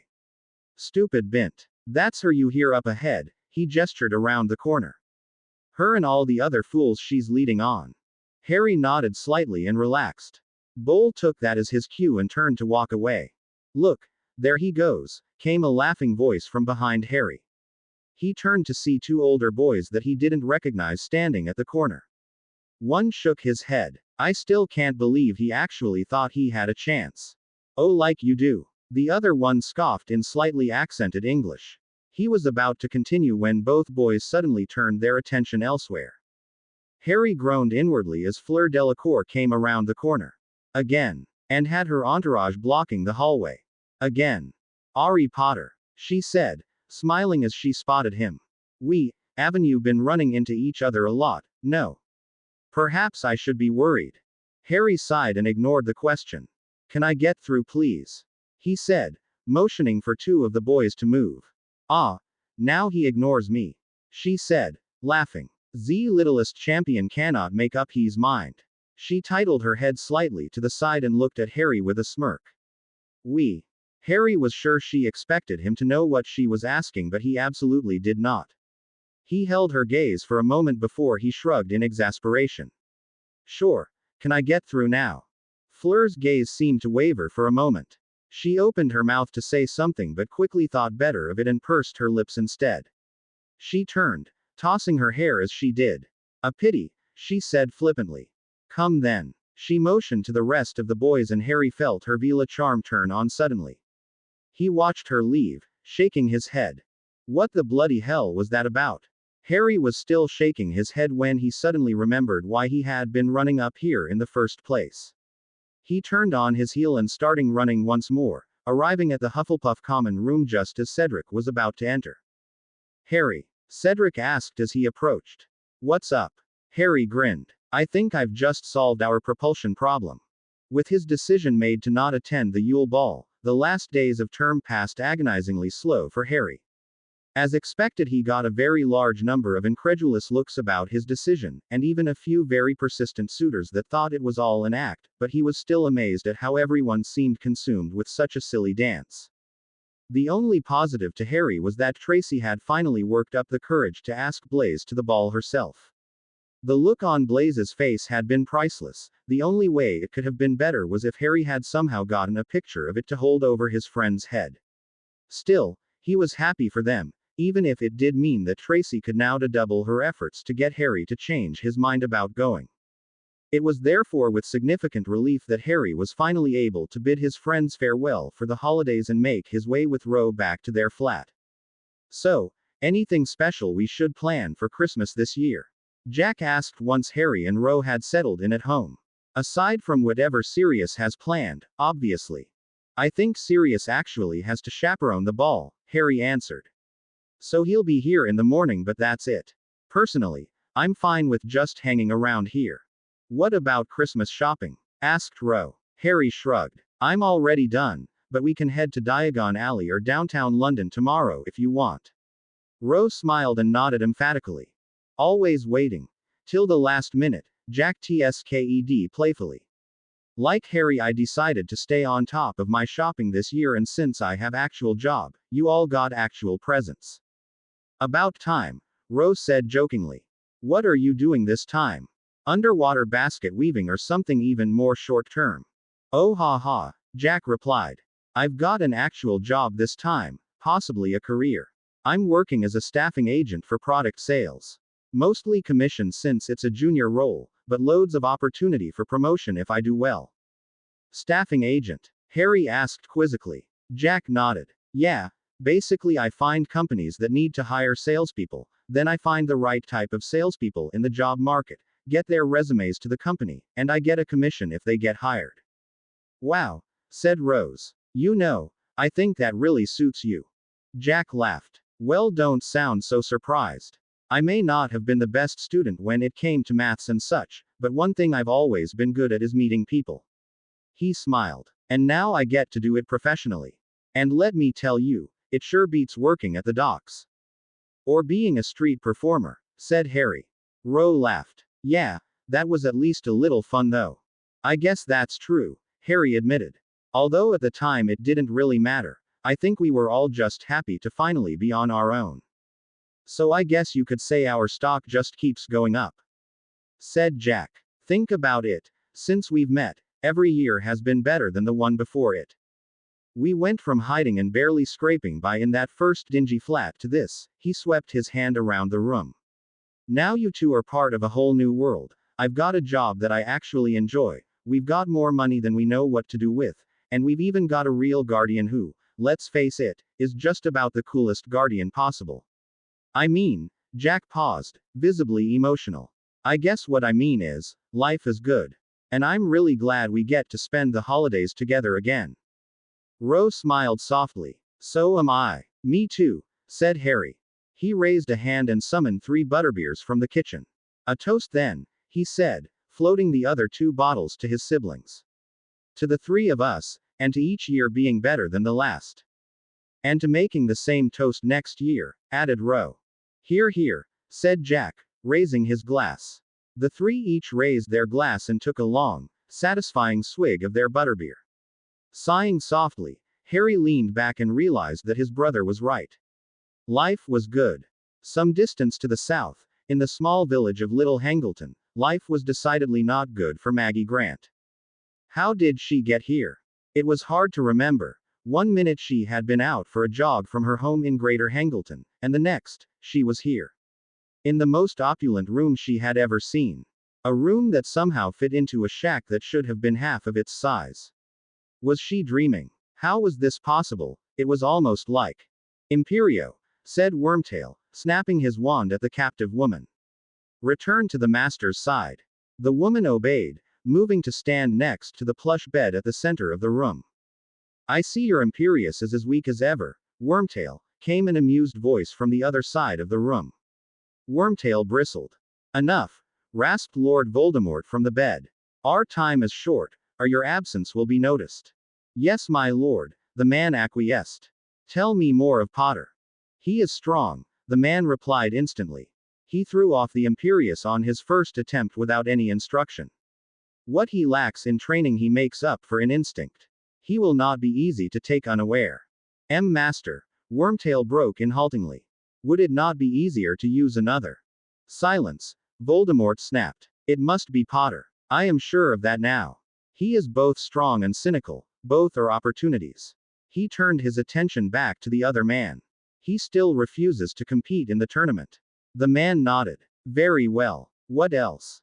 He is controlled, but lacks cunning. To the trained observed, he wears his heart on his sleeve.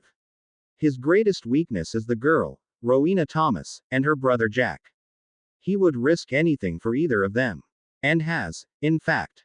The incident the in chamber, Voldemort mused. And the hippogriff as well. The man nodded. Very well, I will use this, Voldemort continued. What of Igor? As you intended, he has taken an interest in the boy. Dumbledore discourages it, of course. Voldemort almost smiled. Of course. He paused for a moment in thought. I cannot use Igor directly yet. Do what you can to push Potter in his direction, but do not risk revealing yourself, the Dark Lord said sharply. My old apprentice may prove useful or he may not. The priority is still bringing Potter here. Yes, my lord. Surprisingly, Harry's absence at the Yule Ball seemed to go largely unnoticed, at least enough that no one mentioned it once the new term began. Instead, the new topic of Harry Potter gossip seemed to be what he would do during the rapidly approaching second task. Although no one knew precisely what the task was, they all seemed to agree on one thing. Harry Potter was certain to have something up his sleeve. It was therefore with some trepidation that Harry arrived at the headmaster's study 2 days before the task, having received a summons early in the day to report there after supper along with Ro. You asked to see me, Professor? Harry asked, entering the room with his sister. As he did, he noticed Professor Moody was also there, standing against the far wall. Dumbledore nodded. Thank you for coming, Mr. Potter, Miss Thomas. I realize this may seem strange, but I need to speak with you about the second task. He looked at Harry. I understand that you have figured out the egg. Harry looked at him quizzically but nodded. Excellent, said Dumbledore. That shall make this much easier. I understand if you are confused as to why I would summon both you and Miss Thomas here. Since it was at Professor Moody's suggestion, I will allow him to explain. Right. Moody nodded gruffly. Here's the thing, Potter. What you know is that you'll have to retrieve something from the lake. What you don't know is that that something will actually be a someone, and that someone might be your sister here. He held up a hand to forestall Harry's objection. I'm not saying it has to be, but it could be, if she wants to volunteer. Otherwise we can get somebody else. But since I know you're not big on the whole competition thing, Moody grimaced in what probably was supposed to be a smile. And I've heard what you can do when Thomas here is involved. I figured we might as well come clean up front. Harry opened his mouth to speak but Ro beat him to it. So, how would that work exactly? She asked curiously. Would I be out in the middle of the lake or something? You would be with the merpeople, Dumbledore replied, smiling slightly. They have agreed to help us with this task and ensure the safety of all involved. They have also agreed to administer the mermaid's key to the volunteers, so that they may remain underwater for the duration of the task, as necessary. I don't like it, Harry said instantly. Oh, I love it, Ro said at the same time. Please, Harry, she begged. Almost no one gets to experience the mermaid's key. It's supposed to be amazing.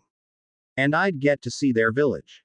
Dumbledore nodded. Come on, please, Harry. It wouldn't be, Harry began.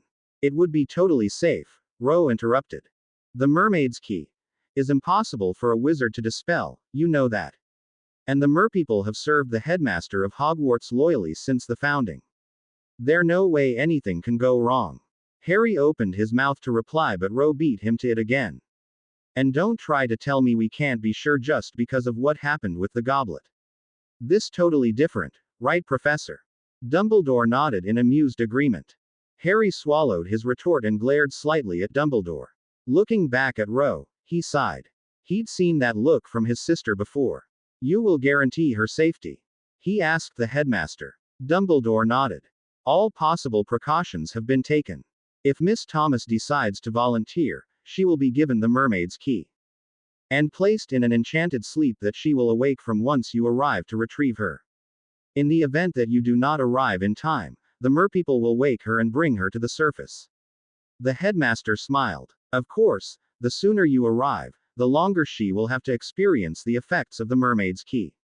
His eyes twinkled merrily. I have heard it is quite incredible. Ro looked at Harry expectantly. Fine, Harry breathed. Rose squealed and pulled him into a hug. I've read about the mermaid's key. And I know it's rare. I should get there pretty quickly anyway. He untangled himself from Ro and looked hard at Dumbledore. If anything goes wrong. It will not, Dumbledore said sagely. I will be monitoring all progress, as will the chieftain of the Merpeople. You will have 1 hour to retrieve Miss Thomas from the lake. I would tell you that points will be awarded for speed, but given your performance on the last task, I do not imagine that matters much to you. Ha! Moody guffawed. Knowing Potter here, he'll take 1 hour and 1 minute, just to prove his point. He fixed his good eye on Harry. I'll be keeping my eye out as well, Potter. We still don't know who put your name in the goblet, but give me some time and I'll track him down. You have my word. Thank you, Professor, Harry replied. He paused. Thank you as well, Headmaster, for trusting me with this advanced warning. I will not reveal the specifics to the other champions, on that you have my word. Thank you for that, Mr. Potter, but it was Professor Moody who brought the idea to my attention. Your situation is unique in many ways, and I hope to continue to rebuild a bridge of trust between us after the events of last year. He clapped his hands together. Now, if that's settled, I will let you get back to your common rooms, where I imagine Miss Thomas will immediately begin practicing her underwater spell work. Harry very nearly smiled in spite of himself as Ro's eyes lit up at the thought. True to his word, Harry didn't tell Cedric that he already knew what would be taken, so when the day of the second task finally came, he wasn't surprised to find a very agitated Cedric waiting for him at the lake. Cho? Harry asked as he approached. Cedric nodded quickly and took a deep breath. Don't worry, she'll be fine, Harry said reassuringly, plus there's no way Krum or Delacour came up with a better idea than us. After today, you'll probably be in first place. Cedric seemed to calm slightly at that. Ladies and gentlemen, came Dumbledore's amplified voice. The second task will now begin. Each champion must retrieve their volunteer from the lake within 1 hour. Points will be awarded for speed as well as specific spell work. Champions, on my mark, and mark. Accio Broom, Harry and Cedric called together, each flicking their wand in the direction of the castle. While he waited, Harry watched as Fleur Delacour cast a bubblehead charm on herself and waded slowly into the water, while Victor Krum simply dived in head first. Self-transfiguration. Harry wondered curiously, gesturing to where Krum had disappeared. Must be, Cedric answered. He looked up as his broom approached. Here we go, the older boy smiled. Ready to put our names in the history books. Harry smirked as he caught his own broom only seconds before Cedric. Let's do it. Using his left hand, Harry brought the broom in close against his chest and began to slowly trace his wand in circles around his head. As the bubblehead charm began to form, he pushed the circle wider and wider until he had created a bubble encompassing his entire body as well as the broom. Once complete, he took off and hovered a foot off the ground, noticing as he did so that Cedric was doing the same. Both suddenly whipped their wands forward quickly. Calor Maxima, Harry muttered, spinning his wand slightly with the incantation. Heat waves began to pour off of the bubble surrounding him. He looked at Cedric. Race you. His only response was a grin as Cedric shot off straight into the water, creating a mass of steam where he entered. Harry grinned as well and shot off after his friend. As he'd expected, the superheated bubble made it extremely easy to navigate underwater, and the broom's propulsion allowed him to move much more quickly than he would have been able to on his own. He shot out of the shallows quickly, and before he knew it he was flying past a large school of Grindylows on his way down into the depths of the lake. One or two tried to give chase, but they were no match for the speed of the firebolt and he lost them quickly. However, Harry quickly realized there was one thing he hadn't counted on, and that was the sheer depth of the lake. He had assumed that the Merpeople village would be relatively easy to find, but even after nearly 2 minutes of diving he had yet to find the bottom, and there were no visible structures or landmarks to guide him. It was more like being lost in an ocean than a lake. I guess this is why they gave us an hour, he thought to himself. Shrugging, he continued his descent. It took only another moment for Harry to reach the bottom of the lake, and another 10 minutes after that to find the outskirts of the Merpeople's city. Slowing down, Harry entered the city and made his way to its center, where he saw a large group of Merpeople surrounding 4 floating shapes. As he got closer, he was surprised to see that Hermione was floating between Ro and Cho Chang, which would make her the person that Victor Krum would sorely miss. Didn't see that one coming. Shrugging to himself, Harry started forward again and raised his hand inside the bubble in greeting as he approached the merpeople. The largest of the group raised his trident in greeting back and gestured for Harry to proceed. Now for the hard part, Harry mumbled to himself. With his wand in his right hand, Harry slowly began to decrease the size of the bubble that surrounded him until only his head was contained. This was the only problem to the plan that he and Cedric had come up with. In order to cast complex spells, he had to remove the bubble protection, otherwise he would risk breaking the charm altogether. With the charm removed from the rest of his body, Harry realized one other thing he had forgot to account for. The water was cold.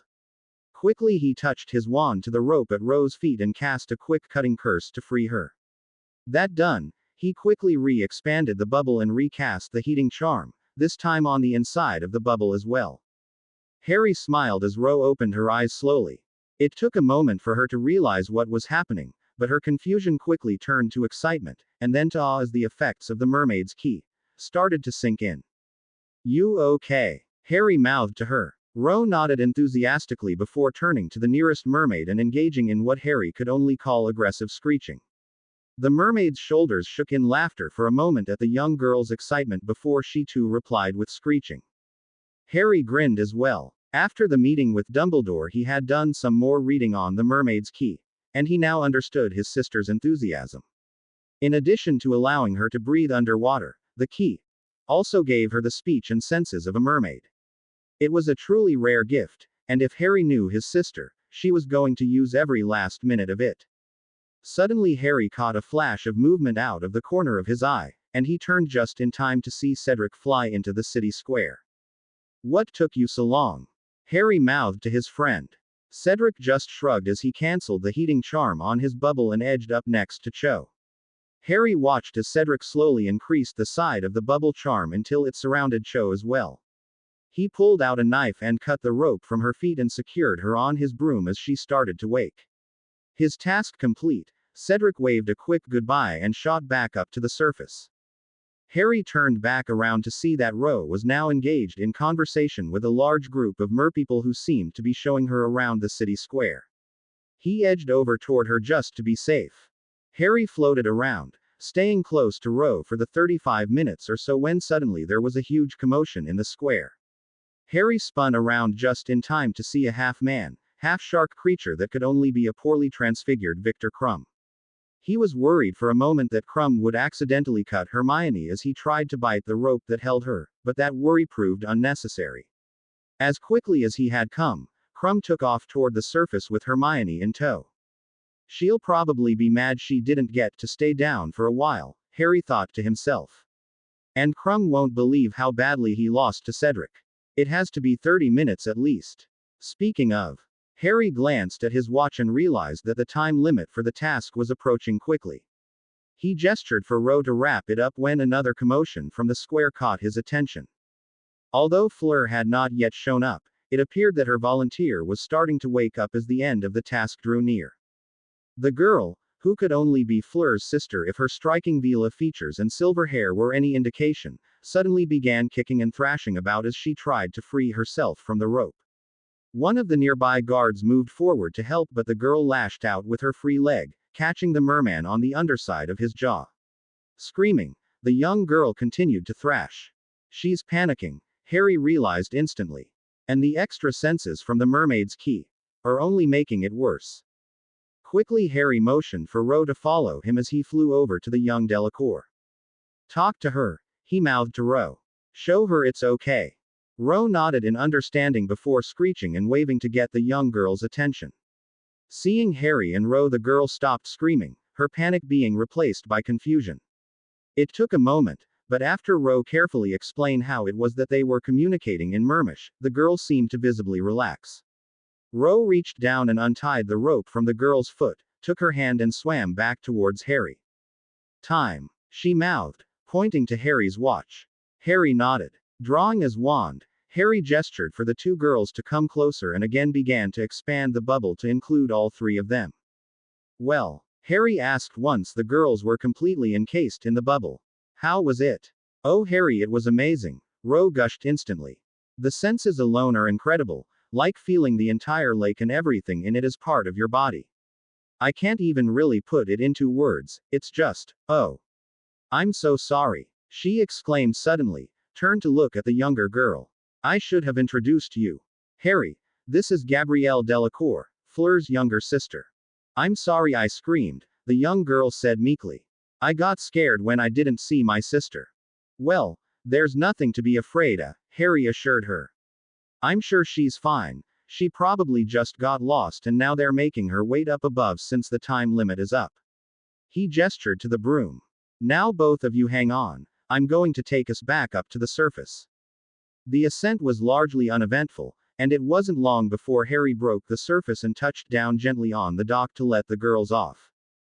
Gabrielle, Fleur yelled, rushing forward to envelope her sister in a hug.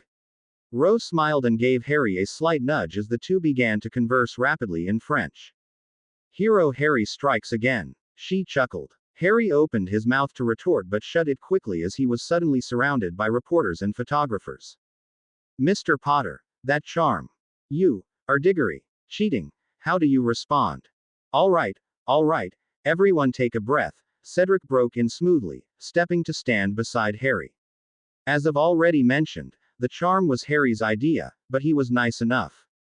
Our idea, Harry interrupted. We came up the idea together. The Potter Diggory variation then, one of the reporters said instantly. But the real question is, will you publish it? Harry gave the reporter a confused look and was about to ask exactly, publishing, entailed, but he was interrupted by Dumbledore. If the champions could please stand before the judges' table, the headmaster's amplified voice boomed. The 4 champions complied. Excellent. And now, the scores. Returning from the lake first and using a previously unknown version of the Bubblehead charm, Cedric Diggory. The crowd cheered as the judges raised their wands one by one to cast their scores. A perfect 50. Dumbledore exclaimed. Well done, Mr. Diggory. Well done indeed, he added more softly, eyes twinkling.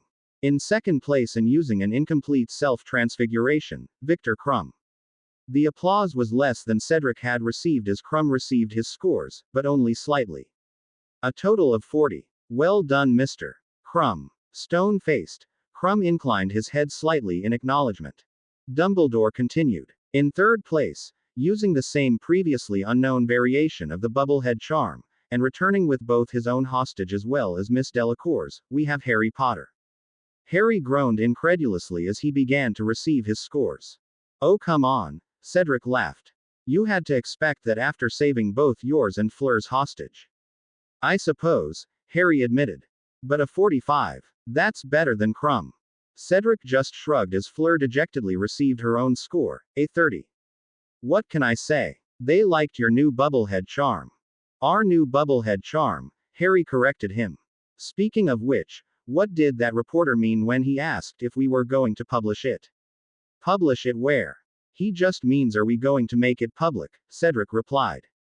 The spell, that is. So that anybody who wants to use it can look it up and see how it's done. We don't have to. Why wouldn't we? Harry asked, confused. Cedric shrugged. Not a lot of people do, honestly. Pretty much every family has their own book or box of secrets in the wizarding world. Ask anybody from a relatively old family and I guarantee they've already learned a couple of family spells, even if they're just slightly different ways of doing popular spells. It's not quite currency, but it's similar. If one family has more magic knowledge than another. I get it, said Harry. I guess I'd just never really thought about it before. He paused. Still, it doesn't really apply to us here, right? It's not like there's a huge demand for a spell to move fast underwater, plus for anyone watching it should be pretty easy to figure out. Cedric shook his head slightly. Not everybody can pick up a spell after seeing it once, Harry, he said wryly. I agree with you though. Let's write it out tomorrow and I'm sure one of the teachers will help us publish it. One of the teachers will indeed. Professor Flitwick broke in, stepping up beside Harry and shaking his hand vigorously. That was just splendid. Absolutely splendid charms work. He turned and shook Cedric's hand as well. Congratulations to you both. You've made Hogwarts very proud today. Thank you, Professor, Cedric replied proudly. Yeah, thanks, said Harry, slightly preoccupied. He had one eye on Ro, who was standing next to Hermione and Cho Chang being interviewed by a couple of different reports. It is well deserved, Flitwick continued, still beaming. Now, if you'll permit me, I will move these reporters back and give you some time to recover. I'm sure you're both rather tired after that whole ordeal. If you would like my assistance in documenting and publishing, come by my office anytime tomorrow. Thanks, Professor, Cedric replied. For the first time, Harry noticed that his friend really did look tired. Strange, Harry had found the whole thing rather easy. We definitely will. Flitwick smiled and turned away, squeaking at the reporters and shooing them back. Well, Cedric said, turning to Harry. I'd call that a success, wouldn't you say? Yes, I would, Harry replied, smiling slightly. I'm not sure about this whole publishing thing, but I have to admit, it was fun to work out a new spell that wasn't combat related. You've created your own spells before? Cedric asked, surprised. Nothing like this, Harry replied quickly, inwardly cursing that slip of the tongue. He really was getting too relaxed lately. Just for assignments, like how Flitwick said I always write my essays about how to use charms in a fight. I've never really thought about modifying one of them like this though. Ah, got it, Cedric replied, nodding. He grinned. Yeah, this was pretty fun. You should be proud. Harry shrugged. I guess we make a good team. I appreciate that, although you did do the lion's share of the work, said Cedric. You really should get more of the credit. No way, Harry shook his head. It was your concept. I came up with the idea to use the broom, but we worked the rest out together. And the superheating idea, Cedric reminded. Harry shrugged. That's just details. Well, I'm just happy to be included, Cedric acquiesced. He looked up and saw Cho waving at him. Looks like Cho is done with those reports. Meet you at Flitwick's offer tomorrow during lunch. Harry nodded. Sounds good. Cedric turned and jogged toward Cho while Harry turned to look for his sister. He found her talking to a distraught-looking Hermione down by the shoreline. What's the matter? Harry asked as he approached. Ro was just telling me about the mermaid's key, Hermione replied glumly. I can't believe I missed it all. By the time I woke up, we were already halfway to the surface. I didn't even know what was going on. Would it work if you went back in the water now? Harry asked. Ro shook her head. We already tried. I guess they set it up so that it would work just for the task. Or maybe just until we were back on the surface. Either way, it doesn't work anymore. I'm sorry to hear that, Harry said. Hermione just shrugged dejectedly. Not your fault, she huffed. If Victor hadn't been in such a hurry, but, of course he's trying to win, I get that. She seemed to deflate again. Not knowing what else to do, Harry put his hand on Hermione's and gently patted. He looked at Ro questioningly as he did. Ro giggled. Come on, Harry, she said, grabbing his arm. I think someone else would like to speak with Hermione. Harry looked up and saw Victor Krum walking toward them. I guess that's our cue, he said, turning away with Ro. As he did so, Krum caught his eye and nodded slightly. Harry nodded back. So, Ro said, interlocking her arm with Harry's as they walked. About this new charm of yours. The next day, as promised, Harry and Cedric made their way to Flitwick's office at lunch and wrote out a step-by-step guide to what was now officially being called the Potter Diggory variation of the Bubblehead charm. When they were done, one thing was very clear to Harry. He was much better at doing magic than he was at explaining how he did it. He was glad that Flitwick had volunteered to help. Without him, Harry doubted they would have been able to put something together at all. Truth be told, he found whole documentation process rather tedious and uninteresting. Still, it had been a good experience, especially working with the diminutive charms professor who, as it turned out, had several spell variations and a couple of original castings with his name on them as well. How is it that nobody knows about those spells? Harry asked Cedric as they left Flitwick's office. That's the type of thing that would really boost his popularity with the students, don't you think? I know. Maybe he just doesn't like to brag though, Cedric answered, shrugging. Or maybe it's something that he teaches in his nude classes. Either way, it's pretty cool. Speaking of, I heard from one of my father's friends that the papers are all preparing stories to run once we officially publish. He smirked. Get ready for another round of publicity. Harry groaned. Seriously. It's like I've been cursed to stay in the public eye forever.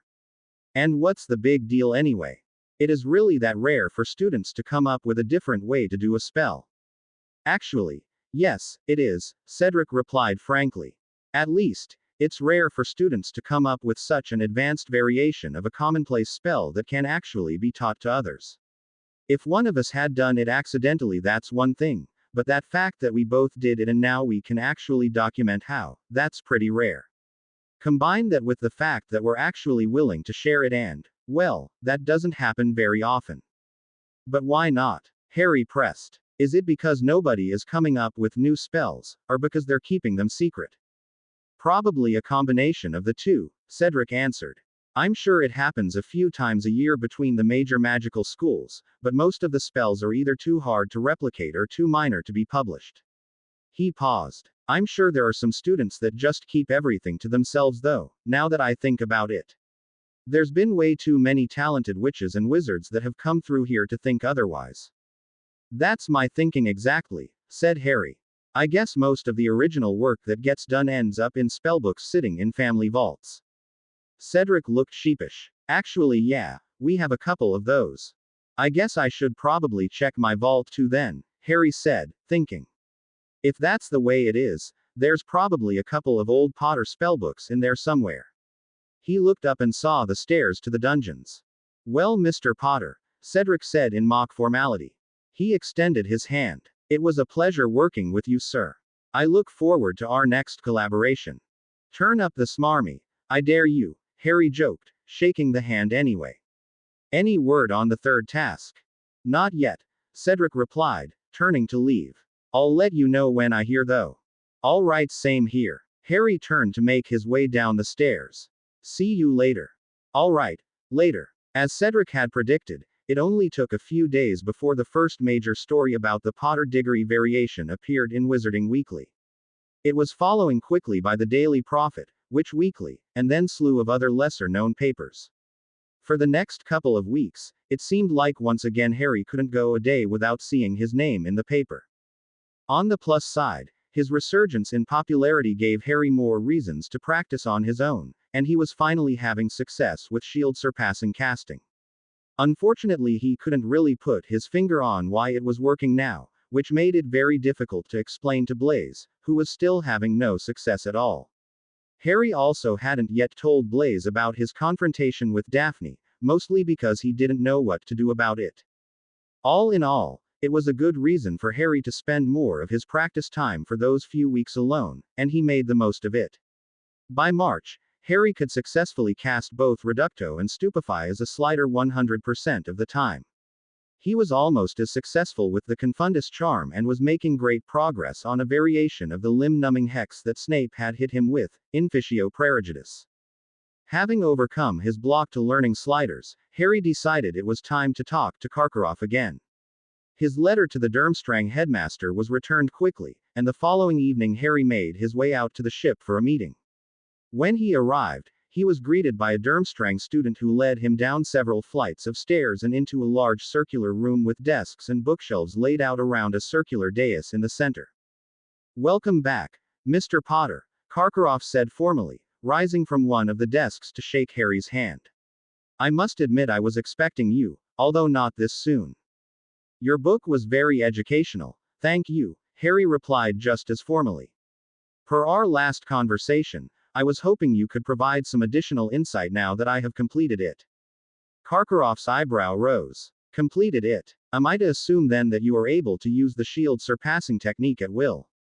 Harry nodded. I can. Karkaroff regarded Harry silently for some time and seemed to weighing something in his mind. Finally he turned sharply on his heel and walked toward the dais in the middle of the room. Show me. With a flick of his wand, the circular dais began to rise and Harry saw the outer edges were covered in warding runes. A dueling platform? He asked, walking toward the platform himself. Indeed, Karkaroff replied. He extended his wand and wordlessly cast a shield. Now, show me. Drawing his own wand, Harry stepped up onto the platform and assumed a dueling stance opposite the Durmstrang headmaster. He took a half step forward and deliberately extended his wand. Stupefy. The sickly red spell shot out of Harry's wand and straight toward Karkaroff, who brought his wand up sharply in response and flicked it twice, creating a double shield. Harry's slider hit the first, sliding perfectly around it before impacting harmlessly on the second. Reducto. Stupefy. Karkaroff snapped. Harry threw up his own double shield just in time. The headmaster took a step forward. Reducto. Ignis Flagellum. Contigo. Glacius. Harry snapped, negating the blasting curse and freezing the fire whip. He risked a quick glance at the headmaster. Seriously injured 12 students, he could almost hear Dumbledore's warning in his head, and he fired off 2 quick stunners and shifted to his right toward the exit, but was forced back to his left as a large transfigured spike shot out of the ground at his feet. He banished the spike wordlessly with a wave of his wand while keeping his eyes on Karkaroff's next move. Torpet Maxima. A sickly yellow mist emerged from the headmaster's wand and hung in the air for a moment. With a look of concentration, the headmaster quickly turned and sliced the wand across his opposite palm, drawing blood. He flicked a single drop of blood from his wand toward the mist. Vinctos. The cloud reacted immediately, splitting apart and shooting forward, attempting to surround Harry. With a curse, Harry dove forward, slashing his wand at the cloud in front of him. Ventus. The wind charm worked, but only temporarily, blowing the cloud back to edge of the dais where it began to reform. Diving left, Harry threw another wind charm before crouching and slashing his wand violently at the remaining 2. Ventus Maxima. A huge air current formed in front of Harry, throwing the final 2 clouds back into the wards. Harry pivoted to see Karkaroff smirking. Forgetting something? He asked. Harry looked to his left just in time to see the first 2 yellow clouds had regrouped and were almost upon him. Ventus Multum, he snarled. 2 small whirlwinds appeared in front of him just in time, intercepting the headmaster's unknown spells. Spinning, Harry turned and leveled his wand at Karkaroff when he felt the same spiked floor attack coming. He blocked it instinctively and whipped his wand toward the ground at Karkaroff's feet. Expulso, he snapped. He was planning to use the resulting explosion as cover to escape, but the spell never connected. It simply died about halfway between them. Confused, Harry looked at Karkaroff and readied himself to defend. Enough, said Karkaroff, lowering his wand and stepping forward.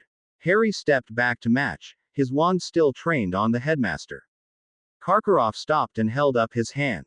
Peace, Mr. Potter, this was simply an exercise to gauge your level. And? Harry asked, eyes narrowed. Your instincts and defensive work are excellent, Karkaroff replied. Your spell work too. And to have an area of influence at your age, even a small one, he shook his head. Simply remarkable. I am quite curious who thought to even train you this young. He frowned. Your attacks, however, leave much to be desired. All distraction, no aggression, and no real strategy behind them. Too much of your own headmaster there, I'm afraid. Harry considered that, a pensive look on his face. Karkaroff stepped backwards off the dueling platform and made his way over to a shelf as he continued. Still, there is promise there. He grabbed a book and held it out to Harry. I hate to see any talent wasted, especially one as bright as yours. Take this, and if you understand it, come back and we shall speak again. Harry hesitated before reaching out and taking the book quickly, never breaking eye contact with the headmaster. Karkaroff nodded slightly, turned on his heel and left the room. Harry did the same, looking down at the book in his hands. Advanced Combat Spellwork. Attack Edition, he said softly. Maybe this wasn't a total waste after all. The day after his duel on the boat, Harry was at breakfast when a hum went through the students, with several looking up at him. He caught a glimpse of a Rita Skeeter article in the Daily Prophet with the headline, Dark Arts at Hogwarts. Former Death Eater now mentoring Harry Potter. There was another story on the second page claiming Harry Dark Arts was not the only thing Harry was experimenting with, claiming he was also in several different romantic relationships. Harry groaned. Just one more thing to deal with. And this on top of the invitation he'd received from Dumbledore to teach him advanced magics, instead of Karkaroff. Great. In the days following the Skeeter article, Ro went out of her way to make sure she and at least one of other girls mentioned were seen with Harry on a daily basis. The plan worked, and as the days turned into weeks, the gossip predictably died down and shifted, this time to the upcoming third and final tasks for the Triwizard Tournament. So it's just a maze? Hermione asked one day as they were all studying in the library. Harry shrugged. Apparently. Cedric goes in first, then Krum, then Fleur, then me. The cup will be somewhere in the middle and the first one to get it, wins. He leaned back in his chair and grinned. In other words, all I have to do is show up, take one step into the maze, and wait for somebody else to win. No Theatrix this time? Ro asked jokingly. Harry shook his head. No Theatrix required. I still say you should go for it, Padma muttered. But I kind of get why you're not. I just hope Cedric brings the cup back to Hogwarts. How was it working with him, Harry? Hermione asked curiously. Honestly, it was kind of fun, Harry replied honestly. We made a pretty good team. Madame Maxime wasn't too happy about it obviously, but I checked the rules and there's no rule against two champions preparing together. He looked at Padma. I think Cedric has a pretty good chance of winning the whole thing too. If I had to bet on the most likely champ, I'd bet on him. Strange how Madame Maxime was mad at you even though the Beauxbatons champion always seems to have inside information on the tasks, Ro noted wryly. Yeah, funny how that works, isn't it? Harry replied in the same tone. Well, regardless, Hermione broke in. That was incredible spellwork, Harry, by both of you. And it has to feel good to have a charm variation already named after you even though you're only in 4th year. I don't know about amazing, but thanks, Harry replied. I'm just glad everything went smoothly. Well, it will probably be only about a week before Hermione and Padma master it anyway, Ro joked. Hermione looked embarrassed but Padma's smile widened. If that's true, I'll get extra points from Flitwick for sure, she said. He told the whole house we should personally congratulate you and Cedric, Harry. He's telling all his classes too. I think he's really happy you took his advice about working on non-defense related charms. Ro opened her mouth to say something but stopped suddenly and smiled at a group of students that were waving to her as they exited the library. Who was that? Sarah asked, craning her neck to get a look. Just a couple of Hufflepuffs that study with the Durmstrang kids, Ro replied, shrugging. Keeping your popularity rating up. Padma joked. Ha ha. Ro replied sarcastically. Not that it's all that difficult, Padma continued, smirking slightly. Hero of the Chamber of Secrets, one of the top students in her year, and sister to the always newsworthy Harry Potter. That's tough to compete with. I'm just happy to be a member of the Popularity Queen's court.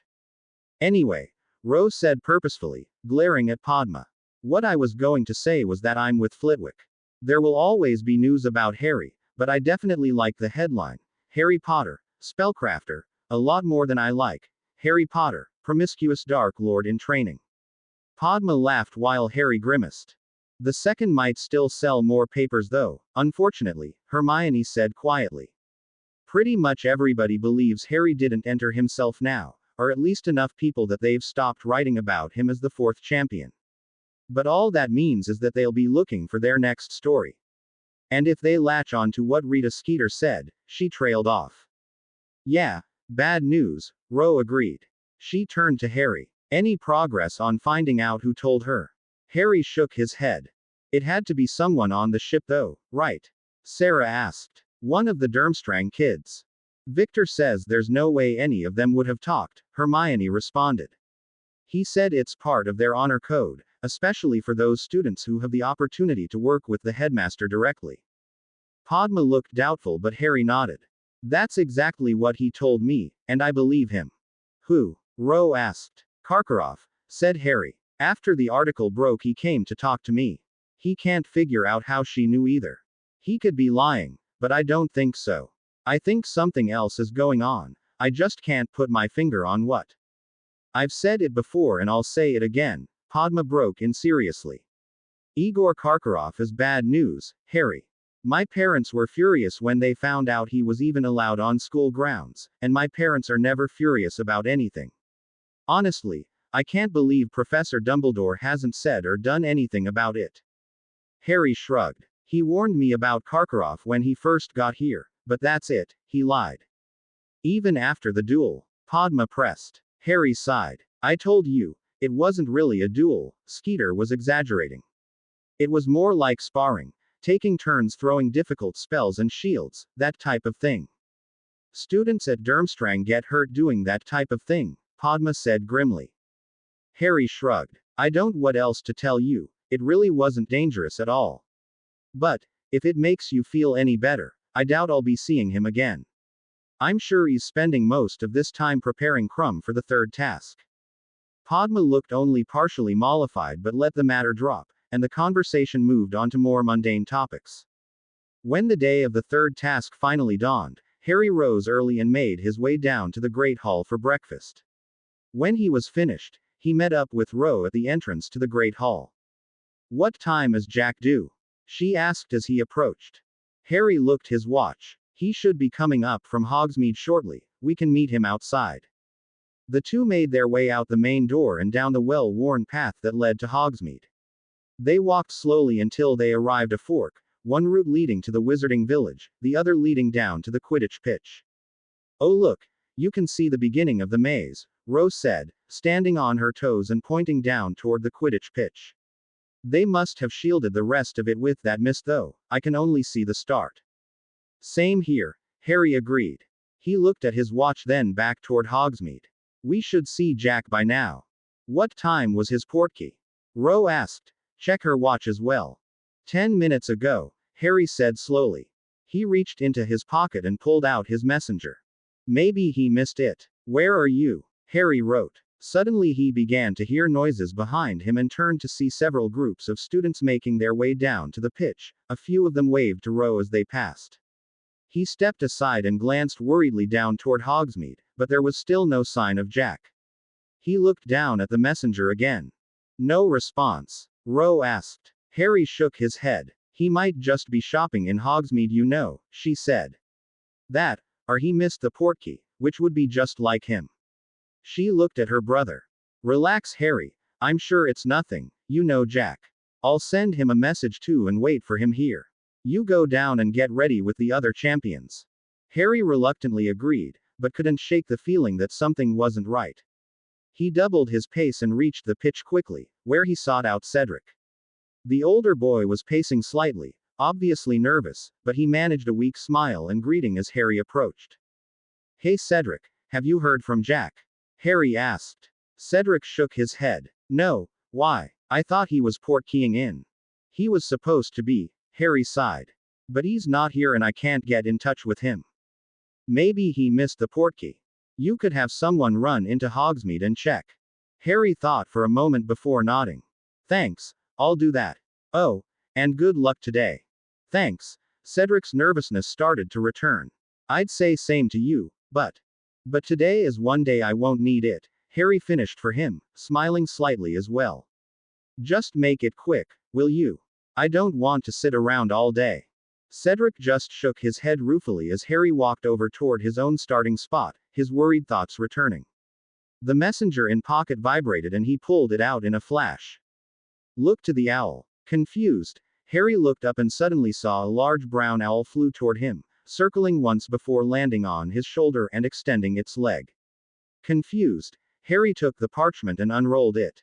Jack Thomas is our prisoner. He is safe and will be returned unharmed if our demand is met. Our demand is simple. You, Harry Potter, must win the Tri-Wizard Tournament. If you fail, or tell anyone else of this, you will never see your brother again. There was no signature. For a moment Harry felt like he was going to vomit. His head swam as he read the letter again. Jack Thomas is our prisoner.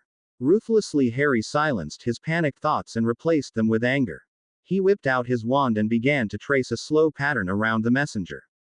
Potter. Someone suddenly barked. Harry ignored it and continued tracing his wand around the messenger.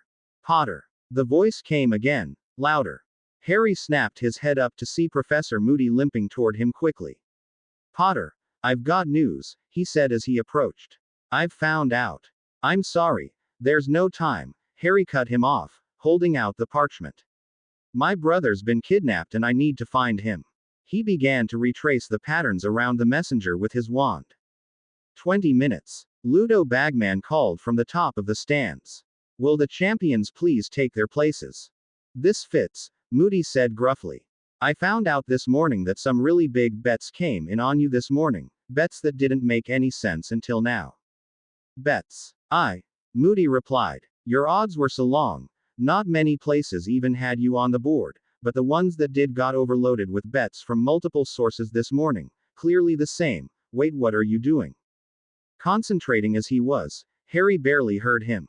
With a slight twist he finished his work and suddenly there were two arrows pointing out from the center of the messenger, overlaid on the symbol of a compass.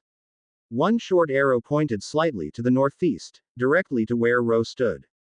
The other arrow was much longer, and pointed southeast. There, Harry said, pointing. He's there, about 150 kilometers away. His head snapped back up. I need a map.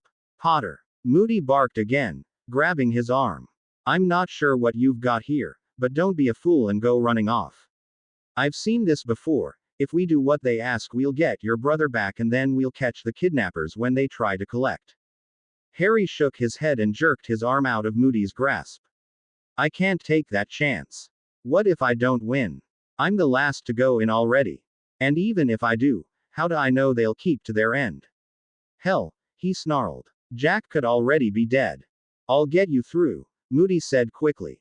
Dumbledore asked me to place the cup in the maze and I'm one of the proctors. I can clear the maze in front of you to make sure you get there first. And if we get caught? What then? Or if Karkaroff and Madame Maxime have the same idea? He shook his head. It's too risky. I have to go now. The minute you leave they will know, and your brother is as good as dead, Moody said bluntly. You think they don't have eyes on us right now? So stop looking around. The last was said with a hiss. With a curse Harry realized Moody was right. He shrugged at Moody and tried to act like they were talking about anything else. I can't risk losing, Harry said again, this time more quietly. I know where they are and more importantly, they don't know that I know that. You said you can help me get through the maze, can you help me sneak out once I get it? For a moment Moody looked lost. Oh okay, he said finally. He cleared his throat and continued. Give me that compass, I'll get a map and tell Dumbledore. If you do it, it will just arouse suspicion. He paused for a moment. Then when they call you, go into the maze like everything is normal.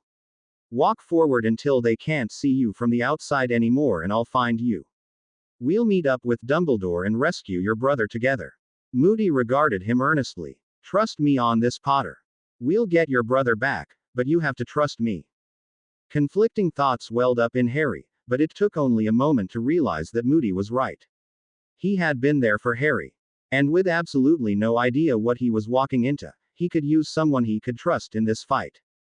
Okay, but I'm keeping the messenger, Harry finally replied. Bring the map, and once we're out of the maze with Dumbledore I'll track down the location and we all go together. He stared Moody in the eye. Together. I'm not staying behind. Agreed. Agreed. Moody sounded relieved. He spun around and limped as fast as he could back toward the stands. 15 minutes. Bagman cried. Harry watched as Moody walked straight up to Professor Dumbledore and whispered in his ear. Dumbledore looked at Harry with concern in his eyes before nodding slightly to Moody and whispering something back. Satisfied, Moody turned away and gave Harry an almost imperceptible nod before vanishing on the other side of the stands. 10 minutes. Bagman cried a short time later. Proctors, please take your places. Harry grew increasingly anxious as the countdown continued. Where was Moody? Was he already in the maze? Dumbledore still hadn't moved, hadn't even looked in Harry's direction in fact. Snarling to himself, Harry was about to leave his starting position when he spotted Moody on a broomstick, flying out over the maze. He scanned the field with his one good eye, giving Harry another small nod as their eyes met. 2 minutes. Bagman cried. Mr. Diggory, please prepare yourself. Harry went over the details in his head again as he waited for his turn to come. Could these be the same people who put his name in the goblet? If so, why? They had no way to know how he would react, that his odds would be long at the end. But if it wasn't them then what? It's all just coincidence. More of the never-ending string of bullshit that came with being Harry Potter. Seriously, what were the fucking odds? Something is missing, Harry thought, his head in his hands. I'm overlooking something. 2, 1, go Mr. Crumb. Bagman yelled. With a start, Harry realized he had missed Cedric's entrance and it was now almost his turn. He looked up and saw that Moody has disappeared. Fleur's countdown began shortly thereafter. Because of the second task, she would enter the maze only about a minute ahead of Harry. What am I missing? Harry thought frantically. He watched as Fleur sprinted into the maze and his own countdown began. Ready, Mr. Potter. In 10, 9, 8. We'll have to apparate somewhere safe and then fly in. 7, 6. How much do they know? Do they have spies in the castle? 5, 4. They won't expect me to cast sliders, that will surprise them. 3. I cannot fail. 2. I will not fail. 1. Hang on, Jack. I'm coming. Go, Mr. Harry was sprinting before Bagman finished. He hurtled over the starting line at a breakneck pace, continuing for another 10 seconds before Moody descended before him. This way, he said gruffly, slashing his wand up. The hedge to the left opened into small corridor, the end of which was shrouded in mist. Use this, Moody said, holding out a broom. Not fast like yours, but all I could grab from the Quidditch shed on short notice. It'll do, Harry replied, hopping in. He followed the old oar through the corridor, eventually exiting on the far side of the maze overlooking the lake.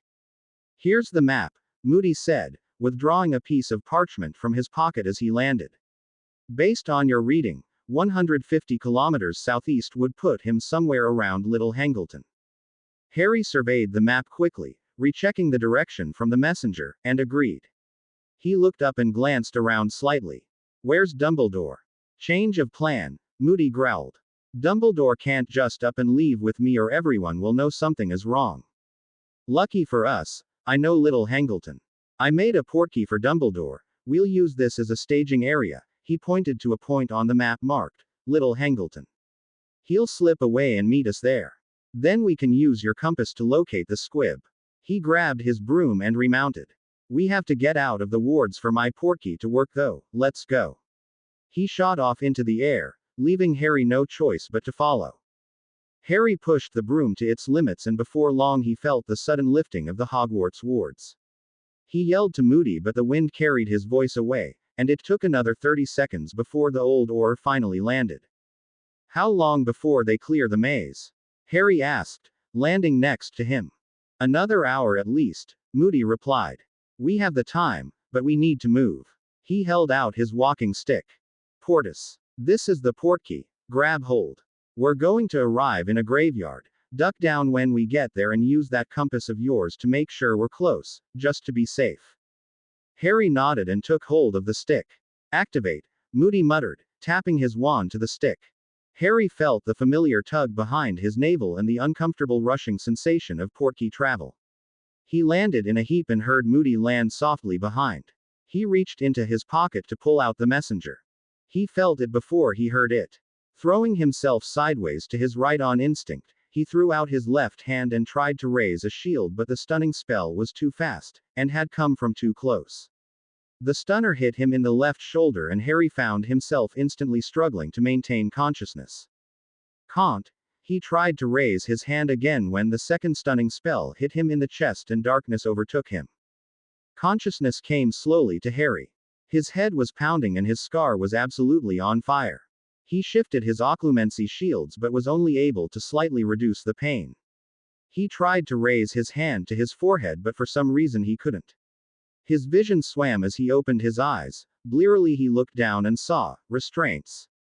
Jack. In a rush it all came back. Quickly he closed his eyes and let his head go limp, hoping his abductors hadn't noticed the movement. Ah, our guest begins to wake, came a silky voice. Harry felt a spell coming at him but was unable to stop it. To his surprise, his fatigue and pain was suddenly gone. He opened his eyes to see who had revived him and his gaze met two red, beady eyes that could only belong to one person. You no longer need those, said Lord Voldemort, waving his hand lazily. Harry's restraints fell away as he was slowly lowered to the ground. You're no doubt considering running, Voldemort continued, as Harry quickly surveyed the area. Shall I state the obvious and tell you that is pointless? Harry ignored him and quick assessed his position.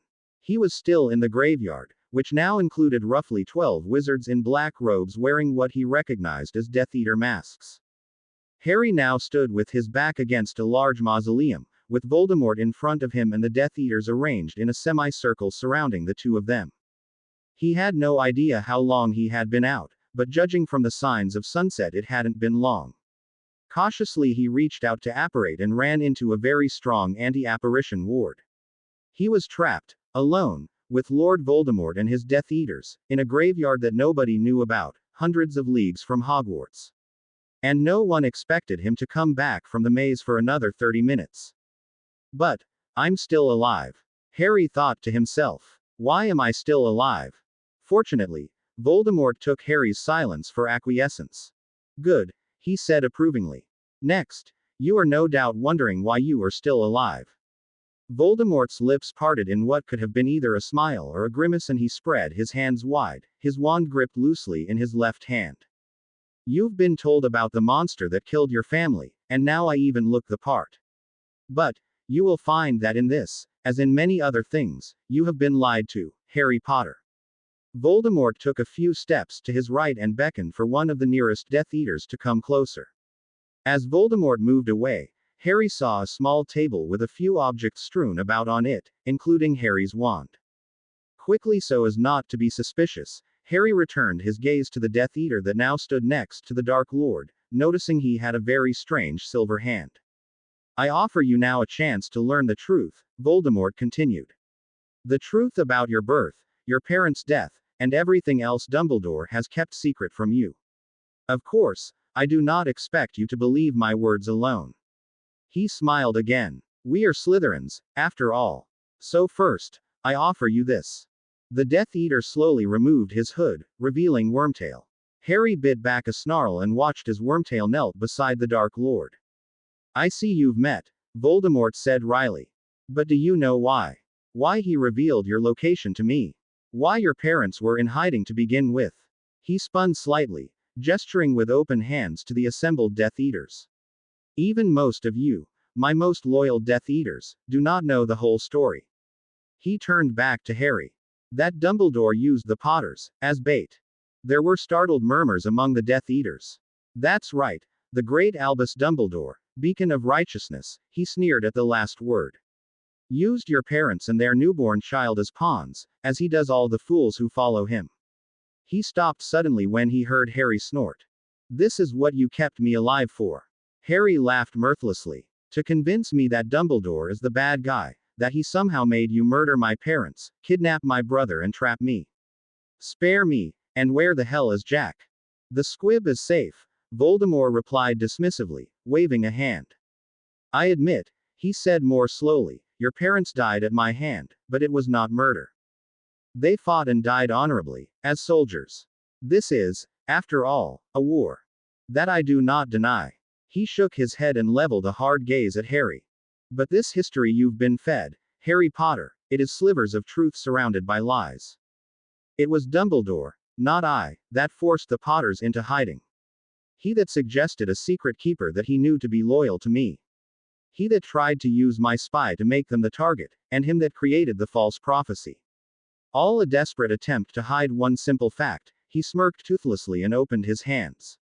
That he is not strong enough to defeat me. The surrounding Death Eaters pounded their fists against their chests at that. Harry tried to show he was considering Voldemort's words, but inside he was a huge bundle of confusion.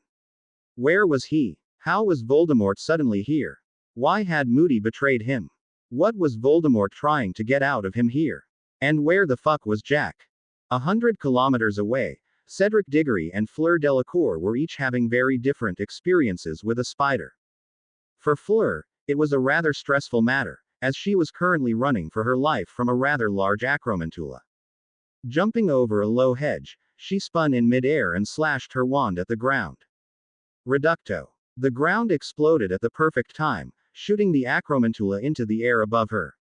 She mustered all the power she had left. Depulso Maxima, she screamed, pointing her wand at a large slab of rock and whipping it forward. The rock slammed into the creature at full speed, sending it crashing through the high hedge wall in front of her. The creature landed in a heap and Fleur's gaze was drawn to what lay just behind, the Tri-Wizard Cup. Cedric, on the other hand, was having a much more academic experience. He had been standing in front of the Sphinx for some time when the answer suddenly came to him. Spider. The answer is a spider. At the correct answer, the Sphinx moved aside, revealing the center of the maze. Cedric barely had time to register that the cup was less than 50 meters away from him when there was suddenly a huge crash across the maze to his right and in stepped Fleur Delacour. The two made eye contact and both started for the cup, but the Acromantula recovered, shooting steel webs first at Fleur and then at Cedric as it moved to block the cup from both. Back in the graveyard, Harry was growing increasingly confused. Voldemort had answered some of his questions. They were apparently at the Dark Lord's childhood home and they had used his father's bones along with Harry's blood to perform some dark resurrection spell. But the more he talked, the more questions Harry had. The first, of course, was Jack's whereabouts, but the second was confusing him much more as time went on. "What do you want from me?" he finally asked. "Clearly you don't want to kill me, and you can't possibly think that I would just join you, especially when you still have my brother hostage. So what then?" "You are correct, Harry Potter. I do not want to kill you," Voldemort said silkily. "And as a fellow Slytherin I have no reason to. This is a war, yes, but you have not yet chosen a side. As I said before, we are not murderers. No, we are revolutionaries. Your parents and I chose opposite sides, and we fought as such. You and I." He shrugged slightly. "That is not yet written. But I will tell you this. Dumbledore is a fool who will only try to limit your power. He will try to use you if he can and he will say he acts out of love, but it is always fear." The Dark Lord seemed to get lost in thought for a moment before continuing. "But surely you see how weak and pathetic the wizarding world has become. How inept Dumbledore's leadership is. Scared to even speak of any truly powerful magics, he has created a generation of weak minds and weaker spells. He would restrict us all if it meant one more Muggleborn could be taught a levitation charm." Voldemort looked at Harry. "But of course, you know this. You have seen the difference between that fool and a true wizard like my old apprentice Igor. I believe you met." "We did," Harry said slowly. "Is he here?" "Not yet, but he will return, have no doubt," Voldemort replied dismissively. "From what I hear you have much of Igor in you. Eager to learn but too skeptical to be taught, so you must be shown. But able to create an area of influence and throw off a full Imperius curse easily at your age. Clearly you have talent, and that talent should not be wasted." More murmurings from the Death Eaters. Harry's eyes narrowed. "Moody tell you that?" Voldemort looked confused for a moment before his eyes widened in understanding. "Ah, yes, I neglected to mention that. Lord Crouch, reveal yourself." Crouch. If Harry was confused before, it was in overdrive now.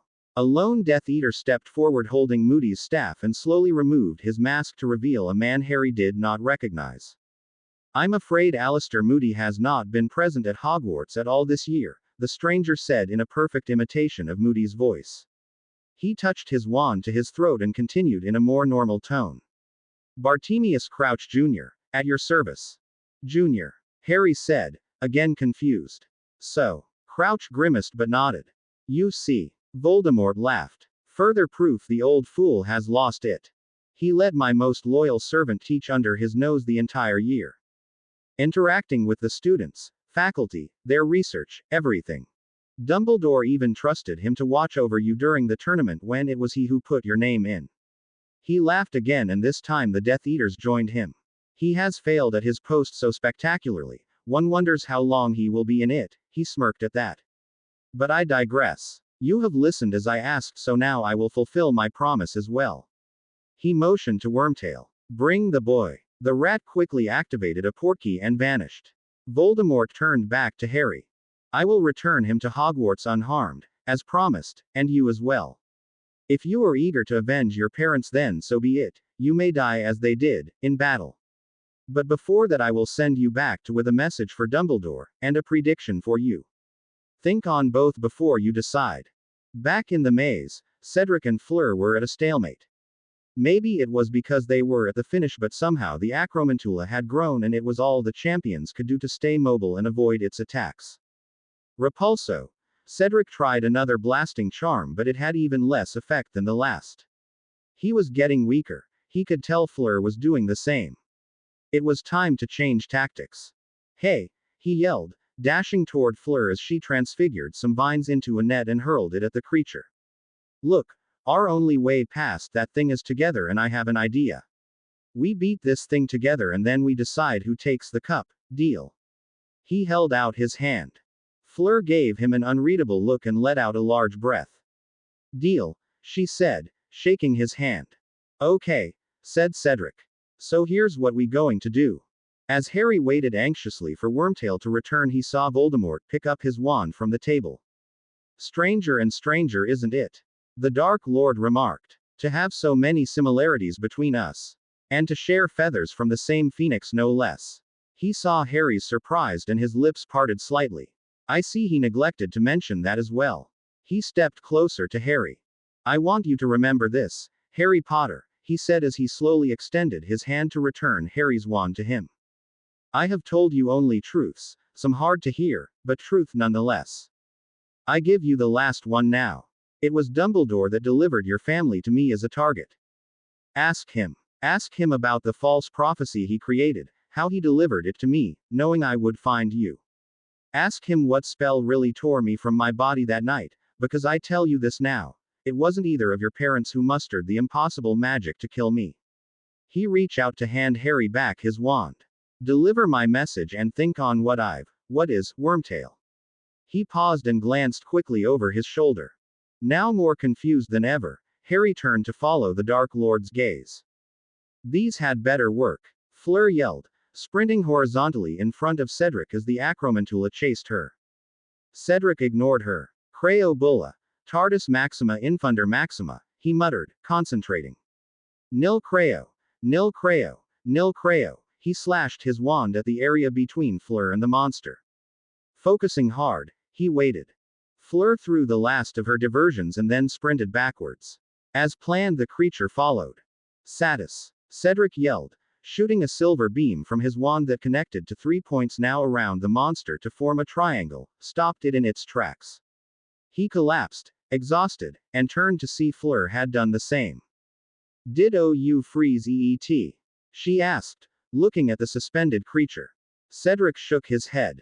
No, I created a kind of bubble that slows time for whatever enters it, he replied. Takes too long and too much concentration to do it if I have to defend myself, thanks for the diversion. He smiled wryly and stood shakily to his feet. Fleur did the same and they both walked toward the cup, which was now sitting in a pool of rubble in the center of the clearing. So, Fleur said in the same voice. Cedric held out his hand. Together, Harry heard the telltale pop of a portkey arriving, but instead of landing gracefully, Wormtail and Jack came tumbling down, crashing into 2 of the Death Eaters in the circle and sending the whole circle into chaos. Then he saw owned hair. Intruders. One of the Death Eaters yelled, throwing a curse at the newcomers. Goyle, you imbecile, one of the fallen Death Eaters snarled, deflecting the curse. You're hitting me. The slicing curse ricocheted wildly just as Harry heard the telltale pop of another portkey. 2 of the other Death Eaters also threw curses at the intruders. Enough! Voldemort roared. Suddenly all the curses in the air simply vanished, and Harry found himself struggling to stand.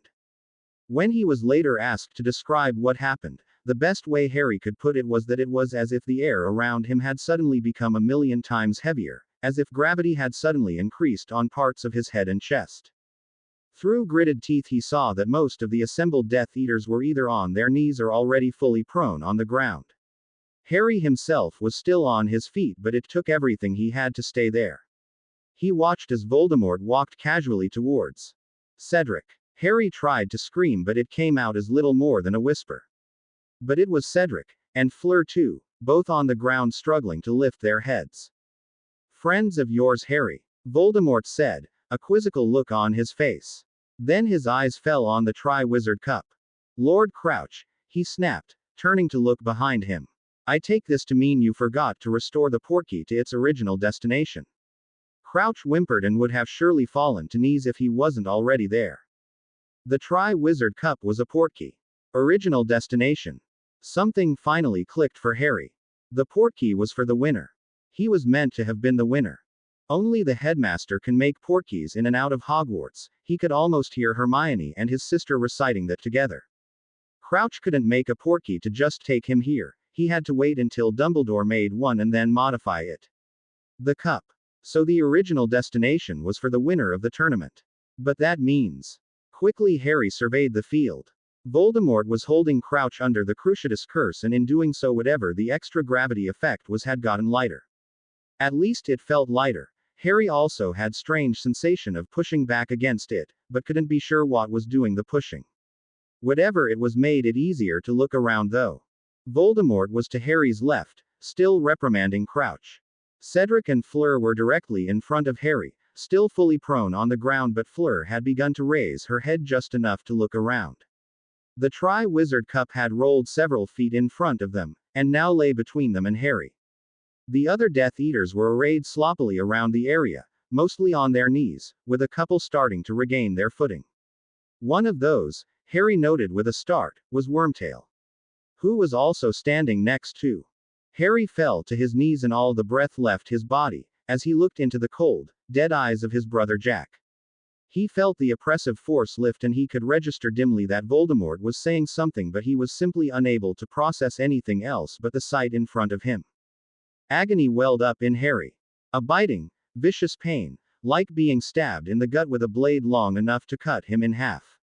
He looked at Wormtail, and his pain turned to rage. He screamed.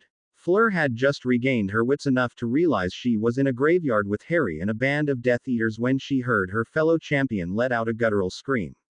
He pointed his wand at the man to Fleur's left. There was a great sort of ripping sound, or was a feeling. She wasn't sure exactly what happened, but the man simply disappeared. Shocked, Fleur watched as the black-cloaked men started firing spells at Harry. She knew she should help, but her body wouldn't move. She could only watch as the spells seemed to curve around the boy, who then slashed his left hand out as he swung back to face his attackers. The ripping sensation rushed over here, again vanishing the small table between them and everything on it, and killing two more Death Eaters standing in front of TH Leader. The Dark Lord's lips were moving, but Fleur couldn't hear him. With a great effort, she shook off the shock and opened her mouth.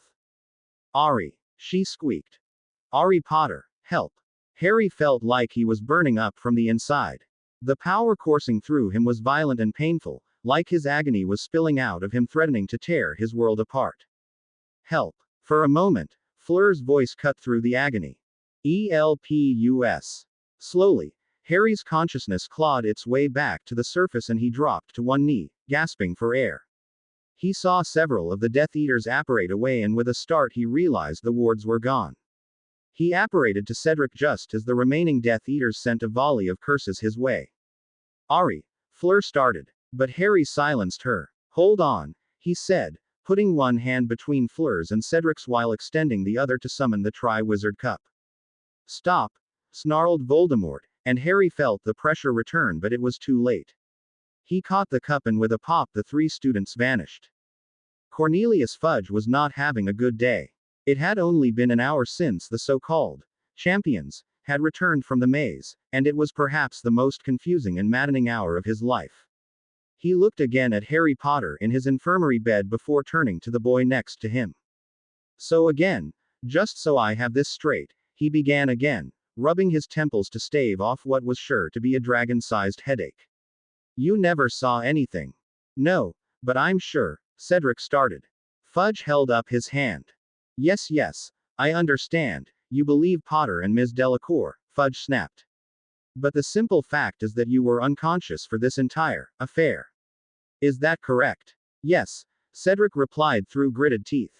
"Very well then. Amos," he gestured to the elder Diggory, who led Cedric from the room. "Okay, so," Fudge sighed, turning his attention to Fleur and Harry. "Let me summarize.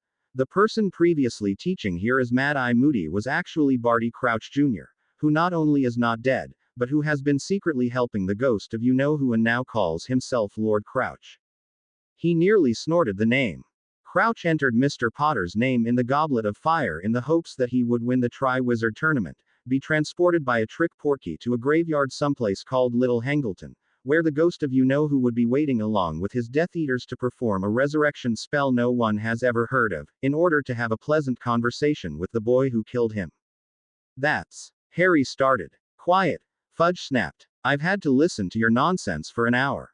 Yours too, Dumbledore. He glared at the headmaster who simply looked back calmly. Fudge continued.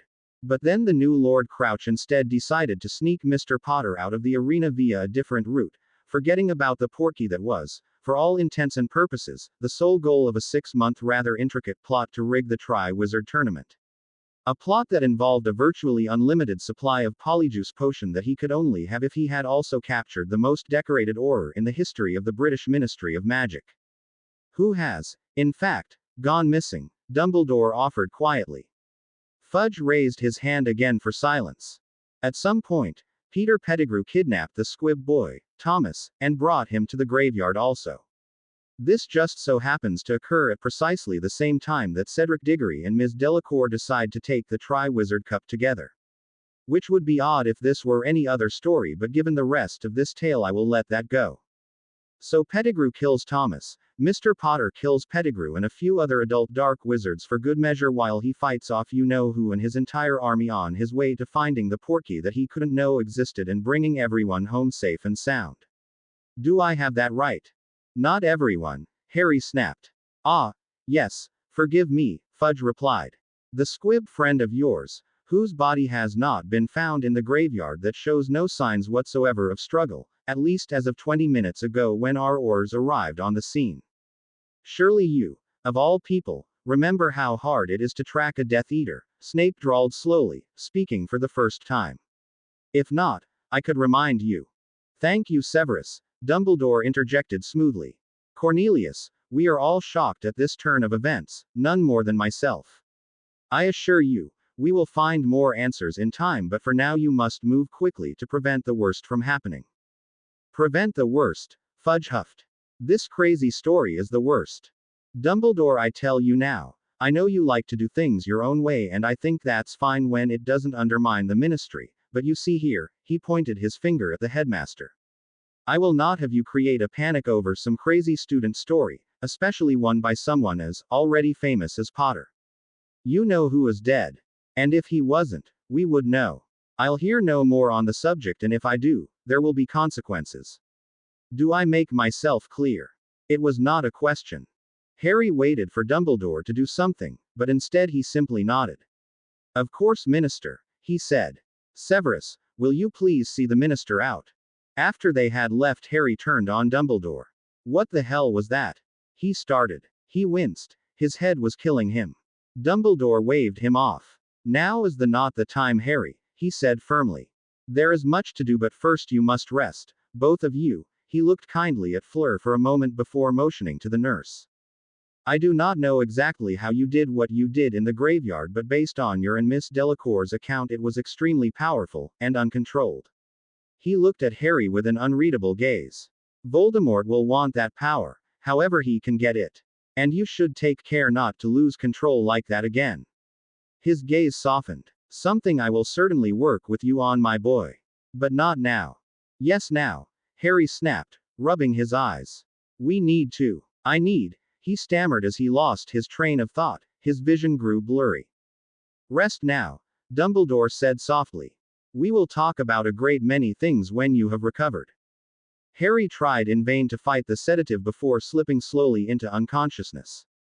When Harry awoke, he asked for the headmaster, but Dumbledore was nowhere to be found. He did, however, find a very anxious godfather waiting for him. Are you sure you're okay? Sirius pressed for the second time. There's no need to rush. I'm fine, Harry snapped. Physically, magically, I've never felt better. But we're sitting here doing nothing while God knows what's happening out there, and I've got no answers, just more and more questions. He growled the last part before pausing.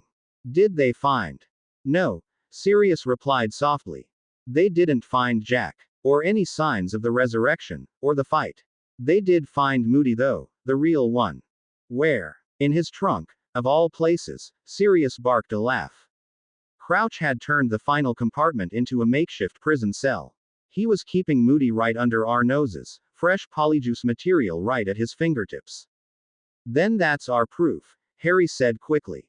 If the real Moody tells Fudge what happened to him, that proves Crouch Jr. is alive. Unfortunately, Moody never saw Crouch, not in the flesh at least, Sirius replied.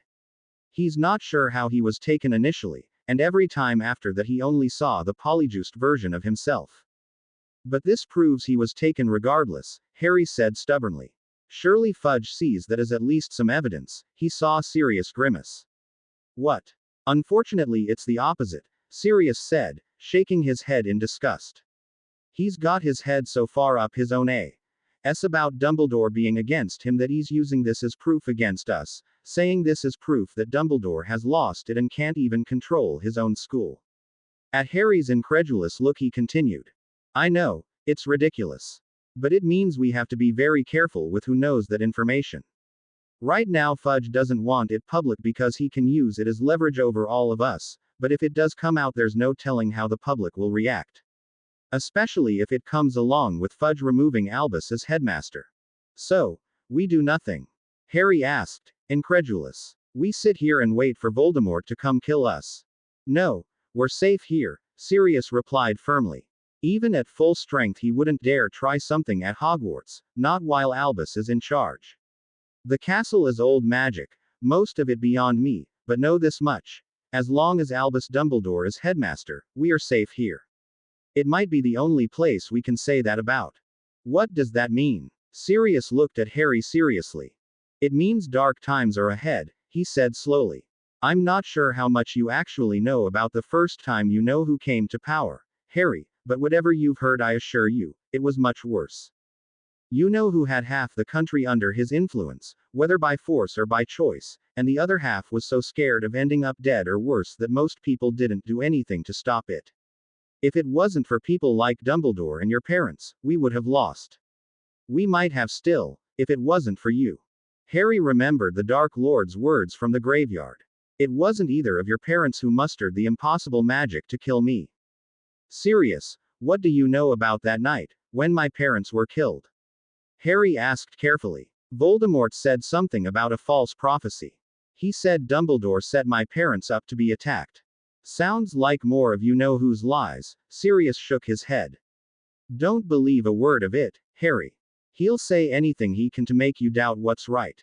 I know, but we were being targeted, right?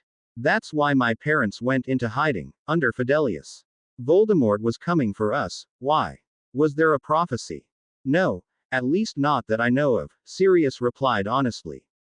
His face fell. But then again, I was the decoy, so part of my job was to not know anything, just in case I was captured and they assumed I was the secret keeper.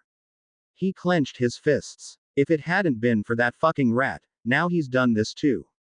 That's another thing I don't understand, Harry said, exasperated. How did Voldemort find Wormtail? Or was it the other way around? And what was the spell that I was tied up for? Sirius shrugged helplessly. Again, more questions with no answers, Harry growled. It was clear Sirius knew nothing.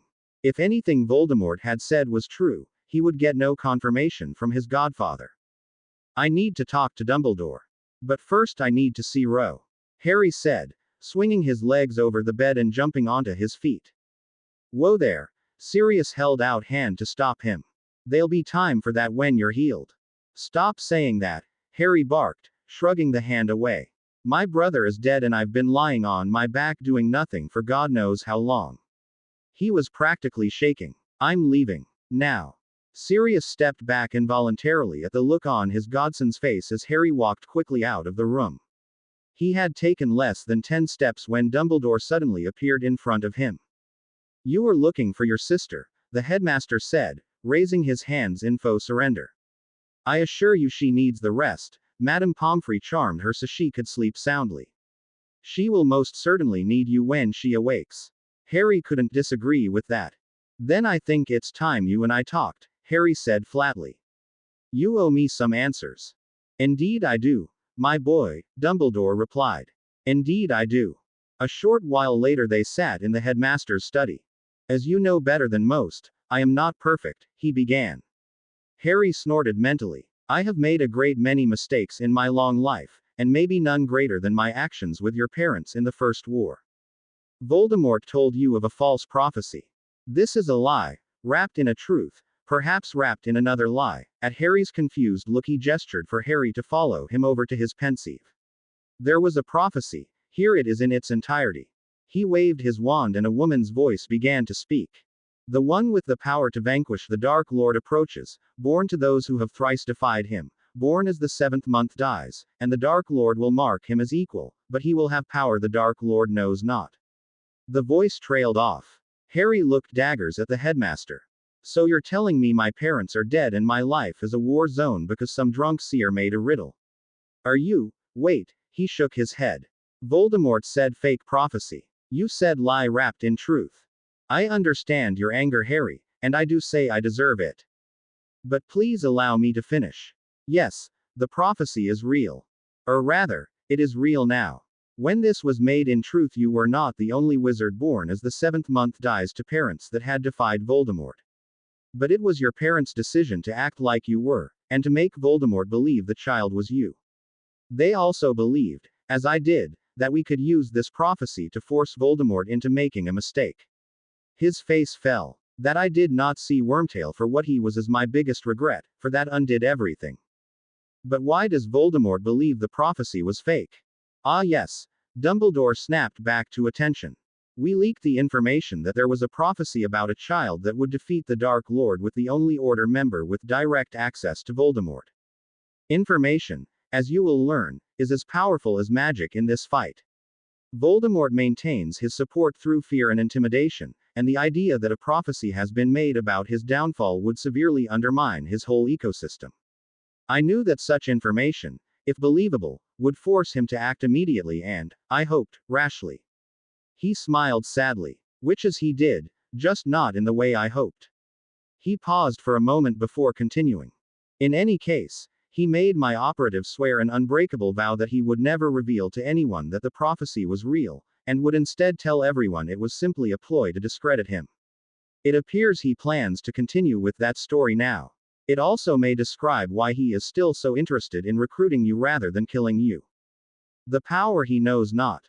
Harry says slowly. Dumbledore nodded. And what exactly is that? I have a theory, Dumbledore replied cryptically.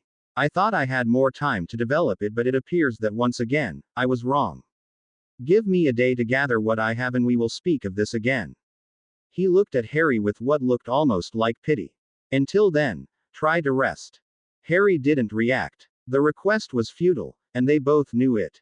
He turned and left anyway. The castle felt hollow without sound. The day after the third task, the corridors were nearly empty, as if Hogwarts itself was mourning. Harry walked them anyway, numb, the echo of his footsteps the only proof that he still existed. Every door he passed carried a memory, laughter, arguments, flashes of ordinary life that already felt a lifetime away. Now there was only the quiet. He'd tried sleeping, but when he closed his eyes he saw Jack's hand slipping from his grasp and the flash of green that swallowed everything else. So he kept moving, circling the castle like a ghost. His scar didn't hurt anymore. It was the rest of him that did. When he finally stopped, it was at the foot of the lake. The wind was cold and clean. The water lay flat, a perfect mirror reflecting a sky that didn't care. Harry. He turned. Ro was standing behind him, arms crossed, still in the same clothes she'd worn last night. Her eyes were red but dry now, the anger replacing tears. They said I should pack, she said quietly. Go home for the summer. He nodded without looking up. That's probably best. Best for who? She shot back. You think I can just go home and pretend none of this happened? Jack's dead, Harry. My brother is dead. I'm supposed to, what? Sit around and wait for another owl telling me you've gone off to fight someone else. Her voice broke halfway through, but she didn't stop. Harry let her talk. There wasn't anything he could say that wouldn't sound hollow. When she finally fell silent, he said, if you go home, you'll be safe. I don't care about safe. She snapped. What are you going to do? Harry could only watch the lake in silence. Sirius found him both still there later. His face looked older somehow, the lines deeper, like he'd aged years overnight. Behind him, Dumbledore waited, a steady presence framed by the sunset spilling through the trees. Come inside, Dumbledore said gently. We'll talk in my office. The meeting was quiet at first.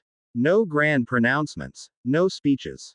Just the four of them in the golden light of late evening, the silence broken only by the tick of a silver instrument on Dumbledore's desk. They searched the grounds again, Sirius said. No sign of Jack's body. Rose's head snapped up. So that's it. He just vanishes. We will keep looking, Dumbledore assured her. But the magic Voldemort used was ancient and unpredictable. It hides things, even from me. Rose's jaw clenched. Convenient. Harry wanted to tell her to stop, but he didn't. She wasn't wrong.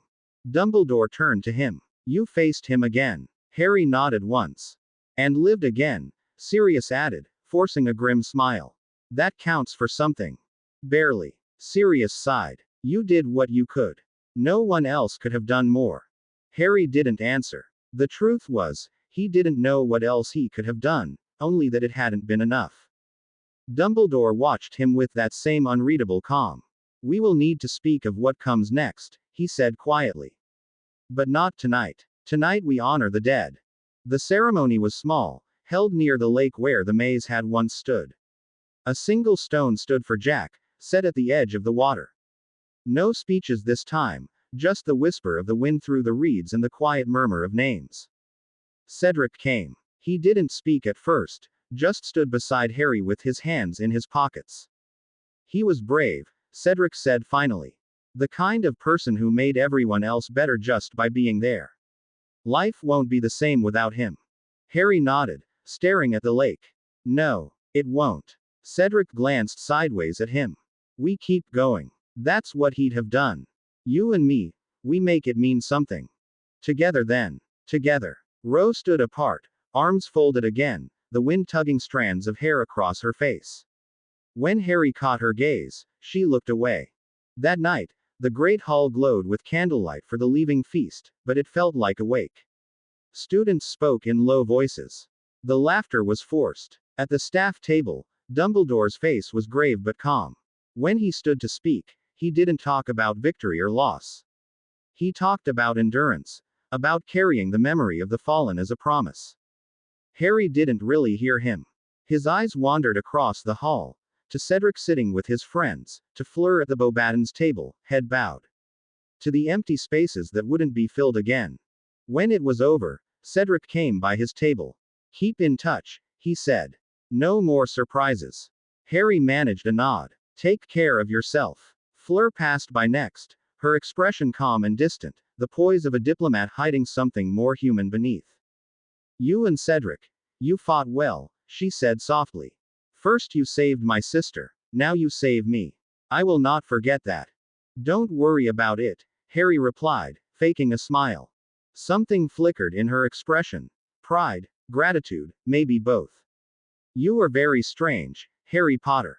So they tell me, he said, and she smiled faintly before moving on. The week after the feast blurred together. Most students went home, and the castle emptied. Harry stayed. Rose did too. At first because she refused to leave, then because Dumbledore gently insisted it would be safer. She didn't thank him. For a few days they wandered the quiet halls, saying little. Sirius spent most of his time in Dumbledore's office, and Harry started to notice he was gone more often than not. When he asked, Sirius only said, work to do. We'll talk later. Rose's temper flared at small things. A question, a look, silence that went on too long. Once she snapped at Harry in the courtyard, accusing him of not caring, and he just kept screaming there until she ran out of words. Later that night she apologized, muttering that she hated everything and didn't know what to do with herself. Harry told her he understood. He didn't, not really, but it seemed to help. He threw himself into study after that. Anything to fill the hours. Spells that bent light, charms that split stone, curses and rune lines that he wasn't sure he should know. Magic began to move differently for him, less like words and more like thought and will. Sometimes the air around him would shimmer when he concentrated too hard, or a quill would lift from his desk before he realized he'd reached for it. It didn't frighten him. It just felt right. 2 weeks passed. Sirius was gone most days now, coming back late with half answers. When Harry pressed, he'd mutter about moving headquarters and the Order of the Phoenix reforming. Harry could feel the distance widening between them, Sirius slipping back into Dumbledore's orbit, leaving Harry to watch from outside again. He told himself it didn't matter. If Dumbledore wanted to play general, fine. Harry would learn to fight his own way. Ro found him late one evening, in an unused corridor on the 7th floor. She looked pale but curious. "Come here," she said. "I think I found something." He followed her, and when she paced past a blank stretch of wall 3 times, a door shimmered into being. Inside was a vast, empty room that seemed to breathe with them, a space waiting to become whatever they needed. Harry stood in the center and felt the hum of magic wrap around him, gentle and alive. For the first time since the graveyard, the ache in his chest eased. Ro watched him. "What do you think it is?" He smiled faintly. "Something we're going to need." Outside, thunder rolled over the castle, and the windows flickered with lightning. Harry looked toward the sound, a faint glint of purpose in his eyes. He didn't know what came next, but he knew he wouldn't run from it. Hogwarts felt odd when it was empty. With most of the students gone, the corridors held a soft draft that made tapestries stir and whisper. Harry walked them in long loops until he knew every empty alcove and half-lit landing by heart. In the quiet, his thoughts were as precise as they were heavy.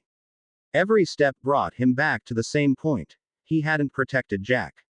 There was no argument to be made with that, no clever counterspell. It was a truth that sat in his chest and refused to move. He spent most of his hours on the 7th floor. The door appeared for him now as soon as he turned the corner. A ripple in the stone that became wood, a latch that warmed to his hand. The room of requirement breathed like a living thing when he stepped inside, changing itself around the shape of his intent. Today it was a clean workshop. Long tables, a dozen lamps, the smell of hot metal and parchment. On the nearest table lay a ring whose shape he was slowly convincing into the world. The band itself was simple silver, workmanlike, nothing to catch the eye. The magic inside it was anything but. He had sketched 3 rune arrays and burned 2 of them away to soot. The third sat in chalk on a slate tablet, layered circles and lines that nested like gears. The principle was stubbornly simple. A portkey that wasn't a key at all but a question asked over and over. Now. Now. And answered by the wards themselves. Hogwarts would refuse the transit with the same stubbornness it refused everything else, and the spell would keep trying, and trying, until the moment the wearer was beyond the castle's reach. Put simply, within Hogwarts wards it would do nothing, the minute it was beyond the wards it would activate. To a place of Harry's choosing, of course. He tested the loop again. The ring hummed against his fingertips, not sound so much as pressure, like a soft hand pushing back. The table lamp nearest him flickered when he concentrated, ink beaded up on the tip of his quill. He didn't notice the change anymore. Magic had begun to answer him before his wand did, the world tilting toward the shape of his focus of its own accord. He would think warm and the air would gather heat. He would think still and dust would hang in the lamp light as if the room were holding its breath. It wasn't dramatic. It wasn't even entirely deliberate. It was simply closer than it had been, as if the distance between wanting and making had shortened in the night and stayed that way. Still here. Ro's voice from the doorway. He didn't look up right away. He made himself finish a line first. "Where else would I go?" he said, setting down the chalk. She came in and stood at his shoulder. The light picked out the tired lines under her eyes. She smelled faintly of library dust and rain. "What is it today?" she asked. "The ring or the part where you forget to eat?" "The ring," he said. "And I remembered lunch," he added half-heartedly. She picked up the silver band and turned it in her fingers. "Is it going to work?" "Yes." She gave him a look. "You always say that before things explode." "Nothing has exploded in." He paused, thinking back to a short, violent incident with a runic prison attempt. Days. Ro snorted despite herself and then put the ring down very carefully, as if setting the idea of it back on the table. When she spoke again, Her voice had a different edge. Sirius is gone again. I know. Do you? That other edge sharpened. Because I asked him where he was going and he said, errands, like I was 12. I asked Professor McGonagall and she told me to speak with the headmaster. And when I went to speak with the headmaster, he smiled like I'm a particularly interesting chess piece and said we would all be together again soon. What does that even mean? Harry rubbed his thumb along a chalk nick on the table. It means he won't tell us where they're moving the order until it's done. Because we can't be trusted, Rose said flatly. Because it's safer, Harry countered, but without heat. If we don't know, nobody can take it from us. Right. Brilliant. She folded her arms. And what are you doing about that? He kept his eyes on the ring. Making sure nobody can take you at all. For a moment she didn't answer. He looked up then and found her staring at him like she wasn't sure whether to be comforted or furious. It wasn't your fault, she said, not sure she believed it. I know, Harry replied, thinking the same. Ro turned and took a step like she was going to leave, then came back and keyed him on the cheek, sudden, an apology in the shape of a touch for doubts unsaid. I'm going to the library, she said. If Dumbledore calls for you, don't be polite. Make him tell you something real. When the door closed behind her, the room adjusted. The lamps warmed. The slate shifted closer to his hand. Harry breathed in, out, and let the hum of the place settle under his skin before he traced the next line of the array. Dumbledore sent for him that evening. The headmaster's office was all brass and soft ticking and the charisma of old wood. The portraits pretended to sleep with the performative innocence of children. Fawkes watched him with one eye and made a sound like a question. Tea? Dumbledore asked. Harry nodded. The cup warmed his hands. I am glad you came, the headmaster said, taking his own seat. You have been working very hard, he paused. And very late. I don't sleep much. Nor do I. A tired, small smile. Grief changes the rhythm of a life.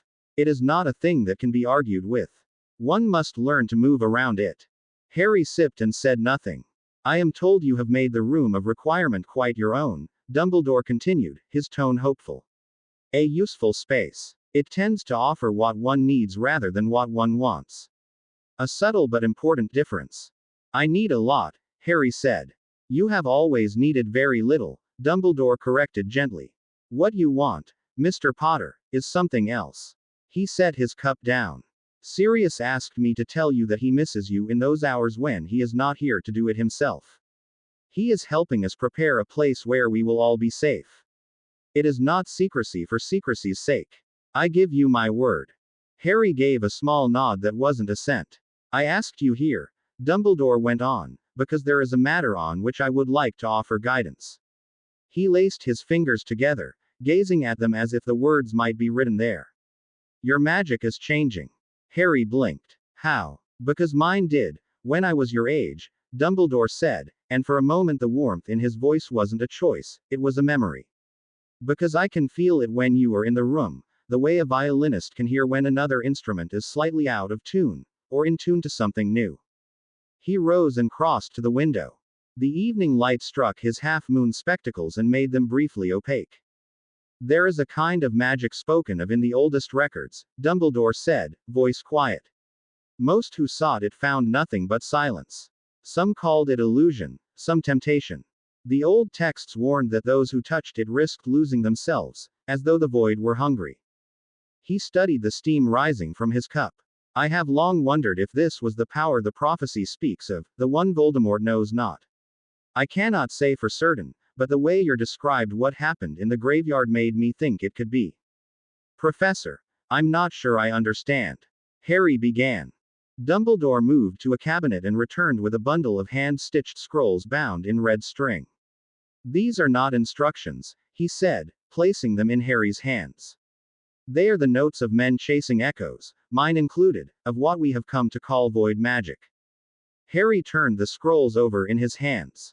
The space between notes. He read written in one of the margins.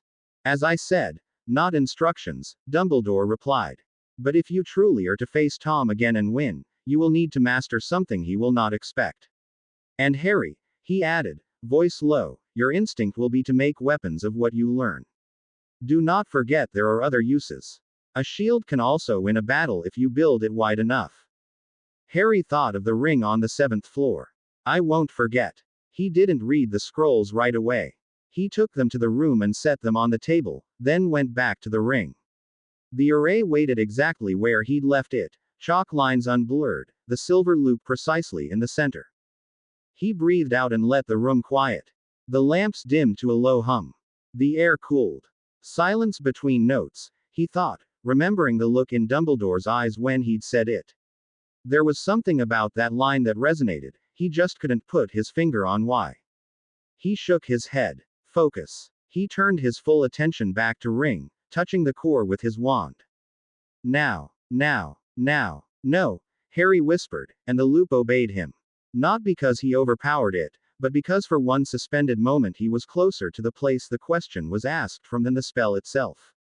He pressed his thumb to the edge of the band and, in that space between motions, shifted the question a fraction to the left. Not here, not now, not while Hogwarts breathes around you, and then the world remembered itself. The lamps brightened. Air moved again. Somewhere in the castle a pipe clanged like a distant bell. The ring lay on the table, unchanged to the eye. He could feel the difference anyway. The loop would still try, still test the wards with patient stubbornness, but the edge of its query would glance off anything that felt like Hogwarts. Take it beyond that and it would answer in the first instant she crossed the line. He let out a breath he hadn't realized he'd been holding and laughed once, short and incredulous. It felt less like he'd cast a spell and more like he'd convinced one to behave. Harry. He turned. Rose stood in the doorway, hair damp from the rain, a book hugged against her ribs like a shield.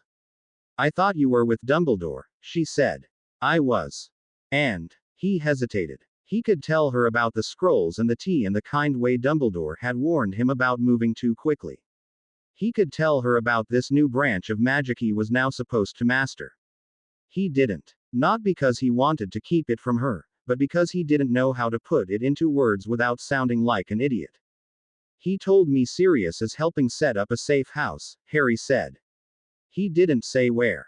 Rose's mouth tightened. Of course he didn't. I finished a piece of the ring, he added, holding it up. It won't fire while you're inside the Hogwarts wards. The second I'm not, she finished for him. It drags me somewhere you've chosen without asking me.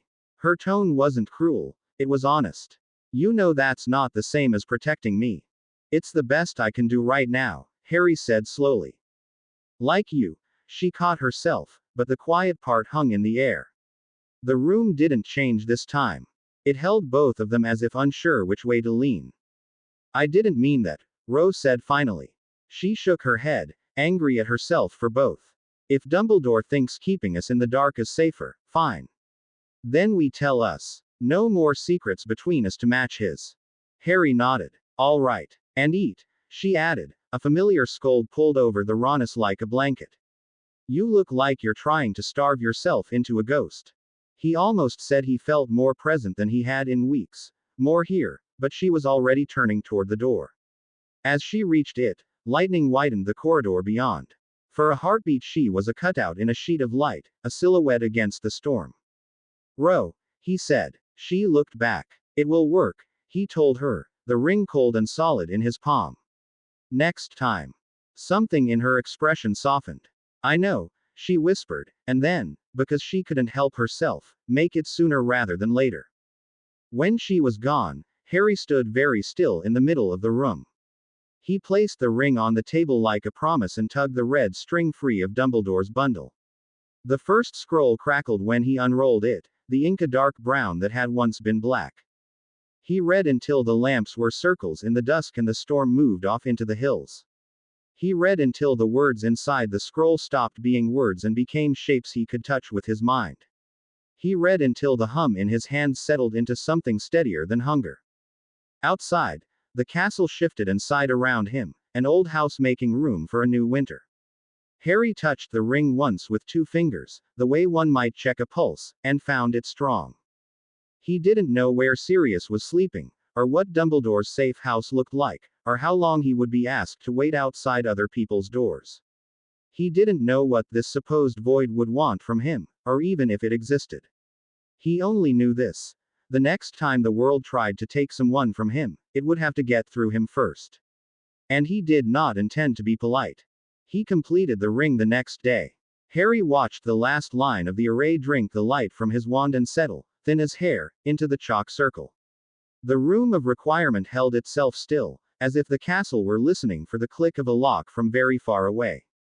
When it came, it was soundless, a pressure change, a tightening in the bones of the place, and then the band on the table was only silver again. It felt like an agreement. He reached out. The metal was cool, ordinary beneath his fingers. Underneath, magic coiled, not angry, not eager. Waiting. As he lifted it, something flickered at the edge of sight. Not a sound, not a picture exactly.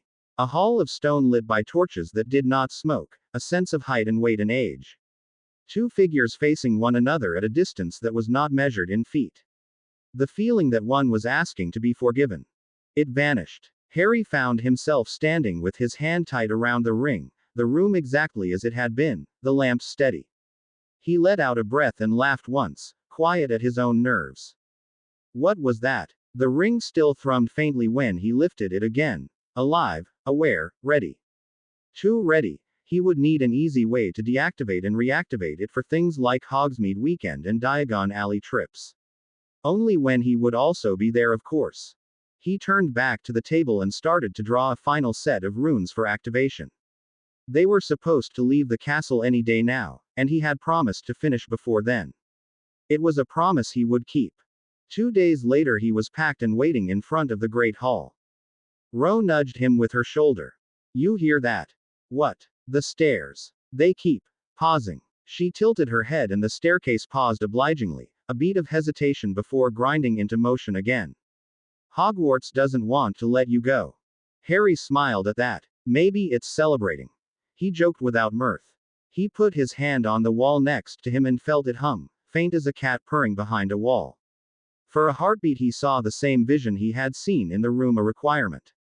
Two figures standing apart. Creation, defiance, loss. It faded as quickly as it had come. He looked up to see his godfather walking toward them. Ready? He asked. No, Harry replied, and stepped forward anyway. Number 12 Grimmauld Place did not appear so much as admit its existence. One moment there were two narrow houses glaring at each other, the next there was a third, taller and darker, forcing itself between them with a wheeze that rattled the glass. Sirius entered first, hair tied back, coat shrugged on like he'd been pacing. Home, he said, trying to sound excitedly and failing. For now, at least. Inside smelled of cold and soap and something metallic that had nothing to do with blood and everything to do with old spells. The hallway was too narrow. The wallpaper had a pattern that reminded Harry of herbs and snakes. Everything creaked. Sirius gave them the grand tour. Kitchen below, drawing room above, bedrooms tucked like guilty secrets in dark corners. The portrait in the hall was shut behind moth-eaten drapery. When the house rattled, it rattled from there. Don't pull that open unless you want to be screamed at in 3 languages, Sirius said softly. Dumbledore and a few others will be in and out, but otherwise it's just us for now. Ro stood very straight in the hall, the ring catching a pale bar of light. I hate it, she said, and then, but thank you for bringing us here.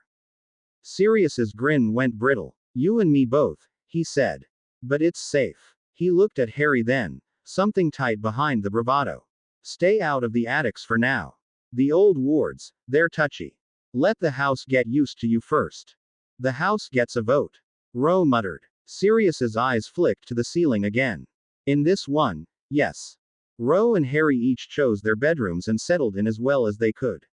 Late that first night, Harry mapped the wards. The house's magic lay under everything like wiring. Old, tight, wound around the shape of the place so thoroughly that the wood itself seemed to bend with it. He breathed and let his sense stretch. Hogwarts had felt like stone under a river, steady and supportive. Grimmauld Place felt like a net pulled taut. When he took the smallest breath of magic, the net dipped, bristled, came up again hard, like it didn't appreciate being touched. That's okay, Harry said quietly. Me either. With no one else around, Harry resumed what the things he had been working on in the room of requirement. But first, He had to adjust the ring. The process was easier this time, his magic sharper, steadier, almost eager. The wards themselves flinched but did not resist. When it was done, he felt the faint click of the spell settling, like a heartbeat finding its rhythm. He carried it upstairs and found Ro reading by candlelight. "It's ready," he said, holding it out. "It's keyed to both Hogwarts and this house now." She turned it between her fingers, reluctant but trusting. "That's not as comforting as you think it is." She slid it on anyway. Harry kept working in silence as the days dragged on. He didn't sleep much. His only clues on what time of day it was came when someone would find him for meals. But he was making progress. He had been trying to duplicate whatever Voldemort had done in the graveyard that forced everyone around him to their knees. It wasn't a spell so much as it was a release, but a release of raw magic or something else. He stood in the middle of the narrow hallway and let his attention draw outward and down into himself until there was nowhere else for the world to go. Suddenly he was on the floor gasping for air, blood gushing out of his nose. Strange, he didn't remember feeling any discomfort, or even kneeling for that matter. "I did it backwards," he thought to himself. 2 days later he tried again, careful to consider his own person separate from what he was doing. As before he reached inward first, and outward. The air thickened, not with heat but with proximity, as if every particle had been invited to stand too close. The lamps dulled. Dust halted mid-fall. The floorboards creaked under invisible weight. Ro's book thudded to the floor in the kitchen downstairs. "Harry." Her voice came pinched through the stairwell, as if the house had shrunk around it. "Harry, stop." He let go. The pressure peeled back. The house inhaled all at once, a gasp through old lungs. Ro came up the stairs fast, white around the mouth. "Don't do that," she said. "It felt like I was drowning in air." "I'm sorry," Harry said, and meant it. "It's something I saw Voldemort do in the graveyard. I need to know if I can do it too." "You can," she said, and pressed her palm hard to the wall until the blood came back into her fingers. "So don't. Not on me. Not in this place." He nodded. He could still feel the afterimage of it in his bones. Not power, exactly. Aura. The knowledge of where he was standing in relation to everything else. That night, when the house had relaxed enough to stop creaking, he tried again. Alone this time, careful as if handling glass. He reached inward and spread outward not like a weight, but like a blanket. He thought of corridors and doors, of the way a ward might bend to accommodate a friend. The pressure gathered, the lamps dimmed, and then the house noticed.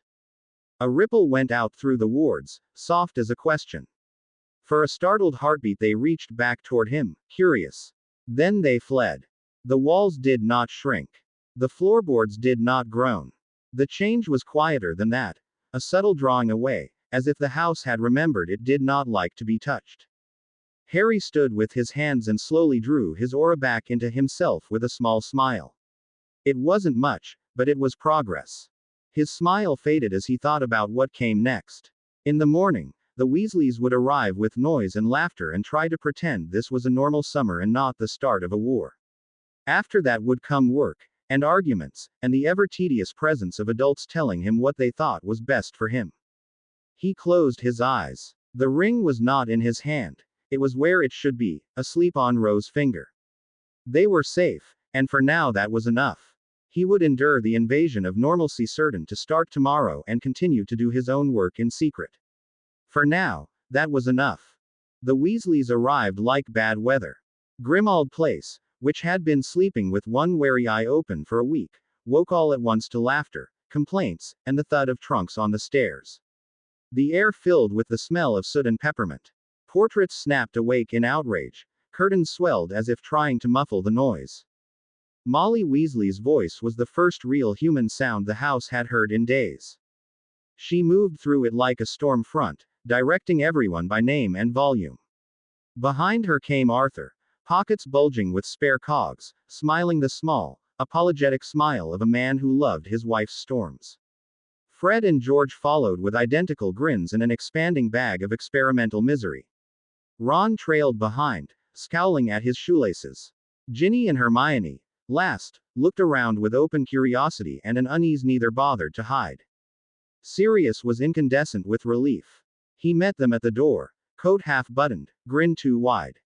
Finally, he said, I was starting to hear my own thoughts. He swept his arm toward the staircase like a showman presenting a haunted theater. Welcome to the noble and most claustrophobic House of Black. Molly sniffed. You could start by opening a window. They bite, Sirius said cheerfully. But we're negotiating. The twins dropped their trunks with a crash that made the chandelier sway and hiss at them.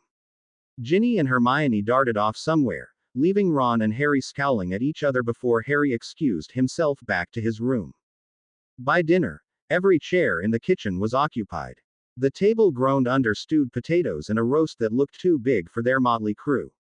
Conversation layered on itself. Jokes, complaints, new rumors from the ministry. Harry listened, laughed when he was supposed to. He even managed to tell a short story about fighting with one of the doors upstairs when they first arrived that got a chuckle or two. But under it all he felt time ticking away. Every day was one less he had to prepare, one less before the world would try to kill them again. Every night Harry spent hours shut away with two very different kinds of work. The first was technical, the sort of ruthless precision Karkaroff's material demanded. The combat book and accompanying journal were full of theories, distributed focus fields, recursive barriers, living spells, diagrams showing how to anchor motion and thought in the same breath. Harry rebuilt them, line by line, careful to strip away the cruelty and keep the structure. They were weapons disguised as lessons. The second kind of work wasn't in any book. He'd begun calling them instinct spells, the things that happened when he stopped thinking in terms of wands and incantations and simply acted. They were less like casting and more like remembering a muscle he'd never used before. The first time he'd felt it clearly was in the graveyard, when Voldemort had released his aura like a storm, not aimed, just present. That pressure had nearly driven him to his knees. Now that he could duplicate that feeling, he was trying to expand and understand it. To own it. He called it his area of influence, the space around him where magic seemed to pay closer attention. Within that reach, he could sense what was coming before it was fully cast.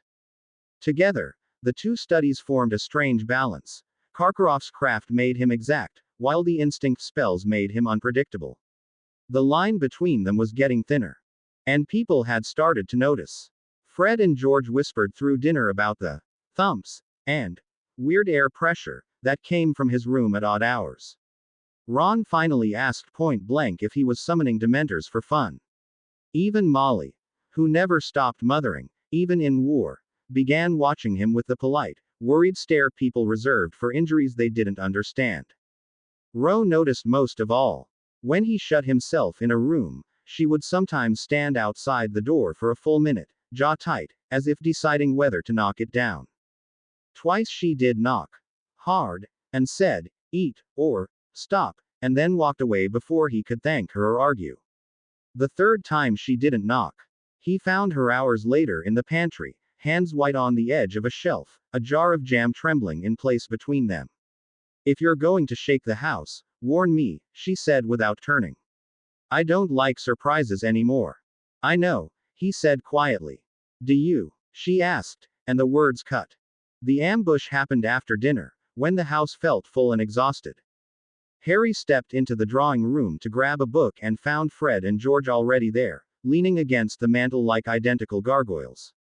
Ron stood by the window, arms crossed, trying to look taller. Hermione hovered near the door as if she might pretend she was passing through if anyone asked. Intervention, Fred announced. Investigation, George corrected. Both, Ron said. You're being weird. Harry lifted an eyebrow. In this house. Don't be clever, Hermione said, not unkindly. It's not just us. The adults hear it too. The pressure, things vibrating in one room when you're in the next. She gestured to the air. It feels like a thunderstorm in here. Fred nodded. And the chandelier hissed when you walked under it. That was because of your trunk, Harry said. And you're one to talk. Half the third floor has residue on it from your explosions. Our explosions are fun and harmless, George replied. Can you say the same? Ron took a step forward. Are you? He faltered, flushed, then blurted, are you doing dark magic? Silence wrapped the room. The curtains twitched as if to lean in. No, Harry said. He didn't raise his voice. I'm practicing staying alive.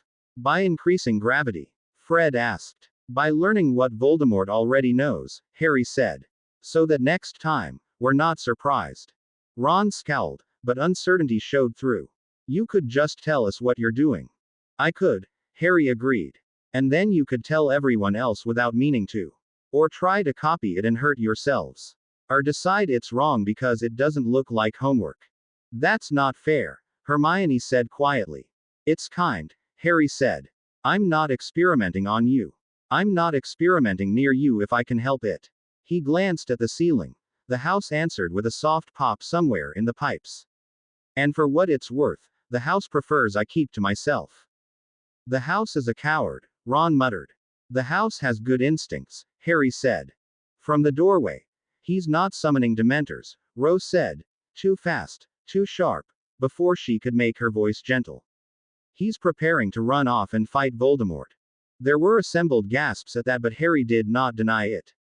And maybe if he'd been this prepared before, Jack wouldn't. She started to continue, but the rest caught in her throat. The silence after was harder than shouting. The Weasleys went very still. You're right, he said simply. I should have been earlier. I'm trying to be now. Something in Rose's face unclenched, only to retighten in a different shape. Good, she said, and left. She didn't mean that, said Hermione. She did, Harry murmured. He sighed. And she's right. He looked at the people in front of him, then really looked at them. Their faces full of fear masked as frustration and anger, like children. He let out a breath. Look, I'm not hiding because I think I'm better than you. I'm hiding because I don't want you to carry the cost of what I'm learning. If I get it wrong, it should be on me. Fred and George exchanged a look that wasn't a joke. Ron's shoulders dropped a fraction. Hermione, after a moment, nodded once. What if you're locked in a room doing thunder breathing or whatever and you make a mistake? Ron asked. Then you won't have to worry about me anymore, Harry replied simply. All right, Hermione said finally. All right. She gave Harry a long look, weighing him against the boy she'd known. Just, if it goes wrong, tell someone before it kills you. Harry almost smiled. You'll hear the chandelier. That broke the room. Even Ron laughed, unwillingly. The pressure under the ceiling eased. The house, sensing an argument's end, uncurled a little. They drifted out in pairs, muttering about chess and sandwiches and whether Sirius had a deck of exploding snaps somewhere civilized. That night after dinner, as Harry was making his way back to his room to work, he found Rose waiting for him in the hallway. She paced once, twice, the same path she'd worn in the corridor outside his door. When she stopped, the anger had nowhere left to go. It sat behind her eyes, bright and helpless. Promise me something. If I can. Don't turn your powers on me, she said. Not to win an argument. Not to make a point. Not even to protect me, if what you're protecting me from is you. I won't, he said. Good. She swallowed, as if the word tasted like surrender. Because I loved Jack. And I love you. I'm allowed to be angry at both those facts at the same time. He nodded. You are. Her hand found his sleeve, brief and grounding. The gesture was the same as always. Familiar, but with more force than had been there before, just enough to hurt. Dumbledore's here, she added. The adults are packing into the kitchen like sheep. You're not invited. Of course not, Harry said. Do you want to be? No, he said honestly. I want them to be right. Rose's face looked unreadable. That would be a first. The next evening Harry came downstairs to find the Weasley children and Hermione crowded around one end of an extendable ear. Voices thickened the air. Arthur's steady baritone, Moody's gravel, Kingsley's river deep calm. Serious, louder than he needed to be. And over it, Dumbledore, warm, precise, the kind of voice that made people think they'd thought of the plan themselves. Not yet, Dumbledore was saying. There are pieces still to be moved. When the time comes, you will have everything you need. And until then we lie to the children, Sirius snapped. Told you, Fred said, hitting his twin. I told you, George said, hitting him back harder. Until then we protect them, Dumbledore replied, softer. Even from their own courage. And what of you know who? The voice was deep and full of command. Will he move or will he wait? There was silence and the ear suddenly recoiled. They stepped into the corridor just as the kitchen door opened and the order spilled out. Faces strained, voices low, the kind of tired that settled in bones. Dumbledore's gaze found Harry instantly, and for a moment the headmaster's expression was nothing but relief. Then it was gone, replaced by the familiar warmth. Mr. Potter, Dumbledore said. A word, if I may. Harry looked at Ro. She nodded. He followed Dumbledore to the foot of the stairs, far enough to make a private space out of public air. You heard some of that, Dumbledore said. I heard enough, Harry replied. Dumbledore's eyes were bright behind the half-moon glasses. There will be time for you. Things are moving. Faster than I would like. Harry waited. You are doing work that matters, Dumbledore said softly. I don't suppose you have made much progress yet. Harry shook his head. That is expected. We have some time still before Voldemort will move. Keep working. It wasn't a command. It wasn't quite a plea, either. It was a hope handed over like a candle. Harry surprised himself by saying, I will. Good, Dumbledore said, and then more gently. Sleep if you can. The headmaster moved away, gathering adults like a shepherd. Sirius clapped Harry's shoulder, mouth twisting, and vanished after him. Arthur offered a tired smile. Molly looked like she might hug him and thought better of it. Moody grunted something approving and indistinct. Kingsley nodded as if to a colleague rather than a child.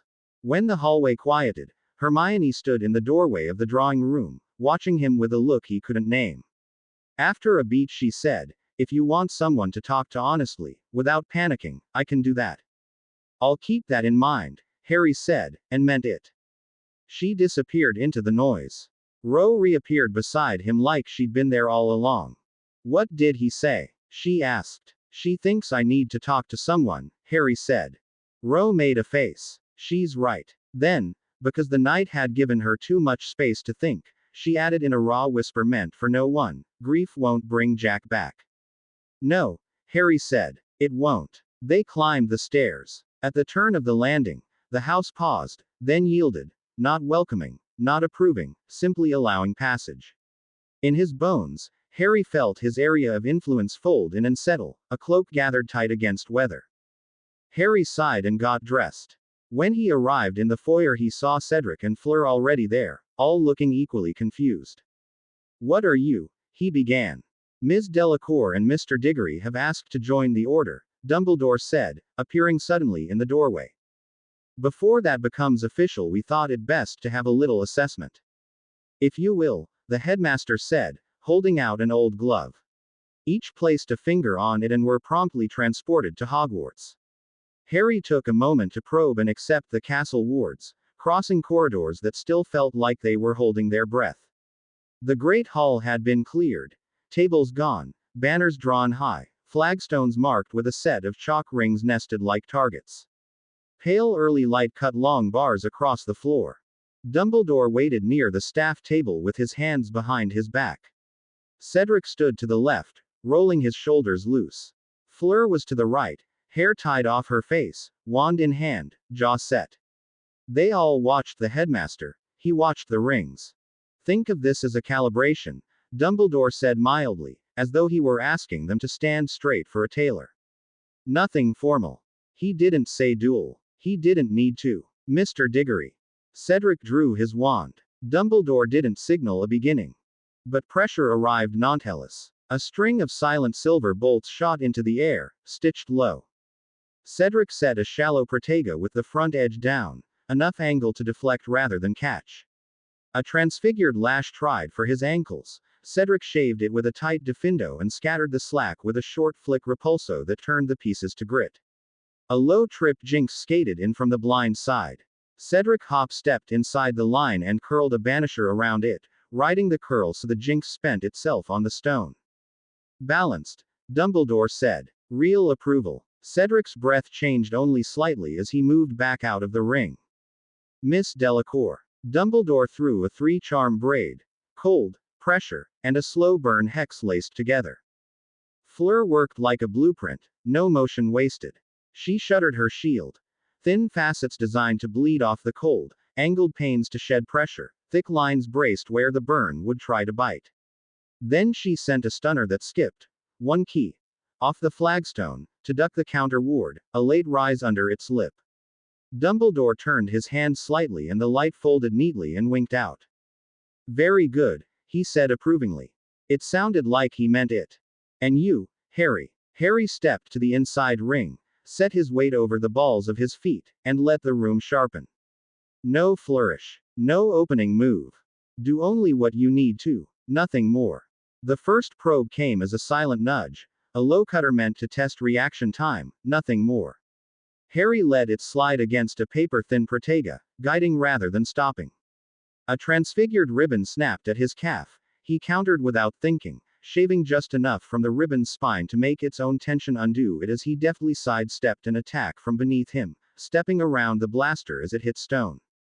Dumbledore layered a gravitational pull on his center of balance under a spreading push that would widen to the others if he met it head-on. Harry frowned slightly, dropped his stance and opened the top of his shield, extending the sides and letting the push spill upward while his boots bit into roughened flagstone, deflecting the attack into the air harmlessly. He used small answers on purpose. The point of the past weeks had been control, to find the minimum spellwork that solved the problem, and be able to execute it.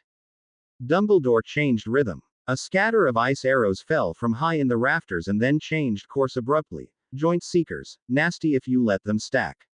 Harry negated them with a wave to slow their descent, then pulled them together and set the fused lump down steaming. Dumbledore lowered his wand a fraction and nodded slightly. Now together, if you please. They took the 3 points of the inner ring. The air tightened. Dumbledore sent terrain first. A low stone swell rolling inward to test Cedric's footwork, a wind shear that battered Fleur from multiple angles, and a series of branching light attacks that kept Harry busy shielding. Cedric feathered banishers into the ridge so it broke a step ahead of him. Fleur trimmed the shear with a crosscurrent to carve a straight corridor and stepped forward. Harry sidestepped and nudged the attacks into the corridor behind Fleur and the wind carried it away. Good, Dumbledore said, and raised the dial. A wide-angle wall of fire suddenly front-built from the left. No flame, just dry, climbing pain. Fleur elegantly conjured a baffle pane and hardened 3 supports behind where the heat should crest. Cedric drove a low banisher to create tilt while Harry whipped his wand vertically at the center, creating a rising cooling curtain. Not a wall. A thin cold sheet exactly where the heat would manifest. So it checked, hesitated, and slid sideways into Fleur's pane, which shrieked and held. Cedric's tilt picked the edge and Harry's spell lifted it out. The headmaster twinkled. Very good. With a wink the ground exploded and 4 ankle-high binders shot out. Cedric stepped over one, cut another. Fleur flicked a 2-point impedimenta to catch a third mid-curl. Harry went for the command rather than the cord, dispelling the last before it could move more than a meter. Dumbledore smiled and increased tempo. Harry felt the floor hum. Cold needles again, but time to hit as Cedric's weight shifted. Harry pumped a short warming charm through the stone where Cedric's boot would land and the spell vanished before contact. Fleur's stunner took the lane Harry held open. He framed it with his offhand and wand so it skipped once then dove under a counter ward Dumbledore had sagged across the ring. The headmaster dispelled it at the last moment. Last one, Dumbledore said, conversational. The air changed. The heat this time wasn't a front. It arrived as a multi-layered compressed lens, heat and force with a hard edge and unlimited vector, popping into existence everywhere at once, the kind of conjuration that crushes shields rather than testing them. There was no build-up. One instant nothing. The next, they were surrounded. Fleur saw it, set her dampener on instinct but knew it wouldn't take. Cedric had already started a desperate counter push but knew it was too late. They were both right. There wasn't time to layer, to angle, to prepare. It was the sort of spell you lose to and discuss later. The spell ripped through their shields like a hot knife through butter. And then it disappeared. No flare. No thunderclap. One moment an inevitable shape of heat and pressure, the next, only ordinary air. The smell of hot stone stopped halfway. Cedric's jaw went slack. Fleur's eyes flicked to Harry and away, then back to Harry again. Cest. Impossible, she said softly. Dumbledore stepped his wand a centimeter and extinguished a stray spark near the ring's edge with perfect precision. That will do, Dumbledore said. Tone even. He lowered the ambient pressure until the hull was only a hull again. You have done well, all of you, he said, speaking to each in turn. He praised Cedric first. Angles, bravery, when to choose rescue over control. Fleur next. Her perfectly shuttered shields, textbook precision, the way she had intuitively made wind behave like structure. Truly exceptional, both of you, he said kindly. Please head back to headquarters and rest, we will talk later. Harry, he said as they turned away. A word. The great hall felt 2 sizes larger without the other voices. Dumbledore crossed a chalk ring. The line brightened under his boot, then went dull. Do you know what you just did? He asked in a neutral tone. It wasn't a trap. It sounded like a genuine question. Harry thought for a moment. I don't know how to explain it, he said finally. Honesty suits you, Harry, Dumbledore replied, chuckling. The words will come, he said, tracing a circle an inch above the dust with his wand. Most students think in terms of spells and counterspells. If they cast this, I cast that. What you did was not a larger shield. You cancelled the spell at its inception. He tipped his head slightly. That precision is rare. Harry let out a breath he hadn't noticed he was holding.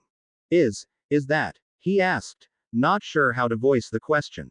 Dumbledore's mouth turned wry. If void magic is possible, I have to assume we would know it when we say it, he said WRLY. Regardless, it does not look like what you did today.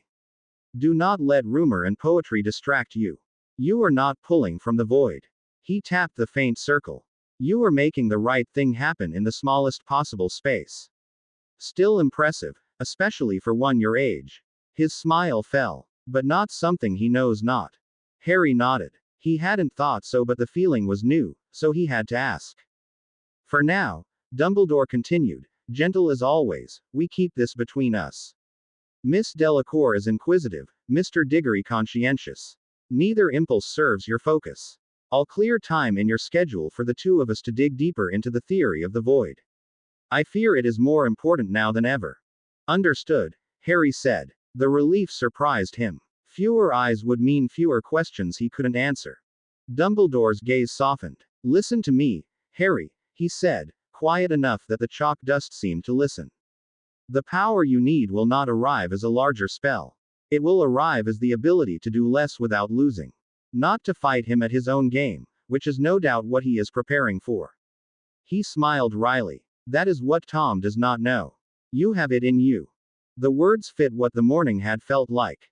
Harry nodded slowly. Go eat, Dumbledore said, the moment closed. We'll work again later. Harry left the rings and the faint grit in the treads of his shoes.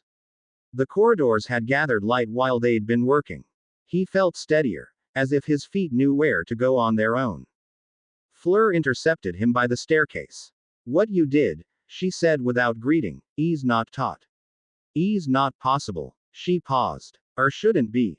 Lots of useful things aren't, Harry said, aiming for a joke. It came out dry. She studied him. Where did you learn? Still learning, he said. Which was true enough, but his tone didn't match the playfulness of the words. Her eyes narrowed. Cedric says you make him better, she said slowly. He thinks that is friendship. A beat. But I am not sure you would say the same. She left him with that, and the smell of chalk followed him to breakfast. Later that evening the faculty gathered in the headmaster's study to discuss the coming semester. McGonagall sat straight-backed, mouth set in a line that meant competence more than disapproval. Flitwick perched forward on 2 tall upholstery, eyes bright. Snape leaned in the place the light went gray, arms folded, face smoothed to neutrality. I'll be brief, Dumbledore said, pouring tea as if that were the business at hand. The year will require our utmost attention. We've known such years. His eyes tipped to McGonagall. The glance warmed the air. Mr. Diggory is steady. Miss Delacour's technique is excellent. Mr. Potter. He let the name sit long enough to tighten the room by a thread. Flitwick couldn't help it. Well, as a prodigy, Dumbledore said simply. He made the word sound like a measurement, not praise.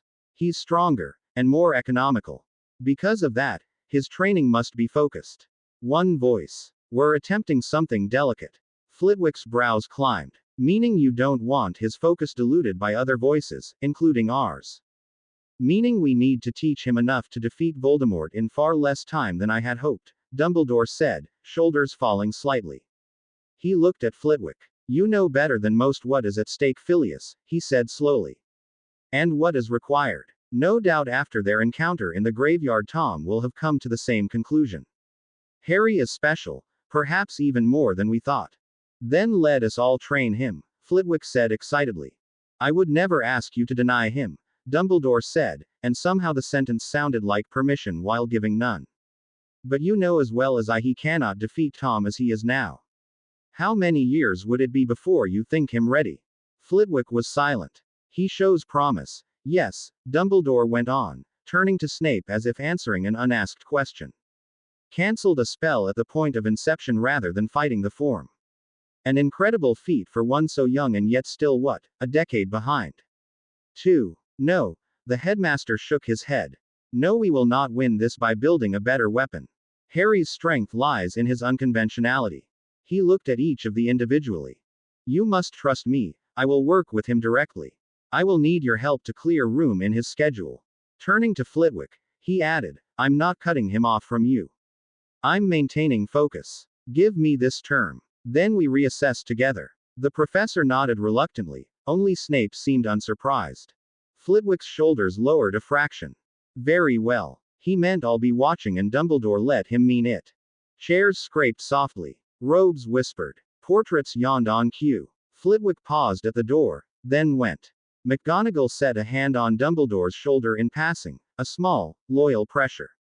Snape lingered, eyes flicking once to the chalk dust along Dumbledore's cuff, then stepped into the gray light and was gone. Alone, Dumbledore turned a piece of chalk between thumb and finger, white dust settling in the creases of his skin. He placed it beside a neat stack of scrolls and rested his hand on the top binding a moment longer than necessary. Beneath it, a darker cord tied a darker scroll. He didn't move. When Harry returned with the other two champions, number 12 Grimmauld, the townhouse slid into existence between its neighbors with a ripple of brick and a hiss of old wards, and the first breath Harry drew inside tasted like damp wool. Welcome to headquarters, Harry said dryly. Cedric eyed the portrait shrouded in moth-eaten curtains. Cheerful, he murmured. Why are we here again? Fleur asked. Even the air feels dark. You wanted to be in the order, Harry said, shrugging. Here you go. I'll show you around. Fleur made a face. They walked through a few rooms upstairs until they heard a commotion in one of the second-floor sitting rooms. They opened the door to find a very distraught Molly Weasley standing over what appeared to be Ron's dead body. Ridiculous, she stammered. The body shifted and instead it was George and Fred now lying lifeless before her. She sobbed harder. Ridiculous, a firm voice said from behind her. The boggart retreated to the closet as Kingsley came up and put a hand on Molly's shoulder. I'll take it from here, he said gently. He looked over Harry, Cedric, and Fleur. Care to help clear? They nodded. I thought I knew what people were afraid of, Cedric said softly as they followed Kingsley. I didn't think of it like that. Now you do, Kingsley said. That's not yours to carry. Just don't forget it's there. Harry looked back at the closed wardrobe and shivered. Just for a second he'd had a flashback to his own experience with a boggart, looking at Rose's bloody and beaten face. It was a good reminder of what they were fighting for. The following days were scrub, sort, unspell, repeat. The house yielded grudgingly, like a bad habit. Creature stalked the edges, muttering about bloodlines and filth. Harry kept to the work, both the housework and his own. The latter of which Cedric had started joining him for. They trained in the margins. Before meals, early mornings, late after the house sulked itself to sleep. They started with shields, then sliders, feathering, thinning a shield in one direction so it would flex instead of crack, and bends, changing a spell's vector after it was cast. Cedric learned the way good athletes do, persistence and repetition. Again, Harry said, guiding a stunner through a narrow corridor of air between two wards with his offhand. Don't throw it. Place it. Cedric tried again and just barely singed one of the wards. Too close, he muttered. You're getting it though, faster than I thought you would. Harry admitted, removing the wards with a wave.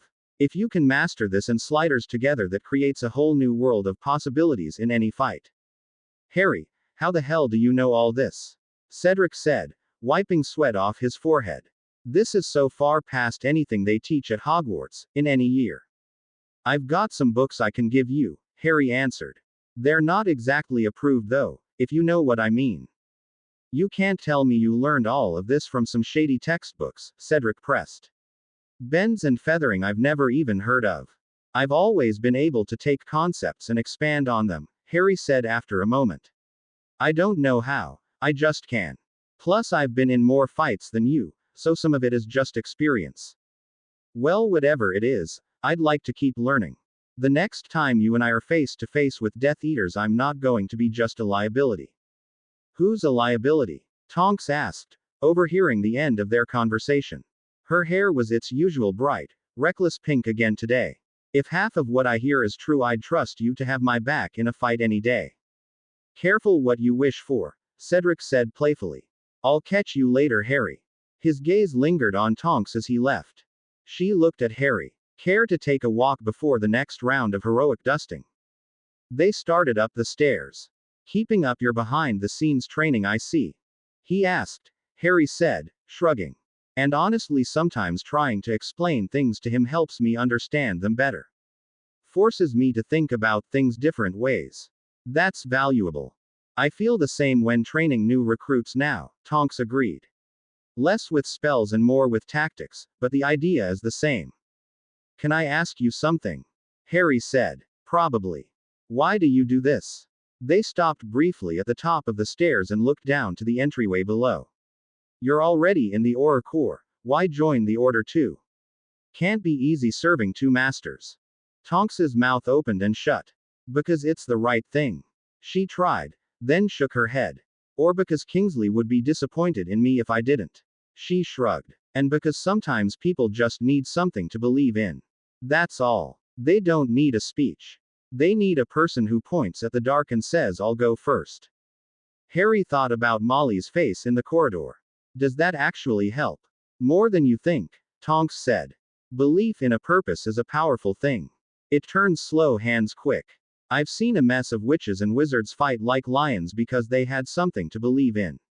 She squinted at him. You get that, right? He did not answer. The corridor tilted very slightly under his feet and then remembered itself. You know who Rufus Scrimgeour is? Tonks asked. Harry shook his head. We were posted on a border job a few years back.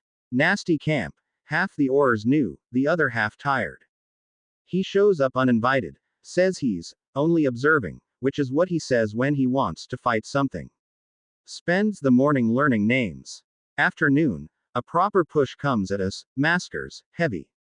He doesn't shout orders. He points at the strongest target like he's picking a rival in a pub, and then he runs at it. Her grin flashed. Half the camp follows because of course they do. He's got this gravity. You'd follow him into a dragon's den. That sounds reckless, Harry said. You're one to talk, Tonks snorted. But when someone like that is there, people believe they can do it. And a weird thing about magic, she went on, is that it listens to belief more than it should. Kingsley would tell you the politics on Scrimgeour are a mess, she added. He's right. Good battle strategist, but a little shoot first, ask questions later for politics.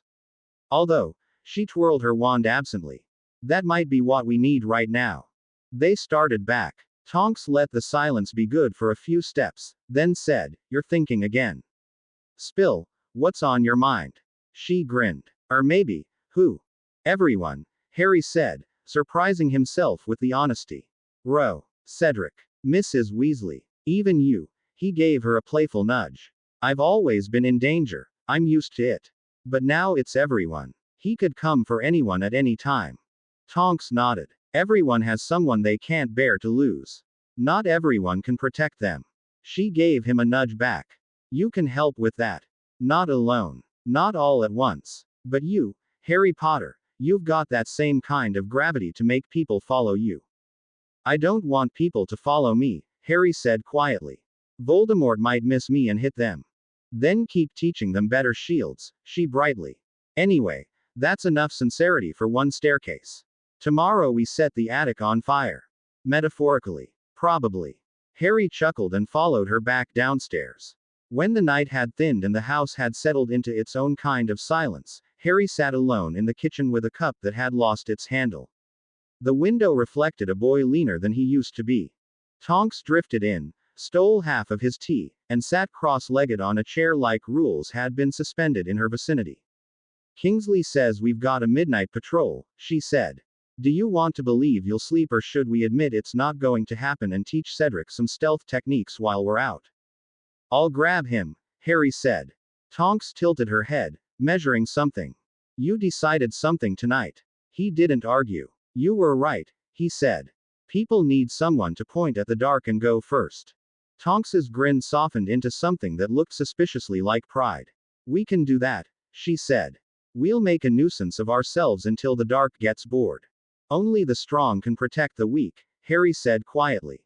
Then we make more strong, Tonks said, thumping her chest. Harry smiled in spite of himself. We make more strong. Tonks pushed off the chair, knocking it with her knee and catching it before it fell. Come on, hero, she said. The dark awaits. Grimmauld Place woke up sulking, but the kitchen refused to notice.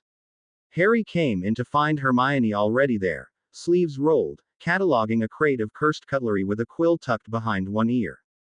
Right, Hermione said, not looking up. If the spoons try to unionize again, we'll hear about it. They want dental, Fred said. They don't have teeth, Hermione said. Exactly, George said darkly. Think what they'll ask for next. Cedric laughed and shook his head. What's the going rate for cutlery dental? 3 galleons and a polishing charm, Fred said. Plus an afternoon off for rust. Ro took the seat beside Harry. You guys are weird. Hermione finally looked up and grinned. You're late. I've already saved us all from death by salad fork. Hero, Harry said. We were just talking about the year, Ginny added. Mum's heard there'll be a ministry appointment at Hogwarts. Someone with a name like a fake cough, George said. Umbridge. Mum says she's one of Fudge's lackeys. Sure to lack any common sense, Fred finished. And no doubt make life harder for anyone in this lot. Let her try, Ron said, rolling his eyes. We've got McGonagall. She'll eat her for breakfast. There was a loud bang from the entryway and Tonks limped in. Enemy? George asked hopefully. Friend. Possibly armed, Tonks said. Fleur walked in after her gracefully, sunlight somehow in her hair even in this house. Bill is upstairs, working on a cursed mirror. Ginny said, giving her a knowing look. If the house tries anything, hex it. He says it learns. Charming, as always, Fleur said, but the smile at the corner of her mouth betrayed her. How is everything else going? Fred and George exchanged a look that meant beyond your best ridiculous behavior. Fleur, you've met our R&D department, George said, bowing at exactly the wrong depth. Research and detonation, Fred clarified. Mostly detonation. Fleur's eyebrow made a polite arc. Enchanté. Ron walked into the room and froze. Finally he stuck his hand out to Fleur as if remembering manners. Good to see you, he said, trying not to stare. How is Gabrielle doing? Hermione asked, glaring at Ron. Fleur's eyes darkened for a moment. I believe she is well. She writes when she can. Or when my mother allows it. Your mother? Hermione asked. A very powerful Vila, Fleur said. The words had edges. She likes control. She does not approve of me being here. Because of Bill? Ginny asked. Fleur shook her head. Non, because of many things. She would have me hide rather than fight. I refuse. This makes trouble for her. She smiled but it didn't reach her eyes. And she is not used to being refused. Fun trouble? George asked hopefully. Political trouble, Fleur replied. She looked at Harry. I am tied to the boy who lies after all, if your daily prophet is to be believed. That's a pretty good one honestly, Fred muttered. George nodded in agreement. She doesn't believe you saw Voldemort? Cedric asked incredulously. Oh, she knows, Fleur replied sadly. But she would never let something silly like the truth concern her too much. And yet you're still here, Harry said quietly. They locked eyes for a moment. Thank you. Your thanks are not required, she said quickly. Then more slowly. I am here because I want to be. That makes one of us, Tonks said jokingly. Now, who's up for some silent casting practice? Dumbledore took him to Hogwarts the next day for a void magic session. He and Harry pored over the old scrolls for hours but had still made almost no progress. Perhaps a break, Dumbledore suggested, pouring tea. Harry hesitated but took a cup. I just don't understand it, any of it, Harry said, exasperated. Usually I can apply theory easily, but this, he waved at the table in front of him. This is like trying to hold on to something that isn't there. It's maddening. It will come. You must be patient, Dumbledore replied. I have another matter we should discuss in the meantime. You have no doubt seen the latest Daily Prophet. Harry nodded. Cornelius has dug his heels in even more than I feared, Dumbledore said, sipping tea. He needs to prove to the public that you and I are wrong, and he is right. Dolores Umbridge will be tasked with this as well. There will be complications at Hogwarts for you this term, I'm afraid. She can try, Harry shrugged. But I can manage. We can still do our sessions here, and Cedric and I can use the room of requirement to train. If Tonks can spare hours, I'd like to keep working with her too. That will be up to Auror Tonks, Dumbledore replied evenly. As for our sessions, I will continue them as long as I am able, but I myself have other business as well. Harry gave him a questioning look at that, but he ignored it. I've arranged a private room for you next term. A place to work without interruption. He handed Harry a small brass key that weighed more than it should. I want you to concentrate.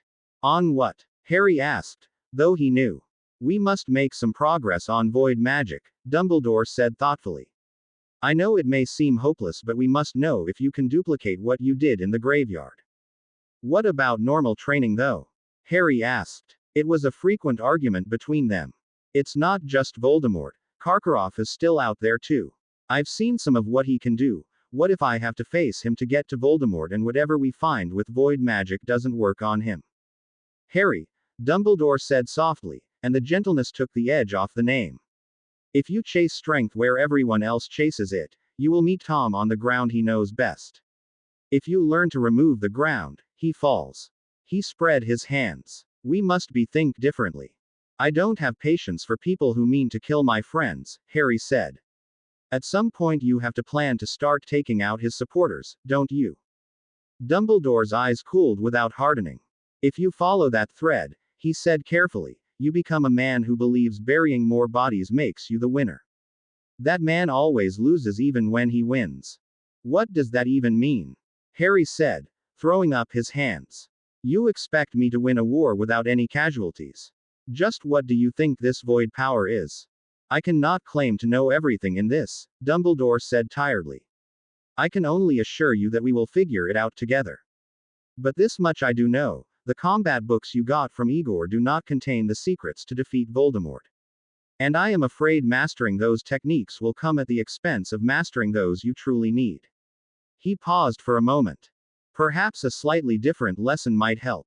One from our very history. He turned and looked at the Sorting Hat. The hat cleared its throat like parchment bending. I can who him, it said, but I don't like the reasons. Show him, Dumbledore said. Harry lifted the hat. It dropped over his eyes with the same old darkness and the same old voice, and then there was a village under a gray sky and a man in red robes walking beside a boy. We begin, it said, with a man who wore red because he wanted to be seen. Dash. Percival Gryffindor always wore red, the hat started. Not out of vanity, you understand. But out of warning. He wanted to make sure everyone saw him coming. Harry watched as the man in red walked with 15-year-old son, Godric. Ahead, the crowd had formed a circle. In its center lay a woman, unmoving, and a boy no older than 7, crouched over her. Rocks hung in the air between the mob and the child, stones caught in a shield that shimmered like heat over a forge. Percival raised his hand. The next stone turned to ash before it hit the shield. Enough, he said quietly. His voice wasn't loud, but it made the air remember silence. The villagers froze. The woman was gone. The boy shook with exhaustion. Percival stepped forward and touched the air in front of him. The invisible barrier trembled, then vanished with a sigh. Let go, he said gently. The boy blinked, eyes gray as cold steel, and collapsed. Percival caught him, felt the faint rise of breath. Alive, he said. Barely. He looked down at the woman. She isn't. The boy stirred, voice hoarse. They killed her. Percival didn't deny it. And they'll answer for that. But not today. He lifted the child as though he weighed nothing and turned to go. Godric lingered, staring at the villagers, at their guilt, their fear, their hunger to see someone punished. They'll never forgive him, Godric said. They don't have to, Percival replied. He's ours now. He turned to the boy. What's your name, son? Salazar, the boy rasped. Colors swam in front of Harry. Years passed. When the colors receded, Godric and Salazar were teenagers racing up a mountainside. Magic flashing like sparks between their laughter. Salazar launched himself on a ribbon of wind. Godric transfigured roots into steps as he climbed. Each threw curses at the other, laughing all the while.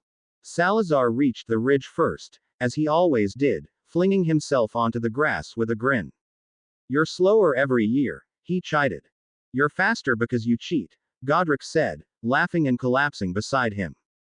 That's speed of the mind, not the foot. They laughed until they couldn't. The valley below was a green mirror, and for a moment the world was big enough for both of them. Then the laughter faded. Still no word. Salazar asked quietly. Godric didn't answer. They say Percival went north, Salazar continued, to fight the dark wizard who calls himself a lord. If that's true, he'll come back, Godric said too quickly. And if he doesn't, then I'll hold what's his until I can stand where he stood. Salazar studied him. And if that isn't enough? Godric paused. We will make it enough. Salazar nodded approvingly, then looked away, jaw tight. There are muggles near the border. They're burning witches. We could end it. By killing them? Godric asked. By preventing the disease from spreading, Salazar replied firmly. Godric stared at him. Power isn't for that, Salazar scoffed. What is it for then? This is justice, your father would say the same. He paused and his tone softened. Until he comes back, there's only us. Okay, Godric said finally. Okay, let's go. The smell came first, an unmistakable foulness on the air. They found the body in the reeds. A boy that couldn't be older than 12, drowned and bound at the wrists. A small group of villagers were speaking in hushed tones nearby, looking at the newcomers. Who's in charge here? Godric asked forcefully, stepping forward. One of the villagers drew a short sword and pointed it. It's no business of yours, he sneered. Turn around before we get blood on those shiny clothes of yours. With a wave, Salazar turned the sword into a snake. The villager dropped it and recoiled in horror. You're one of them. One of the other men broke away and ran back toward the village. We are not here to attack you, Godric said slowly. We only want to talk. He moved slowly toward the group and continued, but Salazar's attention was following the man who had broken away and was now gesturing to two other men who looking back and forth between them and. Salazar began striding rapidly toward the group, and froze. In a shallow pit lay the bodies of 2 women and 5 children, all bound the same as the body at the lake but with cuts, bruises, and burn marks all over. Who did this? Salazar hissed. They was doing dark deeds, dark arts, one of the men spat. They confessed. Confessed they did, he added quickly, seeing Salazar's face. Under torture, Godric said sternly, walking up stand next to Salazar. A practice that is outlawed and you well know, Salazar. Salazar no. Godric tried to reach out but it was too late, a dark shimmer had surrounded his friend. The air thickened, become oppressive. The men in front of them fell to their knees and every living thing near them began to bend backward. The river boiled. With a start, Godric realized he couldn't move and the screams were coming from all around. In front of him he saw the skin peel from the men's bones, bend and twist in the air, turning black. Stop! Godric shouted, but to no avail. By the time he could move again the spell was over. All around them were the tortured wailings of black-clad bodies, skinless but somehow not dead. What have you done? Salazar stood trembling, drenched in sweat, the ground around him burned black. I didn't mean, he began, then stopped himself. They killed the children, he said firmly. He looked at his friend. Never again. Yes, but look, Godric said, gesturing. The nearest villager was clawing at the ground with a skeletal hand, gasping for air that would never come. No one deserves this demented existence. It is done. Salazar hesitated for a moment, looked at his hands like they were no longer his. And he felt. He searched for the word. Honest. Then you need to learn dishonesty, Godric said, voice low. Before either could speak again, a falcon descended, Percival's seal on its leg, torn and bloodied. The letter said everything. Percival Gryffindor was dead. The Dark Lord still marched. Godric folded it carefully, as if folding could make it untrue. Salazar placed a hand on his shoulder. Godric started to shrug it off, but Salazar held firm. Let us not dwell here on these worthless creatures, he said. We have much more important matters to address. Godric hesitated, then nodded wearily. We do. He paused. But this is not over. The colors swam in front of Harry's vision again as time jumped forward to a massive battlefield. The sky was fire. Dragons fell like comets. The ground was slick with ash and blood. Godric's sword, his father's sword, was chipped to ruin, but it had done its work. He had charged a Nundu head-on, raising a corporal shield just high enough to deflect its breath. Then he banished the broken blade through the creature's throat. It died roaring. Rowena burned 1,000 in fury with fire and wind bound together, her hair streaming like a banner. Helga moved through the chaos, knitting flesh, whispering courage into the dying. Salazar. Godric wheezed exhausted. He went after them, Rowena replied, gesturing toward a nearby mountain that had just exploded. All 4 archmages were there. Godric looked stricken, when suddenly Salazar appeared between them, looking tired but unharmed. Is it? Godric began. Salazar nodded. The archmages are dead. It is over, my friend. For now, Godric said, wiping blood from his face. He wasn't even sure who or what the blood was from. He looked at his friends. Now, let us build something that lasts longer than victory. The colors swam and Harry could hear the hat's voice as narrated the time jump. Hogwarts rose from a battlefield's bones. 4 towers, 4 hearts, 1 promise. That power could be taught, and that it could be good.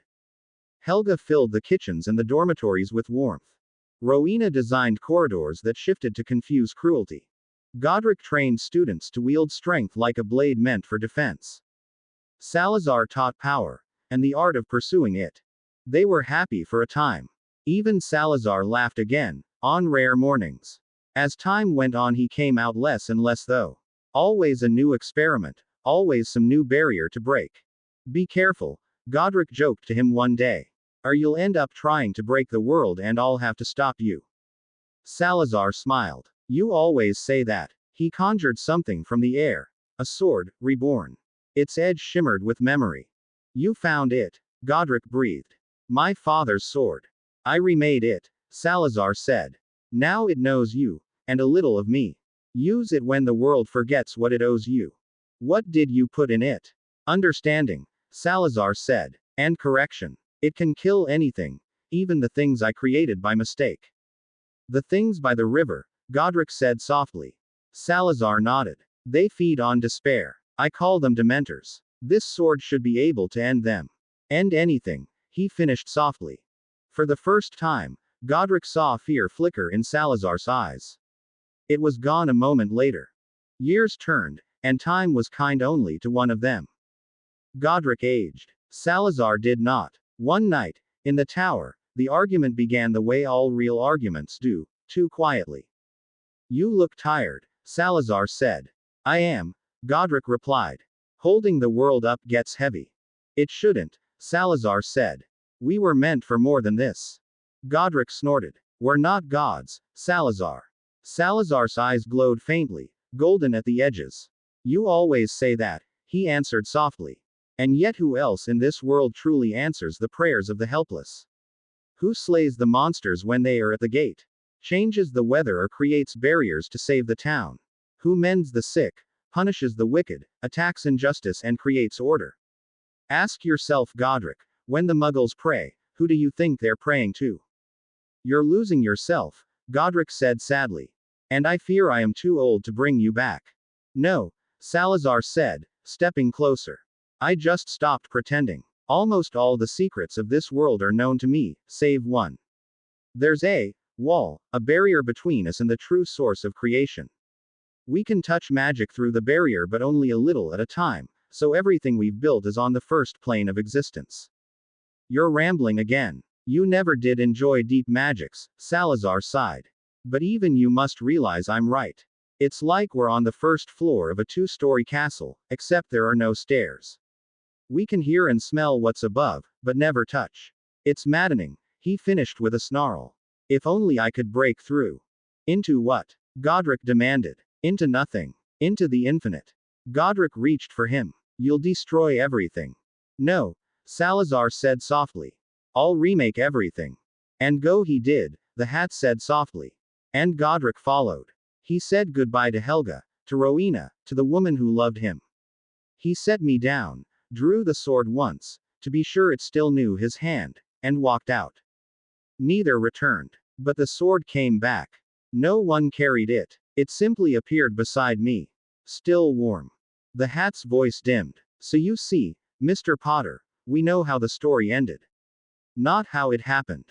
You wanted a lesson, it whispered. Here it is. But don't mistake it for a key. The office returned around him, as if the air had been holding its breath. Fawkes shifted on his perch. Harry lifted the hat from his head. I'm not sure I understand, he said to Dumbledore. That is the point, Dumbledore said quietly. I wanted you to understand the argument you will one day have with yourself. About power. About purpose. About obsession. Harry looked down at the hat. Thank you, he said. The words sounded thin, but they were true.